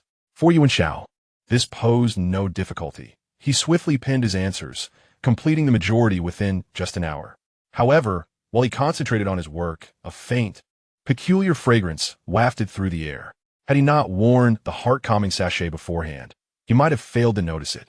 The scent, sweet yet sinister, soon left one feeling dizzy and disoriented. Yu Wenxiao quickly held his breath and discreetly placed a ginseng slice in his mouth. The refreshing essence surged through his mind, instantly clearing his thoughts. Out of the corner of his eye, he glimpsed the adjacent scholar stealthily tucking a small paper packet back into his sleeve, and he understood. The first day passed amid such undercurrents. At night, the candidates could only sleep fully clothed within their booths. Yu Wenxiao dared not fall into a deep sleep, remaining on high alert. Indeed, in the depths of the night, a faint sound of footsteps echoed outside his booth. Yu Wenxiao feigned slumber, observing a shadow pause in front of his booth, seemingly verifying whether he was asleep. Subsequently, the shadow discreetly slipped something into the gap of the booth. Once the footsteps faded, Yu Wenxiao quietly rose and discovered a small package of gunpowder and a fuse tucked in the corner. He was taken aback. Wang Furong dared to smuggle gunpowder into the examination hall, intending to take his life. Regaining his composure, Yu Wenxiao swiftly removed the gunpowder, replacing it with a similarly shaped packet of dirt, and damaged the fuse. The entire process was executed silently, without alerting anyone. Before the second day's examination began, the examination official indeed came for a routine check, searching the booth for quite some time, yet finding nothing, ultimately leaving in frustration. Yu Wenxiao smirked inwardly, realizing Wang Furong's plan was intricately woven. Had he not been prepared in advance, he would have surely fallen into their trap. However, the greatest peril still lay ahead. On the afternoon of the third day, during the final essay examination, a sudden cry rang out, "Someone is cheating." Instantly, the entire examination hall erupted in chaos. Several officials rushed to the booth adjacent to Yu Wenxiao's, dragging the scholar out. "My lord, I am wronged," the scholar cried out, inadvertently tossing a slip of paper in front of Yu Wenxiao's booth. An astute official immediately picked up the note, exclaiming, "This contains content related to the essay topic." "Yu Wenxiao, what do you have to say for yourself?" All eyes turned to Yu Wenxiao in an instant. He slowly set down his brush, his gaze calmly sweeping over the cheating scholar before meeting the eyes of the leading official. It was time for the inevitable confrontation to unfold. Chapter 42, A Deadly Threat in the Examination Hall. The atmosphere in the examination hall seemed to freeze. Thousands of candidates' gazes bore down on Yu Wenxiao as if they were tangible weights. The note picked up by the official had now become a decree determining his fate. The leading official, surnamed Zhang, was one of the deputy examiners and a disciple of Wang Furong. He held the note with an unmistakable expression of severity and disdain. Yet a glimmer of satisfaction at the successful execution of his scheme lay hidden in his eyes. Yu Wenxiao, Zhang's voice boomed, ensuring half the examination hall could hear him. The evidence is irrefutable. What do you have to say? The scholar being dragged away continued to wail in protest, his cries adding to the chaos and drama of the moment. Yu Wenxiao slowly rose, his movements calm and unhurried, without even brushing against the inkstone on the table. He first bowed respectfully to Zhang Guanfang, his gaze calmly sweeping across the note. My lord, his voice was clear and steady, undisturbed by the accusations. May I have a look at this item? It would provide clarity. Zhang Guanfang snorted coldly, handing over the note with a mocking tone. What? Do you wish to verify whether it is your own handwriting? You have been caught red-handed. The evidence is irrefutable. Yu Wenxiao took the note, but did not examine it immediately. Instead, he first felt the texture of the paper. The roughness beneath his fingertips starkly contrasted with the delicate rice paper he typically used. With a sense of understanding, he then lowered his head to scrutinize its content. The note indeed contained several hastily written annotations related to the examination topic, the scrawled handwriting appearing to mimic the frantic strokes of someone attempting to glance at answers in a hurry. My lord, Yu Wenxiao raised his head, his gaze locking onto Zhang Guanfang. This item does not belong to the student. Nonsense, Zhang Guanfang retorted angrily. It was found right in front of your examination room, under the watchful eyes of many. How can you possibly deny it? Did it sprout wings and fly here on its own? Several officials nearby chuckled in agreement, their eyes filled with contempt as they regarded Yu Wenxiao. The examinees in the distance began to whisper amongst themselves, some reveling in the misfortune, others lamenting, while many simply enjoyed the spectacle. The student means no such thing, Yu Wenxiao replied unhurriedly. What I am saying is that the paper and handwriting do not match what I typically use. He held up a piece of his own answer sheet, filled with responses, displaying it alongside the note. My lord, as you can see, I use Huizhou rice paper, which is soft and smooth, whereas this note is made from coarse paper, a common type. The ink I use is of superior quality, a pine soot ink that is deep black and glossy, while the ink on this note is dull and smudged, indicative of inferior quality. Zhang Guanfang's expression shifted slightly, and he countered, what does that prove? Perhaps you intentionally used inferior paper and ink to avoid detection. You have certainly considered every angle, my lord. Yu Wenxiao maintained his respectful tone, yet his words sharpened. But how do you explain the handwriting? The student has practiced yin-style calligraphy since childhood, with strength and structure, while the writing on this note is weak and disorganized, clearly a poor imitation. If my lord does not believe me, we may compare it to my previous writing or have me write on the spot. The truth will be revealed. His reasoning was coherent, and the evidence compelling, causing a shift in the atmosphere. Many examinees began to nod, finding his arguments persuasive. Even some of the minor officials behind Zhang Guanfang showed signs of hesitation. Zhang Guanfang clearly did not expect Yu Wenxiao to remain so composed and well-prepared. Momentarily at a loss for words, he instinctively glanced towards a corner of the examination hall, where a middle-aged official with a grim expression stood. It was the chief examiner, Zhou Zhijiang. Zhou Zhijiang's brow was furrowed, remaining silent while observing coldly. Crafty words and color. Zhang Guanfang seethed with anger, attempting to dominate the situation. Even if the paper, ink, and handwriting differ, this item was found in front of your examination room. You cannot escape responsibility. You must be feeling guilty and employing tricks to mislead us. My lord, Yu Wenxiao's voice suddenly rose, carrying a note of indignation. The student has endured hardship in study to earn a legitimate reputation and serve the court with honor. Today's provincial examination is crucial to my future. How could I possibly engage in such self-destructive folly?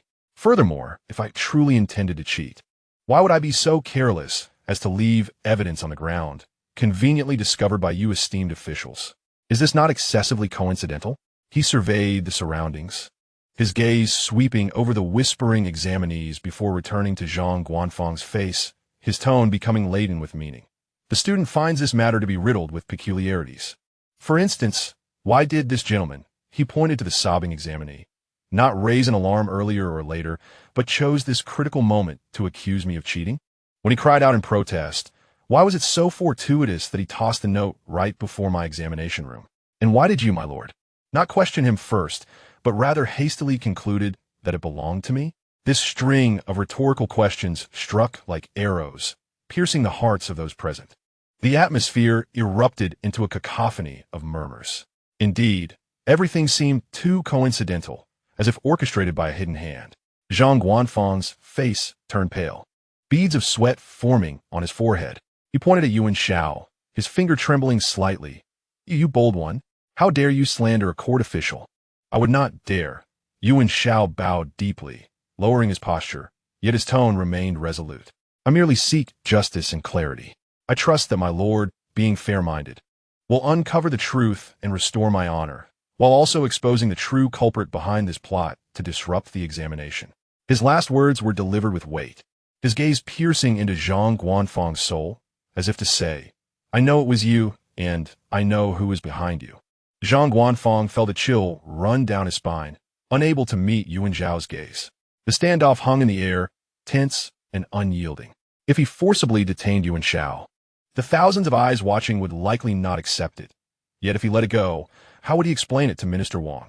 At that moment, the silent chief examiner Zhou Zhijiang finally spoke, his voice low yet imbued with undeniable authority. "Zhang Guanfang, what Yu Wenxiao says is not without merit. There are indeed points of doubt in this matter." All eyes turned to Zhou Zhijiang. He stepped forward, first examining the note in Yu Wenxiao's hand, and then glancing at Zhang Guanfang, who appeared ashen, and the trembling examinee who had attempted to cheat. The Imperial examination is a matter of great importance for the nation, and it must not be marred by falsehoods. Since both parties hold to their claims, it is difficult to reach a conclusion at this moment. In my view, he paused, his gaze sweeping the room before finally resting on Yu Wenxiao. "Yu Wenxiao, you may continue with your examination. After it concludes, I shall thoroughly investigate this matter, providing an account to you and the court." This declaration sent shockwaves through the room. This meant that the examination would proceed, and Yu Wenxiao's suspicion had not been confirmed, yet it had not been entirely cleared either. His fate now hinged on the outcome of the subsequent investigation.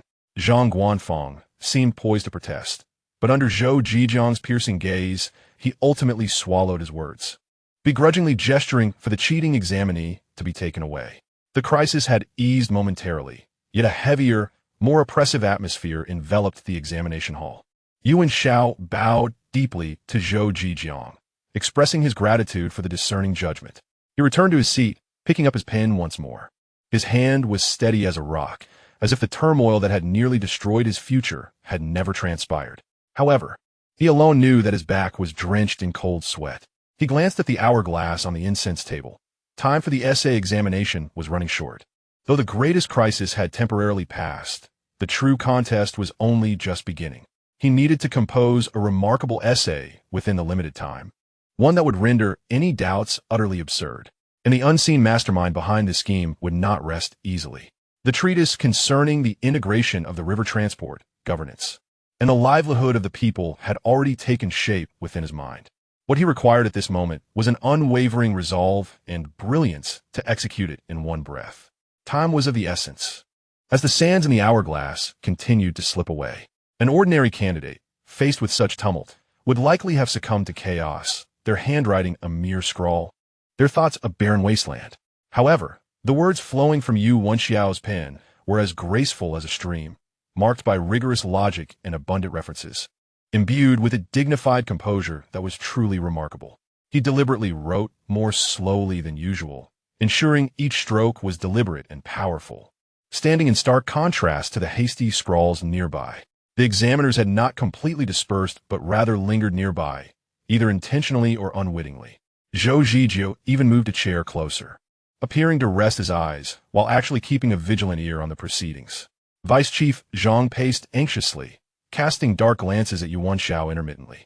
After approximately a stick of incense had burned, Yu Wenxiao had completed most of his essay.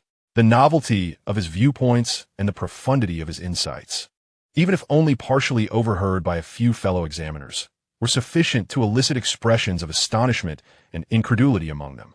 At that moment, Vice Chief Zhang seemed to seize upon a thread of accusation, striding forward and pointing at Yu Wenxiao's examination paper with a sharp voice. "Cease writing. Yu Wenxiao, after the earlier upheaval, your mind must be unsettled. How can you so swiftly resume your thoughts, and your writing seems even more refined than before? This defies reason." Have you perhaps prepared a draft in advance, thus proving your guilt? You must have known the exam questions beforehand. This accusation was more venomous than previous insinuations. Should it be substantiated, not only would Yu Wenxiao be implicated, but the entire examination system, including the setters and the confidentiality, would also face dire consequences. A grave sin indeed. Zhou Zhijiu suddenly opened his eyes, his gaze sharp as a blade. Even the other, previously neutral examiners frowned, feeling that Vice Chief Zhang's statement was excessively forced and bordering on absurdity. Yu Wenxiao finally set down his pen. He lifted his gaze, his expression devoid of anger, instead carrying a hint of a gentle, almost pitying smile. This smile, more than outright rage, inflicted a deeper humiliation upon Vice Chief Zhang. Master Zhang. Yu Wenxiao's voice was calm and steady. May I pose a question? Why you may, Vice Chief Zhang stammered, feeling unsettled under Yu Wenxiao's gaze. In your years of governance, have you ever encountered a situation in the Imperial Court requiring prompt responses to inquiries? Yu Wenxiao inquired slowly. Naturally. Then, when faced with sudden and perhaps malicious questioning, do you find yourself at a loss due to panic, or does it ignite your resolve, sharpening your thoughts and words? Yu Wenxiao scanned the room, addressing all present examiners, emphasizing that scholars must maintain composure in significant matters. The upheaval in the examination hall was, for him, an urgent matter indeed. If a mere insinuation could throw him into disarray, severing his flow of thought, then all the scholarly texts he had studied and the righteous spirit he had cultivated would have been for naught. Should he one day hold office and confront the sufferings of the populace amidst the complexities of governance, how would he navigate such challenges? He paused before continuing with a resonant tone. As for the refinement of my essay, inspiration sometimes strikes in a flash. Through this experience, I have gleaned deeper insights in adversity, infusing them into my discourse on governance and the welfare of the people, which feels far more genuine than mere theoretical discussions. If my creativity flourishes in adversity, to label it as cheating would imply that countless masterpieces born from dire circumstances throughout history are likewise evidence of wrongdoing. This assertion was both reasonable and composed, effectively countering the accusations while subtly elevating his own stature. Several observing examiners could not help but nod slightly in agreement. Even Zhou Zhijiu's stern countenance briefly flickered with an almost imperceptible appreciation. Vice Chief Zhang, rendered speechless by the rebuttal, felt his face flush crimson. Pointing at Yu Wenxiao, yet failing to articulate a complete thought, he realized that in this war of words, he was utterly outmatched by the youth. Enough. Zhou Zhijiu finally spoke again, his voice imbued with undeniable authority. Master Zhang, without evidence, how can you repeatedly slander the candidate based on conjecture? If everyone were to act as you do, would this examination not become a farce? Return to your position. This reprimand was exceedingly severe. Zhang, filled with shame and anger, dared not defy it, casting a fierce glare at Yu Wenxiao before retreating in frustration. Yu Wenxiao bowed respectfully to Zhou Zhijiu, refraining from further comment, and resumed his seat, dipping his pen in ink. This time his strokes flew across the page, completing the final paragraph in one fluid motion. As the last character was inscribed, the sand in the hourglass nearly ran out simultaneously. Time is up. All pens down, the proctor declared loudly. Yu Wenxiao gently blew dry the ink, gazing at the essay that encapsulated his heart and will, exhaling a long breath. He understood that in this battle within the examination hall, he had temporarily emerged victorious. With wit and skill, he had withstood immense pressure and completed the test. The official responsible for collecting the papers approached.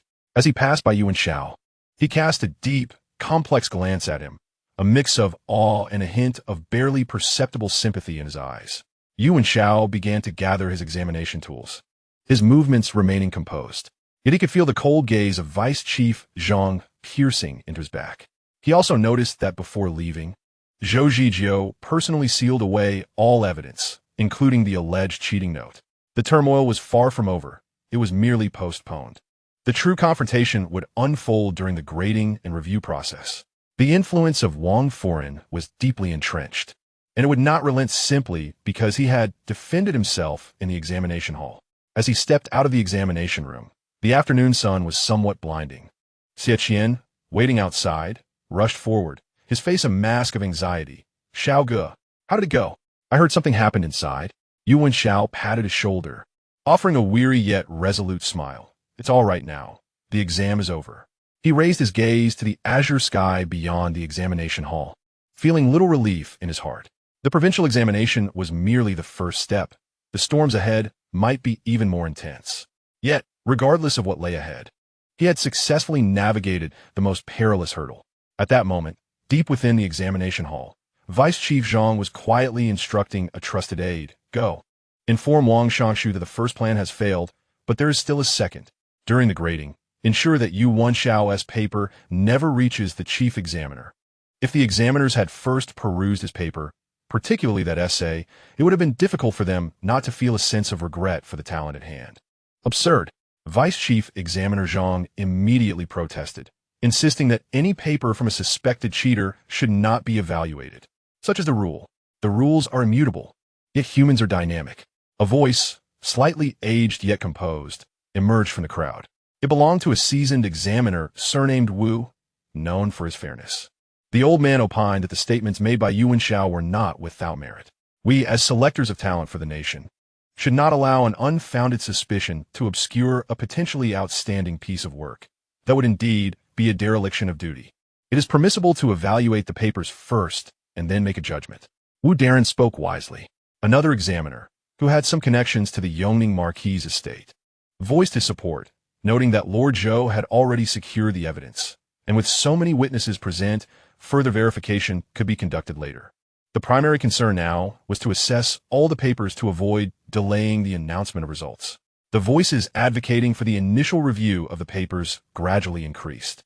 Not everyone shared Vice Chief Examiner Zhang's stance. Several examiners genuinely harbored a sense of justice, preferring to judge a candidate based on the content of their writing. Seeing this, Vice Chief Examiner Zhang felt a rising panic.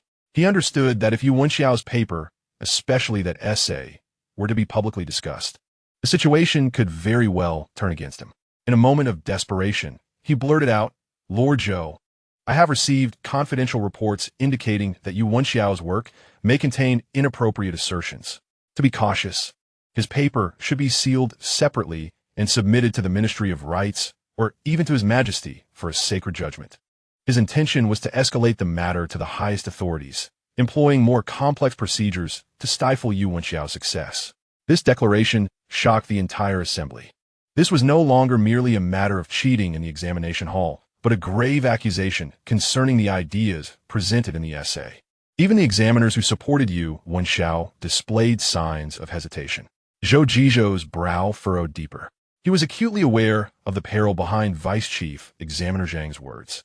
Should this matter be handled in such a manner, Yu Wenxiao's future would be virtually destroyed, and even if no evidence were found in the end, he could be ensnared in a web of political machinations.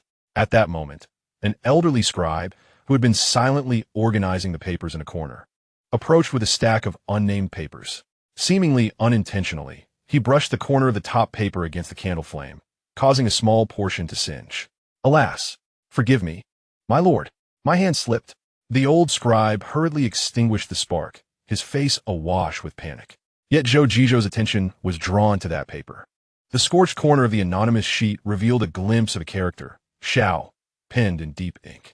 The essay's content, particularly its arguments and writing style, aligned perfectly with what he had previously observed while discreetly watching Yu Wenxiao's responses.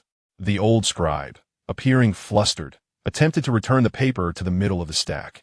But Zhou Jizhou spoke firmly. "Hold on. Bring that paper here for me to examine." Trembling, the old scribe presented the paper. Zhou Jizhou quickly scanned it, particularly the essay section, and with each passing moment, his astonishment grew. The discourse regarding the interdependence of the grain transport system, governance, and the well-being of the populace was remarkably innovative, with clarity of thought and grand scope that far exceeded what an ordinary student could achieve.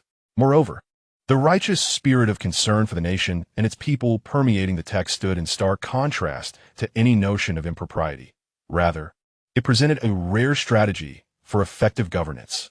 Understanding dawned upon him. The old scribe's actions were no mere accident. He was signaling to Zhou Jizhou the location of Yu Wenxiao's paper, allowing him to confirm its worth firsthand. There was undoubtedly influence from the Yongning Marquis' estate or other powers that valued Yu Wenxiao at play. In that instant, Zhou Jizhou made his decision. He set the paper down and surveyed the assembly, his voice steady and commanding. There is no need for further debate. The hall fell silent. Yu Wenxiao's paper would be evaluated as usual. Zhou Jizhou declared decisively that, as the chief examiner for this provincial examination, he would make the final judgment. Everything would be assessed after the papers were reviewed, and a comprehensive evaluation would follow. If the work were indeed stellar and the arguments profound, it would be folly to hastily condemn it based solely on this dubious slip of paper. Such actions would contradict the very essence of the court's intent in selecting talent. If the work proved subpar, then both offenses could be addressed in due time. He cast a sharp gaze at Vice Chief Examiner Zhang. Zhang Darren, what is your opinion? Under Zhou Jizhou's piercing stare, Vice Chief Examiner Zhang, witnessing the nods of agreement from several examiners, realized that prolonging his opposition would serve no advantage. Instead, it might provoke Zhou Jizhou's complete disdain. He reluctantly acquiesced, bowing his head and stating, "Everything shall be at your discretion, my lord." Excellent. Zhou Jizhou rose, declaring that the papers would be reviewed that very night. All anonymous papers would be transcribed and processed according to strict protocol. I am eager to see what exceptional work this year's candidates will produce. The crisis was momentarily averted. Yu Wenxiao bowed deeply to Zhou Jizhou and the other examiners, exiting the public hall under the guidance of an official. He understood that the old scribe's flame and Zhou Jizhou's ultimate decision were no mere coincidences.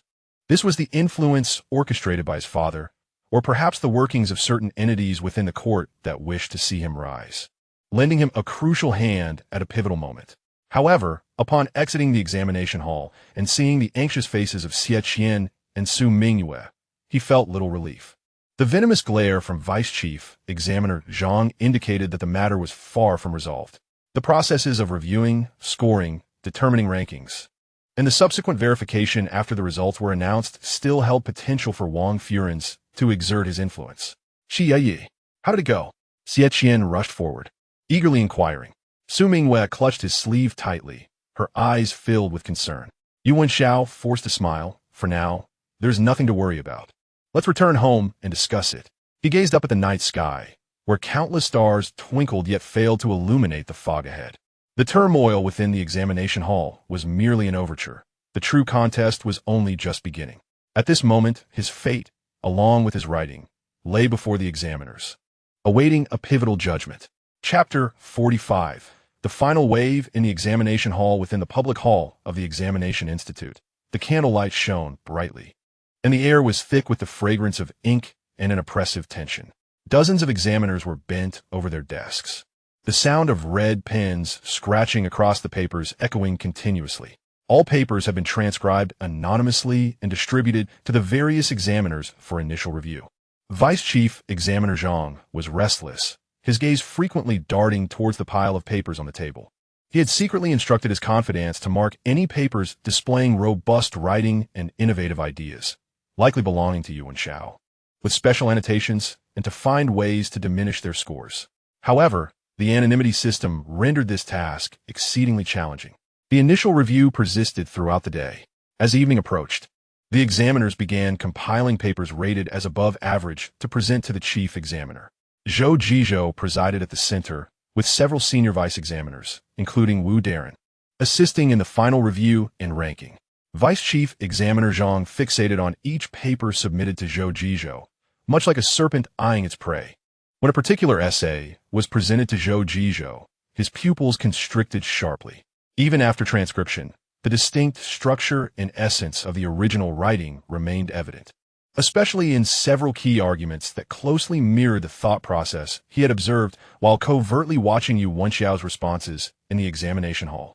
As soon as Zhou Jizhou picked up the paper, Vice Chief Examiner Zhang eagerly interjected, adopting a tone of deliberate criticism. Though the viewpoints are novel, they may be overly radical and contrary to the teachings of the sages. Especially the assertion linking grain transport with governance is unprecedented and may cause unrest. I believe it should be rated as below average. Hearing this, Wu Darren took the paper and scrutinized it closely, his brow furrowing slightly before relaxing again. Zhang Darren, your assertion is misguided. I find this paper rich in references, detailed data, and rigorous logic. How can it be deemed radical? The shortcomings of the grain transport system stem from governance, which is a profound insight. Wu Darren, such rhetoric is misleading. How can it be encouraged? Vice Chief Examiner Zhang raised his voice. You are perhaps being overly cautious, another vice examiner chimed in, examining the paper as well. In selecting talent for the nation, practicality is paramount. This candidate sees what others do not and articulates thoughts left unspoken, which is exactly the talent the court requires. I concur with Wu Darren. This paper deserves a high rating. The examiners began to argue, with voices of support and dissent rising, yet it was evident that Yu Wenxiao's essay, which integrated modern management thinking, had captivated several of the more open-minded examiners. Zhou Zhizhou listened in silence, his fingers gently tapping on the examination paper. He had already determined in his heart that this paper was exceptional, yet he anticipated Zhang Fuzhu's vehement opposition. He needed to devise a method that could safeguard the talent while silencing the murmurs of the crowd. There was no need for further debate. Zhou Zhizhou finally spoke, his voice calm, yet imbued with undeniable authority, asserting that this paper was indeed of superior quality. The viewpoints might be novel, yet they were substantive and well-supported, not mere empty rhetoric. In my official opinion, it should be rated as excellent. Lord Zhou, Zhang Fuzhu interjected urgently, the suspicion of cheating must be addressed separately. Zhou Zhizhou interrupted him, stating that the evaluation of the examination paper should solely concern the quality of the writing. As for the suspicion, he would weigh it in his own considerations. He scanned the assembly and continued to review the papers. Zhang Fuzhu's face turned ashen, yet he dared not openly confront him again. He clenched his fists tightly, his nails nearly digging into his flesh. He understood that, in the face of the hard standard of literary quality, it would be difficult to outright dismiss Yu Wenxiao. His only hope was to cling to the suspicion of cheating as a last resort during the final ranking. During the subsequent evaluation, Yu Wenxiao's papers on classics and poetry were also discovered and rated as excellent. Particularly in the classical interpretation section, his elucidation of a cryptic text displayed astonishing depth of understanding and unique insights, once again garnering admiration from several examiners. By the time all papers were assessed, it was well past midnight. The next crucial step was to finalize the rankings based on the combined results of each examination. Traditionally, the essay score held the highest weight. The tallying was conducted by several clerks under the supervision of the examiners. Zhang Fuzhu closely monitored the process, especially focusing on the total score ranking of the paper rated as excellent, which he was almost certain belonged to Yu Wenxiao. When the preliminary rankings were revealed, Zhang Fuzhu gasped in astonishment. That paper topped the list. If it was indeed Yu Wenxiao's, he would secure the top position. Lord Zhou, Zhang Fuzhu nearly leaped up. The author of this paper is under suspicion. How can he be declared the top scholar? If problems arise after the results are announced, how will we, as examiners, explain ourselves to the court and to the scholars of the realm? It would become a subject of ridicule for generations. His words struck a sensitive nerve among all the examiners. The integrity of the imperial examination was directly tied to the reputation of the court and their own honor. Even those who supported Yu Wenxiao, such as Lord Wu, displayed signs of hesitation. After all, that slip of paper indeed posed a risk. Zhou Zhizhou pondered for a long while. He admired Yu Wenxiao's talent and did not believe he would cheat, but as the chief examiner, he had to weigh the pros and cons and mitigate risks. What do you think, Lord Zhang? Zhou Zhizhou inquired solemnly. Zhang Fuzhu felt a surge of joy within and quickly replied, in the interest of caution, I believe the ranking of this paper should be adjusted downwards. This way, we neither bury its talent nor draw excessive attention, and once the suspicions are cleared, it can be promoted without delay.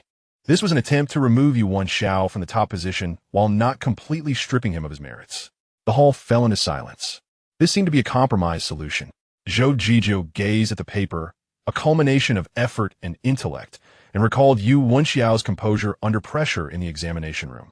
Sighing inwardly, he understood that this adjustment might very well sever the glory and starting point that a genius like Yu Wenxiao deserved. Lord Zhou, Lord Wu suddenly spoke. I have a suggestion. When selecting scholars, we should base our decisions on their talents. If we suppress genuine talent due to unfounded suspicions, would that not be putting the cart before the horse? Moreover, His Majesty has always emphasized fairness and justice in selecting scholars. Why not present the situation of this paper? Alongside our debates, in a report to His Majesty for his divine judgment. This way, we demonstrate our prudence and responsibility while maintaining our commitment to justice.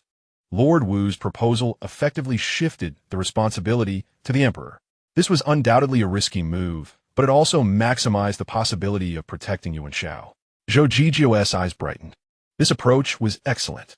It would indicate that they were aware of the suspicions and had not made a hasty decision, while also entrusting the final ruling to the emperor, avoiding a direct confrontation with Wang Foren's influence.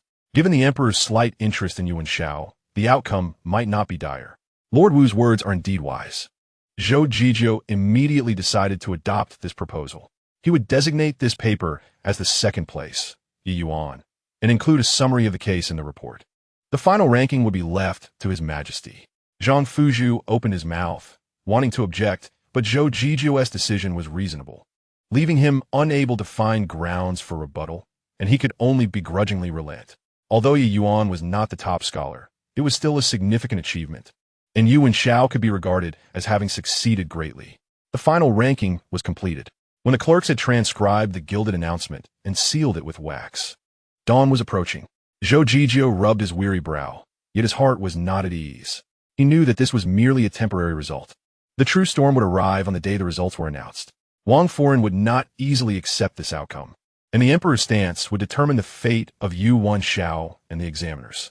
Yu Wenxiao's examination paper was like a stone cast into a tranquil lake, stirring ripples not only in the examination hall, but also heralding a greater tempest throughout the capital and the court. Meanwhile, Yu Wenxiao remained at the Yongning Marquis' residence, blissfully unaware of the impending storm. He only knew that his paper should be commendable, but the final result lingered precariously in the balance. Chapter 46. The results determined destiny. On the day of the results announcement, a throng gathered outside the examination hall, more crowded than on the day of the exam. The air was thick with a blend of anxiety, anticipation, and fear. The fruits of years of arduous study, the hopes of family fortunes, and even personal destinies would be dictated by that thin yellow announcement. Xie arrived at the forefront before dawn, craning his neck to catch a glimpse. Su Mingyue sat in the carriage at the Yongning Marquis' residence, clutching her handkerchief tightly, her nails nearly embedding into her palm. Even the usually composed Yu Wenxiao was uncharacteristically absent from court, pacing anxiously in his study. In contrast, Yu Wenxiao remained the most tranquil. He stood at a window of a nearby tea house, overlooking the dense crowd below. Having faced life and death in the examination hall, he felt a sense of detachment regarding the outcome. He had done his utmost. The rest was beyond his control. As the hour of Chun approached, the gates of the examination hall slowly opened. Several officials emerged, holding the announcement covered with bright yellow silk, walking solemnly. The crowd erupted in a frenzy, surging forward like a tidal wave. The results are out. The results are out. 3 gongs sounded, and the crowd fell silent. The chief announcement officer began to call out names, starting from the last place. Each name read brought forth cheers of joy or cries of despair. 120th, Li Mo from Qiantang County. 98th, Zhao Wenhua from Jinling Prefecture. 53rd, Xie was drenched in sweat from anxiety. Each time a name was called that was not Yu Wenxiao's, he felt a momentary relief, only to become increasingly tense. Su Mingyue in the carriage was even more restless, nearly ready to tear open the curtains and rush out. As names continued to be called, they reached the top 30, yet Yu Wenxiao's name was still absent. Xie heart sank. Could it be that Yu Gu had failed? That was impossible. 15th, Zhang Qingyuan from Shanin County. 10th, Gu Yanji from Huading Prefecture. 5th. When the name of the third place was read, it still was not Yu Wenxiao's. The atmosphere in front of the examination hall grew ominous. Even many who were previously indifferent began to murmur among themselves. The reputation of Yu Wenxiao was too resounding. If he couldn't even make it into the top 3, it would be news. If he were to fail entirely, it would be a sensational headline. Zhang Fuzhu stood behind the announcing official, a cold smile creeping onto his lips. Second place? As long as it wasn't the top scholar, it would be a victory for his faction. And this was just the beginning. The chief announcement officer took a deep breath and loudly declared the second name. Second place, Yi Yuan, Yu Wenxiao from the capital. Silence. A deathly stillness persisted for a full 3 breaths. Then, an uproar erupted like a tsunami. Jia Yuan. It's Yi Yuan. Yu Wenxiao has achieved Yi Yuan. I knew it. How could the top scholar not succeed? But why is it Yi Yuan and not the top scholar? Xie Qian momentarily froze, then erupted in unrestrained joy, dashing towards the tea house without a second thought, calling out hoarsely as he ran, "Xiao Ge, we did it! Jia Yuan, you are Yi Yuan." In the carriage, Su Mingyue initially rejoiced, but then furrowed her brows slightly, questioning, "Yi Yuan? Why not Jie Yuan?" She sensed a hint of something unusual. Within the elegant chamber of the tea house, Yu Wenxiao heard his name and rank, but displayed little outward excitement. Only a flicker of understanding passed through his eyes. Indeed, it was as he suspected. Zhou Jizhao had resisted pressure and did not strip him of his title, but ultimately, he was compelled to relinquish the position of Jie Yuan. The nail in the coffin of suspicion had indeed served its purpose. He descended the stairs calmly, just as Xie Qian rushed up, embracing him tightly, overwhelmed with emotion. "Xie Yi, we did it! Jia Yuan."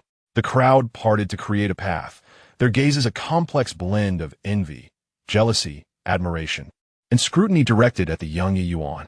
Yu Wenxiao patted Xie Qian's back, but his gaze drifted beyond the crowd, landing on Zhang Fuzhuqiao, who stood in the shadow by the entrance of the Gongyuan. Their eyes briefly met. Zhang's were filled with blatant resentment and provocation, while Yu Wenxiao's reflected an unfathomable calm. He offered a slight smile and a distant gesture of courtesy toward Zhang, whose heart sank with an inexplicable chill. Upon returning to the Yongningho residence, the atmosphere was jubilant, adorned with festive decorations, and the servants were brimming with joy. Yu Wentao stood at the entrance, watching his son's return, and for once, a genuine smile broke through his usually stern demeanor. He patted Yu Wenxiao's shoulder and simply uttered good. Su Mingyue approached, her happiness tinged with concern, whispering, "Husband." About that ranking, Yu Wenxiao interrupted her with a gentle smile. "Being selected is a good thing." The household prepared a grand feast to celebrate the heir's achievement of becoming a Yuan. Guests flowed in and out, the festivities more boisterous than when Yu Wenxiao had merely secured the top position among scholars.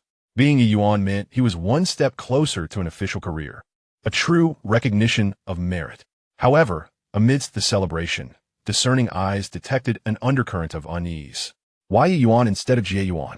Whispers of vague rumors regarding the examination's turmoil began to circulate among the guests. During a lull in the festivities, Yu Wenxiao seized a moment to speak quietly to Yu Wentao. "Father, there may be repercussions regarding the ranking." Yu Wentao scoffed. "No matter how long Wang Furin's reach extends, it cannot envelop the heavens. As Yi Yuan, his title is secure. He shall not challenge it. As for Jie Yuan, perhaps it is a blessing in disguise. Achieving the top two soon could render one a target, which is not necessarily advantageous." Yu Wenxiao nodded. "I understand, but I worry that Wang Furin's will not relent." "He certainly will not." Yu Wentao's eyes flashed with intensity. "Thus, we must prepare early. Now that you are a Jiren, certain matters are yours to handle." As the father and son conversed, the steward reported that Gong Feng Bao from the palace had arrived. Yu Wenxiao's heart tightened, exchanging a glance with his father before straightening his attire to greet the visitor. Feng Bao maintained his usual, smiling demeanor, delivering the congratulations from the Imperial concubine and bestowing numerous gifts. However, as he prepared to leave, he lowered his voice to Yu Wenxiao, saying, "Young Master Yuan, His Majesty has reviewed Zhou Jizhao's supplementary report and said only 2 words, 'Understood.'" After Feng Bao departed, Yu Wenxiao stood alone in the courtyard, contemplating this statement. The seemingly mundane reaction concealed profound implications. What did the emperor understand? His talents? The unfairness of the examination? Or Wang Furin's methods? Was it tacit approval, a watchful eye? Or dissatisfaction? The will of the sovereign is inscrutable. Meanwhile, in the Wang residence's study, the atmosphere was tense. Wang Furin's slammed a confidential report onto the table, his expression dark, useless. That old man, Zhou Chongming, dares to act in defiance. And that Yuan boy, he actually let him become Yi Yuan. The Montakbot. My lord, please do not be angry. Although we did not achieve complete success, preventing him from attaining Jie Yuan is already an accomplishment. Furthermore, the title of Yi Yuan can still be manipulated. We can spread rumors that his recognition is unmerited, reliant solely on the power of the Yongningho residence. Foolishness. Wang Furin's retorted. Since the emperor is already aware, spreading rumors now would be self-defeating. He paced momentarily, a calculating glint in his eyes. However, you are correct about one thing. Yi Yuan can indeed be exploited. not to question his abilities, but to elevate him to a pedestal. Liemo was puzzled. What do you mean, my lord? Is he not talented? Has he not caught the emperor's attention? Then let us elevate him. Let the entire capital know that our Yu Wenxiao is a once-in-a-century prodigy, a future candidate for the chancellor. Raise him high enough that the Yongning-ho residents cannot support him. At that point, should he falter, the fall will be even more catastrophic. Liemo finally comprehended. Your insight is profound, my lord. I shall take care of it at once. Wang Furens approached the window, gazing towards the Yongning-ho residence, muttering to himself, Yu Wenxiao, let you enjoy your triumph for a few more days. The real game is just beginning. At that moment, Yu Wenxiao remained unaware that a new, far more sinister net was being cast around him. He only understood that his victory in the provincial examination had merely secured him an entry ticket to a more brutal battlefield. The road ahead remained long and perilous. Following the clamor of the announcement, deeper currents began to stir. Chapter 47. The political rivals counterattack in the Jinluan Hall. The incense burner emitted a thin wisp of smoke. It could not dispel the palpable atmosphere of tension. Today's court session felt heavier than usual. The civil and military officials stood arranged on either side, gazing at the floor, yet many stole glances at the Yongning-ho, Yu Wenxiao, stationed among the military, and the calm-faced Wang Furens in the front row of the civil officials. Seated on the dragon throne, Emperor Xiao Jingyan appeared in a particularly irritable mood today. After addressing several routine matters, he fell silent, his fingers unconsciously tapping on the armrest of the throne. In the ensuing silence, Wang Furens stepped forward, holding a jade tablet, and respectfully announced, Your Majesty, I have a memorial to present. A wave of tension swept through the hall. Yu Wenxiao's eyelids twitched slightly. Proceed. The emperor's voice bore no discernible emotion. I wish to impeach the newly appointed Jiren, Yu Wenxiao. Wang Furens' voice abruptly rose, echoing through the silent hall. Firstly, during the examination, he is suspected of cheating. While no concrete evidence exists, the suspicions remain unresolved, and his attainment of a yuan raises doubts about the integrity of the examination. Secondly, as a scion of nobility, he neglects self-cultivation and instead engages in commerce, operating an ice shop to compete with the common people, which is a disgrace to his status. Thirdly, his wife, Su, is arrogant and unruly, making disrespectful remarks about the families of court officials, indicating a lack of proper family conduct. Each of these three charges struck at the heart, especially the first, which directly questioned the fairness of the recently concluded examination. Immediately, several censors stepped forward in agreement. What Lord Wang says is true. If Yu Wenxiao truly possesses talent, why engage in commerce? Better to believe the rumors of examination misconduct than to dismiss them. Your Majesty, please issue an edict to revoke his title, to restore the integrity of the examination. The Yongning-ho has failed in his duty as a father and must also be held accountable. In an instant, calls for Yu Wenxiao's condemnation erupted in the hall, as if he were already a most heinous criminal. Yu Wenxiao's anger flared, stepping forward with resolute strides, his voice booming, Your Majesty. Wang Furens speaks baseless accusations. The matter regarding my son's examination has already been adjudicated by Zhou Jizhao, which Your Majesty has also reviewed. The so-called cheating is nothing but a fabrication, a scheme by petty individuals. As for the ice shop, that is sheer nonsense. Han Yutang is a property of the Xie family, and my son merely provided a public service. How can there be any competition with the common people? The drop in ice prices benefits the populace, and that is a virtue. What ulterior motives does Wang Furens have in distorting the truth? Yongning-ho, Wang Furens retorted with a cold laugh. Who does not know that the Xie family's illegitimate son, Xie Qian, is inseparable from your son? Han Yutang would not prosper without the support of the Yongning-ho residents. As for benefiting the people, perhaps it has harmed certain interests.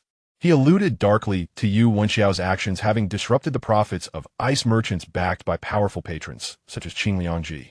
Yu Wenxiao trembled with rage, on the verge of an outburst. Enough. Atop the dragon throne, the emperor finally spoke. His voice, though not loud, carried an icy authority that instantly quelled all disputes. The officials fell silent, bowing their heads in submission. The emperor's gaze first fell upon Wang Furenshin, and he slowly articulated, Wang Aiqing, as the Minister of Rights. It is your duty to ensure the fairness of the imperial examination. However, impeachment must be substantiated with concrete evidence. The suspicions surrounding Yu Wenxiao's examination have already been noted by the chief examiner, Zhou Chongming, and I have perused the report. This matter remains undetermined. Wang Furenchen felt a chill in his heart. The emperor's words, seemingly equitable, subtly hinted at a desire to protect Yu Wenxiao. He hurriedly bowed, exclaiming, "Your Majesty is wise." This old minister was overly anxious for the state. The emperor offered no rebuttal, shifting his gaze to Yu Wenxiao. Yoning Ho, I can empathize with a father's concern for his son. Nevertheless, the honor of the scholar pertains to the state and must also avoid suspicion. Now that Yu Wenxiao has passed the examination, he should prioritize his studies. Trivial matters need not be pursued. Such wisdom served to soothe Yu Wenxiao while insinuating that Yu Wenxiao ought to maintain a low profile. The emperor downplayed the issue of the ice business, treating it as a triviality to be brushed aside. Yu Wenxiao, no fool, immediately grasped the emperor's intentions, suppressing his fury and bowing, "I shall heed your Majesty's counsel." The emperor nodded slightly, appearing to intend to let the matter pass. However, his next words stirred turmoil in the hearts of all present. "Yet, Wang Aiqing, you are correct. The imperial examination must be just to win the hearts of the people. I have also heard of Yu Wenxiao's talents. However, the position of a scholar is bound to attract scrutiny. Let us proceed thus. When he participates in the next examination, should he display genuine talent and ascend the ranks once more, the rumors will naturally dissipate. If not, we shall deliberate once more." The phrase "deliberate" once more hung over Yu Wenxiao like a sword, implying that while the emperor had temporarily safeguarded his status, he had also placed greater pressure upon his upcoming examination. Success in this next test promised a bright future. Failure would likely resurrect all previous accusations, with dire consequences. Wang Furenchen felt a surge of triumph. The emperor's actions, appearing fair, had effectively placed Yu Wenxiao in a precarious position. The upcoming examination was fraught with competition and uncertainty. With a mere misstep, the stakes could prove catastrophic. "Your Majesty is wise." Wang Furenchen bowed first, a barely perceptible smirk gracing his lips. Yu Wenxiao's expression darkened. Yet he could not refute the emperor's words and could only offer his thanks. The storm seemed to have been quelled by the emperor's hand. Yet everyone in the hall understood that the rift between Yu Wenxiao and Wang Furenchen's faction had deepened. The emperor's stance grew increasingly ambiguous. After the court session, Yu Wenxiao returned home with a grim expression. Yu Wenxiao had long awaited him in the study. "Father," Yu Wenxiao began, discerning his father's mood, "I have surmised much from your countenance." Yu Wenxiao recounted the day's events in the court, concluding with a sigh, "Shower, the emperor is both protecting you and testing you. You must succeed in the upcoming examination. Failure is not an option. Otherwise, I will be unable to shield you." Yu Wenxiao's gaze remained calm. "I understand, father. I have burdened you. There is no need for such formalities between family." Yu Wenxiao waved his hand, concern flickering in his eyes. "I worry that Wang Furenchen, emboldened by this incident, will grow more relentless. While overt threats can be evaded, covert ones are far more treacherous." At that moment, Su Mingyue entered with refreshments. Upon hearing the latter part of their conversation, her face paled. "Father, husband, is this again because of my actions?" Yu Wenxiao took the tea tray, gently assuring her, "It is not your fault. Wang Furenchen harbors ulterior motives and will find excuses regardless." Su Mingyue bit her lip, her eyes filled with guilt and determination. "Husband, do not worry about preparations. From this day forth, I shall refrain from causing any trouble and will not give anyone a reason to criticize." Observing her earnest demeanor, Yu Wenxiao and Yu Wenxiao exchanged glances, their hearts somewhat comforted. However, the winds of fate do not cease. The following day, new rumors began to circulate throughout the capital. This time, they were not slanderous but excessively flattering. "Have you heard? Yuan is said to be the reincarnation of the star of literature. Even the Zhou festival scholar praised his talent as rare in a century. Indeed, His Majesty has openly commended him, declaring him the likely victor of the next examination." The proclamations, while seemingly laudatory, concealed malicious intent. By elevating Yu Wenxiao to such heights, any misstep in the upcoming examination would lead to a devastating fall. This was precisely Wang Furenchen's scheme of flattery leading to downfall. Yu Wenxiao, upon hearing these rumors, merely smiled faintly, addressing the concerned Su Mingyue and Xie Qian. "There is no need to heed them. Empty accolades are burdensome. We must remain grounded in reality. He understood that Wang Furenqian's counterattack had commenced, and this was merely the beginning. The path ahead was fraught with peril. Turning towards the study, he found his desk already piled high with books in preparation for the examination. Under the lamp's glow, his gaze was resolutely steadfast. Regardless of the numerous challenges that lay ahead, he must persevere, not solely for himself, but for all those who cared for and believed in him. Meanwhile, a far greater tempest brewed at the distant border, poised to engulf all in its path. Chapter 48. The trouble caused by the beloved wife. The chrysanthemum banquet at the Duke of England's residence was heralded as the grandest event in the capital since autumn's arrival. Su Mingyue had initially resolved to feign illness to avoid attending. Yet the Duke's wife, her own aunt, had persistently sent invitations, her words earnest and imploring, rendering Su Mingyue unable to decline. Before her departure, Yu Wenxiao specifically cautioned, "Mingyue, in these tumultuous times, with many people present at the banquet, remember to speak carefully. No matter what you hear, simply smile and do not engage in disputes, nor mention matters of the household." Su Mingyue solemnly promised, "Husband, rest assured, I shall remember. I will not bring trouble upon our family." She had deliberately chosen a long dress of exquisite yet understated lake blue fabric, adorning herself with only simple pearl accessories, striving to remain inconspicuous. However, upon arriving at the Duke's residence, she realized her underestimation. The banquet gathered nearly all the prominent noblewomen of the capital. As soon as she appeared, she became the focal point of the evening. The once mocking and pitying gazes were now replaced with curiosity, scrutiny, and even a hint of flattery. "Lady Mingyue has arrived. Come, sit over here. In just a few days, my dear sister has grown even more distinguished, truly. The husband brings honor to the wife. Young Master Yuan has achieved remarkable success. My sister is indeed fortunate." The praises flowed incessantly. Su Mingyue recalled her husband's admonitions, merely smiling and nodding without elaboration. Yet, as she listened to the accolades and observed the once haughty Zhao Whiner and others now forced to feign smiles in the corner, the long-suppressed vanity within her began to sprout like wild grass kissed by spring breezes. As the banquet progressed and spirits lifted, conversation naturally turned to the recently celebrated Yu Wenxiao. A countess remarked, "I say, Master Yuan is the embodiment of true talent. Unlike some, who rely on ancestral favor, best left unmentioned." Her pointed glance fell upon Zhao Whiner. Following the demotion of the Zhao family, their standing had plummeted, and Zhao Whiner's position had rapidly declined.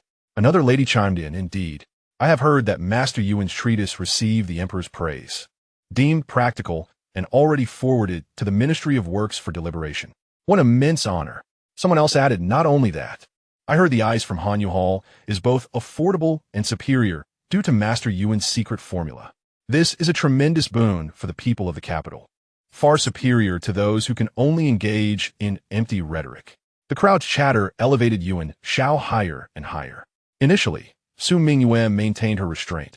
However, as she absorbed the praises for her husband and witnessed the increasingly sour expression on Zhao Whiner's face, a sense of satisfaction enveloped her, akin to savoring sweet wine, gradually leading her to feel a bit tipsy.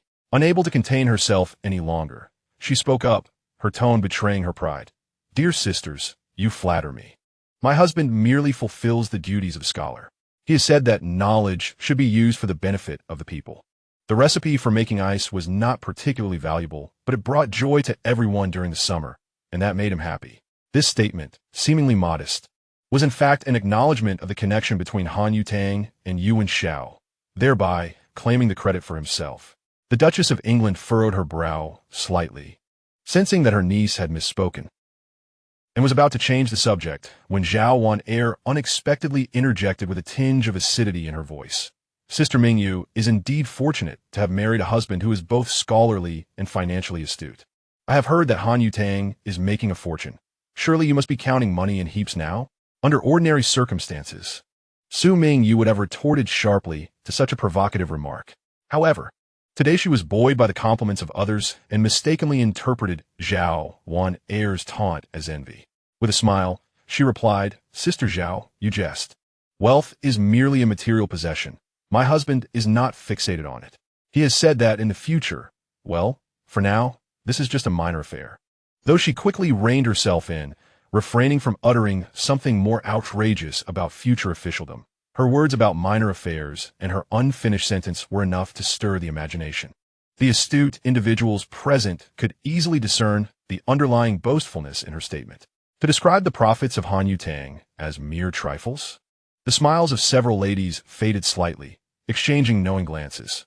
The Duchess of England's frown deepened.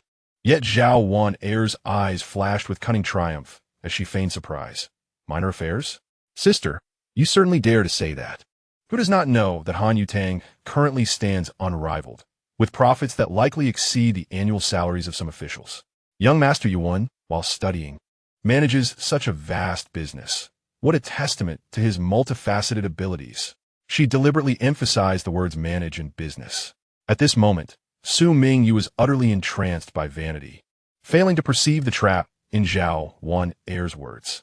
Instead, she interpreted it as praise for her husband's competence and smiled. My husband merely offers suggestions. It is actually the young master of the CF family who manages the specifics. However, speaking of wealth, it has indeed exceeded my expectations. Just last month, abruptly, she recalled Yu Wenxiao's admonition to refrain from discussing household matters and halted mid-sentence. What about last month? Zhao Wan Heir would not let this opportunity slip by. Immediately pressing for more details, her eyes glinting with excitement. The other ladies perked up their ears. Realizing she had misspoken, Su Mingyue's expression shifted slightly, and she forced a smile. It's nothing, just trivial matters. Come, everyone, let us taste this newly arrived crab before it cools and loses its flavor. She attempted to shift the topic, but the atmosphere had already changed. Although the group continued to laugh, their gazes toward her now held a measure of scrutiny and amusement. The fact that Yu Wenxiao, a scholar, was so deeply entwined with commerce and such astonishing profits was not a good reputation to have. The banquet concluded hastily. As Su Mingyue returned home in the carriage, her initial excitement began to wane, and unease crept in. It seemed that she had said something she should not have. Nervously, she entered the house where Yu Wenxiao was reading in his study. Upon seeing her, he looked up and smiled gently. Was the banquet a success? Su Mingyue dared not meet his gaze and replied softly, it was, all right. Yu Wenxiao, ever perceptive, immediately sensed her unusual demeanor and set aside his book. What's wrong? Did someone upset you? No. Su Mingyue quickly shook her head. After a moment's hesitation, she recounted how Zhao Wan Heir had led the conversation and how she had inadvertently said something in her moment of pride, speaking in a halting manner. After listening, Yu Wenxiao fell silent for a moment. His expression showed no anger, only a gentle sigh. That sigh, more than any reprimand, weighed heavily on Su Mingyue's heart. Tears welled in her eyes as she said, Husband, have I ruined everything? I truly did not intend to say that. But when I heard them praising you, I couldn't help myself. It's all my fault. Yu Wenxiao rose and moved to her side, enveloping her in his embrace, speaking softly. It is not entirely your fault. Zhao Wan Heir deliberately sought to ensnare you. It was difficult to guard against. Then what should we do? Su Mingyue lifted her tear-streaked face, her eyes glistening with worry. Will they use this against you? Certainly, Yu Wenxiao replied calmly, his gaze sharpening. Wang Fu Ren has been searching for new evidence against me. Your mention of profits has provided him with ammunition. He may very well use this to accuse me of profiting at the expense of the people, indulging in commerce, and neglecting my official duties. Su Mingyue's face turned pale with fear. Will this affect your reputation? My reputation is secure. They cannot harm it. However, they can tarnish my name, causing the scholars to scorn me and arousing the emperor's doubts. Yu Wenxiao analyzed the situation coolly, adding, more importantly, they may target Han Yutang, or even Xieqian. Filled with regret, Su Mingyue lamented, it's all my fault. I am utterly incompetent. Regretting now is futile. Yu Wenxiao gently wiped her tears away. Having learned from experience, you must understand that human intentions are unpredictable, especially in the realm of fame and fortune. Every word and action may be exploited. He observed his wife's fearful and remorseful expression with a heart that felt more pity than blame. She, with her innate innocence and exuberance, had been swept into this complex whirlpool. Do not be afraid. He grasped her hand firmly, his gaze resolute. When they strike, we shall counter their moves. I have been waiting for this opportunity for quite some time. Su Mingyue looked into her husband's steady eyes. her flustered heart slowly calming.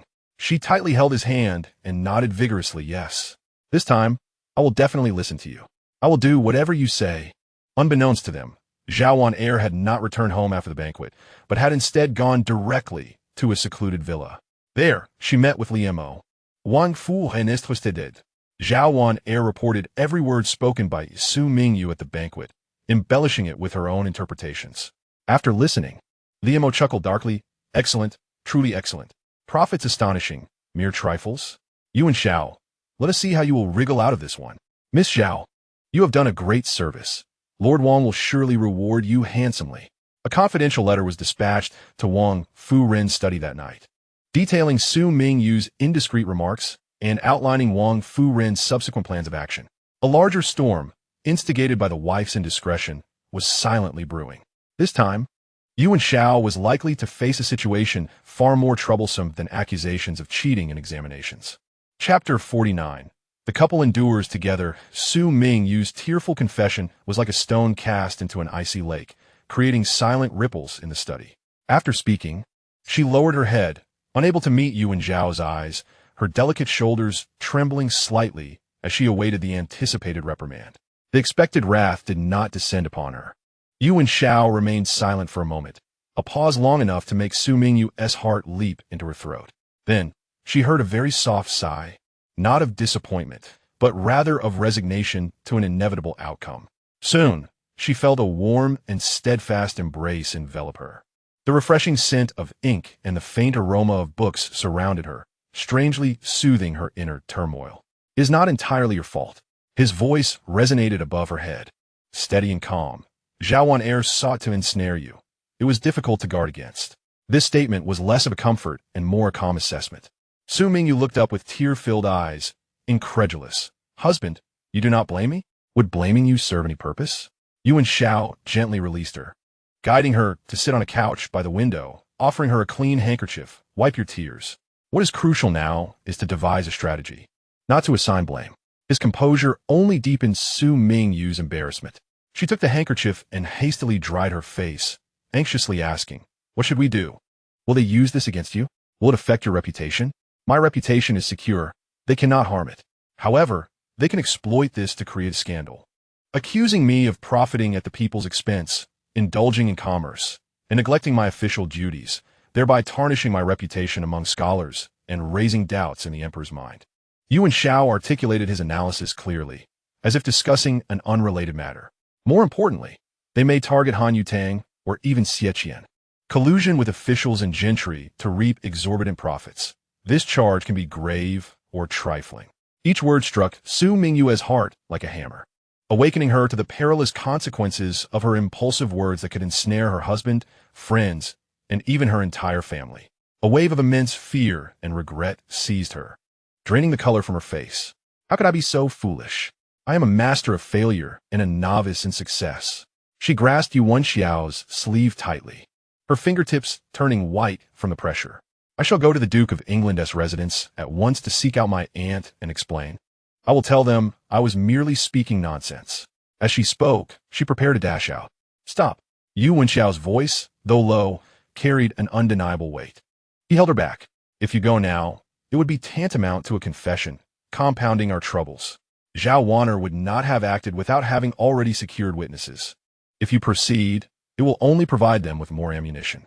Su Mingyue froze in place, caught in a quandary, tears welling up once more. Are we to simply watch as they slander you? Certainly not.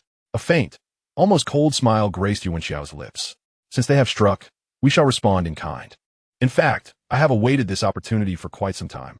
He turned his gaze to Su Mingyue, his sharpness tempered by a guiding gentleness.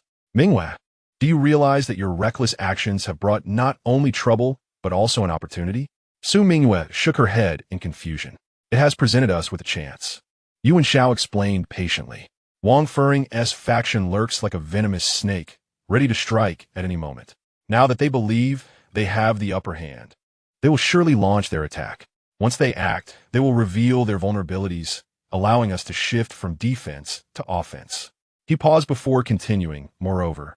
This incident will enable everyone, including His Majesty, to recognize that I, Yu Wenxiao, am not merely a bookish fool, but possess the ability to create tangible wealth. If they wish to label me as one who competes with the people for profit, they must first have the capability to withstand my forthcoming counterattack. His words exuded a powerful confidence, illuminating the shadows within Su Mingyue's heart. She gazed at her husband, suddenly perceiving a resolute composure in him that she had never witnessed before. This steadiness captivated her even more than his handsome visage, instilling an unprecedented sense of security within her. What should I do? She was no longer the girl who merely cried and complained. Her eyes now reflected seriousness and determination. This time, I shall heed your advice. I will do as you instruct. I cannot be a burden any longer. Seeing the fire of resolve ignite within her, Yu Wenxiao smiled slightly, knowing that although this lesson was painful, it might facilitate her true growth. Very well. First, you must feign illness. Yu Wenxiao began to strategize. Illness? Yes. Starting tomorrow, you shall claim to be unwell and close your doors to visitors.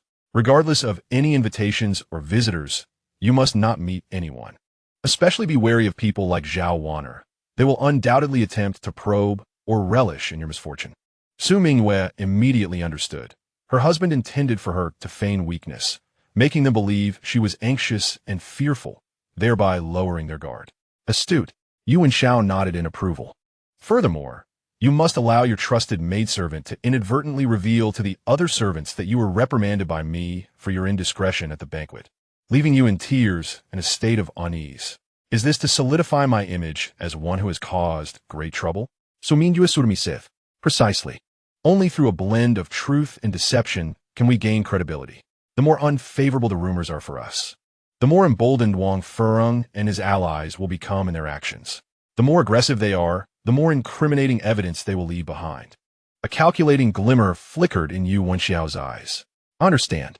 Su Mingyue nodded vigorously, then anxiously asked, But husband, how will you face the accusations in court alone? Matters in the court are within my control. Yu Wenxiao interrupted her, his tone resolute. Your role is to stabilize our household and manage affairs here. This is the greatest assistance you can provide me.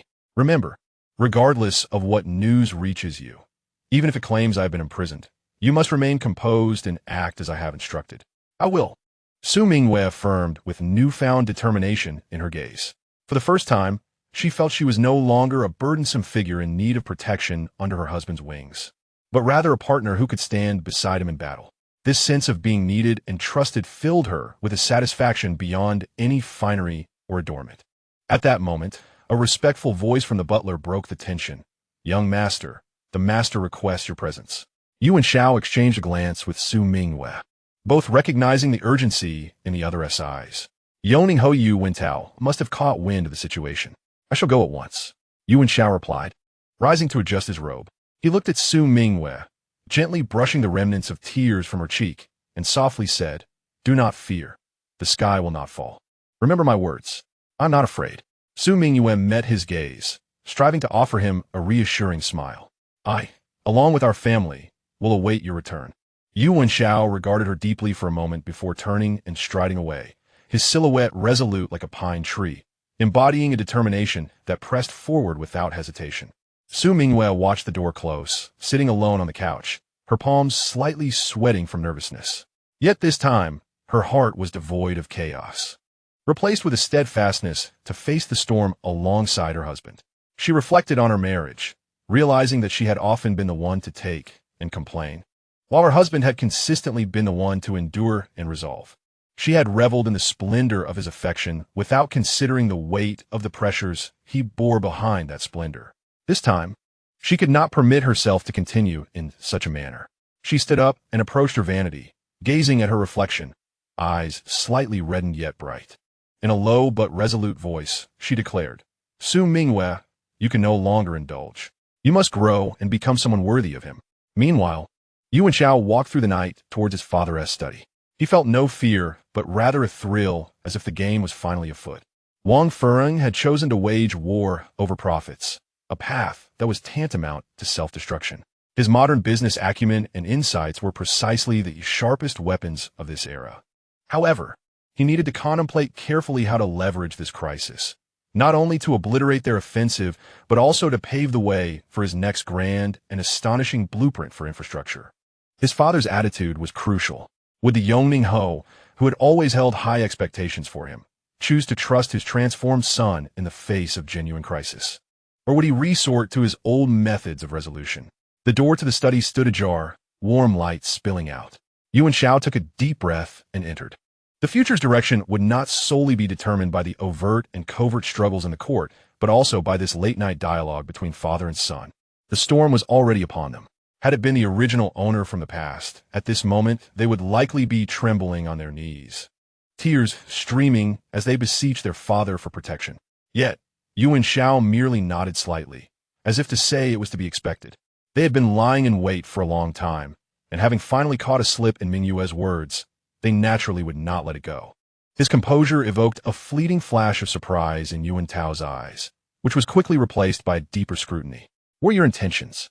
The substantial profits of Han Yutang are a fact, as is the close association with the young man from his Xie family. This matter could escalate or diminish. If they were to solidify the claim of misconduct, tarnishing your reputation in the scholarly community, your future career will be fraught with thorns. Yu Wenxiao lifted his gaze to meet his father's eyes, unwavering. Father, if they were to impeach me for being corrupt and oppressing the people, I would indeed be apprehensive. However, if the accusation is about competing with the people for their benefits, I would like to inquire where these benefits are derived from. The ice sold by Han Yutang is priced at over 30% lower than in previous years. In the sweltering summer, the beneficiaries are the common folk of the capital, as well as various government offices. Is this truly harming the people? As for profits, every transaction is transparent and verifiable, with taxes duly paid, leaving the court with no losses. Is this corruption? His tone was steady, each word resonating, rather than fixating on my minor transgressions. Shouldn't Lord Wang inquire why ice prices were so high in the past? Whose pockets did those enormous profits flow into? If it is a matter of competing with the populace, then what I contest are the profits of those merchants who hoard and exploit the common people.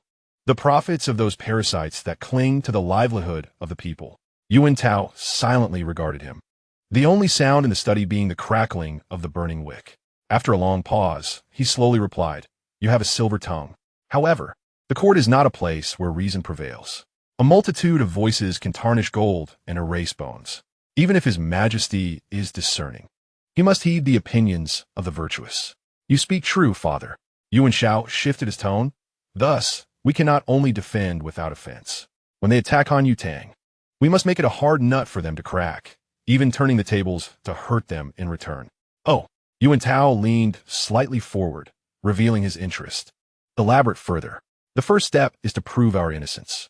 Tomorrow, I will publicly audit all accounts of Han Yutang since its inception, and we may even invite someone from the Ministry of Revenue or a trusted individual from His Majesty to participate. The profits and their destinations will be clear. The second step is to retreat in order to advance. I can petition His Majesty, stating that Han Yutang was initially established for the convenience of the people, and now that it has drawn criticism, I am willing to donate a portion, no, the majority of the profits to the court as military funds."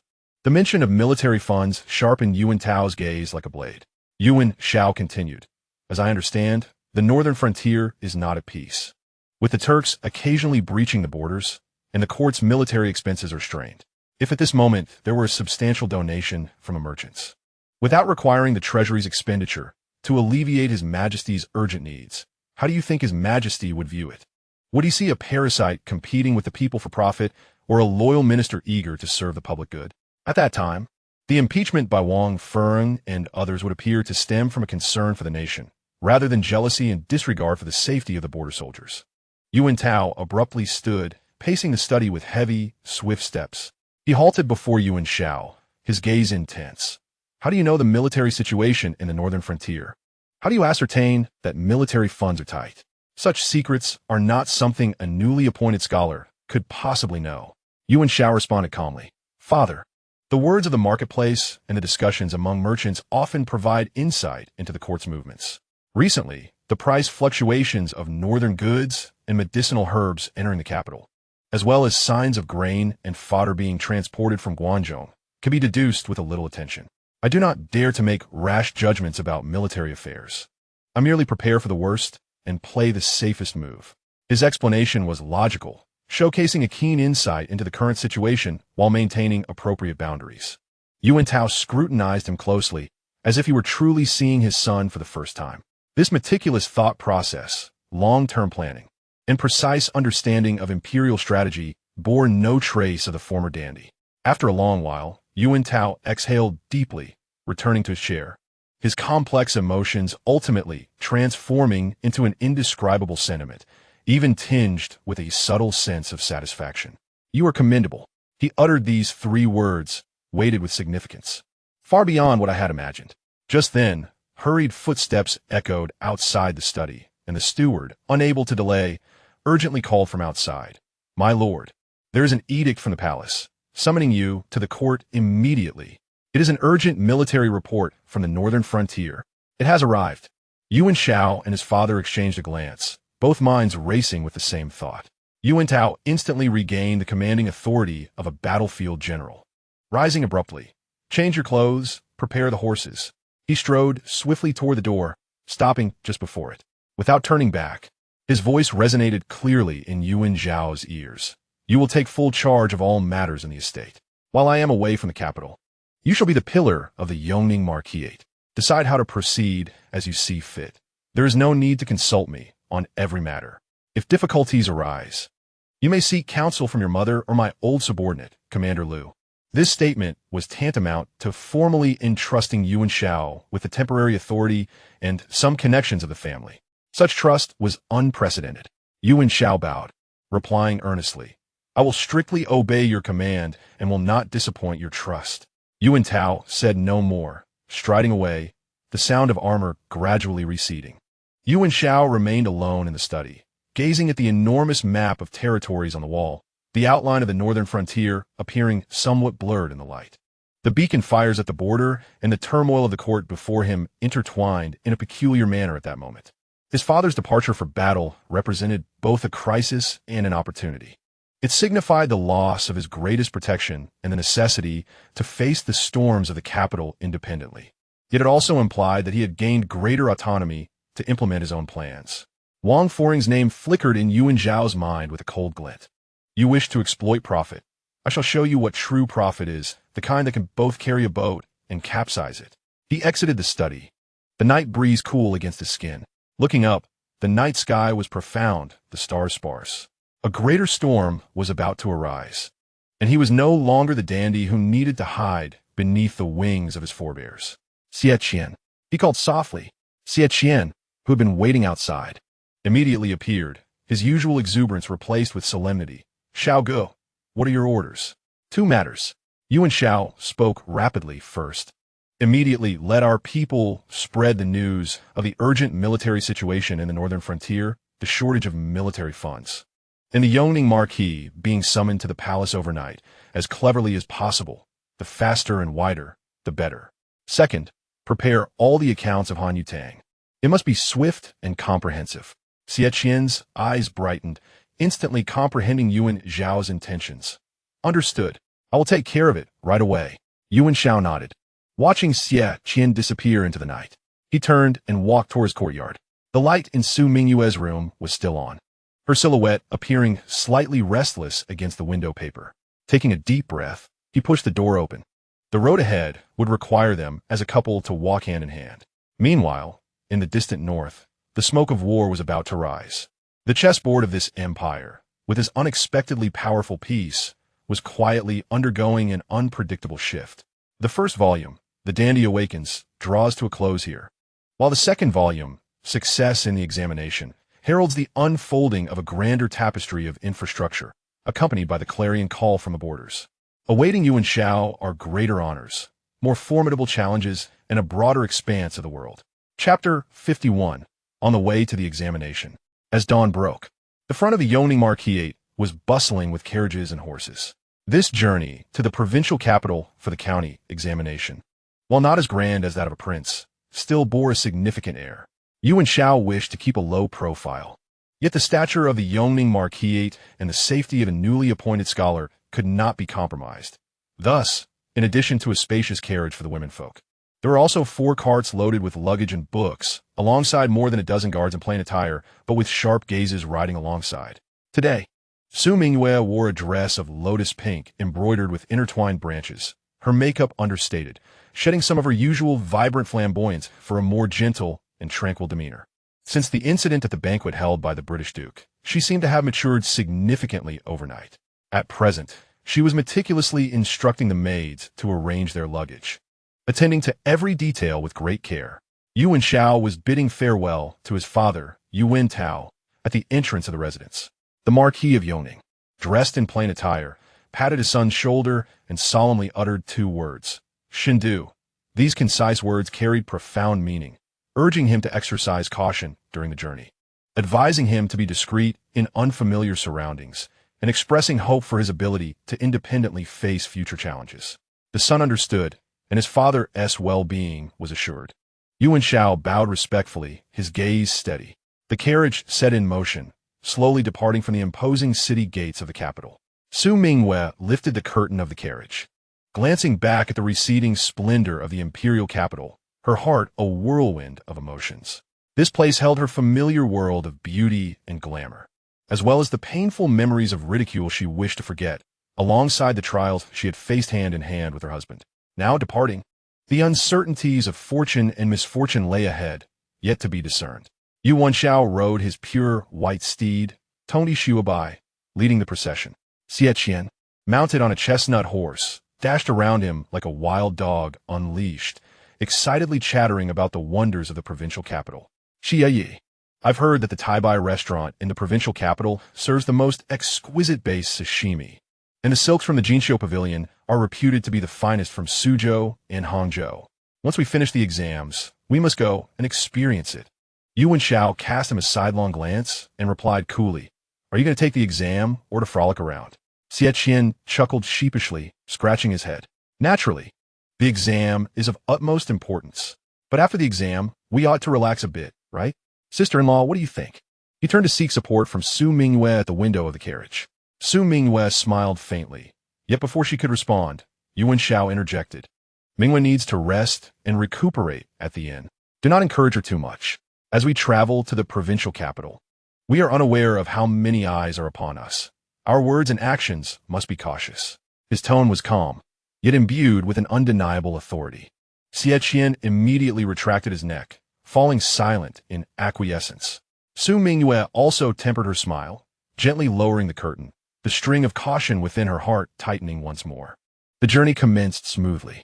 The official road was flat, and the autumn air was crisp. Along the way, they encountered numerous fellow students also heading to the provincial capital. Some riding horses, others in carriages, while some even walked with book boxes on their backs, all wearing expressions of anticipation and anxiety regarding their futures. At noon, the caravan paused at a tea house by the roadside to rest and refresh. Yu Wenxiao dismounted, ordered a pot of fine tea and some snacks, and sat down with Su Mingyue and Xie Qian at a clean table. The guard spread out around them, on alert.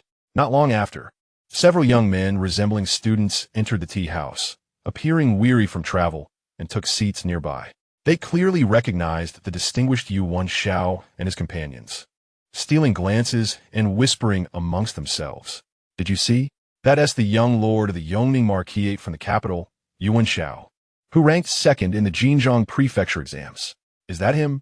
He looks quite impressive, not at all like the rumors suggest. Shoo, keep your voice down. I've heard his reputation isn't too glorious. He stirred quite a controversy in the capital, which is why he has been sent here to take the exam. Really? He seems composed and dignified, not like a spoiled rich kid. Their hushed conversations, though quiet, reached Yu Wenxiao's ears intermittently. He appeared unfazed, calmly pouring tea for Su Mingyue. However, Su Mingyue felt increasingly uneasy, her fingers twisting a handkerchief as she cast worried glances at her husband. Unable to restrain himself, Xie Qian was about to rise and confront them when Yu Wenxiao stopped him with a mere look. At that moment, one of the older students, a refined young man in a blue robe, stood up, adjusted his attire, and walked over to Yu Wenxiao's table. He clasped his hands in greeting, maintaining a respectful demeanor. I am Chen Wang, a student from Linjiang Prefecture. It is an honor to meet you, Yu Wenxiao. I have long heard of your name as the second-ranked scholar from the capital, and it is a pleasure to finally see you today. Yu Wenxiao set down his teacup and stood to return the greeting. Chen Xiong, you flatter me. Such titles hold little merit. Please have a seat. His demeanor was gentle, devoid of any arrogance typical of those from noble families. After exchanging pleasantries, Chen Wang cautiously initiated a discussion on scholarly texts. His questions were deliberately challenging, as he sought to gauge whether this seemingly privileged scholar from the capital was worthy of his reputation. Unexpectedly, Yu Wenxiao cited classical texts and responded fluently, offering profound insights that often prompted deeper reflection, leaving Chen Wang initially astonished and then impressed. As Zhuzi noted in the Shui, the pursuit of knowledge is not merely about understanding the principles of the physical world, but also about comprehending the natural order and human nature behind all things. For instance, a ruler must observe the people's sentiments, not just the surface-level suffering, but also delve into the roots of their systems and education. Yu Wenxiao spoke clearly and articulately, captivating not only Chen Wang, but also drawing in students from nearby tables who had unconsciously gathered around.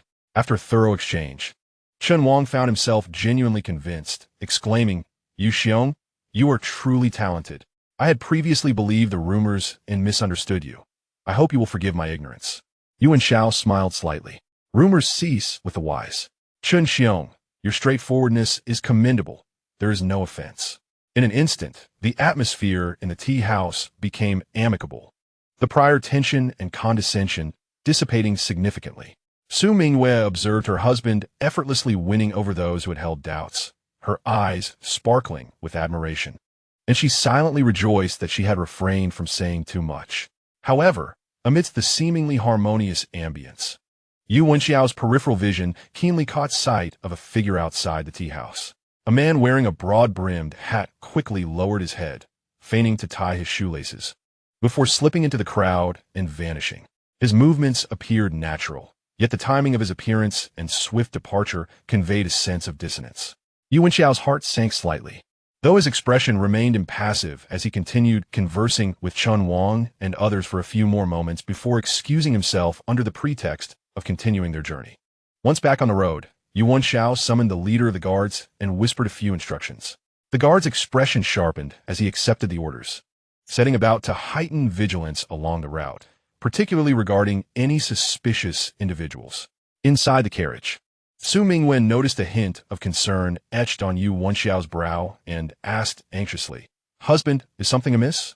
Yu Wenxiao lowered the curtain to block the outside view and reassuringly patted her hand. "It's nothing, just some minor disturbances that won't cause any significant waves.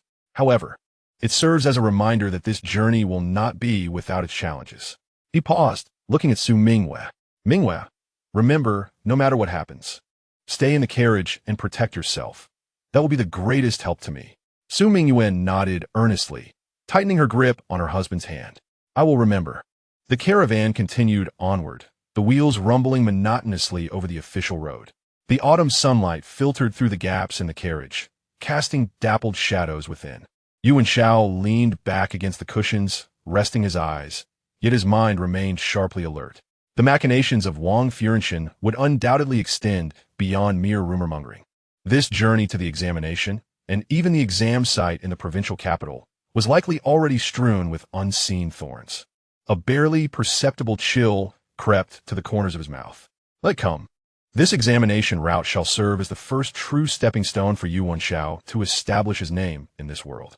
In the distance, the outlines of the provincial capital emerged faintly on the horizon. Meanwhile, closer at hand, the specter of crisis lurked ever nearer. Chapter 52. The storm of the provincial capital. The formidable walls of the provincial capital towered majestically under the clear autumn sky, bustling with the flow of carriages and the clamorous din of life. While its splendor did not rival that of the Imperial capital, it possessed its own weighty atmosphere. After verifying their travel documents, Yu Wenxiao and his companions entered the city amidst the throng of people. According to regulations, candidates hailing from the Jingzhou prefecture were required to lodge at the official inn in the provincial capital. The inn, located to the west of the city and not far from the examination hall, was a spacious compound composed of 3 courtyards. At this moment, it was already occupied by numerous students who had arrived early from various regions. The innkeeper, upon recognizing the carriage of the Yongning Marquis and learning that the newly appointed top scholar had arrived, did not dare to be negligent. He personally welcomed them and arranged the best independent courtyard for Yu Wenxiao and his wife, while Xie Qian and the main guards were accommodated in adjacent rooms. Once they were settled, Yu Wenxiao needed to adhere to the customary formalities by paying respects to the chief examiner, the deputy minister of rights, Zhou Ziyu, as well as to the provincial officials led by the superintendent of education. This was a necessary etiquette for scholars, and also an opportunity to gauge the prevailing sentiments. Su Mingyue initially intended to follow, but Yu Wenxiao gently dissuaded her, stating that official visits predominantly involve male guests, and she should rest well at the inn after her arduous journey. He suggested that Xie Qian accompany him instead. After experiencing the previous turmoil, he increasingly prioritized placing Su Mingyue in a relatively safe and uncomplicated environment. Su Mingyue obediently acquiesced, understanding that her presence in such circumstances might not be beneficial and could draw undue attention due to her sensitive status. She remained behind to instruct the maidservants in packing their belongings. Yu Wenxiao changed into a modest yet dignified azure robe and accompanied by the impeccably groomed Xie Qian. They took a carriage to the education office. The education office was bustling with students arriving from various locales to pay their respects. The appearance of Yu Wenxiao immediately caused a stir. His unique status as the legitimate son of a marquis and a deputy in the capital made it nearly impossible for him to go unnoticed.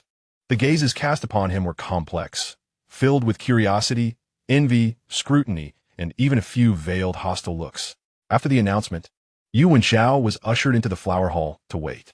Shortly thereafter, a gaunt middle-aged official with piercing eyes entered the hall, surrounded by his subordinates.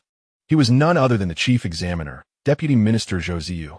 Student Yu Wenxiao, greetings to you, Lord Zhou. Yu Wenxiao greeted him with utmost respect. Zhou Ziyu smiled faintly, gesturing lightly. Young master, you need not be overly formal. Your reputation in Jingzhou precedes you, and I have heard much about you. I hope this provincial examination allows you to showcase your talents further, contributing to the selection of capable individuals for our nation. His words were the typical pleasantries of the political arena, delivered in a calm tone, yet his gaze bore a subtle scrutiny, not overly warm due to Yu Wenxiao's lineage. Yu Wenxiao responded appropriately, his words humble, assuring that he would heed the Lord's advice and strive to do his best. He sensed that the local officials surrounding Zhou Ziyu, including the portly education commissioner, displayed a more nuanced attitude. Their surface politeness and amiable smiles concealed a certain distance, particularly when Zhou Ziyu mentioned the deputy's status, causing the education commissioner's smile to stiffen momentarily before he hastily redirected the conversation to local customs and culture, subtly implying that Yu Wenxiao was an outsider. This meeting, like lukewarm water, brought neither gains nor losses, yet it tightened the string of tension within Yu Wenxiao's heart. Zhou Ziyu's ambiguous attitude and the local officials' faint hostility were ominous signs. Wang Foren's influence had likely already infiltrated the provincial political arena. Upon leaving the education office, Xie Qian could no longer contain his frustration. Xiaogu, those official smiles seemed incredibly insincere, especially that portly commissioner. It felt as if they viewed us as intruders seeking to usurp their positions. Yu Wenxiao's gaze turned cold. Eliminate the notion of seeming. The provincial top scholar and the allocation of admission quotas are tied to the cultural reputation and political achievements of the region. My arrival, like a dragon crossing the river, naturally raises their vigilance. If I succeed in the examination, it would imply their province lacks talent. Xie Qian suddenly understood, spitting in contempt. Bah! What a sordid mindset. Returning to the inn, it was already evening. Su Mingyue had prepared a simple dinner. Noticing the calm, yet weary expression on Yu Wenxiao's face, she wisely refrained from asking too many questions, meticulously arranging the dishes and serving the soup. After dinner, Xie Qian ventured out for a stroll to gather information and returned with a noticeably grim expression. Xiaogu, things look dire. He gulped down some cold tea and lowered his voice. I sat for a while in the tea house at the inn and overheard quite a bit of gossip. Many local students were gathered, and they spoke disparagingly of you. What do they say? Yu Wenxiao set aside his book, his expression unchanged. They say you, as the deputy of Jingzhou, are merely relying on your family background to gain favoritism from the capital's examiners. They claim your renowned essay on the new grain transportation methods is nothing but a crowd-pleasing fantasy devoid of practicality. Even more absurdly, some insinuated that you colluded with merchants, using the Han Yutang as evidence of your questionable character, unworthy of being a model for scholars.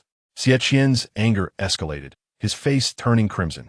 So Mingyue, who had been listening nearby, turned pale, dropping her embroidery frame without noticing.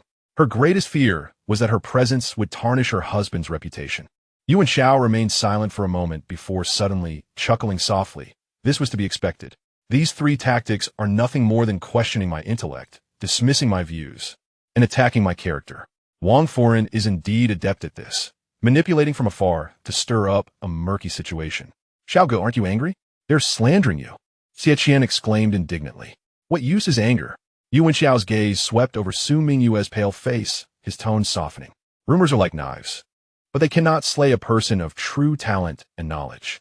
The more they react this way, the more it signifies their fear. They dread that if I achieve high marks this time, it would solidify my reputation, leaving them with nothing to say. He rose and walked to the window, gazing at the flickering lights emanating from the other students' rooms in the courtyard, his voice steady. Mingyue, Xiaqian, remember, in this provincial city, every step we take is a battlefield. Meeting officials is a battlefield. Public opinion within the scholarly community is a battlefield.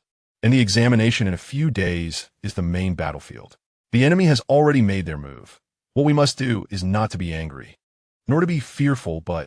He turned around, the candlelight illuminating his calm and resolute features. But to win this round using the very methods they dread the most. At that moment, a commotion erupted outside the courtyard, as if some in attendance were blocking someone. A boisterous voice, laced with a hint of drunkenness, shouted, Yu Wenxiao, is the deputy of Jingzhou here? We are candidates from this session. Come to pay our respects and seek your esteemed guidance. Xiaqian's expression shifted. It's a group of local students, intoxicated and causing trouble. Su Mingyue anxiously clutched Yu Wenxiao's sleeve. A cold glint flashed in Yu Wenxiao's eyes, quickly retreating, replaced by a hint of playful amusement at the corners of his mouth. Look, they can hardly contain themselves. He adjusted his robe and casually remarked to Xiaqian and Su Mingyue, let us go and meet this first wave of respect from the winds of this provincial city. In the night, the uninvited guests' raucousness and provocations felt like stones thrown into a tranquil lake, foretelling the undercurrents flowing beneath this seemingly fair examination. Yu Wenxiao was already fully prepared for the impending confrontation.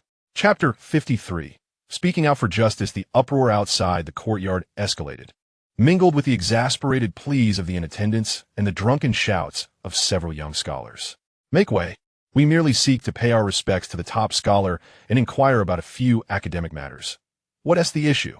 Is the threshold of the Yongning Marquis' residence so high that we cannot even cross it? Exactly. Are we to be looked down upon as mere scholars from the borderlands? Xiaqian's frustration boiled over, veins popping on his forehead, ready to rush out and confront them. However, Yu Wenxiao restrained him with a calm demeanor. Open the door. Welcome the guests. The courtyard door creaked open. Standing outside were 4 or 5 disheveled young scholars, their faces flushed from drink, with the tallest among them, a burly figure, looking far from the image of a refined scholar, resembling a ruffian in scholar's robes. He clutched a wine gourd, the stench of alcohol wafting through the air. The attendant stood nearby, looking pained. Upon seeing the door open, the stout scholar squinted at Yu Wenxiao with bleary eyes, grinning broadly and performing a perfunctory bow. This must be Yu Wenxiao, right? I am Li Kue, hailing from Lingnan Prefecture. I have long admired your name, and have come to seek your guidance. His companions laughed mockingly, their eyes scanning Yu Wenxiao and Su Mingyue, who had stepped out onto the porch. Su Mingyue felt both anger and fear under their rude gaze, instinctively shrinking behind Yu Wenxiao.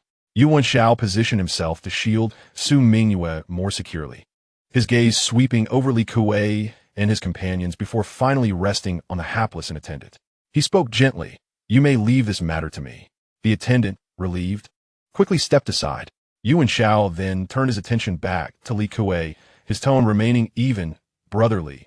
No need for such formalities. I cannot accept your request for guidance at this hour, especially since you have been drinking. It would be better to wait until tomorrow when you are sober, and we can find a quiet place to brew tea and discuss. His words offered the other party a way out while subtly pointing out their inebriation. To his surprise, Li Kue glared, emboldened by the alcohol. What? Are you looking down on me? Do you think I'm unworthy of speaking with you just because I'm drunk? Let me tell you, Yu Wenxiao, don't think that just because you've achieved the deputy position in the capital, you are something special The waters here in the provincial city run deep. Your ostentatious antics hold no sway here. Such words are exceedingly rude, akin to a brazen insult. Xie could no longer contain his anger and shouted, "Insufferable! Li Kuei, who do you think you are to act so recklessly in front of my brother, Xiao?" Li Kuei retorted defiantly, "And what if I do? Are you going to leverage your status as a noble from the Yongning Hofu to intimidate me? I'm terrified." The individuals behind him joined in the ruckus, and the situation appeared to be spiraling out of control. Students from surrounding courtyards, drawn by the commotion, peeked out to gossip. Yet none dared to intervene. Yu Wenxiao's expression turned cold as he prepared to speak when suddenly, a clear voice from outside the crowd rang out, "Brotherly, your drunken display is a disgrace to our scholarly pursuits. Apologize to Brother Yuan at once." Everyone turned to Xichen Wang, a student from Linjiangfu, who had met Yu Wenxiao earlier at the tea house, stepping forward with a grave demeanor. He was followed by a few other, similarly composed students. Seeing Chen Wang, Li Kuei's bravado faltered slightly, though he still replied defiantly, "Chen Wang, this is none of your concern. I simply cannot abide certain individuals flaunting their family backgrounds." "Enough!" Chen Wang interrupted sharply. "Brother Yu, Wen's talents were evident to us all during our time at the tea house today. How dare you sully his reputation with your drunken antics? The examination is approaching. Instead of preparing, you choose to incite trouble and challenge your peers. If the examination officer were to learn of this, could you bear the consequences?" Chen Wang's righteous admonition, invoking the examination officer, seemed to sober Li Kuei and his companions considerably, their expressions shifting with uncertainty. Yu Wenxiao observed quietly, comprehending the situation. Chen Wang's intervention was not only a display of righteousness, but also an indication of his desire to forge a bond with Yu Wenxiao. The scholarly community in the provincial city was not a monolith. Li Kuei, begrudgingly, shot Yu Wenxiao a fierce glare and, with a final threat, left with his companions in shame. Chen Wang then turned to Yu Wenxiao and offered a respectful bow, saying, "Brother Yuan, my apologies for the disturbance." Li Kuei is a notorious local ruffian, spoiled by his family's influence and increasingly erratic following multiple failures in the Imperial examinations. I hope you can overlook today as incident and not stoop to the level of such a petty man. Yu Wenxiao returned the gesture, expressing his gratitude. "I am deeply appreciative of your righteous intercession, Brother Chen. Had it not been for you, tonight's outcome may have been far less favorable." Chen Wang sighed as fellow scholars. "We cannot simply stand by while civility is trampled. However, I must caution you, Brother Yu. A tall tree attracts the wind. As a newcomer, your brilliance may incite envy. Today's incident was likely not a mere coincidence. Please be vigilant." His words hinted at unseen machinations behind the scenes. Yu Wenxiao understood the implication. "Thank you for the warning, Brother Chen. I shall remain vigilant." After exchanging a few more pleasantries, Chen Wang and his companions took their leave. The spectators outside gradually dispersed. Xie closed the door, still seething with anger. "Brother Xiao, it must be that old rascal Wang Fu Ren's doing. He incited those thugs to provoke us." Su Mingyue stepped forward, her brow furrowed with concern. "Husband, do you think they will try to sabotage us during the examination?" Yu Wenxiao's gaze swept across the quiet courtyard, the distant lights of the provincial city flickering in the night. He replied calmly, "Li Kuei is merely a pawn. Tonight's events were less a provocation and more a test." "A test?" Xie was puzzled. "A test of my reaction, of the strength surrounding me, and of the depths of the scholarly community here, to see how murky it truly is." A cold smile crept upon Yu Wenxiao's lips. Chen Wang's appearance indicated that there were indeed righteous individuals in the mix. Li Kuei's retreat suggested that they were not yet bold enough to act openly. He turned to Su Mingyue and Xie, his tone resolute. "However, while open attacks are easier to evade, hidden threats are far more insidious. In the coming days, until the examination concludes, we must remain exceptionally vigilant. Xie, increase the night watch, especially for the rooms housing our books and manuscripts. Mingyue, try to avoid leaving the courtyard unnecessarily." Both acknowledged his serious demeanor, responding in unison. As the night deepened, the inn returned to silence. Yet beneath that tranquility lurked an unsettling undercurrent. Yu Wenxiao returned to his study, refraining from sleep just yet. Instead, he meticulously reviewed the contents of his examination basket by candlelight, handling each item: brushes, ink, paper, and inkstone with care. He understood that Li Kuei's ruckus was merely the beginning.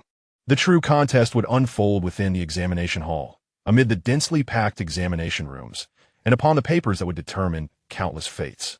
Meanwhile, in a secret courtyard within the provincial city, the portly examination officer was respectfully reporting to a cloaked guest whose features remained obscured. "Sir, that Yu Wenxiao has managed to keep his composure and refrain from confronting the foolish Li Kuei directly. It was Chun Wang who disrupted the proceedings." A cold snort emanated from beneath the cloak. "Maintain your composure? Let him remain composed for a few more days. The examination hall is where true merit is revealed. Are everything and everyone in place?" The examination officer's flesh quivered as he smiled obsequiously. "Rest assured, sir, all is foolproof. He will have no grounds for defense." The chilling laughter echoed softly in the hidden chamber, starkly contrasting with the serene glow of the candles in the inn. A storm was brewing, and the winds were rising. On the night of Li Kuei's disturbance, the inn returned to stillness, yet the lights in Yu Wenxiao's courtyard remained alight until the late hours. "Brother Xiao, everything is ready as you instructed," Xie Qian whispered as he entered, excitement and tension evident on his face. He held a basket that closely resembled the one Yu Wenxiao typically used, though upon closer inspection, subtle differences in material and detail were apparent. Yu Wenxiao took the basket, inspecting it thoroughly before nodding in approval. He opened his genuine examination basket, transferring the scholarly tools, spare candles, and oilcloth one by one into the replica Xie Qian had brought. His movements were deliberate, displaying a focused calm. Su Mingyue sat beside him, watching her husband's actions with anxious palms. Though she did not grasp the entirety of the plan, she understood from snippets that someone intended to ensnare her husband in a most treacherous manner during the examination. "Husband, will this work?" she could not help but ask softly. As Yu Wenxiao placed the last piece of ink into the imitation basket and closed the lid, he looked up and smiled reassuringly. "Success lies in the heavens, while our efforts are ours to command. At the very least, we cannot remain passive." He turned to Xie Qian, his expression grave. "Remember, once the hour of the rat passes, you must send this genuine basket, along with the ordinary books I perused during the day, securely to young Master Chun Wang. Tell him I am grateful for his timely assistance today and would like him to review some of my notes, requesting he keep them safe until the examination concludes. Your demeanor must be casual, as if it is a common exchange among scholars." Xie Qian's eyes lit up. "Brilliant, Brother Xiao. If the genuine basket is with Chun Wang, even if they search the courtyard, they will only find the imitation. Moreover, Chun Wang is an upright man, with him as a witness. We can assert that our examination basket never spent the night here." "Precisely," Yu Wenxiao nodded. "We must create the illusion of reality. If they wish to frame us, they must first locate the incriminating evidence." He then picked up the empty basket that was to be used for framing, which was actually the imitation, retrieving several pre-prepared notes that mimicked his handwriting from a compartment in his writing box. The contents consisted of obscure and difficult-to-remember passages from the classics, scrawled hastily as if they were last-minute cheat sheets. He carefully tucked these notes into the hidden compartments and corners of the basket where they would be less noticeable. Looking at the notes, Su Mingyue felt her heart tighten. "Do not worry," Yu Wenxiao scoffed. "These are merely bait. While the handwriting may resemble mine, the ink's freshness and paper quality will reveal discrepancies upon close inspection. Should they dare to present these publicly, I will ensure they are humiliated, with all arrangements in place." It was nearly time for the hour of the rat. Yu Wenxiao instructed Xie Qian to quietly take the genuine basket away while he placed the meticulously prepared trap, now prominently displayed on the most conspicuous table in his study. "Rest now, Mingyue." Yu Wenxiao extinguished most of the candles in the room, leaving only a small lamp lit, as he guided Su Mingyue back to their chamber. Anticipating that guests would soon arrive, how could Su Mingyue find solace in sleep?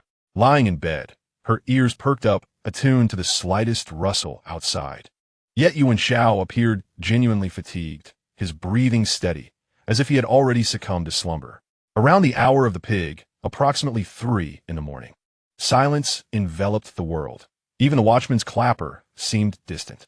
Suddenly, faint rustling sounds emerged from the courtyard wall, akin to a wild cat skimming over the tiles. Su Mingyue, ever vigilant, stiffened at the sound and instinctively grasped Yu Wenxiao's arm. He gently patted her hand, signaling her to remain silent.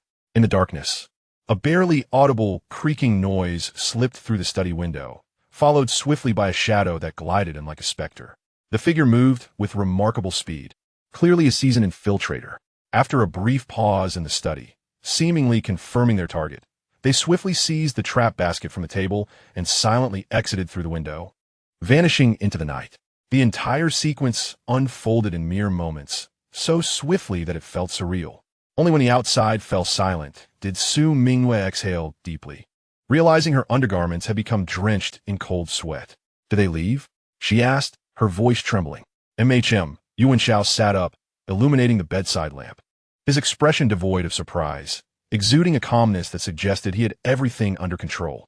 "They took the fake. My husband, your plan has succeeded," so Mingyue exclaimed, both astonished and elated. Only halfway, Yu Wenxiao's gaze turned profound. "Now, we must observe when, where, and how they will strike. And we must prepare ourselves for this arduous battle." He dismounted the bed and approached the window, gazing in the direction the shadow had vanished, a cold smile gracing his lips. "Do they wish to see my downfall? Let us see who ultimately falls into the pit." The following morning unfolded as usual. Yu Wenxiao rose as if nothing had transpired, washed up, had breakfast, and even indulged in a moment of reading. Xie Qian had returned, signaling to Yu Wenxiao that all was well. It was as if the uninvited guest from the previous night had never appeared. Yet beneath the tranquil surface, turbulent currents churned. At breakfast, an unusual atmosphere pervaded the inn. Many scholars cast peculiar and distant glances at Yu Wenxiao, as if some unfavorable rumors had spread overnight. Even the innkeeper, delivering hot water, exhibited an attitude more respectful than the day before, tinged with a subtle hint of pity. Yu Wenxiao understood the implications, but chose not to acknowledge them. By afternoon, while strolling with Su Mingyue in the inn's small garden, they encountered Chen Wang, who had also come out for some fresh air. Upon seeing Yu Wenxiao, Chen approached briskly, his expression serious, and whispered, "Yuan, may I have a word?" The two moved behind a cluster of bamboo, and after confirming their privacy, Chen spoke urgently. "Do you know that after last night, more rumors have surfaced?" "Oh, what rumors?" Yu Wenxiao feigned ignorance. "They say you were too intimidated to respond to Li Kuei's provocation because it struck a nerve regarding your academic shortcomings. Others assert, with utmost certainty, that your reputation in Jingzhou was attained through unscrupulous means. They even claim you have prepared a trump card for this provincial examination." Chen's tone was filled with indignation. "This is utterly slanderous. I witnessed your scholarship firsthand yesterday. You are anything but a charlatan." Yu Wenxiao gazed at Chen's sincere and furious countenance, warmth blossoming in his heart. In this provincial city, there were not merely enemies.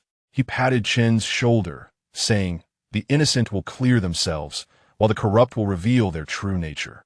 There is no need for you to be incensed, Chen. Mere clowns only add to the amusement." Observing Yu Wenxiao's composure, Chen felt slightly reassured but cautioned. "Do not let your guard down, Yuan. The examination hall is rife with treachery." "I understand. Thank you, Chen," Yu Wenxiao replied earnestly. After parting with Chen, the lightness on Yu Wenxiao's face gradually faded. The rumors had escalated, and the incriminating items were now in their possession. The net spun by their adversaries was tightening swiftly, targeting the examination hall just days away. He lifted his gaze toward the city center, where the outline of the examination hall stood clear against the autumn sky. The dragon gate had opened. It remained uncertain whether a coy or a malevolent spirit would leap through this time. At this moment, within the secret chamber of the governor's office, the shadow from the previous night knelt, reporting, "Sir, we have acquired the items." Indeed, several cheat sheets were hidden on the desk in his study. The rotund official weighed the trap basket in his hands, a sinister smile spreading across his face. "Excellent. You executed it flawlessly. Yu Wenxiao, no matter how cunning you are, you shall not escape this time. Once the examination hall locks its doors, your reputation shall be irrevocably tarnished." He envisioned the tragic scene of this favored child of the capital being dragged out of the examination hall before the eyes of the crowd. A deadly trap had been set for Yu Wenxiao, who was unwittingly stepping into the snare, yet in his hands he held a blade capable of turning the tables. The outcome remained uncertain. Chapter 55. The opening of the Dragon Gate examination on the 9th day of the 9th month. The provincial examination day dawned. Just after the hour of the tiger, the city remained shrouded in deep darkness, yet Gongyuan Street was illuminated as bright as day by a throng of people and lanterns. Countless lanterns formed a river of light, as numerous scholars in blue robes, burdened with examination baskets and surrounded by family and servants, silently and anxiously flowed toward the Dragon Gate examination hall, a place that would determine the fates of many. Yu Wenxiao, donned in a simple blue robe, stood among the crowd, his stature as upright as a pine tree. Xie Qian accompanied him closely, parting the throng with his guards. Su Mingyue had risen early, insisting on escorting him to the examination hall. At this moment, she tightly clutched her handkerchief, gazing at her husband's profile with eyes full of worry and hope. "My husband, be cautious." All her unspoken words condensed into this single phrase. Yu Wenxiao turned to her, offering a reassuring smile, gently squeezing her palm as he whispered, "Do not worry. I will return." With that, he accepted the examination basket from Xie Qian, which was the one that had been tampered with. It felt slightly heavy, as if laden with invisible schemes. His expression remained tranquil as he turned and seamlessly merged into the stream of people. Before the examination hall, officials and soldiers stood guard, their vigilance palpable. The inspection process was tedious and meticulous. In addition to stripping down and searching each person, examining the contents of the examination baskets was of utmost importance to prevent any contraband. Numerous scholars were harshly reprimanded and dragged away for carrying prohibited items. Even if it was merely a suspicious note, their cries for mercy echoing in the tense atmosphere. When it was Yu Wenxiao's turn, the officials and soldiers responsible for the inspection visibly tensed, exchanging subtle glances. They scrutinized him closely, nearly turning his basket inside out, even crumbling pastries to investigate. However, they were destined to uncover nothing. The cheat sheets were hidden in an extremely secret compartment, and without prior knowledge of their exact location and intentional structural alterations to the basket, they would never have found them. After their futile efforts, a flicker of confusion and disappointment crossed the officials' faces, and they waved Yu Wenxiao through. Maintaining a calm demeanor, Yu Wenxiao straightened his attire, grasped the examination basket, and stepped over the tall threshold under the guidance of the officials. Behind him, Su Mingyue and Xie Qian's figures, along with the bustling outside world, were left behind.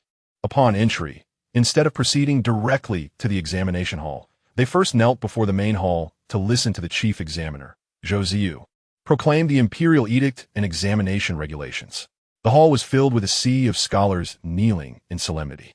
Zhou Ziyu's clear voice resonated in the silent hall. Yu Wenxiao bowed his head in attentive silence, but could feel several piercing gazes from the chief examiner's desk and the curtains on either side, as if scrutinizing him intently.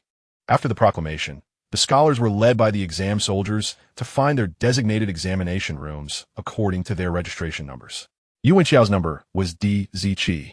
Position not the best, but not the worst either. Yet, as he approached the examination room, a barely perceptible frown creased his brow. This examination room was adjacent to a filthy passage leading to the latrines, and although it was late autumn, a faint, unpleasant odor lingered in the air. The room was low and narrow, with mottled walls, and cobwebs were visible in the corners. This is evidently a foul name deliberately attended to by someone. He discreetly placed the examination basket down and began to arrange the modest space where he would reside for the next few days. With his own cloth, he wiped the nameplate, hung up an oilcloth curtain, and meticulously laid out the 4 treasures of the study. His movements were calm and unhurried, as if he were in an elegant chamber rather than a cramped and shabby alley. As dawn broke, 3 strikes on the cloudboard within the examination hall signaled the closure of the venue, and the examination officially commenced. The examination papers were distributed in order by the examination officials. The first session tested the 4 books, specifically the 8-legged essay. The topic was, the master said, "A gentleman is not a tool." Upon seeing this topic, Yu Wenxiao felt a stir within. This question derived from Luan Yuezheng, seemingly simple yet profoundly intricate, emphasizing that a gentleman should be well-versed and not confined to any specific skill, but should possess noble moral cultivation and the talent to benefit the world. This topic seemed tailor-made for him, rather than hastily putting pen to paper. He closed his eyes and concentrated, calming his thoughts. In his mind, modern ideas collided and fused with ancient principles. He discarded the superficial platitudes and resolved to approach the relationship between tool and Tao, arguing that a gentleman should embody the Tao and utilize tools. Possessing the ability to handle practical affairs without being constrained by specific skills while keeping the world in mind and adapting to changing circumstances. With his thoughts settled, he ground the ink and moistened the brush, then slowly inscribed on the draft paper the opening line, "A tool is for use. A gentleman embodies the Tao and is adept in its application." The tip of his brush met the paper, producing a faint rustling sound. However, just as he was deeply engrossed in his writing, a somewhat deliberate sound of footsteps paused outside his examination room, followed by the shadow of a figure in an official robe cast upon the oilcloth curtain. Yu Wenxiao did not cease his writing, yet his peripheral vision caught sight of the individual who had paid particular attention to him during the inspection the previous day. He was now accompanied by a stern-looking official clad in a blue robe standing outside. The official's gaze, sharp as that of a hawk, coldly swept through the gaps in the curtain, lingering for several breaths on the examination basket placed in the corner. Yu Wenxiao sneered inwardly, confirming his suspicions. The surveillance had begun, merely awaiting an opportune moment to strike. He pretended not to notice, remaining focused on his writing, his demeanor calm and composed. After a brief inspection, seeing no anomalies, the official engaged in a low conversation with the examination official before departing slowly. As the footsteps receded, Yu Wenxiao gradually raised his head, gazing at the narrow sky above, divided by the eaves of the examination room. Sunlight streamed in, casting a bright patch upon the Xian paper he had unfurled. He understood that this seemingly tranquil examination hall was, in reality, fraught with peril. Yet, the essay he was crafting was like a sharp sword, quietly taking shape within this confined space. A gentleman is not a tool. Today, he would prove within this den of dragons and tigers that he was not a mere tool to be manipulated, but rather the one holding the chess pieces.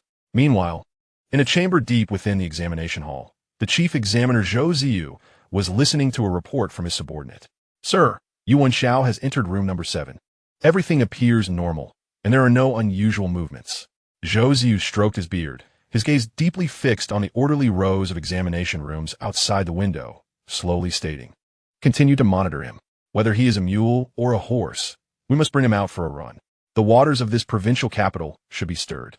Chapter 56. The Thunder of Strategy in the 3 rounds of the provincial examination. The first round, focusing on the 4 books, establishes the foundational base. The second round assesses practical knowledge through essays and judgments. However, the true differentiation that determines the final rankings often occurs in the 3rd round of strategy essays. The strategy essay, drawing on classical texts, history, and contemporary affairs, requires candidates not only to possess a profound reservoir of knowledge, but also to have genuine insights into governance and the welfare of the populace, serving as a litmus test for a scholar's potential to govern the nation. In the first 2 rounds, Yu Wenxiao navigated smoothly. With a solid foundation and insights surpassing his era, he composed the 8-legged essay in a dazzling manner, and his judgments were fair and thorough.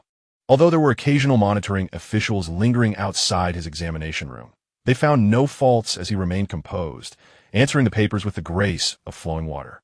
However, the real storm was destined to descend in the final round. The examination papers for the 3rd round of strategy essays were distributed amidst a solemn atmosphere. When Yu Wenxiao unfolded the paper and read the topic, even with prior mental preparation, his pupils instinctively contracted slightly. The topic was inquiry. The grain transportation system is the lifeblood of the nation. However, there are numerous issues plaguing it, resulting in exorbitant costs while the transportation of grain from south to north remains inadequate, and the local populace suffers from forced labor. What excellent strategies do you propose to rectify these issues and enhance the grain transportation for the benefit of the nation? Grain transportation. This was precisely a topic he had briefly touched upon during the Jingzhou prefecture examination and was also the core issue leveraged against him by Wang Foren and his faction. The provincial examination officials had chosen this topic with no hint of coincidence. Behind this lay Wang Foren's machinations, aiming to force him to reveal his true self on a larger stage, and likely included the chief examiner Zhou Ziyu, or perhaps even a more subtle scrutiny from higher authorities. This was a life-and-death question, as well as a ladder to ascend to greatness. Yu Wenxiao took a deep breath, forcing himself to remain calm. He did not rush to write, but instead closed his eyes, envisioning a vast map unfolding in his mind. The arteries of the Grand Canal, important grain transfer nodes along the route, the annual statistics on grain transportation, and the concepts he had learned about logistics, cost control, incentive mechanisms, and even basic engineering construction, all swirled together like countless points of light, colliding and forming new ideas. He knew that if he merely spoke of reforming officialdom and alleviating forced labor in broad terms like an ordinary student, he would find it difficult to stand out, let alone confront the hidden dangers behind this topic. He needed to present a truly revolutionary plan that could find a foothold for implementation within the contemporary context.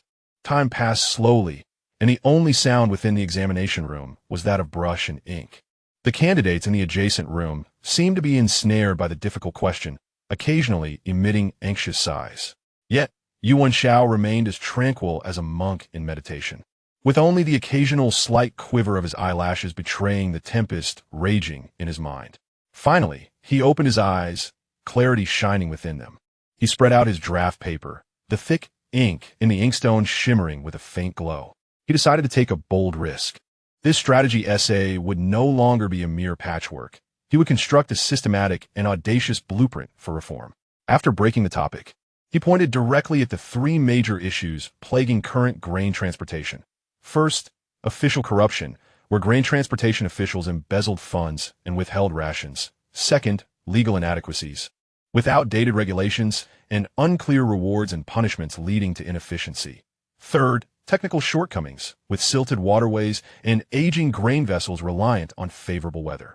He then proposed three astonishing strategies. The upper strategy, emulate ancient systems and forge new paths, while maintaining the existing river transport as the primary method.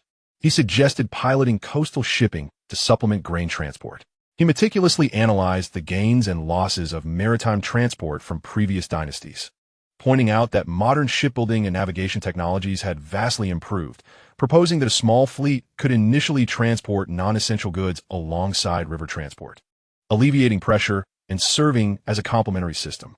While the strategy was bold, it could fundamentally relieve the pressure on the canal, with maritime costs being significantly lower than those of river transport.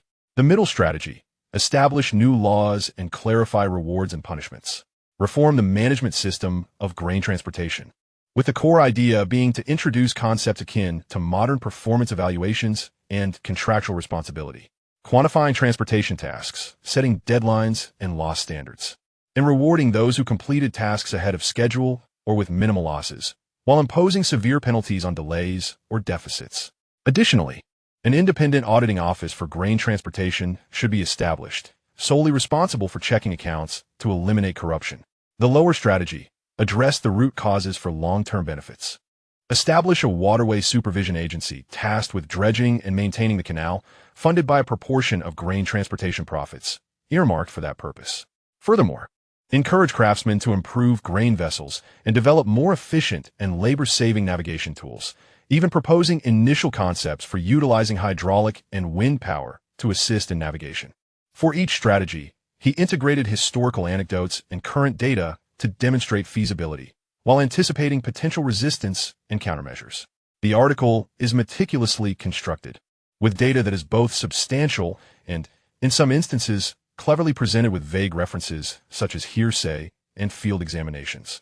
The viewpoints expressed are incisive, revealing a transcendental global perspective and a pragmatic spirit. Particularly noteworthy is the discourse on maritime transportation and performance assessments, which serves as a profound critique of the current rigid system.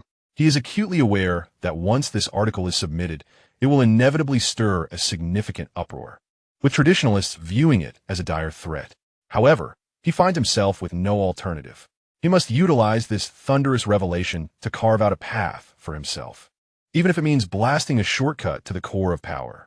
As he finally sets down his pen, meticulously transcribing his extensive treatise onto the official manuscript, the sun has already begun to set outside. The relentless effort of 3 consecutive sessions has left him with a deep fatigue. He gently dries the ink and arranges the examination paper. At that moment, his peripheral vision catches a glimpse of something unusual in the seemingly ordinary Shui Jingzhu, which he had placed atop the stack of reference books in his basket. A faint white edge, distinct from the paper, is subtly protruding from his spine. It is not a bookmark he inserted. A chill grips Yu Wenxiao's heart. The adversary's methods are far more insidious and impatient than he had anticipated. Someone had managed to bypass the invigilators and insert incriminating evidence directly into his book after he entered the examination hall. Was it while he was engrossed in writing his treatise? Or even earlier? He remains composed, gently pressing that white edge back into the book, as if merely organizing the pages. His expression remains calm, yet within, a profound chill has set in.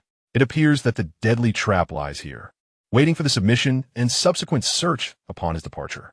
He gazes at the ink-stained examination paper before him, which contains his painstakingly crafted governance strategies. The very ladder he has constructed for his ascent. Yet, lurking in the shadows, his enemies wish to bury both him and his efforts using the most despicable means. Yu Wenxiao slowly raises his head, directing his gaze towards the deep recesses of the examination hall where Mingyue Tower, a symbol of authority and justice, stands. The remnants of the sunset cast a haunting crimson hue over the edifice. Let us see whether your conspiracy unfolds faster than my blade strikes true. He closes his eyes, adjusts his breathing, and awaits the arrival of the final moment. The atmosphere in the examination hall seems to thicken with tension as the sun descends. Chapter 57. Underhanded schemes abound as the last stroke is made, and the ink is nearly dry. The sound of the completion bell reverberates through the examination hall, signaling the end with its 3 longs and 2 shorts, echoing through the dimly lit corridors. Submit your papers. All candidates, cease writing. The rough voice of the invigilator approaches with urgency. In an instant, a chorus of sighs, tinged with relief, regret, and anxiety, fills the hall. Yu Wenxiao calmly organizes his examination paper, placing it on the small table at the entrance designated for collection by the invigilators. He stretches his stiff wrists from prolonged sitting and begins to leisurely tidy his writing implements. The most crucial treatise has been completed. He is confident that despite its imperfections, its core insights will undoubtedly astonish the examiners. Yet, the true test has only just begun. The search and departure procedure following the submission of papers is when the conspiracy will be unveiled. He seemingly carelessly gathers the books, including the Shui Jing Zhu, preparing to place them in the examination basket. When his fingertips brush against the spine, he distinctly feels the unnatural gap and the presence of a hard object within. His heartbeat remains steady, but his gaze sharpens like that of an eagle, vigilantly scanning the movements outside the oilcloth curtain. Indeed, before long, a sound markedly different from the usual patrol of invigilators, chaotic and hurried footsteps, halts outside his examination room. The curtain is abruptly pulled aside, and the blinding light from a lantern floods in. Leading the charge is an unfamiliar official clad in green robes, his expression dark. The very one who had been lurking outside his examination room on several occasions. Behind him stand 2 soldiers brandishing swords, and to Yu Wenxiao's surprise, it is the very Li Kuei who had attempted to create a disturbance at the official inn. Li Kuei's face is devoid of intoxication, replaced by malicious glee as he points at Yu Wenxiao, addressing the green-clad official. Feng Jingli. It is him. The student was seen stealing glances at the contraband. The official known as Feng Jingli snorts coldly, his gaze like a venomous snake locking onto Yu Wenxiao. Yu Wenxiao, you possess an audacity unthinkable. How dare you commit fraud in the examination hall? He commands, search him. The 2 soldiers, fierce as wolves, advance menacingly. Wait. Yu Wenxiao suddenly rises, his voice not loud, but imbued with an undeniable authority that momentarily halts the soldiers in their tracks. He meets Feng Jingli's gaze, calm yet resolute. Sir, there is no evidence, merely one man's accusation, and you wish to search a student? May I inquire, which examination regulation grants you this authority? He gestures toward Li Kuei. The accuser, Li Kuei, had previously behaved rudely and provocatively toward me at the official inn. Can his words be trusted? Feng Jingli is momentarily taken aback, but quickly becomes infuriated. Whether fraud has occurred will be revealed upon inspection. As the supervising official, I possess the right to investigate any suspicions. If you're innocent, why fear the search? I do not fear. Yu Wenxiao's tone turns cold. I simply seek clarity. If nothing is found, what then for you and this Li brother? The sanctity of the examination hall cannot be trifled with. Tarnishing one's reputation cannot be brushed aside as if it were inconsequential. Feng Jingli's complexion darkens. He did not anticipate Yu Wenxiao would present such a challenge, daring to confront him publicly. However, he appears prepared, gritting his teeth. Very well. I shall ensure you are thoroughly convinced. You claim he seeks revenge. Then I must ask you, what lies concealed within the spine of that Shui Jingzhu? The moment the words leave his lips, it strikes like a thunderclap. Even some candidates still lingering around, attentive to the scene, are taken aback. Feng Jingli has accurately pinpointed the hiding place. This is clearly a trap that has long been set. Liqui revels a siniste green. Yu Wenxiao's mind sharpens. The adversary's intentions are laid bare. He allows an appropriate expression of shock and disarray to cross his face, his voice trembling slightly. Sir, what do you mean? This book belongs to the student. Oomph. Clearly, you are a thief at heart. Feng Jingli seizes upon his fluster, feeling victorious, and commands, quickly retrieve the book for public examination. All eyes are now fixed on the seemingly ordinary Shui Jingzhu. The tension in the air is palpable. Under the scrutiny of countless gazes, Yu Wenxiao slowly extends his hand, appearing most reluctant to grasp the book.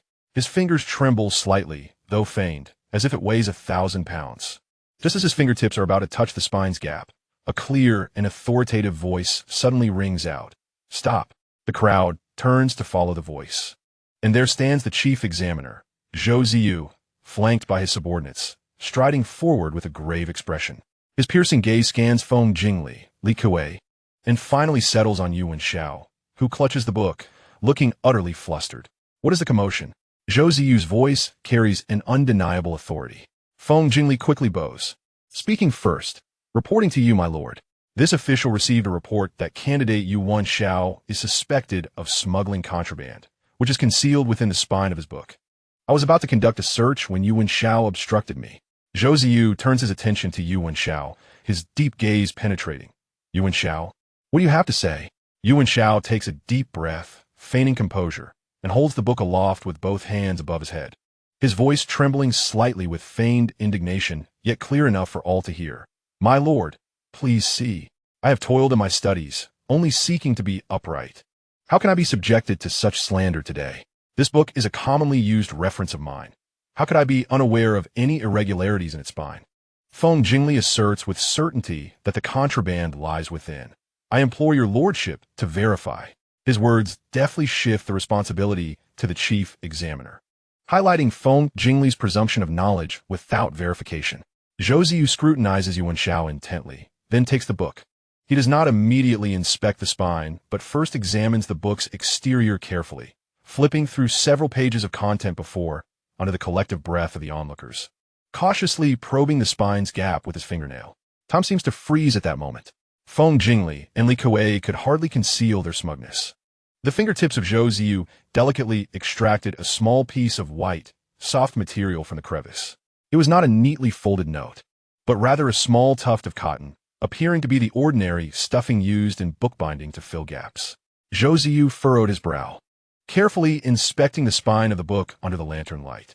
The crevice was too narrow to conceal any note inscribed with characters, aside from this bit of cotton. The smile on Feng Jingli's face instantly froze, his eyes widening in disbelief. It was impossible. Li Kuei was equally taken aback, exclaiming, How could it be cotton?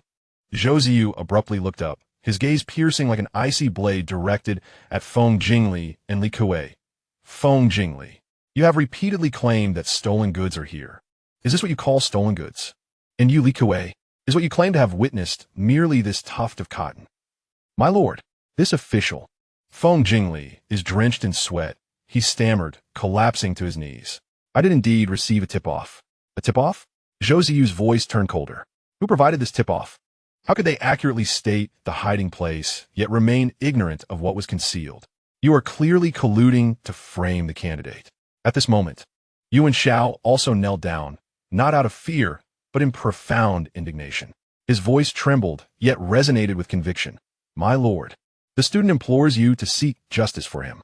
Feng Jingli and Li Kuei have evidently premeditated this scheme, using the inspection as an opportunity to impose unfounded charges upon the student. If not for your keen insight, my lord, I would have been unable to clear my name even by jumping into the Yellow River. The integrity of the examination and the dignity of scholars cannot be trampled by such scoundrels. His heartfelt plea instantly resonated with the surrounding scholars who, though unaware of the truth, empathized with the weaker party and began to murmur in condemnation of Feng Jingli and Li Kuei. Zhou Ziyu's complexion darkened as he regarded the kneeling Feng Jingli and the ashen-faced Li Kuei, then glanced at the aggrieved Yu Wenxiao, understanding the gravity of the situation. This was clearly a despicable plot, yet the true stolen goods had mysteriously vanished, replaced by cotton. He cast a complex glance at Yu Wenxiao, realizing that this young man was far more profound than he had anticipated. "Come here," Zhou Ziyu commanded sharply. "Arrest Feng Jingli and Li Kuei and take them away for a thorough investigation. Yu Wenxiao, you have suffered an injustice. This matter will be thoroughly investigated, and I shall restore your innocence. You may rise and leave in order." "Thank you, my lord."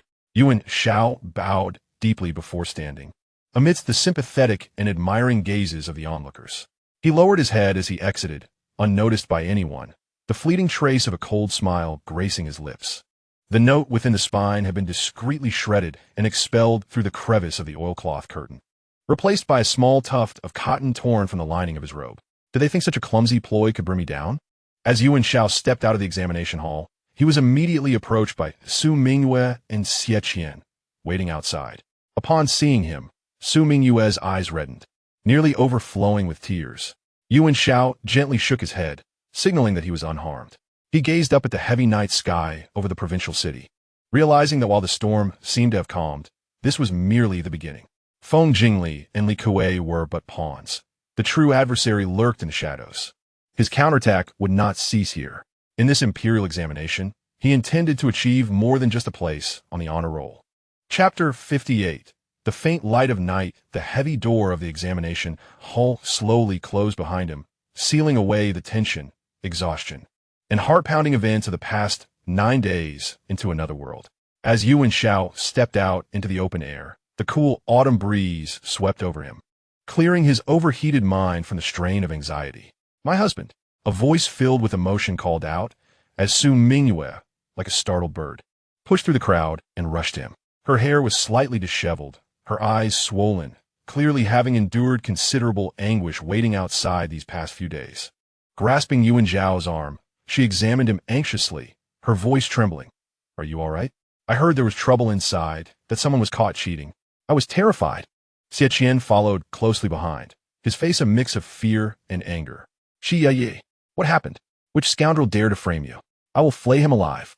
Seeing his wife's tear-streaked face and his brother's concerned gaze, Yu Wenxiao felt the tension within him ease slightly, a warm current surging through. He clasped Su Mingyue's icy hand and shook his head at Xie Qian, his tone weary yet steady. "It's nothing. It was a false alarm. Let us return to the inn first." The carriage awaited them nearby. Once seated, Su Mingyue remained closely beside Yu Wenxiao, as if afraid he might vanish if she let go. He recounted the incident of Feng Jingli and Li Kuei's scheme to frame him, omitting the details of how he had altered the evidence. Nevertheless, Su Mingyue and Xie Qian were shaken to the core. What a vicious plot! Su Mingyue trembled with anger. If it weren't for Lord Zhou's keen insight, a faint smirk appeared on Yu Wenxiao's lips. Had the evidence not inexplicably transformed into cotton? Even with Lord Zhou's doubts, it would have been difficult for him to exonerate me under such circumstances of being caught red-handed. Xie Qian quickly grasped the implication and lowered his voice. "Xiao Ge, it was you." Yu Wenxiao nodded slightly, signaling their unspoken understanding. Feng Jingli and Li Kuei were merely pawns. Those behind them were deeply concealed. Their failure this time would not be easily forgiven. Upon returning to the inn, after a hot bath, changing into clean and comfortable attire, and drinking a bowl of calming soup prepared by Su Mingyue, Yu Wenxiao finally felt truly alive. After 9 continuous days confined to the examination rooms, intensely focused and grappling with schemes, he felt both mentally and physically exhausted. Su Mingyue sent away the maidservants and personally wrung out his hair. Her movements were gentle, filled with careful affection. In the candlelight, she gazed at her husband's profile as he rested, his features sharp yet bearing an unmistakable air of fatigue, causing her heart to ache with both sorrow and guilt. "My husband," she spoke softly, her voice catching her throat. "It's all my fault. If I hadn't spoken carelessly at the Duke of England's residence, you would have faced so much trouble and had to deal with such sordid affairs in the examination hall." Yu Wenxiao opened his eyes and grasped her busy hands, pulling her to sit beside him. The candlelight illuminated her pale face, the shadows beneath her eyes starkly visible. clearly indicating that she too had not slept well these past few days. Nonsense, he replied gently. Even without your incident, they would have found another pretext. Wang Feng sees me as a thorn in his side. Would he be swayed by your words?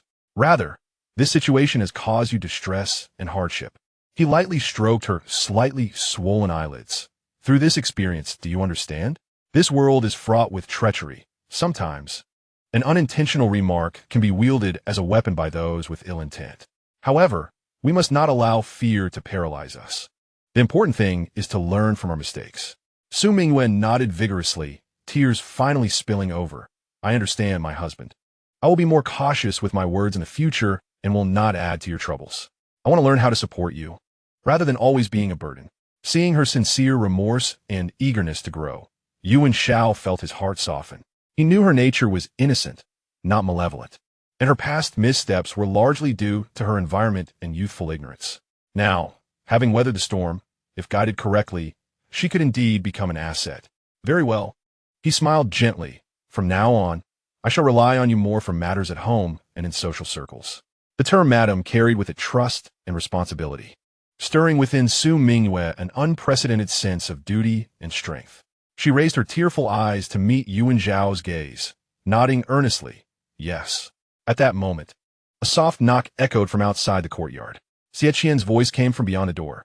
Xiao Gu, young Master Chen Wang is here, saying he has urgent matters to discuss.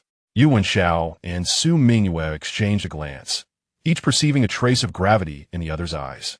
The visit at such a late hour must be of significant importance. Please, young Master Chen, take a seat in the study. I shall return shortly. Inside the study, the candlelight illuminated the room. Upon seeing Yu Wenxiao, Chen Wang immediately rose, his expression still showing signs of lingering fear and indignation. Brother Yu, are you aware that after your departure, the examination hall experienced further turmoil? Oh, I would like to hear the details. Yu Wenxiao gestured for Chen Wang to sit, and personally poured him a cup of hot tea. After Governor Feng and Li Kuei were ordered to be imprisoned by Lord Zhou, Li Kuei even attempted to commit suicide by biting his tongue during transport. Chen Wang lowered his voice, though he was rescued. He can no longer speak and has become incapacitated. Yu Wenxiao's eyes narrowed. The urgency of silencing him was alarming. What Governor Feng? He is still alive, but is being held in solitary confinement, guarded by Lord Zhou's trusted aides, with no one allowed near him. Chen Wang continued. Lord Zhou has reported this incident in the examination hall upheaval to the capital with a 600-mile urgent dispatch. Brother Yu, this matter is likely to shake the court and the public. Yu Wenxiao remained silent for a moment, slowly sipping his tea. Governor Feng had become a crucial witness. The opposing party was wary and momentarily refrained from action. Yet with Li Kuei silenced, the trail of investigation had been severed. Zhou Ziyu's report would draw the capital's attention entirely to this provincial examination and to Yu Wenxiao himself. After the results are announced, regardless of success or failure, he would no longer be able to remain inconspicuous. It was a matter of soaring to great heights or facing utter ruin. He touched the draft of his essay, hidden in his sleeve, the source of his confidence to reverse his fortunes. At that moment, Su Mingyue gently pushed the door open, draping a cloak over him and softly saying, "The night has grown chilly. Please rest early, my husband. Regardless, I shall always be by your side." Yu Wenxiao turned to look at his wife's resolute yet gentle face illuminated by candlelight, and the coldness born of conspiracy within him was somewhat dispelled. He grasped her hand, whispering, "All right, the long night is upon us, yet dawn will inevitably arrive. However, the moments before dawn are often the darkest." The waters of the provincial city had been thoroughly stirred by the stone he cast into them. Next, it would be revealed what great fish lurked beneath the murky surface. Chapter 59. Undercurrents in the capital as Yu Wenxiao and Su Mingyue leaned on each other, awaiting the storm in the candlelight of the provincial inn. A 600-mile urgent dispatch had stirred invisible ripples in the imperial capital, far away. The night was deep, yet the light in the imperial study shone, as bright as day. Emperor Xiao Jingyan, clad in bright yellow formal attire, stood with his hands clasped behind him before a vast territorial map rather than seated upon the dragon throne. He delicately pinched a confidential document just presented by a trusted eunuch, originating from the chief examiner Zhou Ziyu of Jiangnan. The candlelight cast shadows on his sharply defined profile, revealing no emotions, only a slight furrowing of his brow that betrayed his inner unrest. He softly mulled over the name Yu Wenxiao while his gaze fell upon the section of the map indicating the river and coastline, contemplating the plot surrounding the examination hall. The silencing of Li Kuei and the sinister machinations of Wang Furong. A brief report, yet its implications were vast. Zhou Ziyu's dispatch was objective and composed, detailing the turmoil in the examination hall, emphasizing Yu Wenxiao's core viewpoints regarding the issues of river transport, and outlining the bizarre circumstances surrounding the failed framing of Governor Feng and the silencing of Li Kuei. Although the report did not explicitly name Wang Furong, the nuances within the text pointed unmistakably towards the long-standing Minister of Rights entrenched in the court. What are your thoughts? The emperor did not turn around, but calmly inquired of the elderly statesman Lin Rahai, the vice minister of the cabinet and minister of personnel, who stood by his side in a crimson robe. Lin Rahai was the emperor's tutor and one of his most trusted aides in the court, known for his integrity and keen insight in recognizing talent. Lin bowed slightly, pondering for a moment before responding, "Your Majesty, Zhou Ziyu is known for his integrity, and his report should be deemed credible. If Yu Wenxiao's essay is indeed as stated, addressing the accumulated issues of river transport and proposing practical solutions such as maritime support for river transport, then his talent may extend beyond mere scholarly knowledge and delve into practical governance." As for the framing incident, the methods employed were clumsy and riddled with flaws, not resembling the meticulous approach of Minister Wang, but more akin to the hasty actions of his subordinates. The emperor turned and gently placed the document on the imperial desk, tapping it lightly with his finger. Clumsy? Or perhaps deliberately revealing flaws to test my stance? Lin Rahai's gaze shifted slightly. "Your Majesty, you are astute. That is indeed a possibility. Wang Furong has penetrated key departments, such as river transport and salt administration, deeply in recent years. Regardless of whether Yu Wenxiao's arguments are feasible, they have already encroached upon his fundamental interests." His reaction was inevitable. However, to act in the examination hall seems hasty and rather underhanded. Underhanded? The emperor chuckled lightly, though there was no warmth in his laughter. If one could topple a potential rival, what does it matter how underhanded the means? He was curious about how Yu Wenxiao, once a mere wastrel, had managed to master not only the classics in such a brief time, but also develop profound and potentially dangerous insights into matters of national importance. He intentionally emphasized the term dangerous. Lin Rahai understood the emperor's implication well. Yu Wenxiao's essay, particularly regarding maritime transport, challenged a river transport system that had been in place for centuries, affecting the vast interests tied to the canal. This was no longer merely an issue of talent. It was a matter of political stability within the court. "Your Majesty, it would be prudent to await the announcement of the examination results and Yu Wenxiao's essay. Once they arrive, the truth will be evident. If his talent proves genuine, he could serve as a sharp blade for you to rectify the accumulated issues. If his claims are mere bluster, he would be no more than another attention-seeking individual, and the framing incident could be dealt with accordingly." The emperor nodded, his gaze once again drifting to the heavy night outside the window. "A blade must be wielded carefully. Convey my command. All examination essays of successful candidates from Jiangnan, particularly Yu Wenxiao's, are to be expedited to the capital. I wish to review them personally. Additionally, inform Zhou Ziyu to conduct a thorough investigation into the case of Feng Jingli, pursuing it to the end." The old minister bowed and accepted the order, quietly withdrawing. The emperor remained alone in the imperial study, his fingers tracing the characters of Yu Wenxiao on the document, his expression profound. He hoped this would be a blade capable of cleaving through the suffocating atmosphere of the court, yet he could not help but remain vigilant, questioning whether this blade might be too sharp, potentially causing harm to himself. Meanwhile, in the study of the Wang residence, a different scene unfolded. Wang Furong had not endured the sleepless night like the emperor. He was accustomed to early rest for his health. However, tonight, he was unable to sleep due to the alarming news brought by his trusted protégé, Zhang Wenyuan, the right vice inspector of the censorate. Fool, incompetent at achieving anything, yet adept at causing failures, Wang Furong exclaimed, slamming the teacup down on the table, the tea splattering everywhere after hearing Zhang's report on the turmoil in the examination hall and Li Kuei's silencing.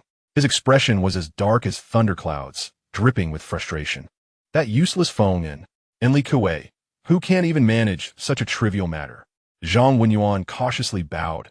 Master, please calm your anger. Who could have anticipated that Yu Wenxiao was so cunning, able to foresee the scheme and even turn the evidence against them? What complicates matters further is that Zhou Ziyu disregarded the decorum of officialdom and brought this matter directly before His Majesty. Zhou Ziyu perceived a flicker of apprehension in Wang Foren's eyes, which quickly transformed into a fierce resolve.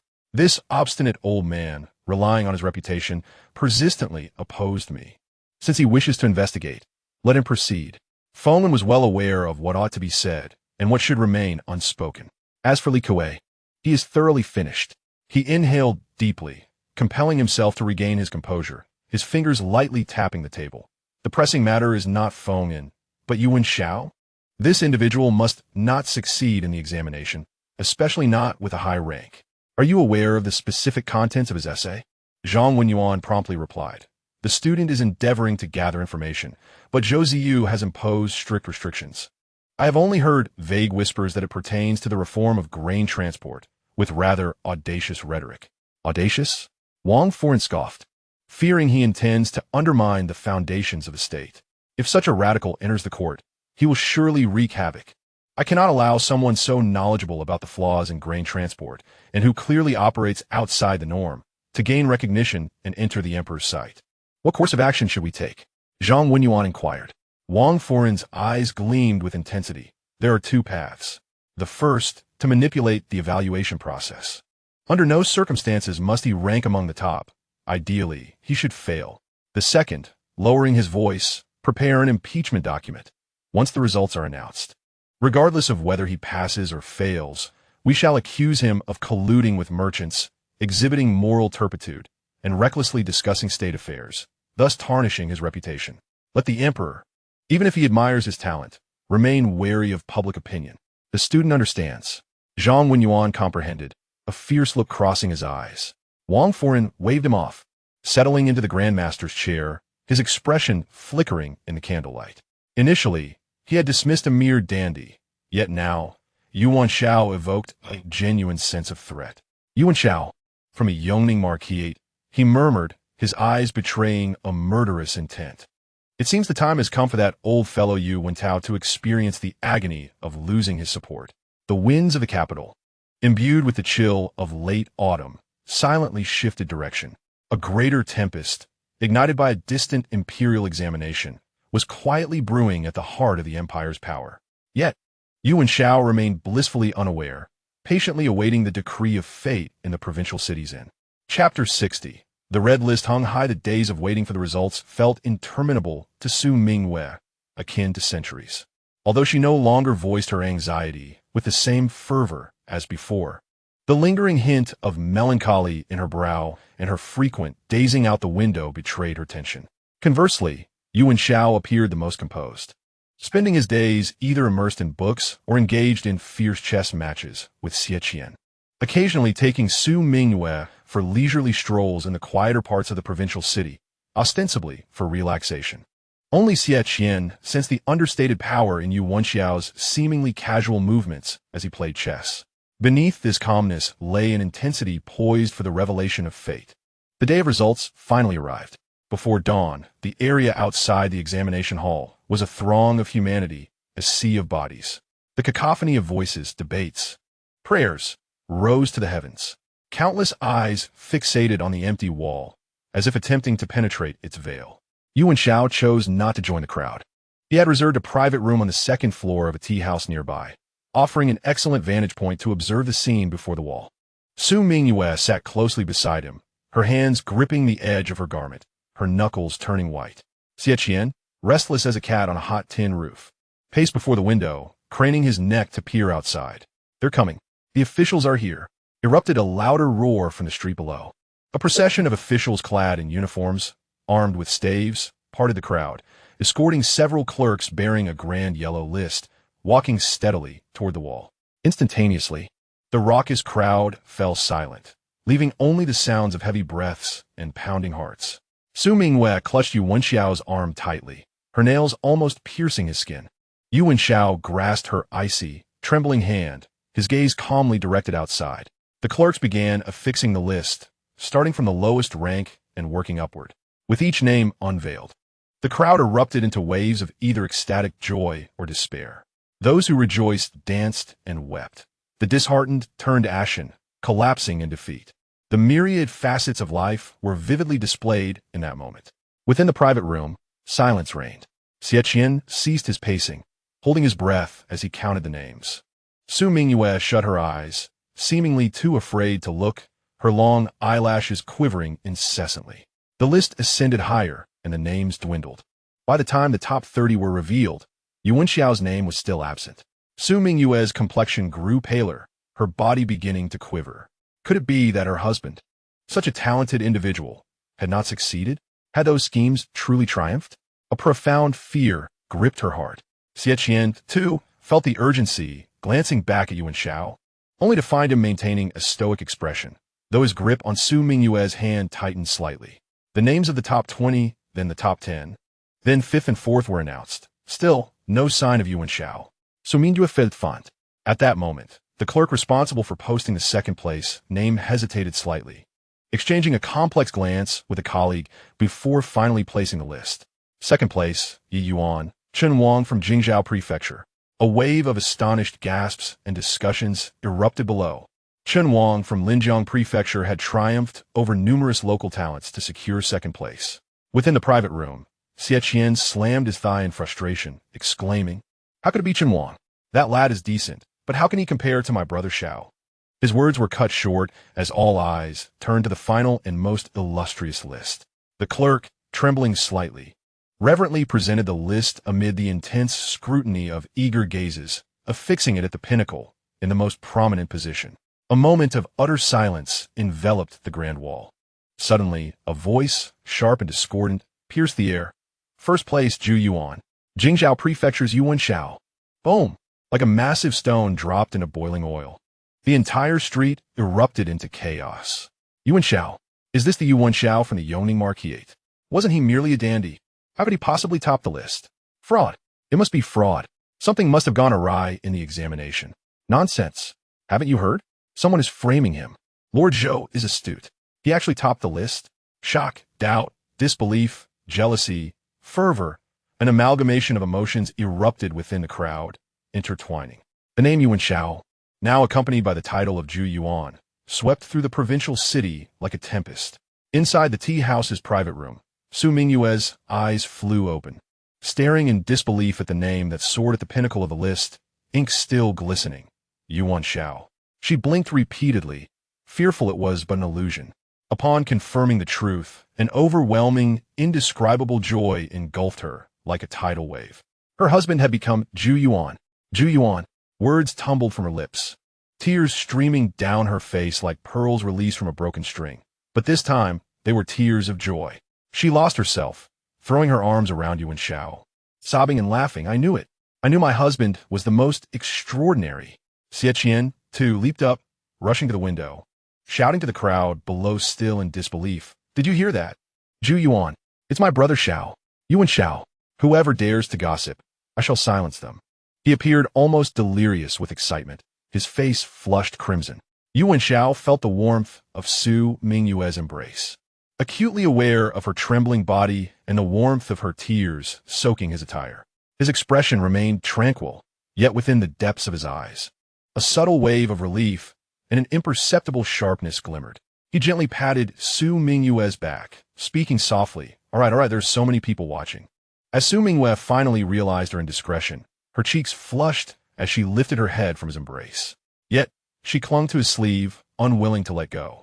Her beautiful eyes, swollen from tears, sparkled with an unprecedented pride, admiration, and profound affection.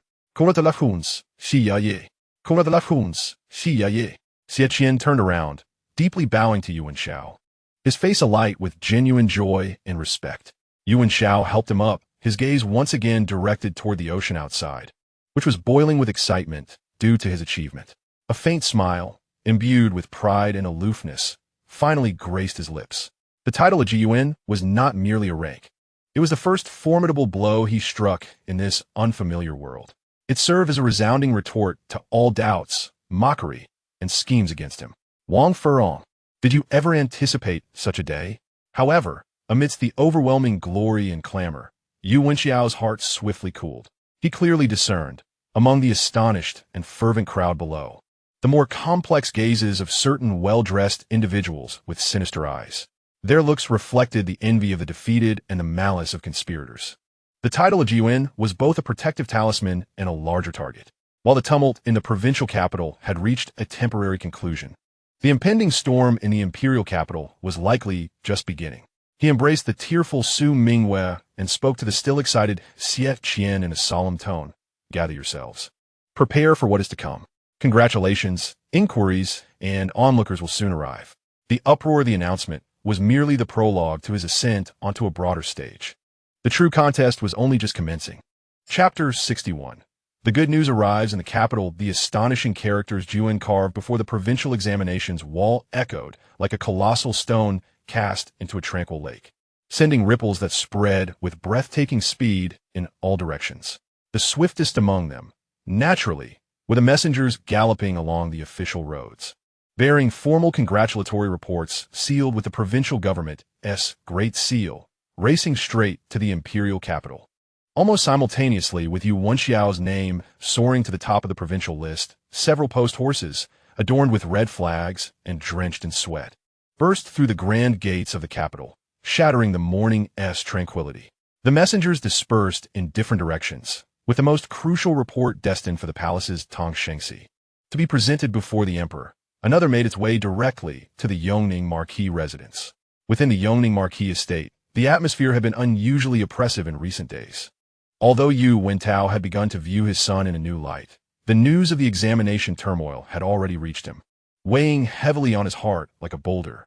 The matriarch burned incense day and night, praying for the ancestors' protection.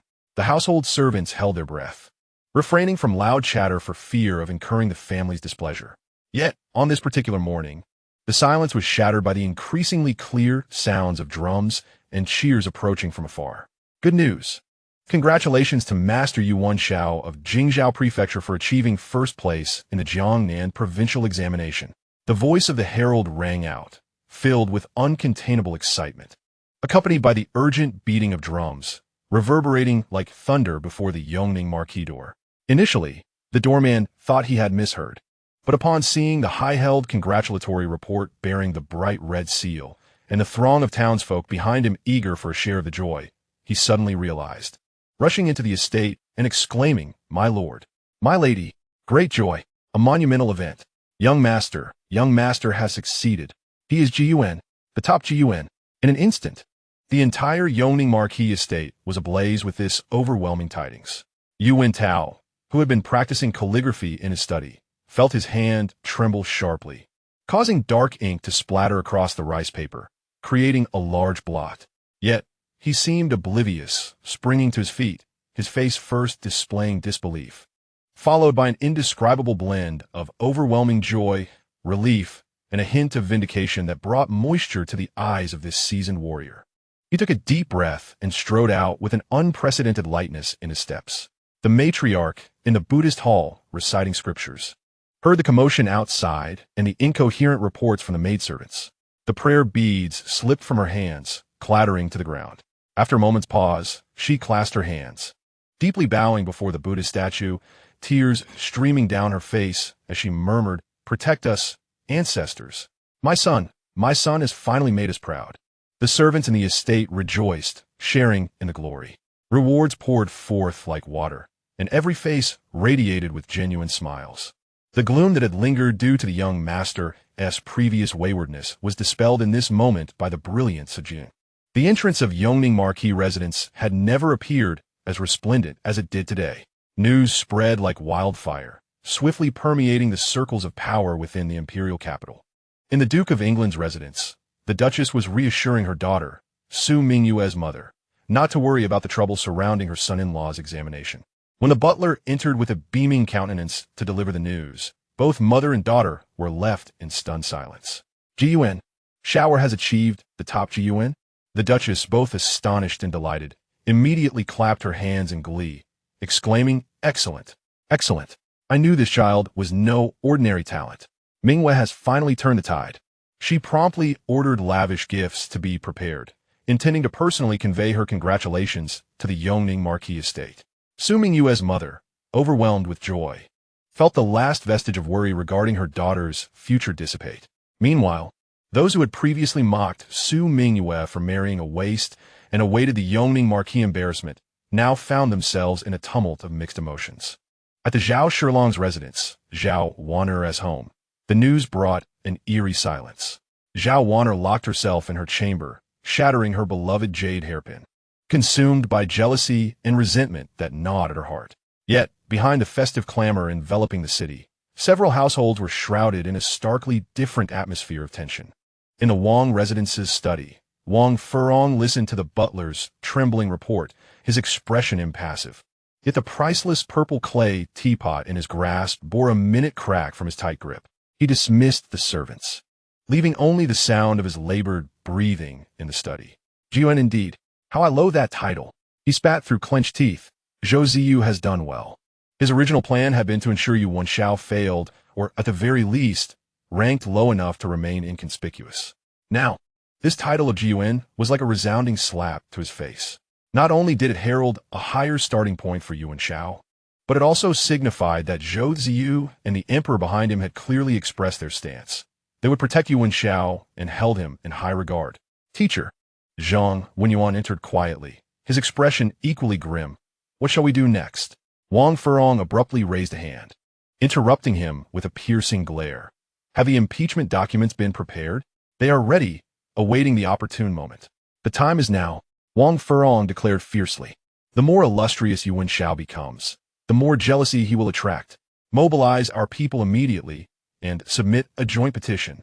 Accuse him of unethical conduct and collusion with merchants, and cast doubt on his talents. We must create chaos. He cannot be allowed to enjoy the glory of Jiuan in peace. Understood. I shall attend to it at once. Zhang Wenyuan replied, hurrying away. Wang Furong stood alone before the window, gazing at the overcast sky outside, his chest heaving dramatically. He understood that this move was fraught with peril, tantamount to direct confrontation with the emperor and Zhou Ziyu. Yet, having reached this point, he had no other choice. He could not allow Yu Wenxiao, this variable, to truly grow. Meanwhile, in the Imperial Palace's study, Emperor Xiao Jingyan examined the congratulatory report from the Tong Shangxi regarding the Jiangnan provincial examination and the list of the top 10 candidates. His gaze lingered on the name Yu Wenxiao and the accompanying essay on grain transportation. He scrutinized it meticulously, occasionally tapping on particularly striking phrases. After a long while, he set down the scroll and addressed Lin Rahai, who stood nearby, with a measured tone. The writing is commendable. The insights are ahead of their time, and he can even be deemed a prodigy. Yet, this brilliance is too ostentatious. Lin Ruhai bowed slightly. Your Majesty, extraordinary individuals engage in extraordinary deeds. If his talents are to be utilized, even his sharpness can be refined. The emperor did not respond, sliding another document toward Lin Rahai. Take a look at this. Wang Foran's movements were remarkably swift. Lin Rahai unfolded the document before him, which was a joint memorial from several censors of the Dazuan, vehemently impeaching Yu Wenxiao and Zhou Ziyu, listing charges with fervent rhetoric. His brow furrowed slightly. Your Majesty, this is a blatant attempt to cover up the truth. A desperate act of a cornered dog. A dog that leaps over the wall bites the hardest. The emperor's gaze was profound. I wish to see how this newly appointed Jiuan will navigate the storms of the capital. He commanded the edict to summon Yu Wenxiao to return to the capital immediately. The summons, accompanied by the Jiuan's glory and the hidden impeachment, sped toward Yu Wenxiao, who was still en route. The journey home was no longer a smooth one. Chapter 62. Reactions from all sides. The news of Yu Wenxiao's success in becoming Jiuan ignited the entire capital like a spark in a pool of oil.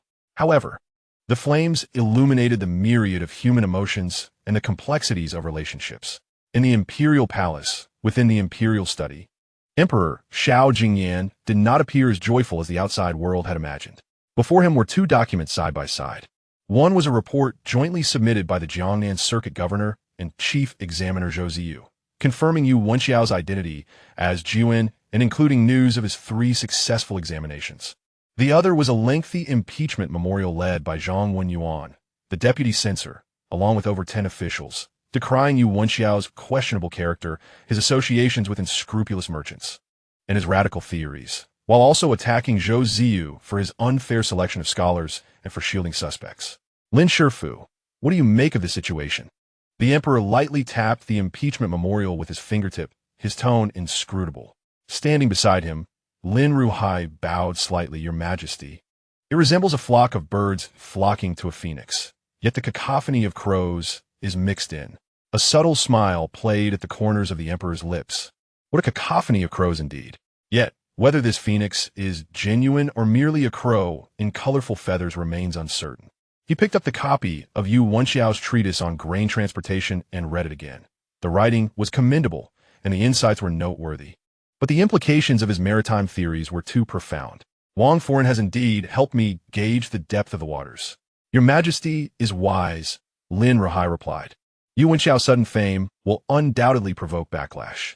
Although this impeachment is absurd, it may serve to temper his ambition. Yet, regarding Zhou Ziyu is a tough nut to crack, and also a mirror, the emperor interjected. Since he dared to name Yu Wenxiao as Jiuan and brought the phone and case to my attention, he clearly fears no investigation and may even hope for it. If I were to protect him now, it would signal to the world that I support him in Yu Wenxiao's new theories. He paused, a glint of sharpness flickering in his eyes, but it is not yet the time. He set down the treatise and spoke in a solemn tone. Convey my decree. Yu Wenxiao, the newly appointed Jiuan, possesses commendable talents and shall return to the capital immediately after receiving the edict. As I wish to meet him in person. Zhou Ziyu has merits in selecting scholars, yet he must also bear responsibility for the turmoil in the examination room. The following case must continue to be thoroughly investigated, ensuring justice while protecting the innocent. As for the impeachment from the Daziyuan, the emperor snorted coldly. Let it remain unaddressed. Remain unaddressed?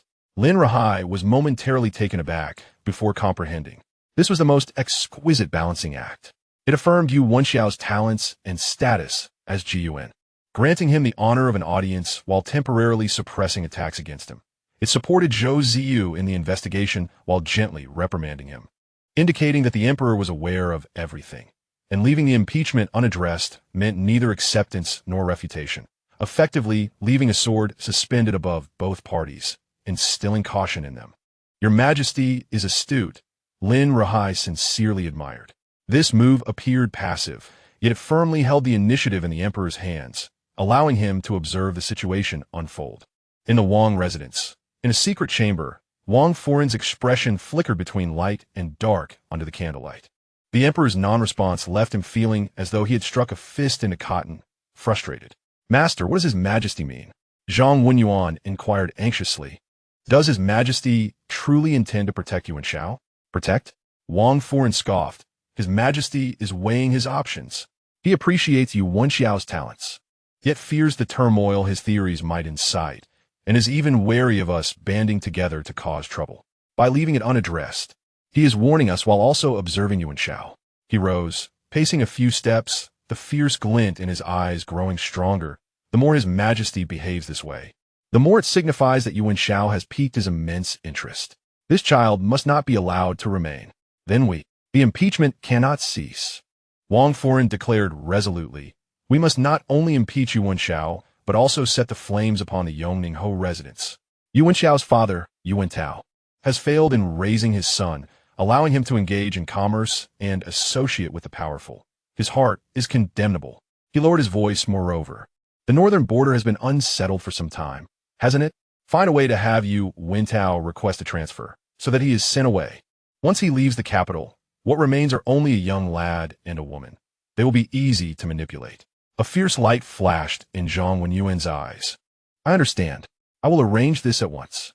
In the circles of scholars and literati, the name of Yu Wenxiao as Jiuan stirred a complex wave of reactions among ordinary scholars.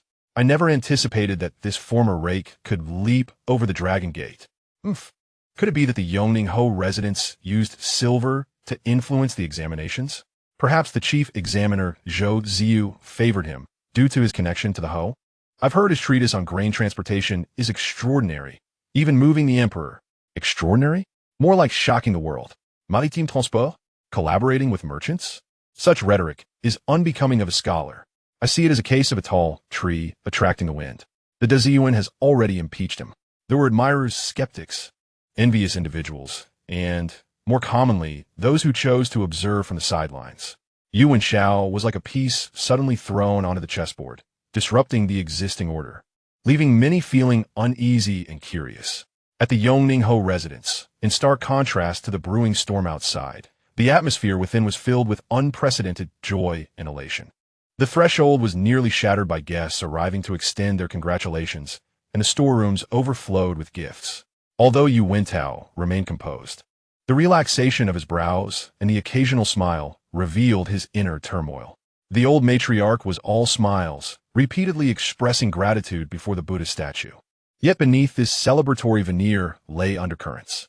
Some relatives, previously estranged from the Yongningho residence and even secretly aligning with Wang Foreign, now sought to ingratiate themselves, prompting a cold chuckle from Yu Wenxiao. Su Mingyue, as the wife of the Jiuan, had become the focus of attention. Those noble women who once mocked her now greeted her with smiles and flattery, allowing her to savor her vindication while deeply experiencing the fickleness of society. She remembered her husband's teachings, responding with propriety, neither appearing arrogant nor overly warm, gradually embodying the demeanor of a capable matriarch.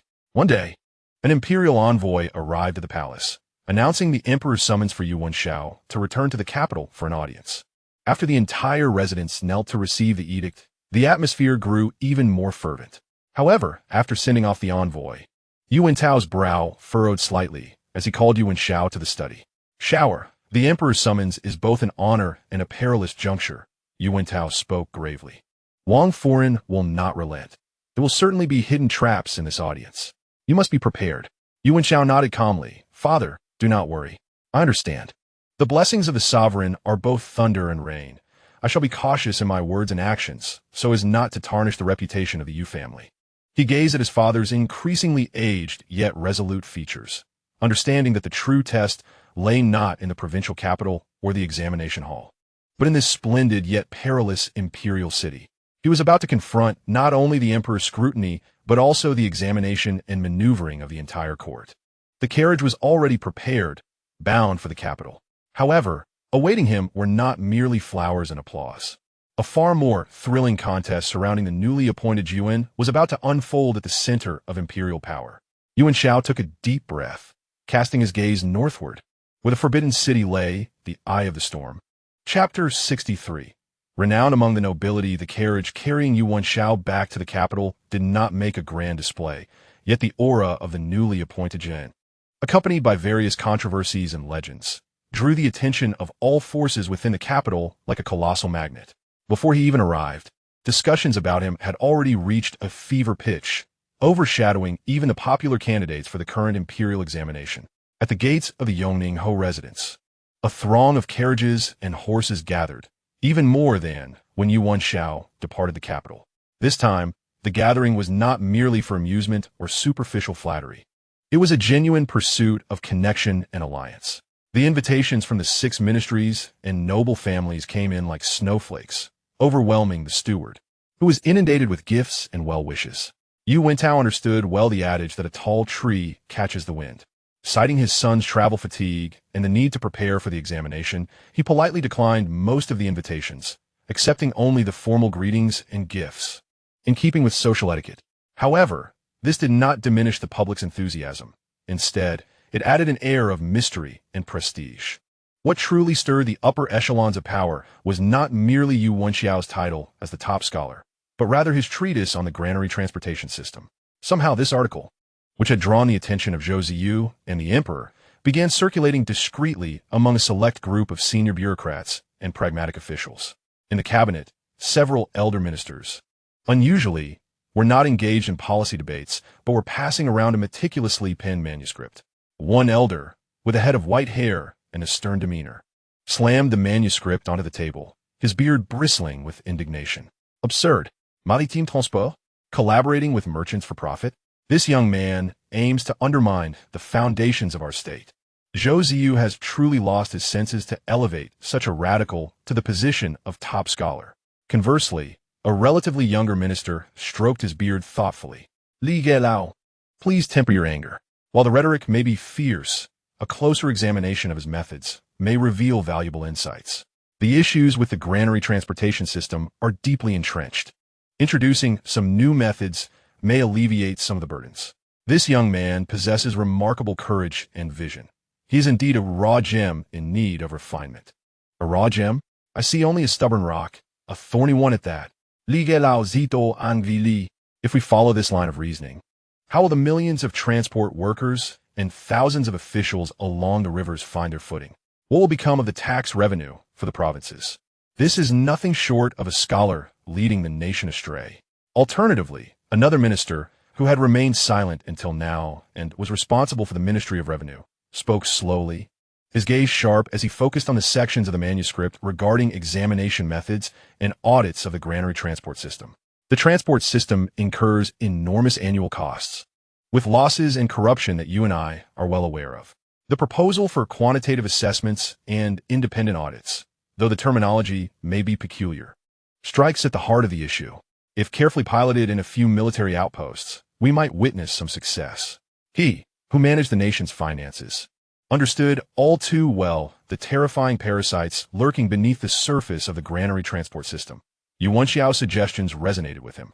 The core figures of imperial power found themselves embroiled in heated debate over a mere student's treatise, a testament to the impact Yu Wenxiao had made. Simultaneously, discerning individuals began extending olive branches to the Yongning Ho residence. On this day, Yu Wenxiao received an unexpected invitation, signed by Zhao Wenyuan, the right counselor of the Ministry of State. The Ministry of State, responsible for the nation's proclamations, held a unique position. Although Zhao held only the 5th rank as a counselor, he was one of the important officials with direct access to the emperor, and his opinions often reached the highest levels. Yu Wenxiao recognized the significance of this individual and did not dare to be negligent, personally welcoming him. Zhao Wenyuan, in his 40s, had a lean appearance and a clear, bright gaze, devoid of the usual superficiality found in common officials. Upon meeting Yu Wenxiao, he did not underestimate him due to his youth. Instead, he greeted him with utmost respect, stating directly, "Young scholar Yu, your astonishing talent astounds me. After reading your treatise on the granary transport system, I felt as if a great enlightenment had washed over me. I have come to seek your guidance." As they settled in the study, their discussion ranged from the pros and cons of the granary transport system to taxation, livelihood, and governance. Zhao Wenyuan found that Yu Wenxiao not only possessed expansive thoughts and profound insights, but also demonstrated a remarkable grasp of practical details, far from being a mere theorist. Conversely, Yu Wenxiao gleaned more about the intricate rules of court operations and the delicate balances of various factions from Zhao Wenyuan. Though you're a gifted scholar, remember that a tree standing out in the forest will surely be toppled by the wind. Zhao Wenyuan warned meaningfully as their conversation drew to a close. Minister Wang's former students and associates are widespread in the court. This attempt at discrediting you may not be the end. Although the emperor has chosen to remain silent for now, he is, in fact, tempering you over the fire. I hope you will be cautious and heed this advice. Yu Wenxiao bowed deeply. Thank you, Lord Zhao, for your guidance. I shall keep your words in mind. After bidding farewell to Zhao Wenyuan, Yu Wenxiao's heart was not at ease. Zhao Wenyuan's visit confirmed his suspicion that his treatise had indeed captured the attention of some pragmatic officials, presenting an opportunity. However, he was also aware that Wang Foran's backlash would be equally fierce. Indeed, that afternoon, Xie Qian returned in a fury, bringing bad news. Brother Xiao, that old rascal Wang Foran is insidious. He dares not confront you openly, but has incited the censors to spread rumors in the scholarly community, claiming that your title as top scholar was merely granted due to Lord Zhou's favoritism, and that even your treatise was ghostwritten by someone else. They even say that your wife's family, the Ingwa Gongfu, has covertly intervened. Su Mingyue, who was pouring tea nearby, trembled at the words, nearly dropping the teapot, her complexion paling instantly. The last thing she wanted was for her husband and her family's reputation to be tarnished because of her.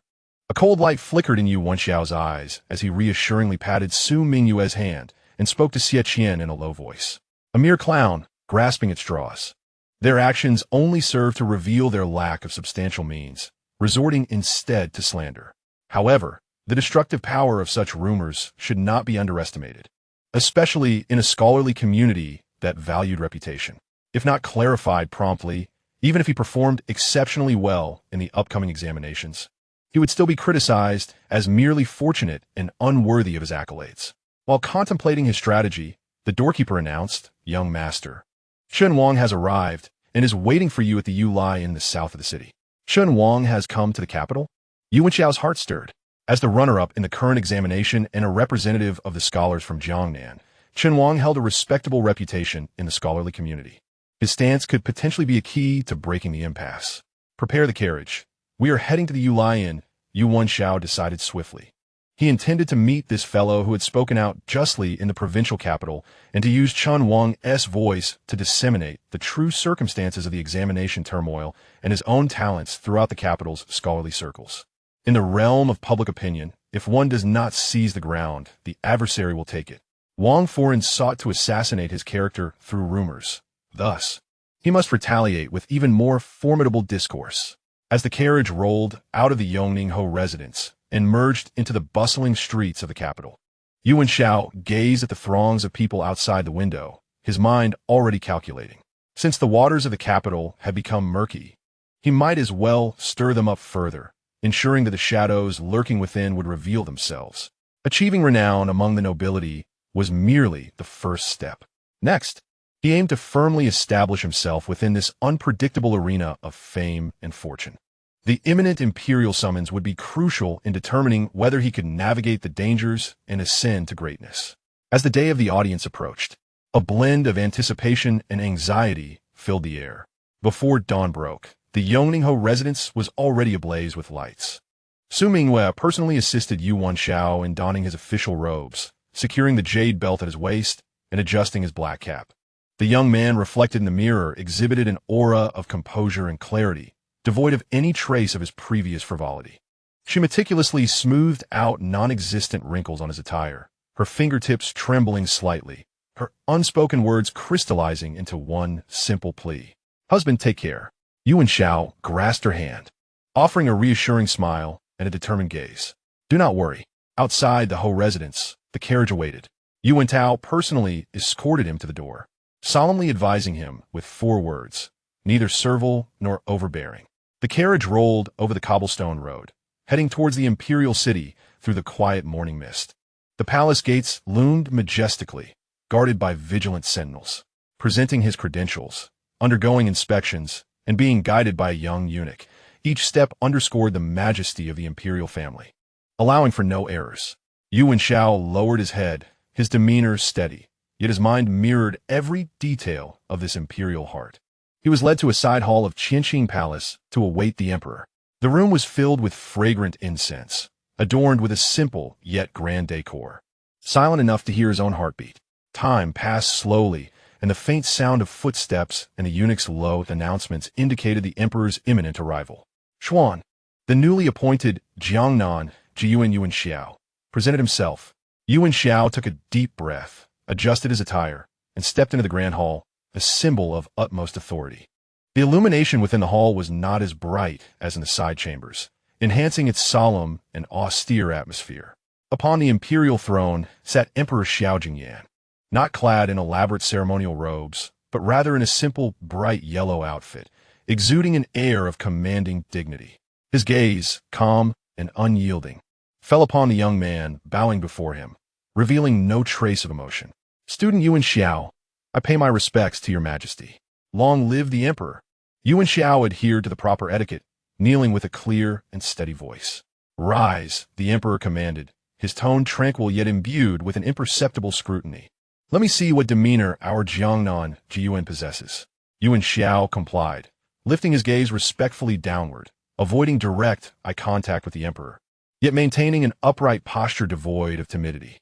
The emperor appraised him, youthful, handsome, composed, with eyes that were both clear and resolute, starkly contrasting the frivolous youth spoken of in whispers. Internally, he nodded in approval while outwardly betraying no emotion, swiftly addressing the matter at hand. "Yu Wenxiao, I have reviewed your examination essay, particularly your treatise on the transportation of grain. Your proposal for maritime assistance in grain transportation is indeed innovative. Pray tell, what prompted such a notion?" At last, the true test commenced. Yu Wenxiao bowed once more, responding with poise, his voice resonating clearly in the hall. Your Majesty, my arguments are not baseless conjectures, but stem from the present issues plaguing grain transportation. Firstly, the canals are silted, dredging incurs substantial costs, and are significantly affected by weather conditions. Should drought and flood occur simultaneously, grain transport would be hindered, disrupting the capital. Secondly, the bureaucratic system governing grain transport is bloated, rife with exploitation, and the actual funds allocated for transportation scarcely reach 50 to 60% of the total. Thirdly, the populace along the rivers suffers under the burden of grain transport, depleting their strength. He paused, noting the emperor's rapt attention, and continued. Thus, I believe it is imperative to seek alternatives. While maritime transport poses risks, if we can enhance ship designs, meticulously select routes, and supplement with the protection of the Imperial Navy, its advantages of greater capacity, reduced time, and lower costs can compensate for the shortcomings of canal transport. This concept of maritime assistance is not intended to replace, but to run parallel, dispersing risks and enhancing resilience. Regarding the examination regulations, Yu Wenxiao shifted his focus to the flaws within the bureaucratic system. The difficulties of grain transport lie not solely in the waterways, but also in the hearts of the people. If we can establish clear quotas for grain transport, deadlines, and standards for losses, rewarding those who fulfill their duties while strictly punishing delays, alongside an independent auditing body to scrutinize accounts, ensuring clear accountability, it could incentivize capable officials and deter corruption, significantly enhancing the efficiency of grain transport. He refrained from using any modern terminology, instead articulating his ideas in a manner comprehensible to the scholars of this era, seamlessly integrating concepts of modern logistics management, performance assessment, and risk diversification. With clarity and persuasive reasoning, the emperor lightly tapped his fingers against the armrest of the throne, neither affirming nor denying, yet suddenly posed a pointed question. Are you aware that your proposal would disturb the interests of many?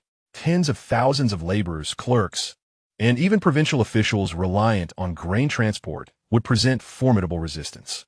Are you not afraid that upon presenting this theory, you will face universal opposition?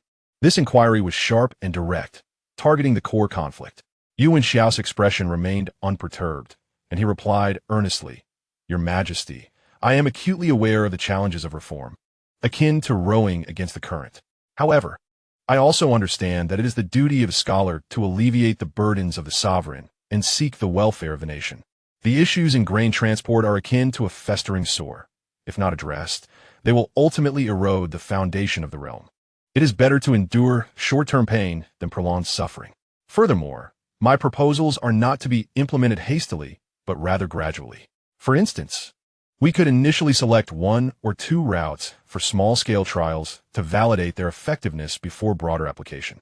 Reforms in the bureaucracy could also commence with a few honest officials, piloted in select areas, and upon seeing results, could then be expanded. This way, we can mitigate resistance while accumulating experience. He not only identified problems and proposed methods, but also outlined a feasible path for implementation, demonstrating he was not merely a dreamer, but a pragmatic strategist. A flicker of subtle appreciation crossed the emperor's eyes, yet was quickly replaced by deeper contemplation. He shifted the conversation to another sensitive topic.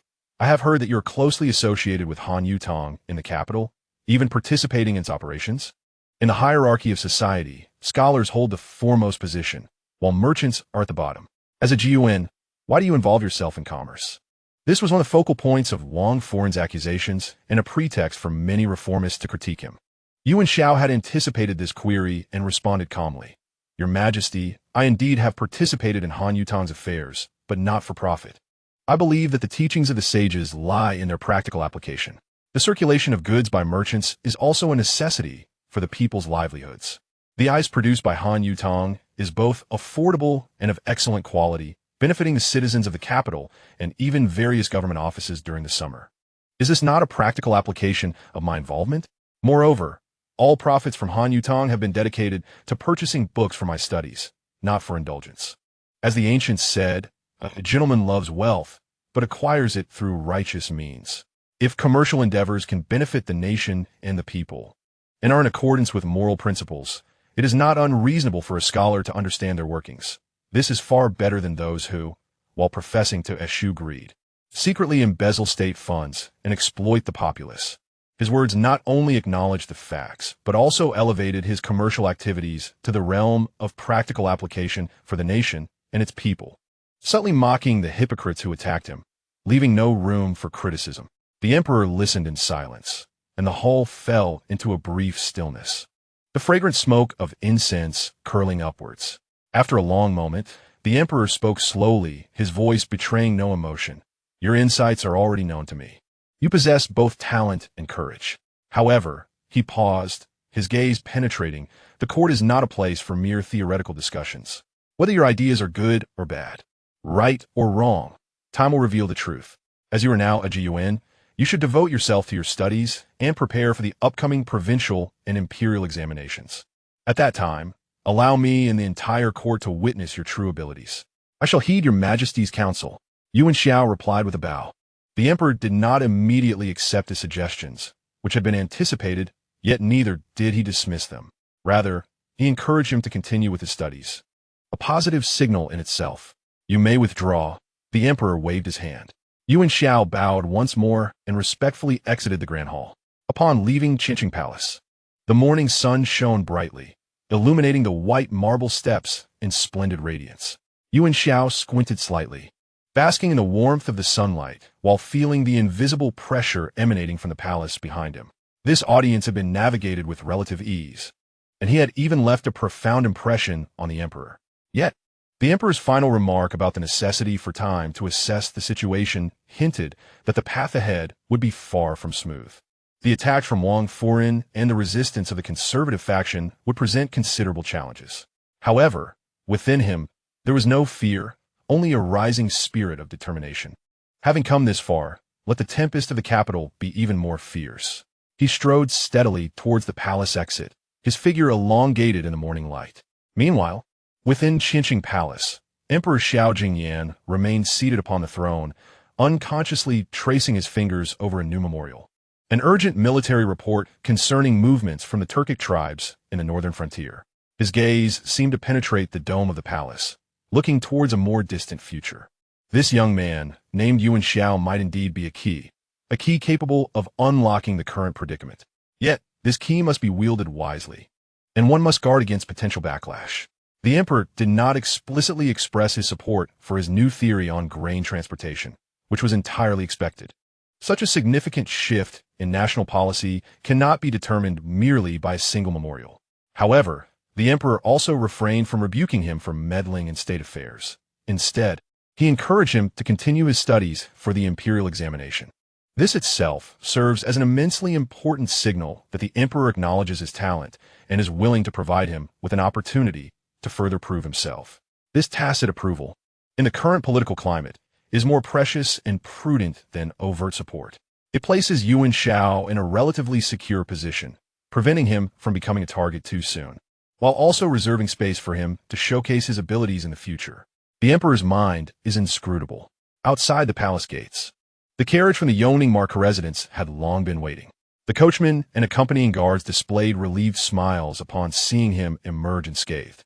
Yu Wenxiao boarded the carriage and instructed to return home. As the carriage moved, it isolated him from the outside clamor. Leaning against the carriage wall, Yu Wenxiao closed his eyes, savoring every dialogue and the emperor's subtle expressions and tones from the court.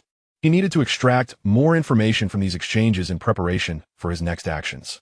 Upon returning to the Yongning Marca residence, everyone within had eagerly awaited his arrival. Su Mingyue was the first to greet him. Although she endeavored to maintain her composure, the urgency and concern in her eyes were unmistakable. "My husband, how is it?"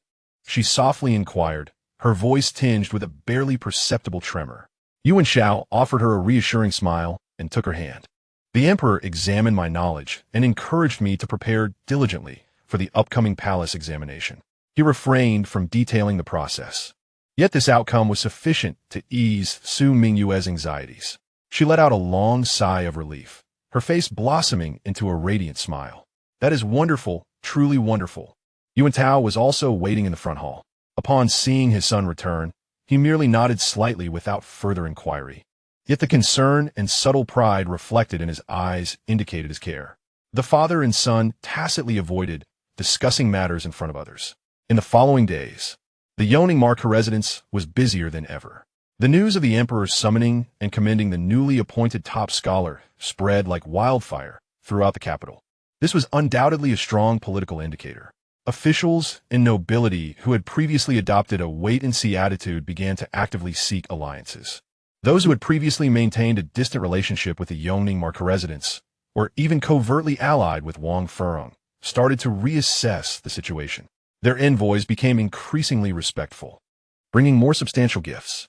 Even some officials, originally belonging to the neutral faction that disdained the sons of nobility, changed their views after closely studying Yu Wenxiao's treatise on grain transportation, recognizing his genuine talents rather than mere frivolity.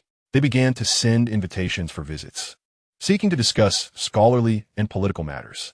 Yu Wenxiao received these visitors with humility and courtesy, maintaining a balanced demeanor. However, he no longer closed the doors to guests as he had upon his return to the capital. Instead, he selectively met with truly influential officials and scholars who shared similar ideals, such as Zhao Wenyuan from the Tongshengsi. In his conversations with them, he not only discussed scholarly topics, but also subtly articulated his new ideas regarding grain transportation, agriculture, and governance, gradually forming a small circle of potential allies interested in his philosophies.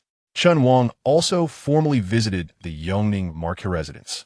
The gathering of two newly appointed top scholars naturally attracted considerable attention. They engaged in lengthy discussions within the study, conversing joyfully about classical texts and contemporary strategies. Chen Wang was thoroughly impressed by Yu Wenxiao's intellect and felt grateful for his assistance in the provincial capital, thereby deepening their bond.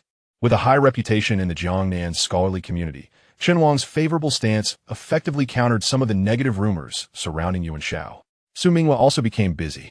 As the wife of the top scholar, she received countless invitations and visiting cards.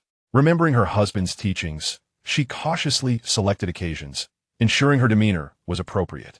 She neither boasted nor shied away, gradually earning a reputation for grace and wisdom among the noble women, completely dispelling previous impressions of her frivolity. She even began to assist Yu Wenxiao in managing some less significant social interactions, alleviating his burdens.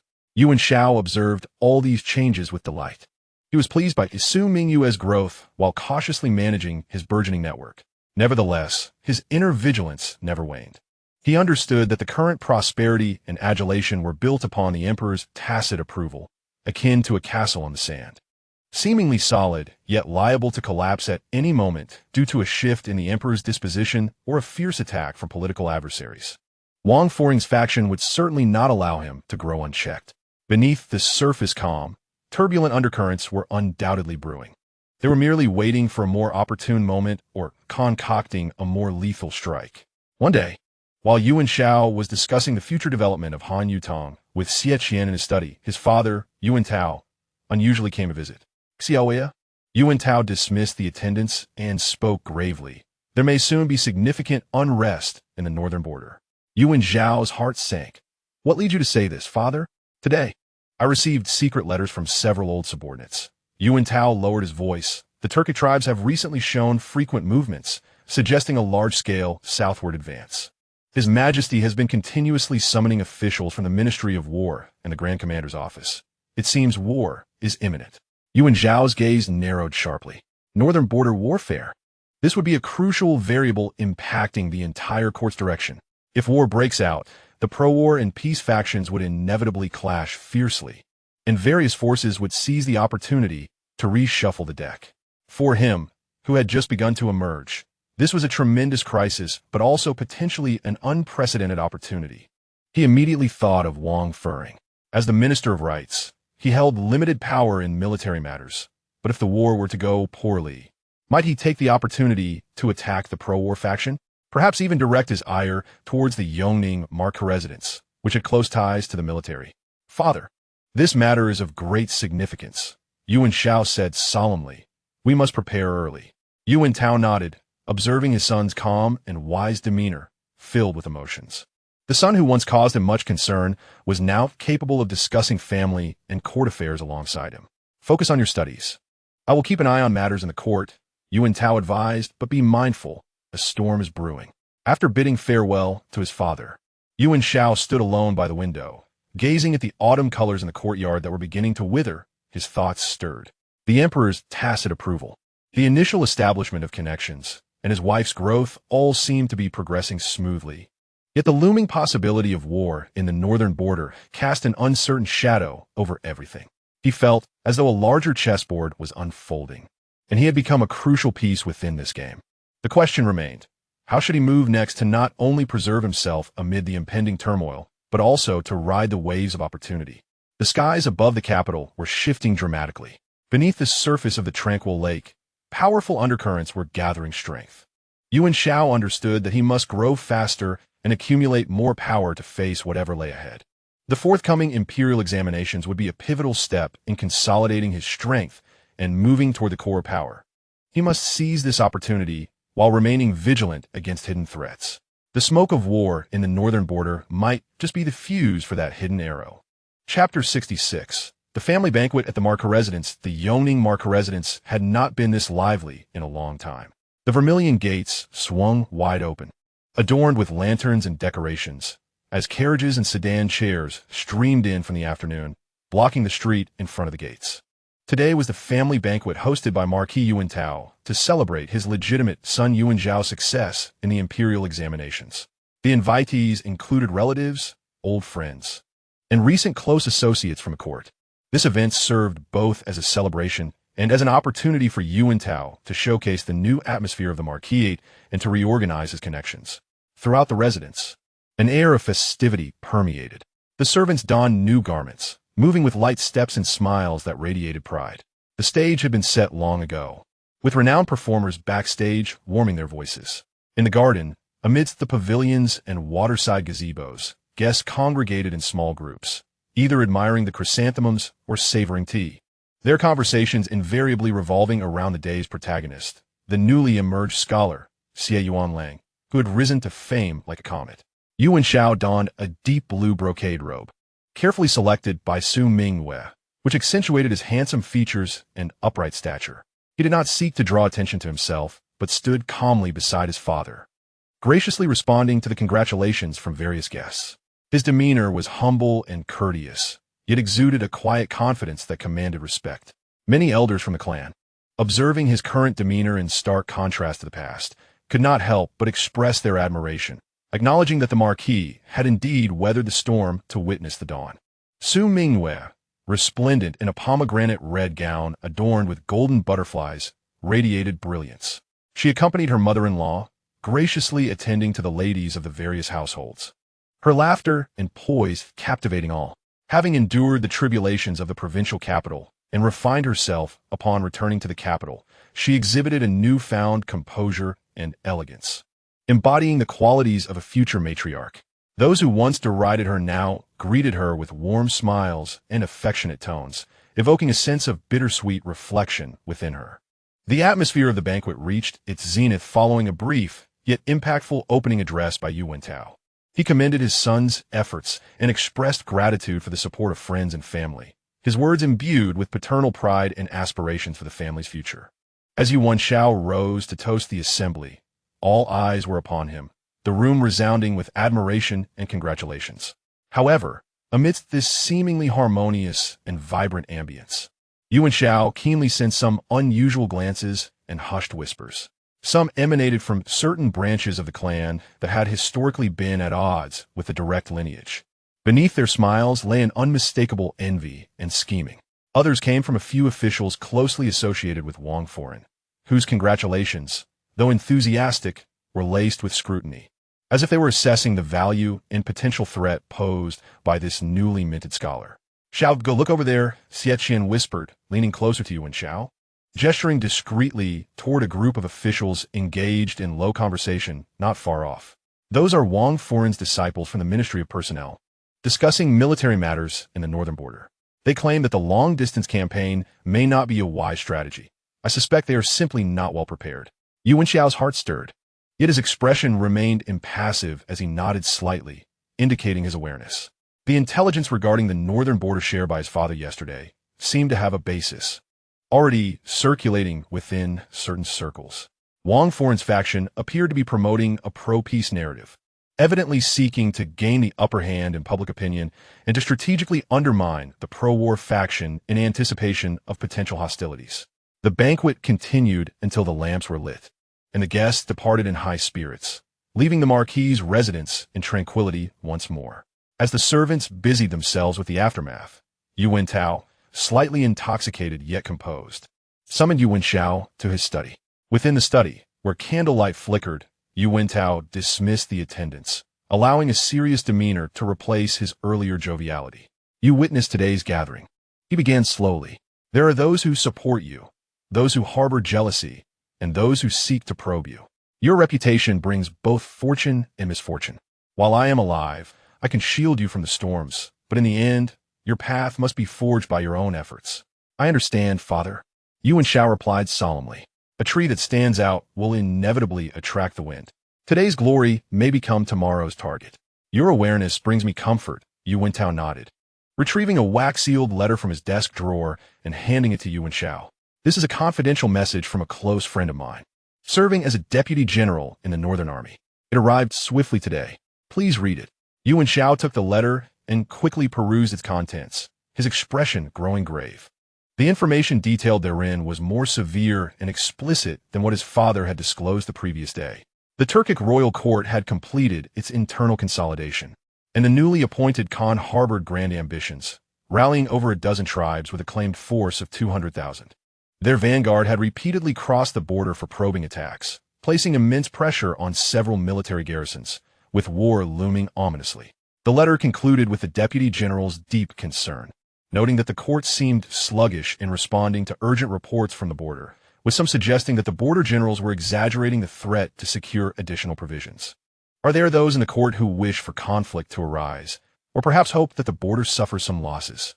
Yu Wenxiao set down the letter, a glint of cold determination flashing in his eyes. This situation, it seemed, could not be divorced from the machinations of Wang Foreign and his pro-peace allies, intertwining with a more complex struggle for power. The lives of the soldiers at the border and the security of the nation had, in the eyes of some, become mere pawns in a political game. Oof. Yu Wenxiao snorted, slamming his fist onto the desk, causing the inkstand to rattle. A pack of parasites, only concerned with power and profit, heedless of the safety of the state. If they have their way, the northern border of Daliang will soon be lost.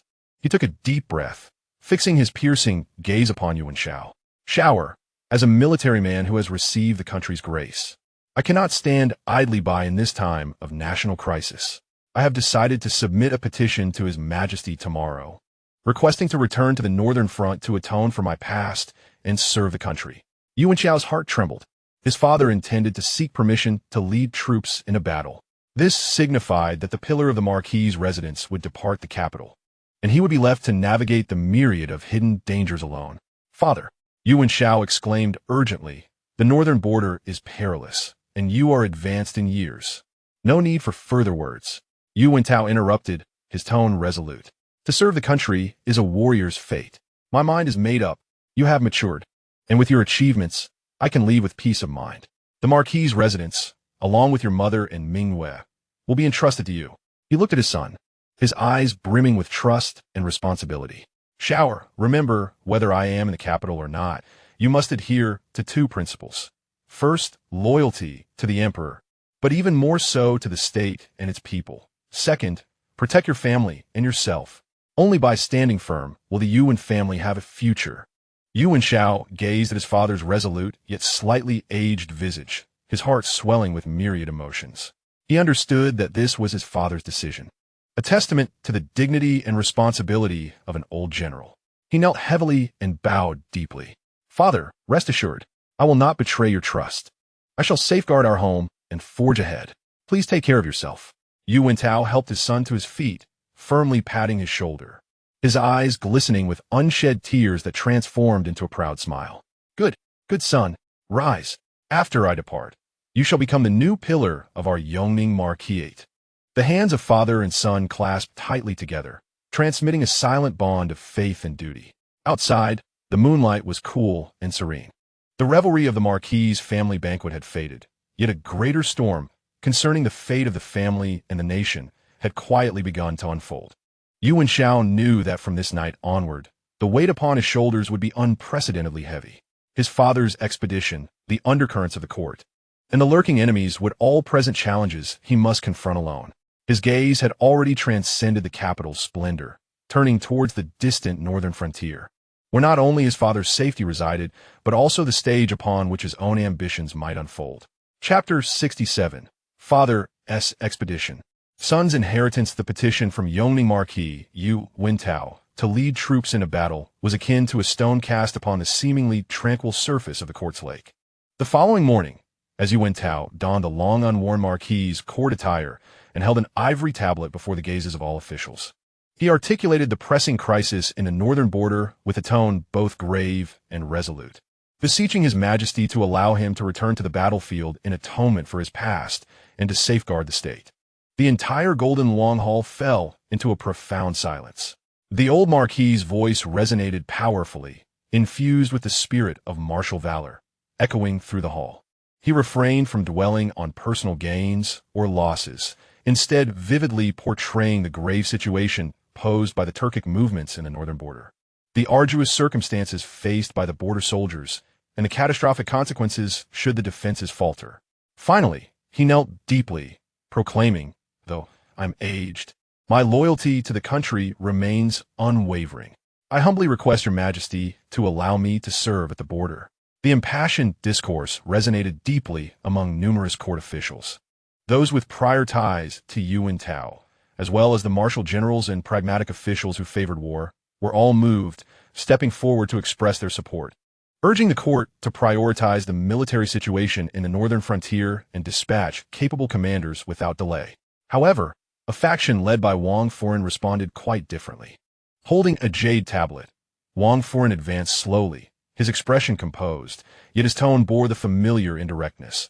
The Marquis of Yongning is commendably loyal and courageous, a true paragon of military leadership. However, while the urgency of the northern military situation is acknowledged, it is imperative to verify the details to avoid unnecessary mobilization that could squander national resources. Moreover, the Marquis has been away from the battlefield for an extended period and may be somewhat unfamiliar with the border conditions.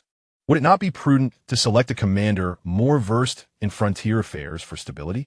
His words, seemingly measured, concealed a sharp wit, casting doubt on the authenticity of the military situation, subtly implying that the border generals may be exaggerating, while also insinuating Yu Wenxiao's lack of military prowess. Immediately, a court official aligned with Wang's faction followed suit, delivering even sharper remarks. "Your Majesty, the Marquis of Yongning's heir has just achieved the highest honors in the Imperial examinations and is currently devoted to his studies, preparing for the crucial palace test. Is it not suspect that the Marquis seeks a military commission at this time, potentially to solidify his favor and pave the way for his son? This hardly aligns with the path of a true minister." With this statement, the heart of Yu Wenxiao's patriotism was intertwined with Yu Wenxiao's prospects in the Imperial examinations, demonstrating an insidious intent. Seated upon the dragon throne, Emperor Xiao Jingyan listened impassively to the heated debate, his gaze profound, impenetrable to all. He glanced at Yu Wenxiao kneeling at the foot of the throne, then surveyed the articulate Wang Furen, finally resting his eyes on Yu Wenxiao, who stood quietly to the side, not participating in the dispute. Within the court, the argument intensified. Ultimately, the emperor spoke slowly, his voice calm, yet imbued with undeniable authority. "Regarding the northern military situation, I have ordered the Ministry of War and the Grand Commander's office to expedite verification. The Marquis of Yongning's loyalty to the state is commendable. However, the concerns raised by Minister Wang are not without merit." After a brief pause, he reached a decision. "I shall grant the request of the Marquis of Yongning, promoting him to the position of Deputy Commander of the Northern Frontier, to assist the commander in fortifying defenses and countering threats as the situation warrants. However, he must await the Ministry of War's verification of the military situation and the proper allocation of supplies before departing. Furthermore, Yu Wenxiao, being the newly appointed top scholar, is a pillar of the nation and should focus on his studies. His father's merits and demerits should not reflect upon him." This decree exemplified the art of balance. It granted Yu Wenxiao's request, providing an explanation for the pro-war faction while not immediately dispatching him, thereby preserving room for negotiation and simultaneously offering clear protection for Yu Wenxiao, effectively silencing the criticisms from Wang Foreign's faction. I accept the decree with gratitude. Long live the emperor. Yu Wenxiao bowed deeply, his voice resounding. For him, the opportunity to return to the battlefield rendered the position of deputy commander more than sufficient. After the court session, news of Yu Wenxiao's granted request quickly spread. The Marquis of Yongning's residence once again became the focal point, yet this time, the atmosphere was markedly different from the celebratory air of the recent examination results. Now laced with a sense of foreboding and gravity.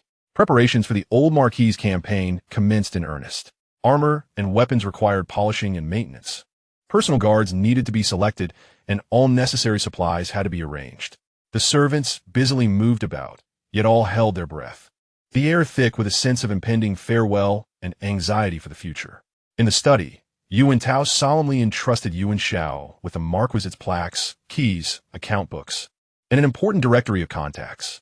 This directory recorded the Marquis's genuine and reliable connections in the capital and beyond, some forged through life-and-death friendships, others through shared interests, resources far more precious than vast wealth. Shower, this family is now in your hands. Yu Wenxiao gazed at his son, his eyes filled with reluctance, hope, and immense trust. During my absence, you are to manage all affairs of the household. Should you find yourself uncertain, you may consult your mother or seek counsel from your father-in-law, the Duke of England. Externally, act with caution and discretion, yet should anyone dare to bully us, do not hesitate to retaliate. The honor of the Yuan family must not be tarnished. Rest assured, father, I shall do my utmost to protect our home. Yu Wenxiao accepted the items with both hands, feeling their weight akin to 1,000 pounds. This was not merely a transfer of power, but a profound inheritance of responsibility. Su Mingyue, standing quietly nearby, shed silent tears, yet stifled her sobs. She personally arranged the old Marquis's belongings, folding each piece of clothing meticulously, checking each item repeatedly. She understood that this farewell was unlike any before. The frontier was fraught with hardship, and the blades of battle were merciless. Mingyue, Yu Wenxiao spoke gently to his daughter-in-law. While I am away, you must diligently assist Shower, managing the household so that he has no worries. The daughter-in-law solemnly acknowledged her father-in-law's guidance, nodding vigorously, feeling the weighty responsibility of being the Marquis's daughter-in-law more keenly than ever. The moment of parting finally arrived. Outside the capital, by the long pavilion, the autumn winds howled. Clad in military garb, Yu Wenxiao sat astride his warhorse. Though his hair was touched with frost, his posture remained upright, and his gaze sharp. The once gallant Marquis of Yongning seemed to have returned. Yu Wenxiao, Su Mingyue, and the household members knelt to bid farewell. Rise! Yu Wenxiao waved his hand, his gaze lingering on his son and daughter-in-law. Shower Mingyue, take care. Await my triumphant return. With that, he abruptly pulled the reins, and the warhorse neighed loudly, kicking up a cloud of dust as he and his retinue galloped towards the north, not looking back. Yu Wenxiao stood upright, watching his father's figure fade until it disappeared at the end of the official road. He straightened his spine, feeling that overnight he must truly mature. Upon returning to the Marquis, the emptiness left by the old Marquis's departure was palpable. The servants remained respectful, but their gazes bore a hint of scrutiny and caution towards the new master. Yu Wenxiao had no time for sorrow. He understood that with his father's departure, the Marquis, though appearing unchanged, had its defenses weakened to the utmost. Wang Foreign's faction would not miss this prime opportunity. He needed to stabilize the internal affairs swiftly and prepare for the imminent external challenges. The first order of business was to summon all the household managers and servants, clearly announcing, from this day forth, all matters within the household will be decided by me. Each must fulfill their duties diligently and must not communicate with outsiders.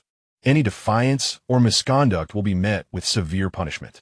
His tone, though calm, carried an undeniable authority that sent a shiver through all present.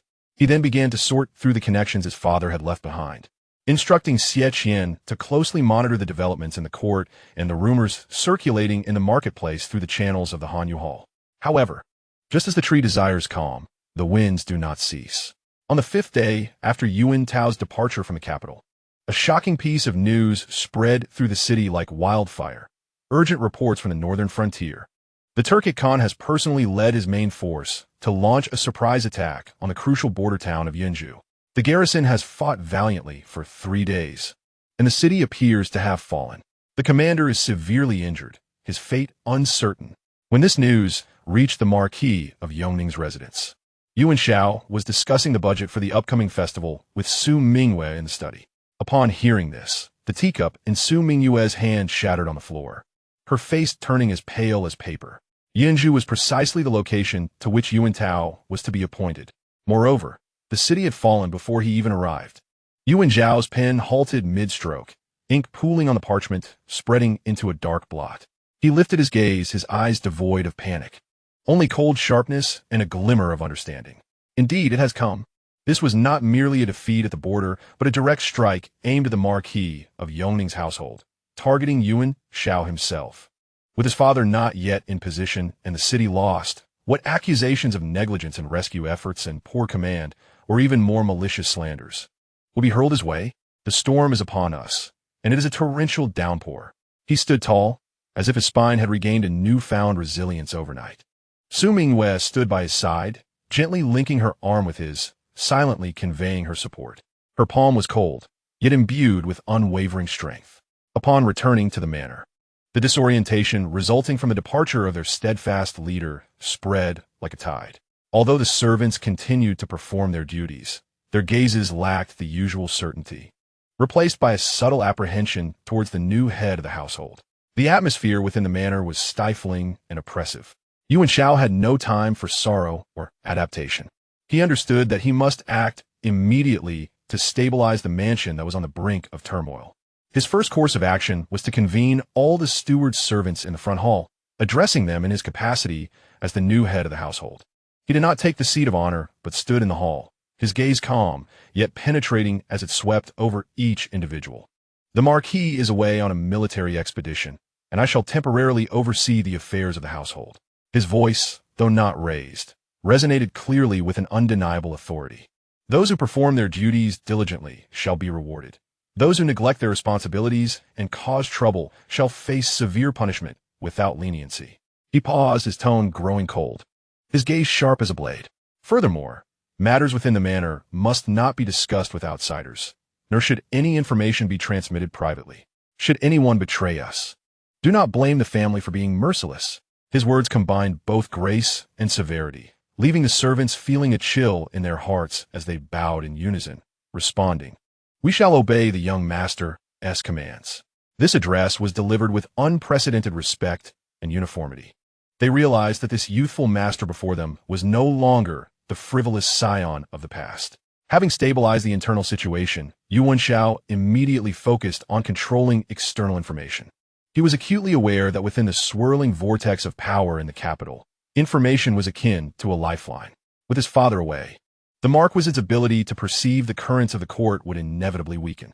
In the study, he instructed his sole remaining capable aide, Xie regarding the operations of Han Yutang. Business shall proceed as usual, but we must utilize all discrete channels to closely monitor 2 matters. First, military developments in the northern frontier. Any sign of movement, especially concerning the front lines in Yunzhou, must be reported to me immediately. Second, public opinion in the capital, particularly regarding Wang Furin and his associates. We must note whom they meet, what they say, and the rumors they spread. Understood, Xiaoga. Xie Qin nodded gravely, his demeanor devoid of the usual levity. I will make arrangements right away. We have ears in tea houses and taverns, as well as in the gates of other manors. We will keep our ears wide open. Yu Wenxiao nodded, then spread out a piece of paper, beginning to sift through the list of contacts left by his father, seeking those he could truly rely upon and engage with.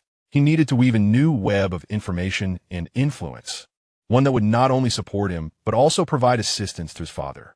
Days passed in a state of outward calm, but inner tension.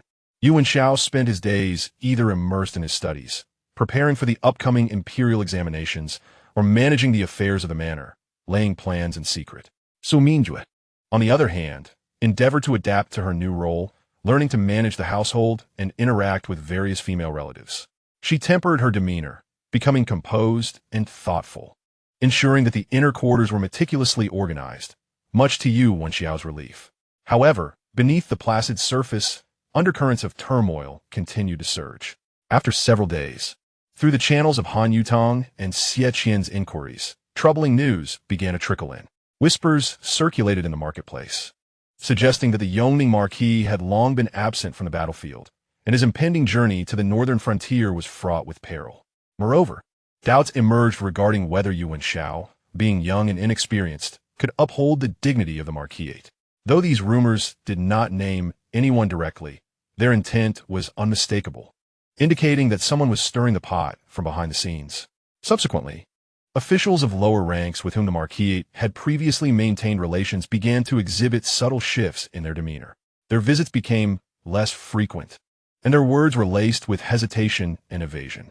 Clearly, in the wake of his father's departure from the capital, some are reassessing their alliances or adopting a wait-and-see attitude. That evening, as Yu Wenxiao analyzed the recently gathered intelligence with Xie Qian in the study, Su Mingyue entered, carrying a bowl of ginseng soup, her brow furrowed with concern.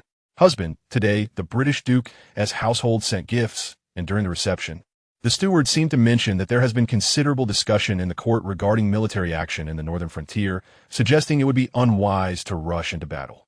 Su Mingyue spoke softly, having learned to glean information from social interactions.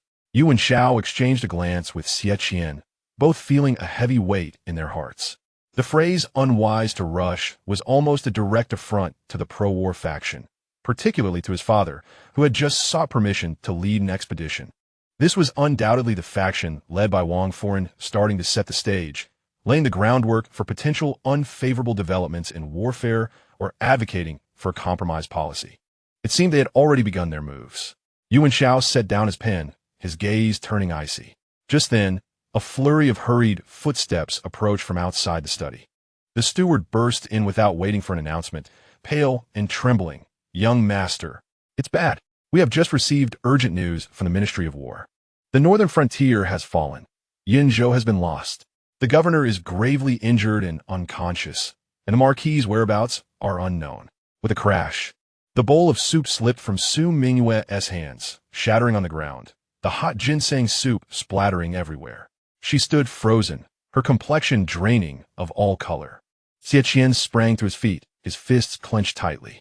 Yu Wenxiao felt a chill surge from his feet to the crown of his head, his heart constricting violently. The very scenario he had dreaded had come to pass. Moreover, it occurred before his father had officially taken command, and he might not have even reached the front lines yet. The loss of Yinzhou, the governor's severe injuries, and his father's mysterious fate struck him like a series of heavy blows to the heart. Yet he forced himself to remain composed. In such critical times, chaos must not ensue. He took a deep breath, suppressing the tumult within him, and fixed a sharp gaze on the steward. "Is the news certain?" "What else did the Ministry of War say?" "Absolutely certain. They report that the Turkic Khan personally led the main force in a surprise attack. The defenders of Yinzhou fought valiantly for 3 days, but ultimately the city fell. The news has spread. The court will likely discuss it at tomorrow's assembly." The steward stammered, clearly shaken. "Unknown whereabouts." Yu Wenxiao clenched his fists tightly, his nails digging into his palms. These 4 words encompassed too many uncertainties and dangers. Was he trapped, captured, or had he perished in battle? Wang Foren, such cruel tactics. They would undoubtedly exploit this defeat to shift all blame onto the governor and his father's inadequate support. Furthermore, the ambiguity surrounding his father's fate could be twisted to portray him as a coward fleeing from the enemy. The storm had arrived, and it was a deluge, threatening to completely engulf the Yongning Marquisate. "Xie Qian," Yu Wenxiao abruptly turned, his voice resolute. "Utilize all channels immediately and spare no effort in uncovering my father's whereabouts. We must see him alive or dead." "Understood." Xie Qian's eyes reddened as he nodded firmly, turning to rush out. "Wait." Yu Wenxiao called him back, glancing at Su Mingyue, who was trembling and on the verge of fainting. He spoke in a low, steady tone. "First, assist the young mistress back to her room to rest. Let the maid care for her properly. Then go." He had to maintain his composure.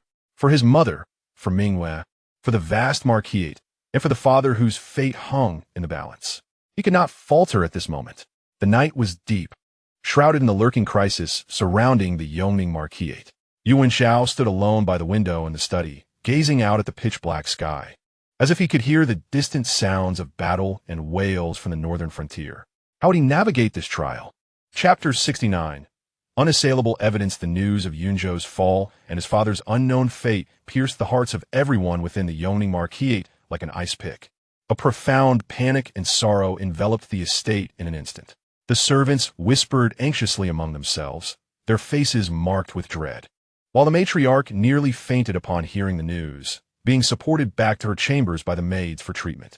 Su Mingyue struggled to maintain order amidst the chaos, her complexion pale and her fingertips icy, clearly on the brink of collapse. Yet, in this moment, Yu Wenxiao stood as the calmest eye in the midst of the storm. After the initial shock and heartache, he forced himself to bury all emotions deep within, his mind racing to analyze the precarious situation before him. The uncertainty of his father's whereabouts signified a glimmer of hope, yet it also implied vast operational leeway, particularly for the adversary. The faction led by Wang Furin would undoubtedly seize this fortuitous opportunity, as they would surely attribute the blame for inadequate reinforcements, cowardly retreats, and even more malicious accusations directly to his father, ultimately seeking to obliterate the Yongningho residents. He could not afford to act rashly. Yu Wenxiao took a deep breath, his eyes sharpening like an eagle's. He first calmed the inner court with an authoritative tone. "My mother requires rest, Mingyue. You shall personally attend to her, and I will handle all matters concerning the household. Issue a command to seal the gates. No one is permitted to speak indiscriminately. Those who do so will face severe punishment." His composure seemed to possess a magical quality, allowing the flustered servants to find a semblance of stability. He immediately summoned Xie Qian, delivering instructions at a rapid pace. "Xie Qian, 2 tasks, no matter the cost.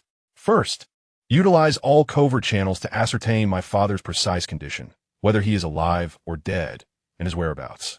I must know. Second, investigate the truth behind the fall of Yunzhou. How did the garrison resist? What was the process of seeking aid? Why was the governor gravely injured? Are there any survivors or crucial evidence?" He acutely realized that merely adopting a defensive stance and seeking news about his father was far from sufficient. He must take the initiative and uncover irrefutable evidence to overturn the accusations against them. "Understood. I will go at once."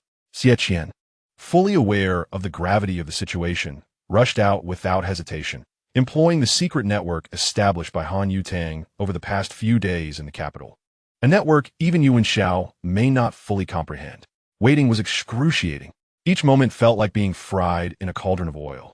Yu Wenxiao remained in the study, appearing calm as he perused books, yet his ears were attuned to all sounds, his mind having simulated countless possibilities and countermeasures.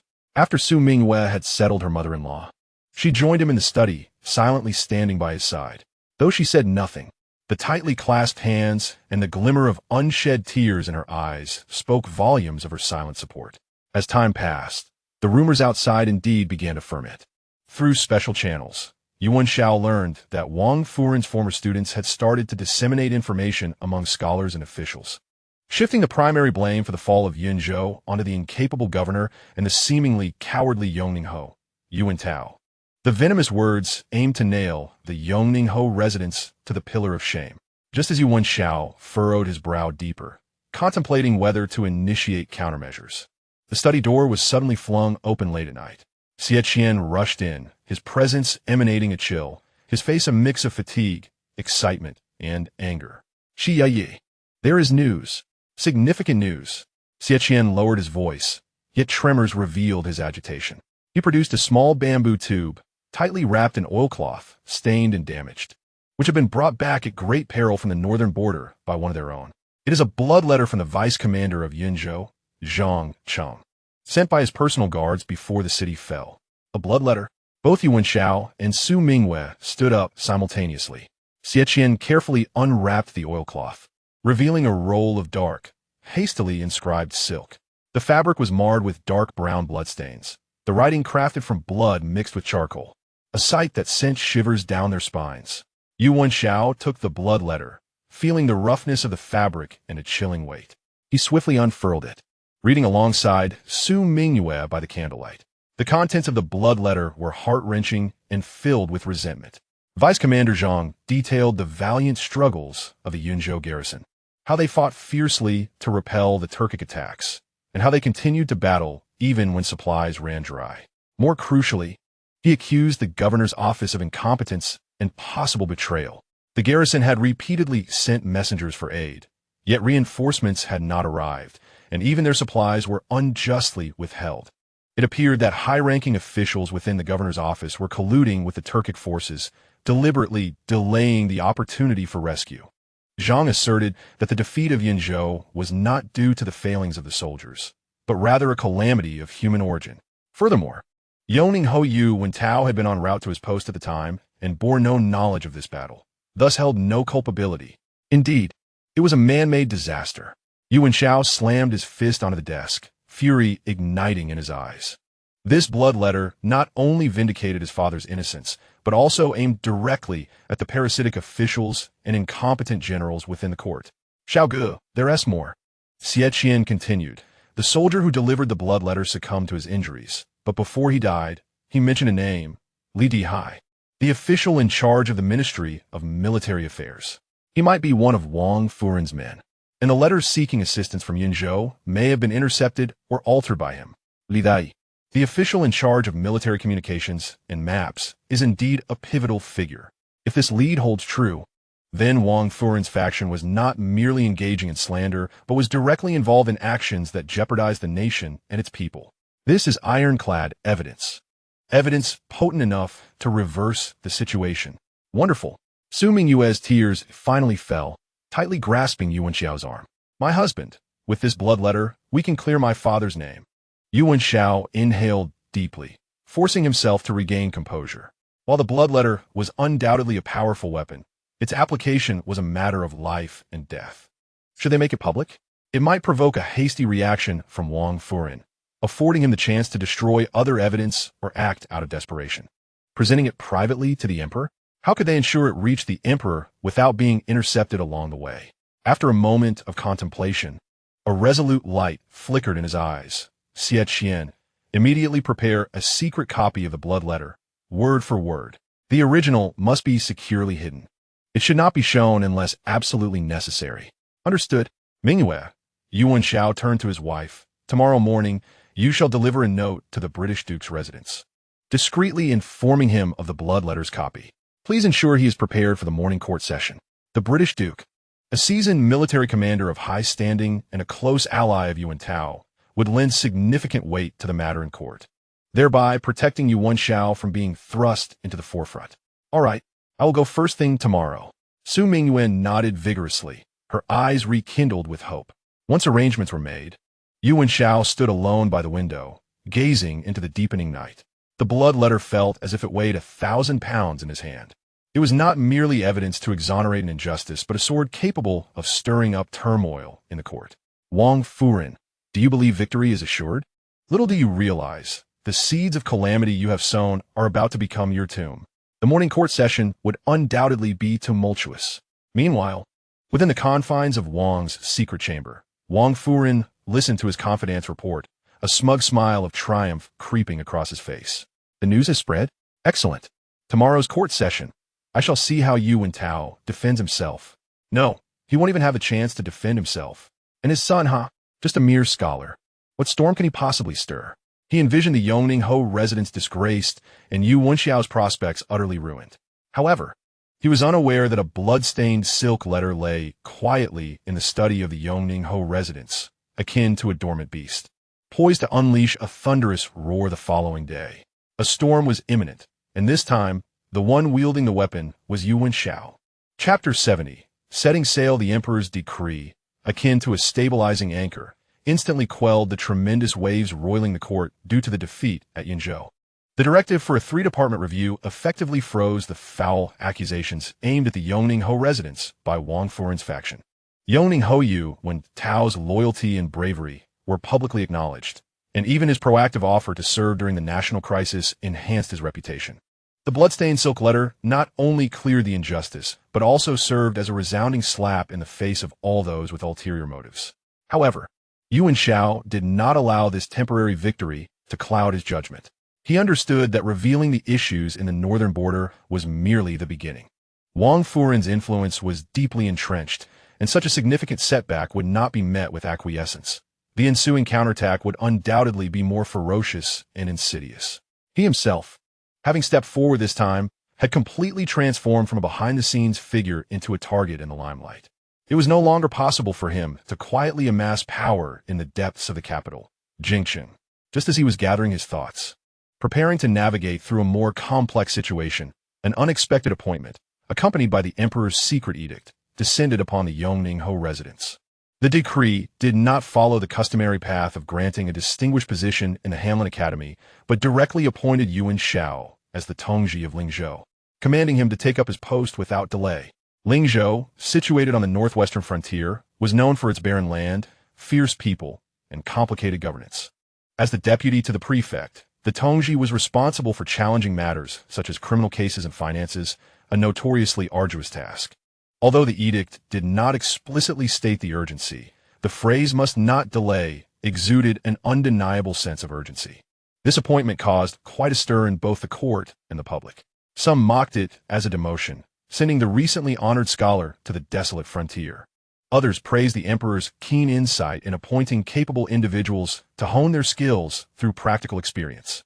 Moreover, astute observers recognized this as a masterful balancing act by the emperor, temporarily removing the already prominent piece, Yu Wenxiao, from the chaotic power struggle in the capital to prevent him from being prematurely embroiled in core conflicts, while providing him a new stage to accumulate political capital through genuine achievements, far from the clamor of the capital.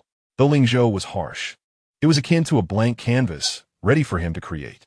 Upon receiving the edict, Yu Wenxiao was engaged in a game of chess with Su Mingyue in his study. Hearing the announcement, he calmly placed a piece on the board before rising to accept the decree, his expression tranquil as if he had anticipated this moment. After expressing his gratitude for the emperor's favor, a barely perceptible smile graced his lips. Lingzhou, it was precisely what he desired. Although the capital was splendid, it felt like a cage, constraining him at every turn. That remote Lingzhou was the perfect testing ground for him to apply modern knowledge to ancient infrastructure. A splendid opportunity to make a statement to the entire court. Upon first hearing of her husband's departure to the cold northwest, Su Mingyue furrowed her delicate brows, her beautiful eyes brimming with reluctance and concern. However, having endured her father's expedition, the political turmoil, and the trials of managing the Ho residence alone, she was no longer the caged bird reliant on her husband. She quickly suppressed her emotions and even reassured the somewhat anxious matriarch. "Mother, do not worry. My husband is going to relieve the emperor's burdens and accumulate political achievements. It is a good thing. Everything at home will be well managed by me, and I will await your return in glory." Her words already bore the composure befitting the future mistress of the Ho residence. In the days that followed, the Yongning Ho residence was enveloped in a busy yet orderly atmosphere. Su Mingyue personally prepared Yu Wenxiao's travel necessities, including winter furs, summer garments, books, commonly used medicinal herbs, and even a talisman she had sewn herself, ensuring that no detail was overlooked. Yu Wenxiao seized the time to gather as much information as possible about Lingzhou's customs, governance, and powerful families through connections left by his father and channels from Han Yutang, ensuring he was well prepared. Before leaving the capital, he made a point to visit key figures such as his father-in-law, the Duke of England, and Zhao Wenyuan from the Tongshengsi. The Duke understood the significance of his son-in-law's appointment and patted his shoulder, "Say, Shower, though Lingzhou is harsh, it is a place for a man to make his mark. Be grounded and achieve results, so those who look down upon you can see." Zhao Wenyuan privately advised, "The local political scene in Lingzhou is intricate, with powerful local families. You must balance strength with gentleness and proceed with caution. Should you face difficulties, feel free to correspond with me." Yu Wenxiao took these words to heart. Xie Qian had intended to accompany him, but was resolutely left behind by Yu Wenxiao. "The capital is our foundation and our source of information. Stay by Mingyue's side and guard our stronghold. Managing the flow of information is far more important than accompanying me to Lingzhou. Han Yutang must develop steadily, and profits need to be redirected to support our long-term plans." He entrusted Xie Qian, once a dandy follower, now an indispensable aide, with the dark connections and some resources in the capital. On the day of departure, autumn's chill was deepening. The Yongning Ho residence was filled with a somber yet expectant atmosphere, unlike the tragic send-off when Yuan Tao departed for battle. dressed simply in a blue robe. Yu Wenxiao solemnly bid farewell to his mother.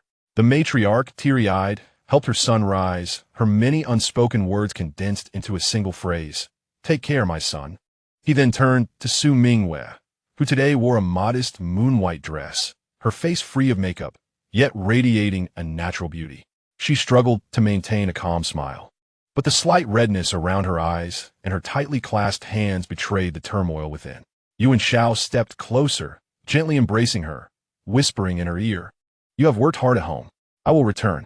Su Mingyue buried her face in his chest, nodding firmly, her voice choked yet resolute. "Yes, my mother and I will wait for you." Releasing his wife, Yu Wenxiao addressed Xie Qian and the remaining servants with a serious tone. "All matters in the residence shall be decided by the young mistress. You all must assist her diligently and make no errors." They responded in unison. "We shall obey the young master's orders." Finally, he cast a deep gaze at the residence he had lived in for over a decade, resolutely turned, and boarded the carriage. As the journey commenced, the wheels rolled over the official road, producing a monotonous and dull sound, akin to an endless lullaby. Having departed from the capital's splendor for half a month, the scenery outside had transformed from the flat, fertile plains to the rugged yellow earth hills. It was late autumn, with the grass and trees turning yellow, the wind stirring up dust and casting a gray hue over the world.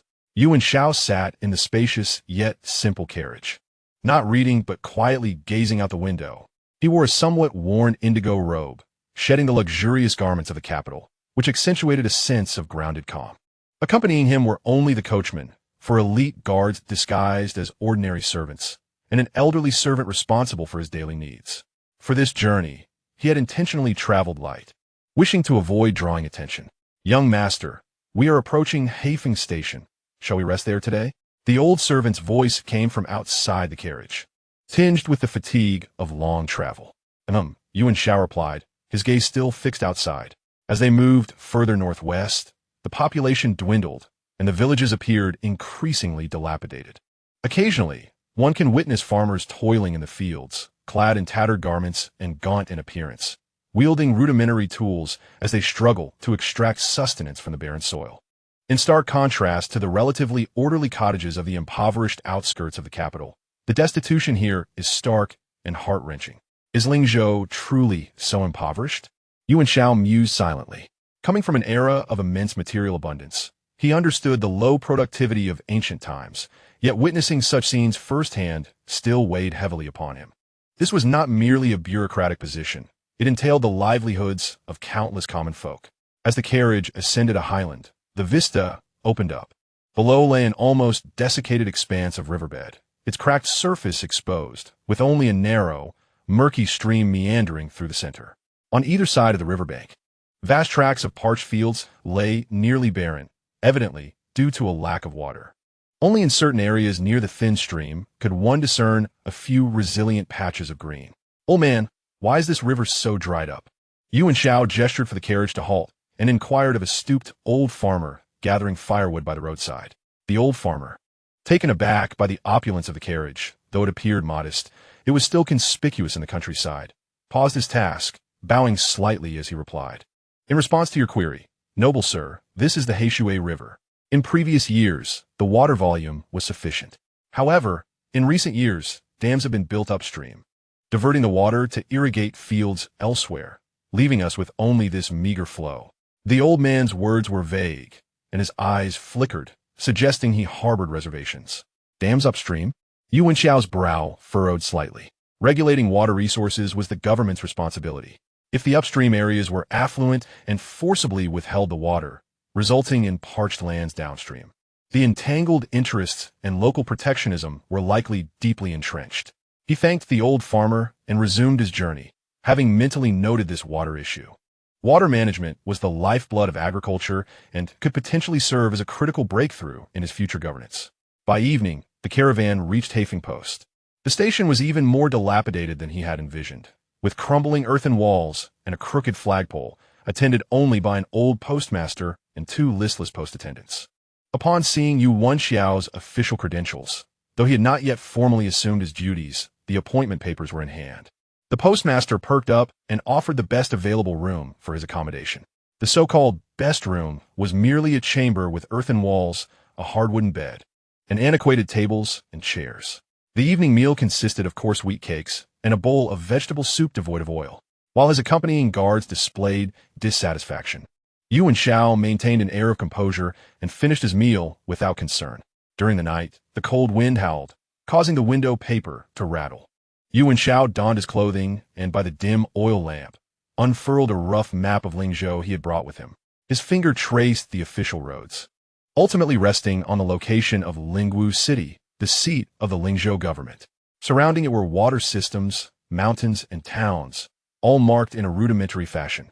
His gaze lingered particularly on the distribution of several rivers. Coupled with what he had observed during the day, a vague notion began to form. If the water issue could be resolved, whether through the reconstruction of waterworks or the improvement of irrigation tools, perhaps it could breathe life into this stagnant situation. "Young master, it is late. You should retire early," the old servant gently reminded from the outer room. "Understood," Yu Wenxiao replied, extinguishing the oil lamp and lying back on the hard bed. Yet sleep eluded him. Outside lay the unfamiliar expanse of the northwestern wilderness, the biting wind carrying the distant howls of wolves. Here, there were no soft pillows of the capital, no sumptuous feasts of the noble houses, and none of the intricate power networks or the ever-present need to guard against both overt and covert threats. However, there existed a kind of raw authenticity absent in the capital, alongside an urgent need for change. He could almost feel the profound pulse of this land and the tenacious vitality and silent yearning of its inhabitants. "Wang Foreign, you and your ilk in the capital vie for mere inches of authority, unaware that true achievements may lie precisely upon this seemingly barren land," Yu Wenxiao silently mused, his eyes shimmering brightly in the darkness. He felt an unprecedented desire for challenge and a sense of mission. The following morning, the caravan set off once more. The atmosphere appeared increasingly tense as they neared Lingzhou's borders. Passing through a small town market, which should have been lively, they found a crowd gathered, the clamor infused with resentment. A group of ruffians was extorting exorbitant market taxes from the vendors, resorting to violence against anyone who resisted, their arrogance palpable. Local inspectors, accompanied by a few subordinates, stood nearby, yet they feigned ignorance, even sharing laughter with the ringleader of the thugs. As Yu Wenxiao's carriage passed, one of the guards whispered, "Young master, it seems governance in Lingzhou is quite concerning." Yu Wenxiao nodded slightly, but refrained from intervening. Being new to the area and uncertain of the situation, any rash action would only alert the culprits. However, he had etched this scene into his mind. Corruption and the tyranny of the powerful were challenges he would soon have to confront. After 2 more days of travel, the outline of a city finally appeared on the distant horizon. The city walls, constructed of rammed earth, exuded a desolate brown hue under the setting sun. That was Mingyue City, destined to be his battleground for the foreseeable future. "Young master, we have arrived at Mingyue City," the old servant's voice carried a hint of relief. Yu Wenxiao straightened his attire and gazed calmly at the approaching city. The city gate was manned by soldiers, with a flow of people entering and exiting appearing sparse and somewhat forlorn. He understood that crossing this city gate meant truly stepping into the murky waters of Lingzhou. Awaiting him were not merely dilapidated walls and impoverished citizens, but also deeply entrenched interest groups, duplicitous subordinates, and perhaps forces already aware of his arrival, poised to give him a rude awakening. As the carriage slowly crossed the creaking wooden bridge over the defensive moat, shadows enveloped him. Yu Wenxiao inhaled the dry air tinged with the scent of earth and smiled faintly, a blend of vigilance and anticipation gracing his lips. "Lingzhou, I have arrived. Let us see how this young master from the capital stirs the winds and clouds upon this land." At that very moment, within Mingyue City, in the back hall of the state office, a man resembling a clerk hurried towards the governor's study, murmuring, "Sir, the one from the capital has arrived." Yu Wenxiao dismounted and performed a courteous greeting, his demeanor neither servile nor arrogant. He observed that the official Zhou Tongpan had a flickering gaze, and beneath his smile lay a hint of shrewdness and scrutiny. Passing through the front courtyard, he entered the second hall. The interior was simply furnished, with tables and chairs made of ordinary wood, their lacquer dull. At the main seat sat a man of approximately 50, his complexion slightly yellow, clad in a scarlet official robe. "Sun Huiran, the governor of Lingzhou. Upon Yu Wenxiao's entrance, he did not rise, merely nodding slightly with a smile that conveyed a sense of superiority, mingled with politeness and detachment. Official Yu Wenxiao, I pay my respects to you, Lord Sun. Yu Wenxiao acknowledged with the proper formalities. There's no need for excessive courtesy. Please take a seat, Governor Sun replied in a flat tone, gesturing towards a seat at the lower end. The young official is talented and has excelled in the Imperial examinations, sent by His Majesty to experience governance in Lingzhou. It is indeed a fortune for our Lingzhou. His words were the customary platitudes of bureaucracy, yet his tone lacked genuine joy. You flatter me. I am but a novice, newly arrived, and I will require your guidance in the days to come. Yu Wenxiao humbly responded, settling himself with composure. An attendant soon brought forth a cup of coarse tea. Well said, Governor Sun stroked his beard, his gaze sweeping over Yu Wenxiao as if appraising the worth of this newly appointed official from the capital. Lingzhou was remote and impoverished, its governance complex, far removed from the capital's affairs. As you are new, take your time to familiarize yourself with the circumstances. There is no need to rush into matters. Zhou Tongpan. He turned to Zhou Wenhai beside him. Please arrange accommodations for official Yu Wenxiao, ensuring that all his needs are met. I shall obey. Zhou Wenhai promptly bowed in compliance. Subsequently, Governor Sun briefly introduced the main officials of the prefectural office. Wang Pan, the judge overseeing criminal matters, a middle-aged man with a sullen demeanor and few words. Lu Sihu, responsible for finances, a portly fellow who always squinted with a smile. And Li Zhubu, in charge of documents and archives, along with Zhang Dutu, responsible for public security. Each of these officials stepped forward to pay their respects, their outward demeanor displaying respect, yet their exchanged glances revealed an unspoken exclusivity and scrutiny. Yu Wenxiao could distinctly sense his status as an unequivocal outsider in this small circle. After a moment of pleasantries, Governor Sun cited fatigue from his journey as a reason to have Zhou Wenhai escort Yu Wenxiao to settle in. Clearly, this superior had no intention of engaging in a deeper conversation, nor showed any inclination to rely on him. The accommodations were situated in a secluded corner of the prefectural office's rear courtyard, consisting of a small courtyard that was quiet, though the interior was sparsely furnished and covered in dust, indicating it had not been inhabited for quite some time. Zhou Wenhai feigned reprimanding the servants to hasten their cleaning, then smiled at Yu Wenxiao, saying, Please bear with the conditions for a few days, and I shall have it tidied up properly. Should you require anything, do not hesitate to ask. Thank you, Zhou Tongpan. This will suffice. Yu Wenxiao responded with an unchanged expression, seemingly indifferent to the living conditions. Once settled, Yu Wenxiao strolled out of the accommodations, wishing to familiarize himself with the environment of the prefectural office. He first visited the archives storing the case files, seeking to review the household registrations, land records, and criminal cases of Lingzhou. An elderly clerk slowly retrieved the keys, opening the door to reveal a musty odor. The room was dimly lit, piled high with documents, many coated in thick dust, clearly neglected and perhaps unread for years. Are the recent files contained here? Yu Wenxiao inquired. Most of them are, the old clerk replied vaguely. Some may be in the hands of various officials. Yu Wenxiao casually pulled out a volume and opened it, discovering the handwriting to be hasty and the records incomplete. A sense of gloom filled his heart. The governance of this prefecture was evidently mired in deep-seated issues. He then wandered near the household and criminal offices, hearing the sounds of an abacus and hushed voices. But as he approached, the sounds abruptly ceased. The clerks within stood up, hands at their sides, with averted gazes, creating an odd atmosphere. Clearly, his arrival as the new official had already raised their suspicions, and they constructed an invisible wall of silence and indifference around him. In the evening, Yu Wenxiao returned to his accommodations, where the old servant had merely prepared a simple bedroom and lit an oil lamp. The flickering light illuminated the stark walls. Young master, the servant expressed with concern, these officials do not seem to be good people. Sitting at the table, Yu Wenxiao lightly tapped his fingers on the surface, his gaze deep. It matters not. The more they behave this way, the more it indicates that the waters of Lingzhou are murkier than we imagine. It is better. Murky waters are easier to fish in. He spread out paper and ink, beginning to document his observations of the day.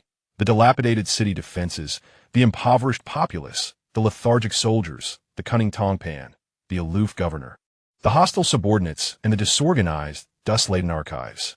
All of this pointed toward one conclusion. The officialdom of Lingzhou had long established its own system, a solid block, replete with exclusionary sentiments towards outsiders. For him to establish himself here and implement reform was akin to snatching food from tiger's mouth. The first step must be to break down their defenses and establish his authority. Yu Wenxiao dipped his brush in ink and inscribed a few characters on the paper. He could not rush for results, but must find an appropriate entry point to pry open a gap in this ironclad barrier. At that moment, a gentle knock echoed from the courtyard door. The old servant went to answer it and returned shortly with a small food box wrapped in cloth. "Young master." It was delivered quietly by an old clerk from the door, saying it was to help you stave off hunger and advising you to be cautious, the servant whispered. Yu Wenxiao opened the box to find a few still warm coarse breads and a dish of pickles. As he picked up a bread, he discovered a folded note beneath it. Unfolding it, he found only a single line of crooked writing. When the water is too clear, there are no fish. When one scrutinizes too closely, there are no followers. Be cautious. Yu Wenxiao regarded this nonsensical warning, a cold smile curving his lips. It seemed that beneath the stagnant waters of Lingzhou's officialdom, it was not so solid after all. Someone was restless and had begun to probe or even issue a warning in this manner. He brought the note close to the flame, watching it turn to ash. The first night in Lingzhou was destined to be anything but tranquil, and this silent contest had only just begun. He was eager to discover what hidden specters lurked beneath the murky depths. Chapter 73. The Unraveling of a Mess. The following morning, Yu Wenxiao rose early, donning a brand new blue official robe and proceeding to the second hall of the prefectural office for roll call. This marked his first day in official capacity. Inside the hall, Governor Sun Huairan sat at the main seat, his expression neutral as he delivered a few routine remarks about the new official's arrival, urging diligence in duty and mutual encouragement among colleagues, before waving to have the necessary documents and files sent to Yu Wenxiao's office, under the pretext of helping him familiarize himself with the governance. Before long, Yu Wenxiao's office was piled high with documents resembling a small mountain. The air was thick with the musty scent of aged paper and ink. Yu Wenxiao dismissed those around him, leaving only the old servant outside the door. He took a deep breath and sat down at the solid wooden desk.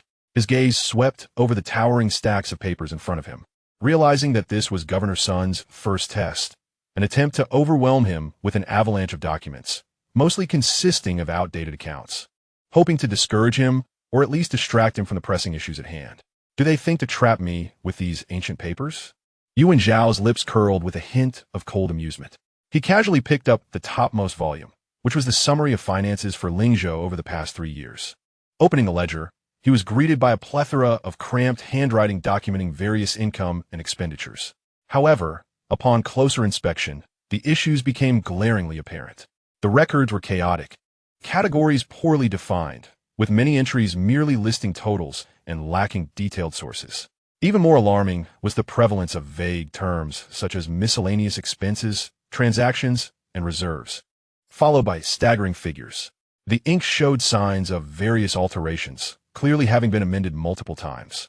Having witnessed the precision of modern financial systems, Yu Wenxiao found this crude, flawed ledger akin to a child scribbling.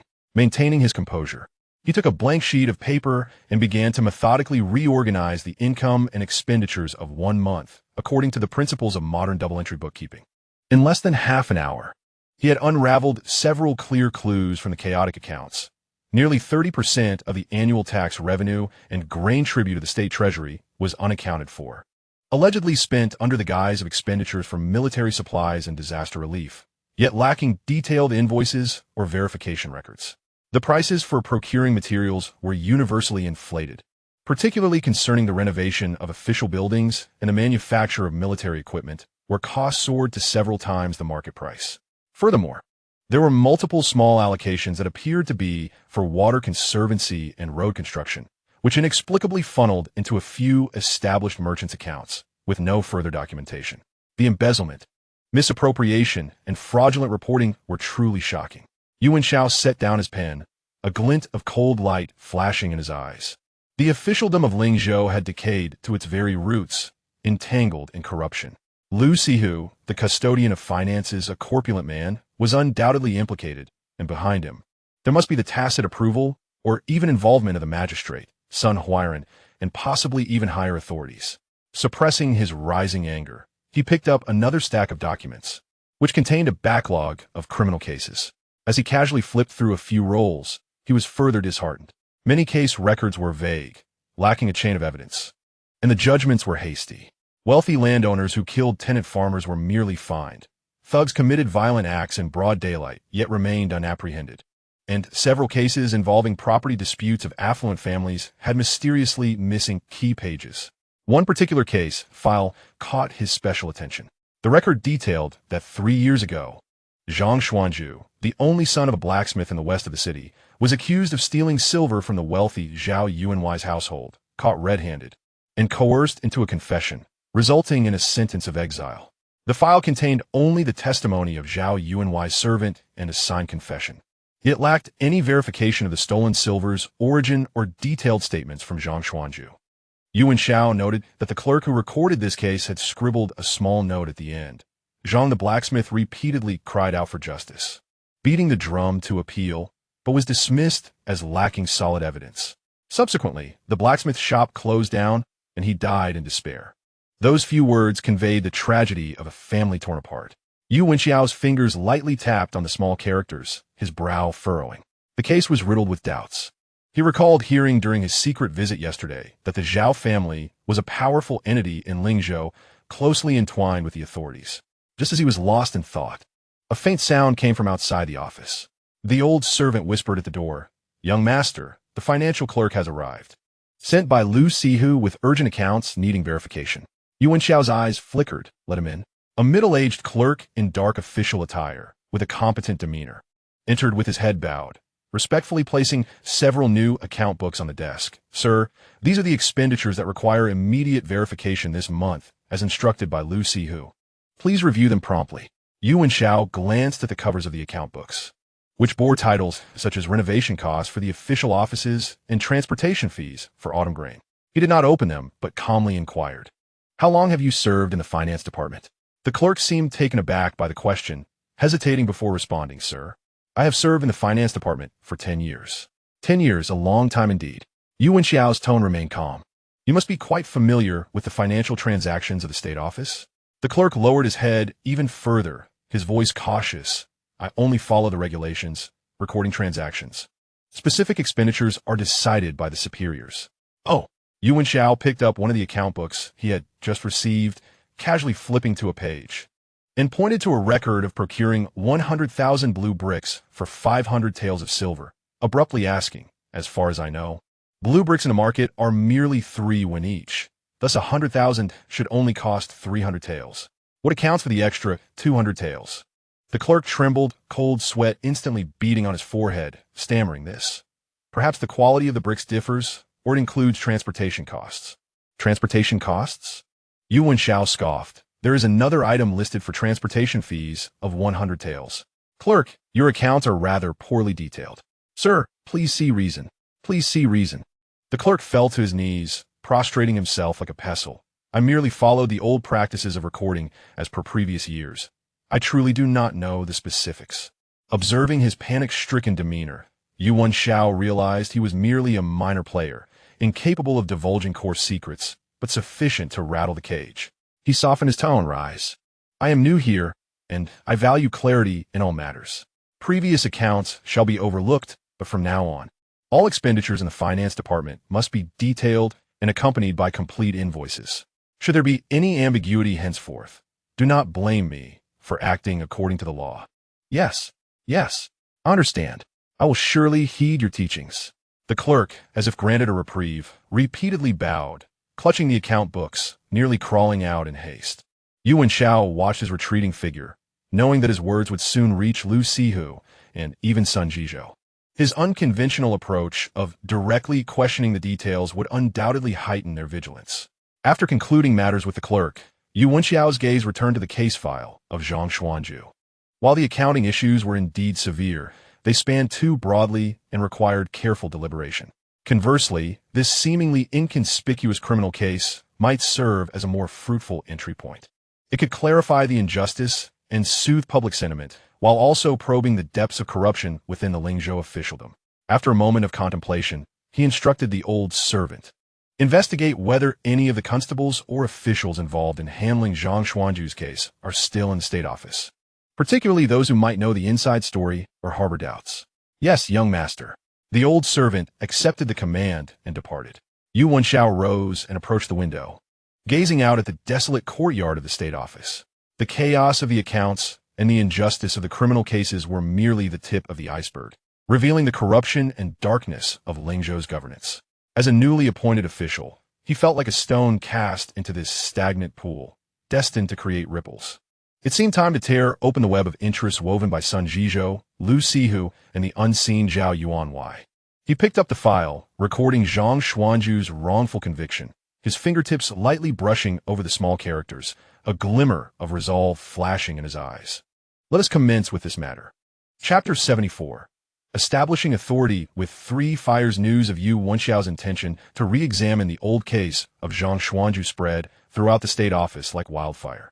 The once stagnant officialdom suddenly stirred with undercurrents. The most vehement response came from Wang Panguan, who presided over criminal cases.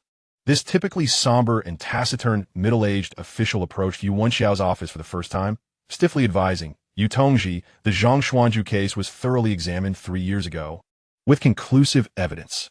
As a new official, why stir up this old case and invite controversy? Moreover, Zhao Yuanwei is a respected gentleman in this state. An unwarranted questioning could disrupt harmony. Yu Wenxiao set down the file and looked up at Wang Panguan, his gaze calm, yet piercingly resolute. Wang Darren, I have meticulously reviewed the documents. The so-called evidence is merely hearsay. The so-called trial is riddled with flaws. Zhang the blacksmith's family was ruined due to this case. If there is indeed an injustice, how can we as officials turn a blind eye to the suffering of the people out of fear of controversy, or to maintain harmony? Is the law of the court merely a formality? Wang Panguan was momentarily at a loss for words, his face shifting colors as he attempted to counter. But seeing Yu Wenxiao had already returned to perusing the documents, signaling the end of the discussion, he could only retreat in frustration. Shortly thereafter, Zhou Wenhai, the Tongpan, approached with a smile, subtly implying that the case was deeply entangled and that Zhao Yuanwei had connections with the state office and higher authorities, suggesting that a re-examination could jeopardize Yu Wenxiao's future. Yu Wenxiao merely replied coolly, I act solely to be true to my conscience and the law. As for my future, there is no need for you to worry. Having encountered 2 setbacks, there was still no news from Sun Zhizhou, as if he were completely oblivious. However, this silence only felt more peculiar. Yu Wenxiao understood that these individuals were merely observing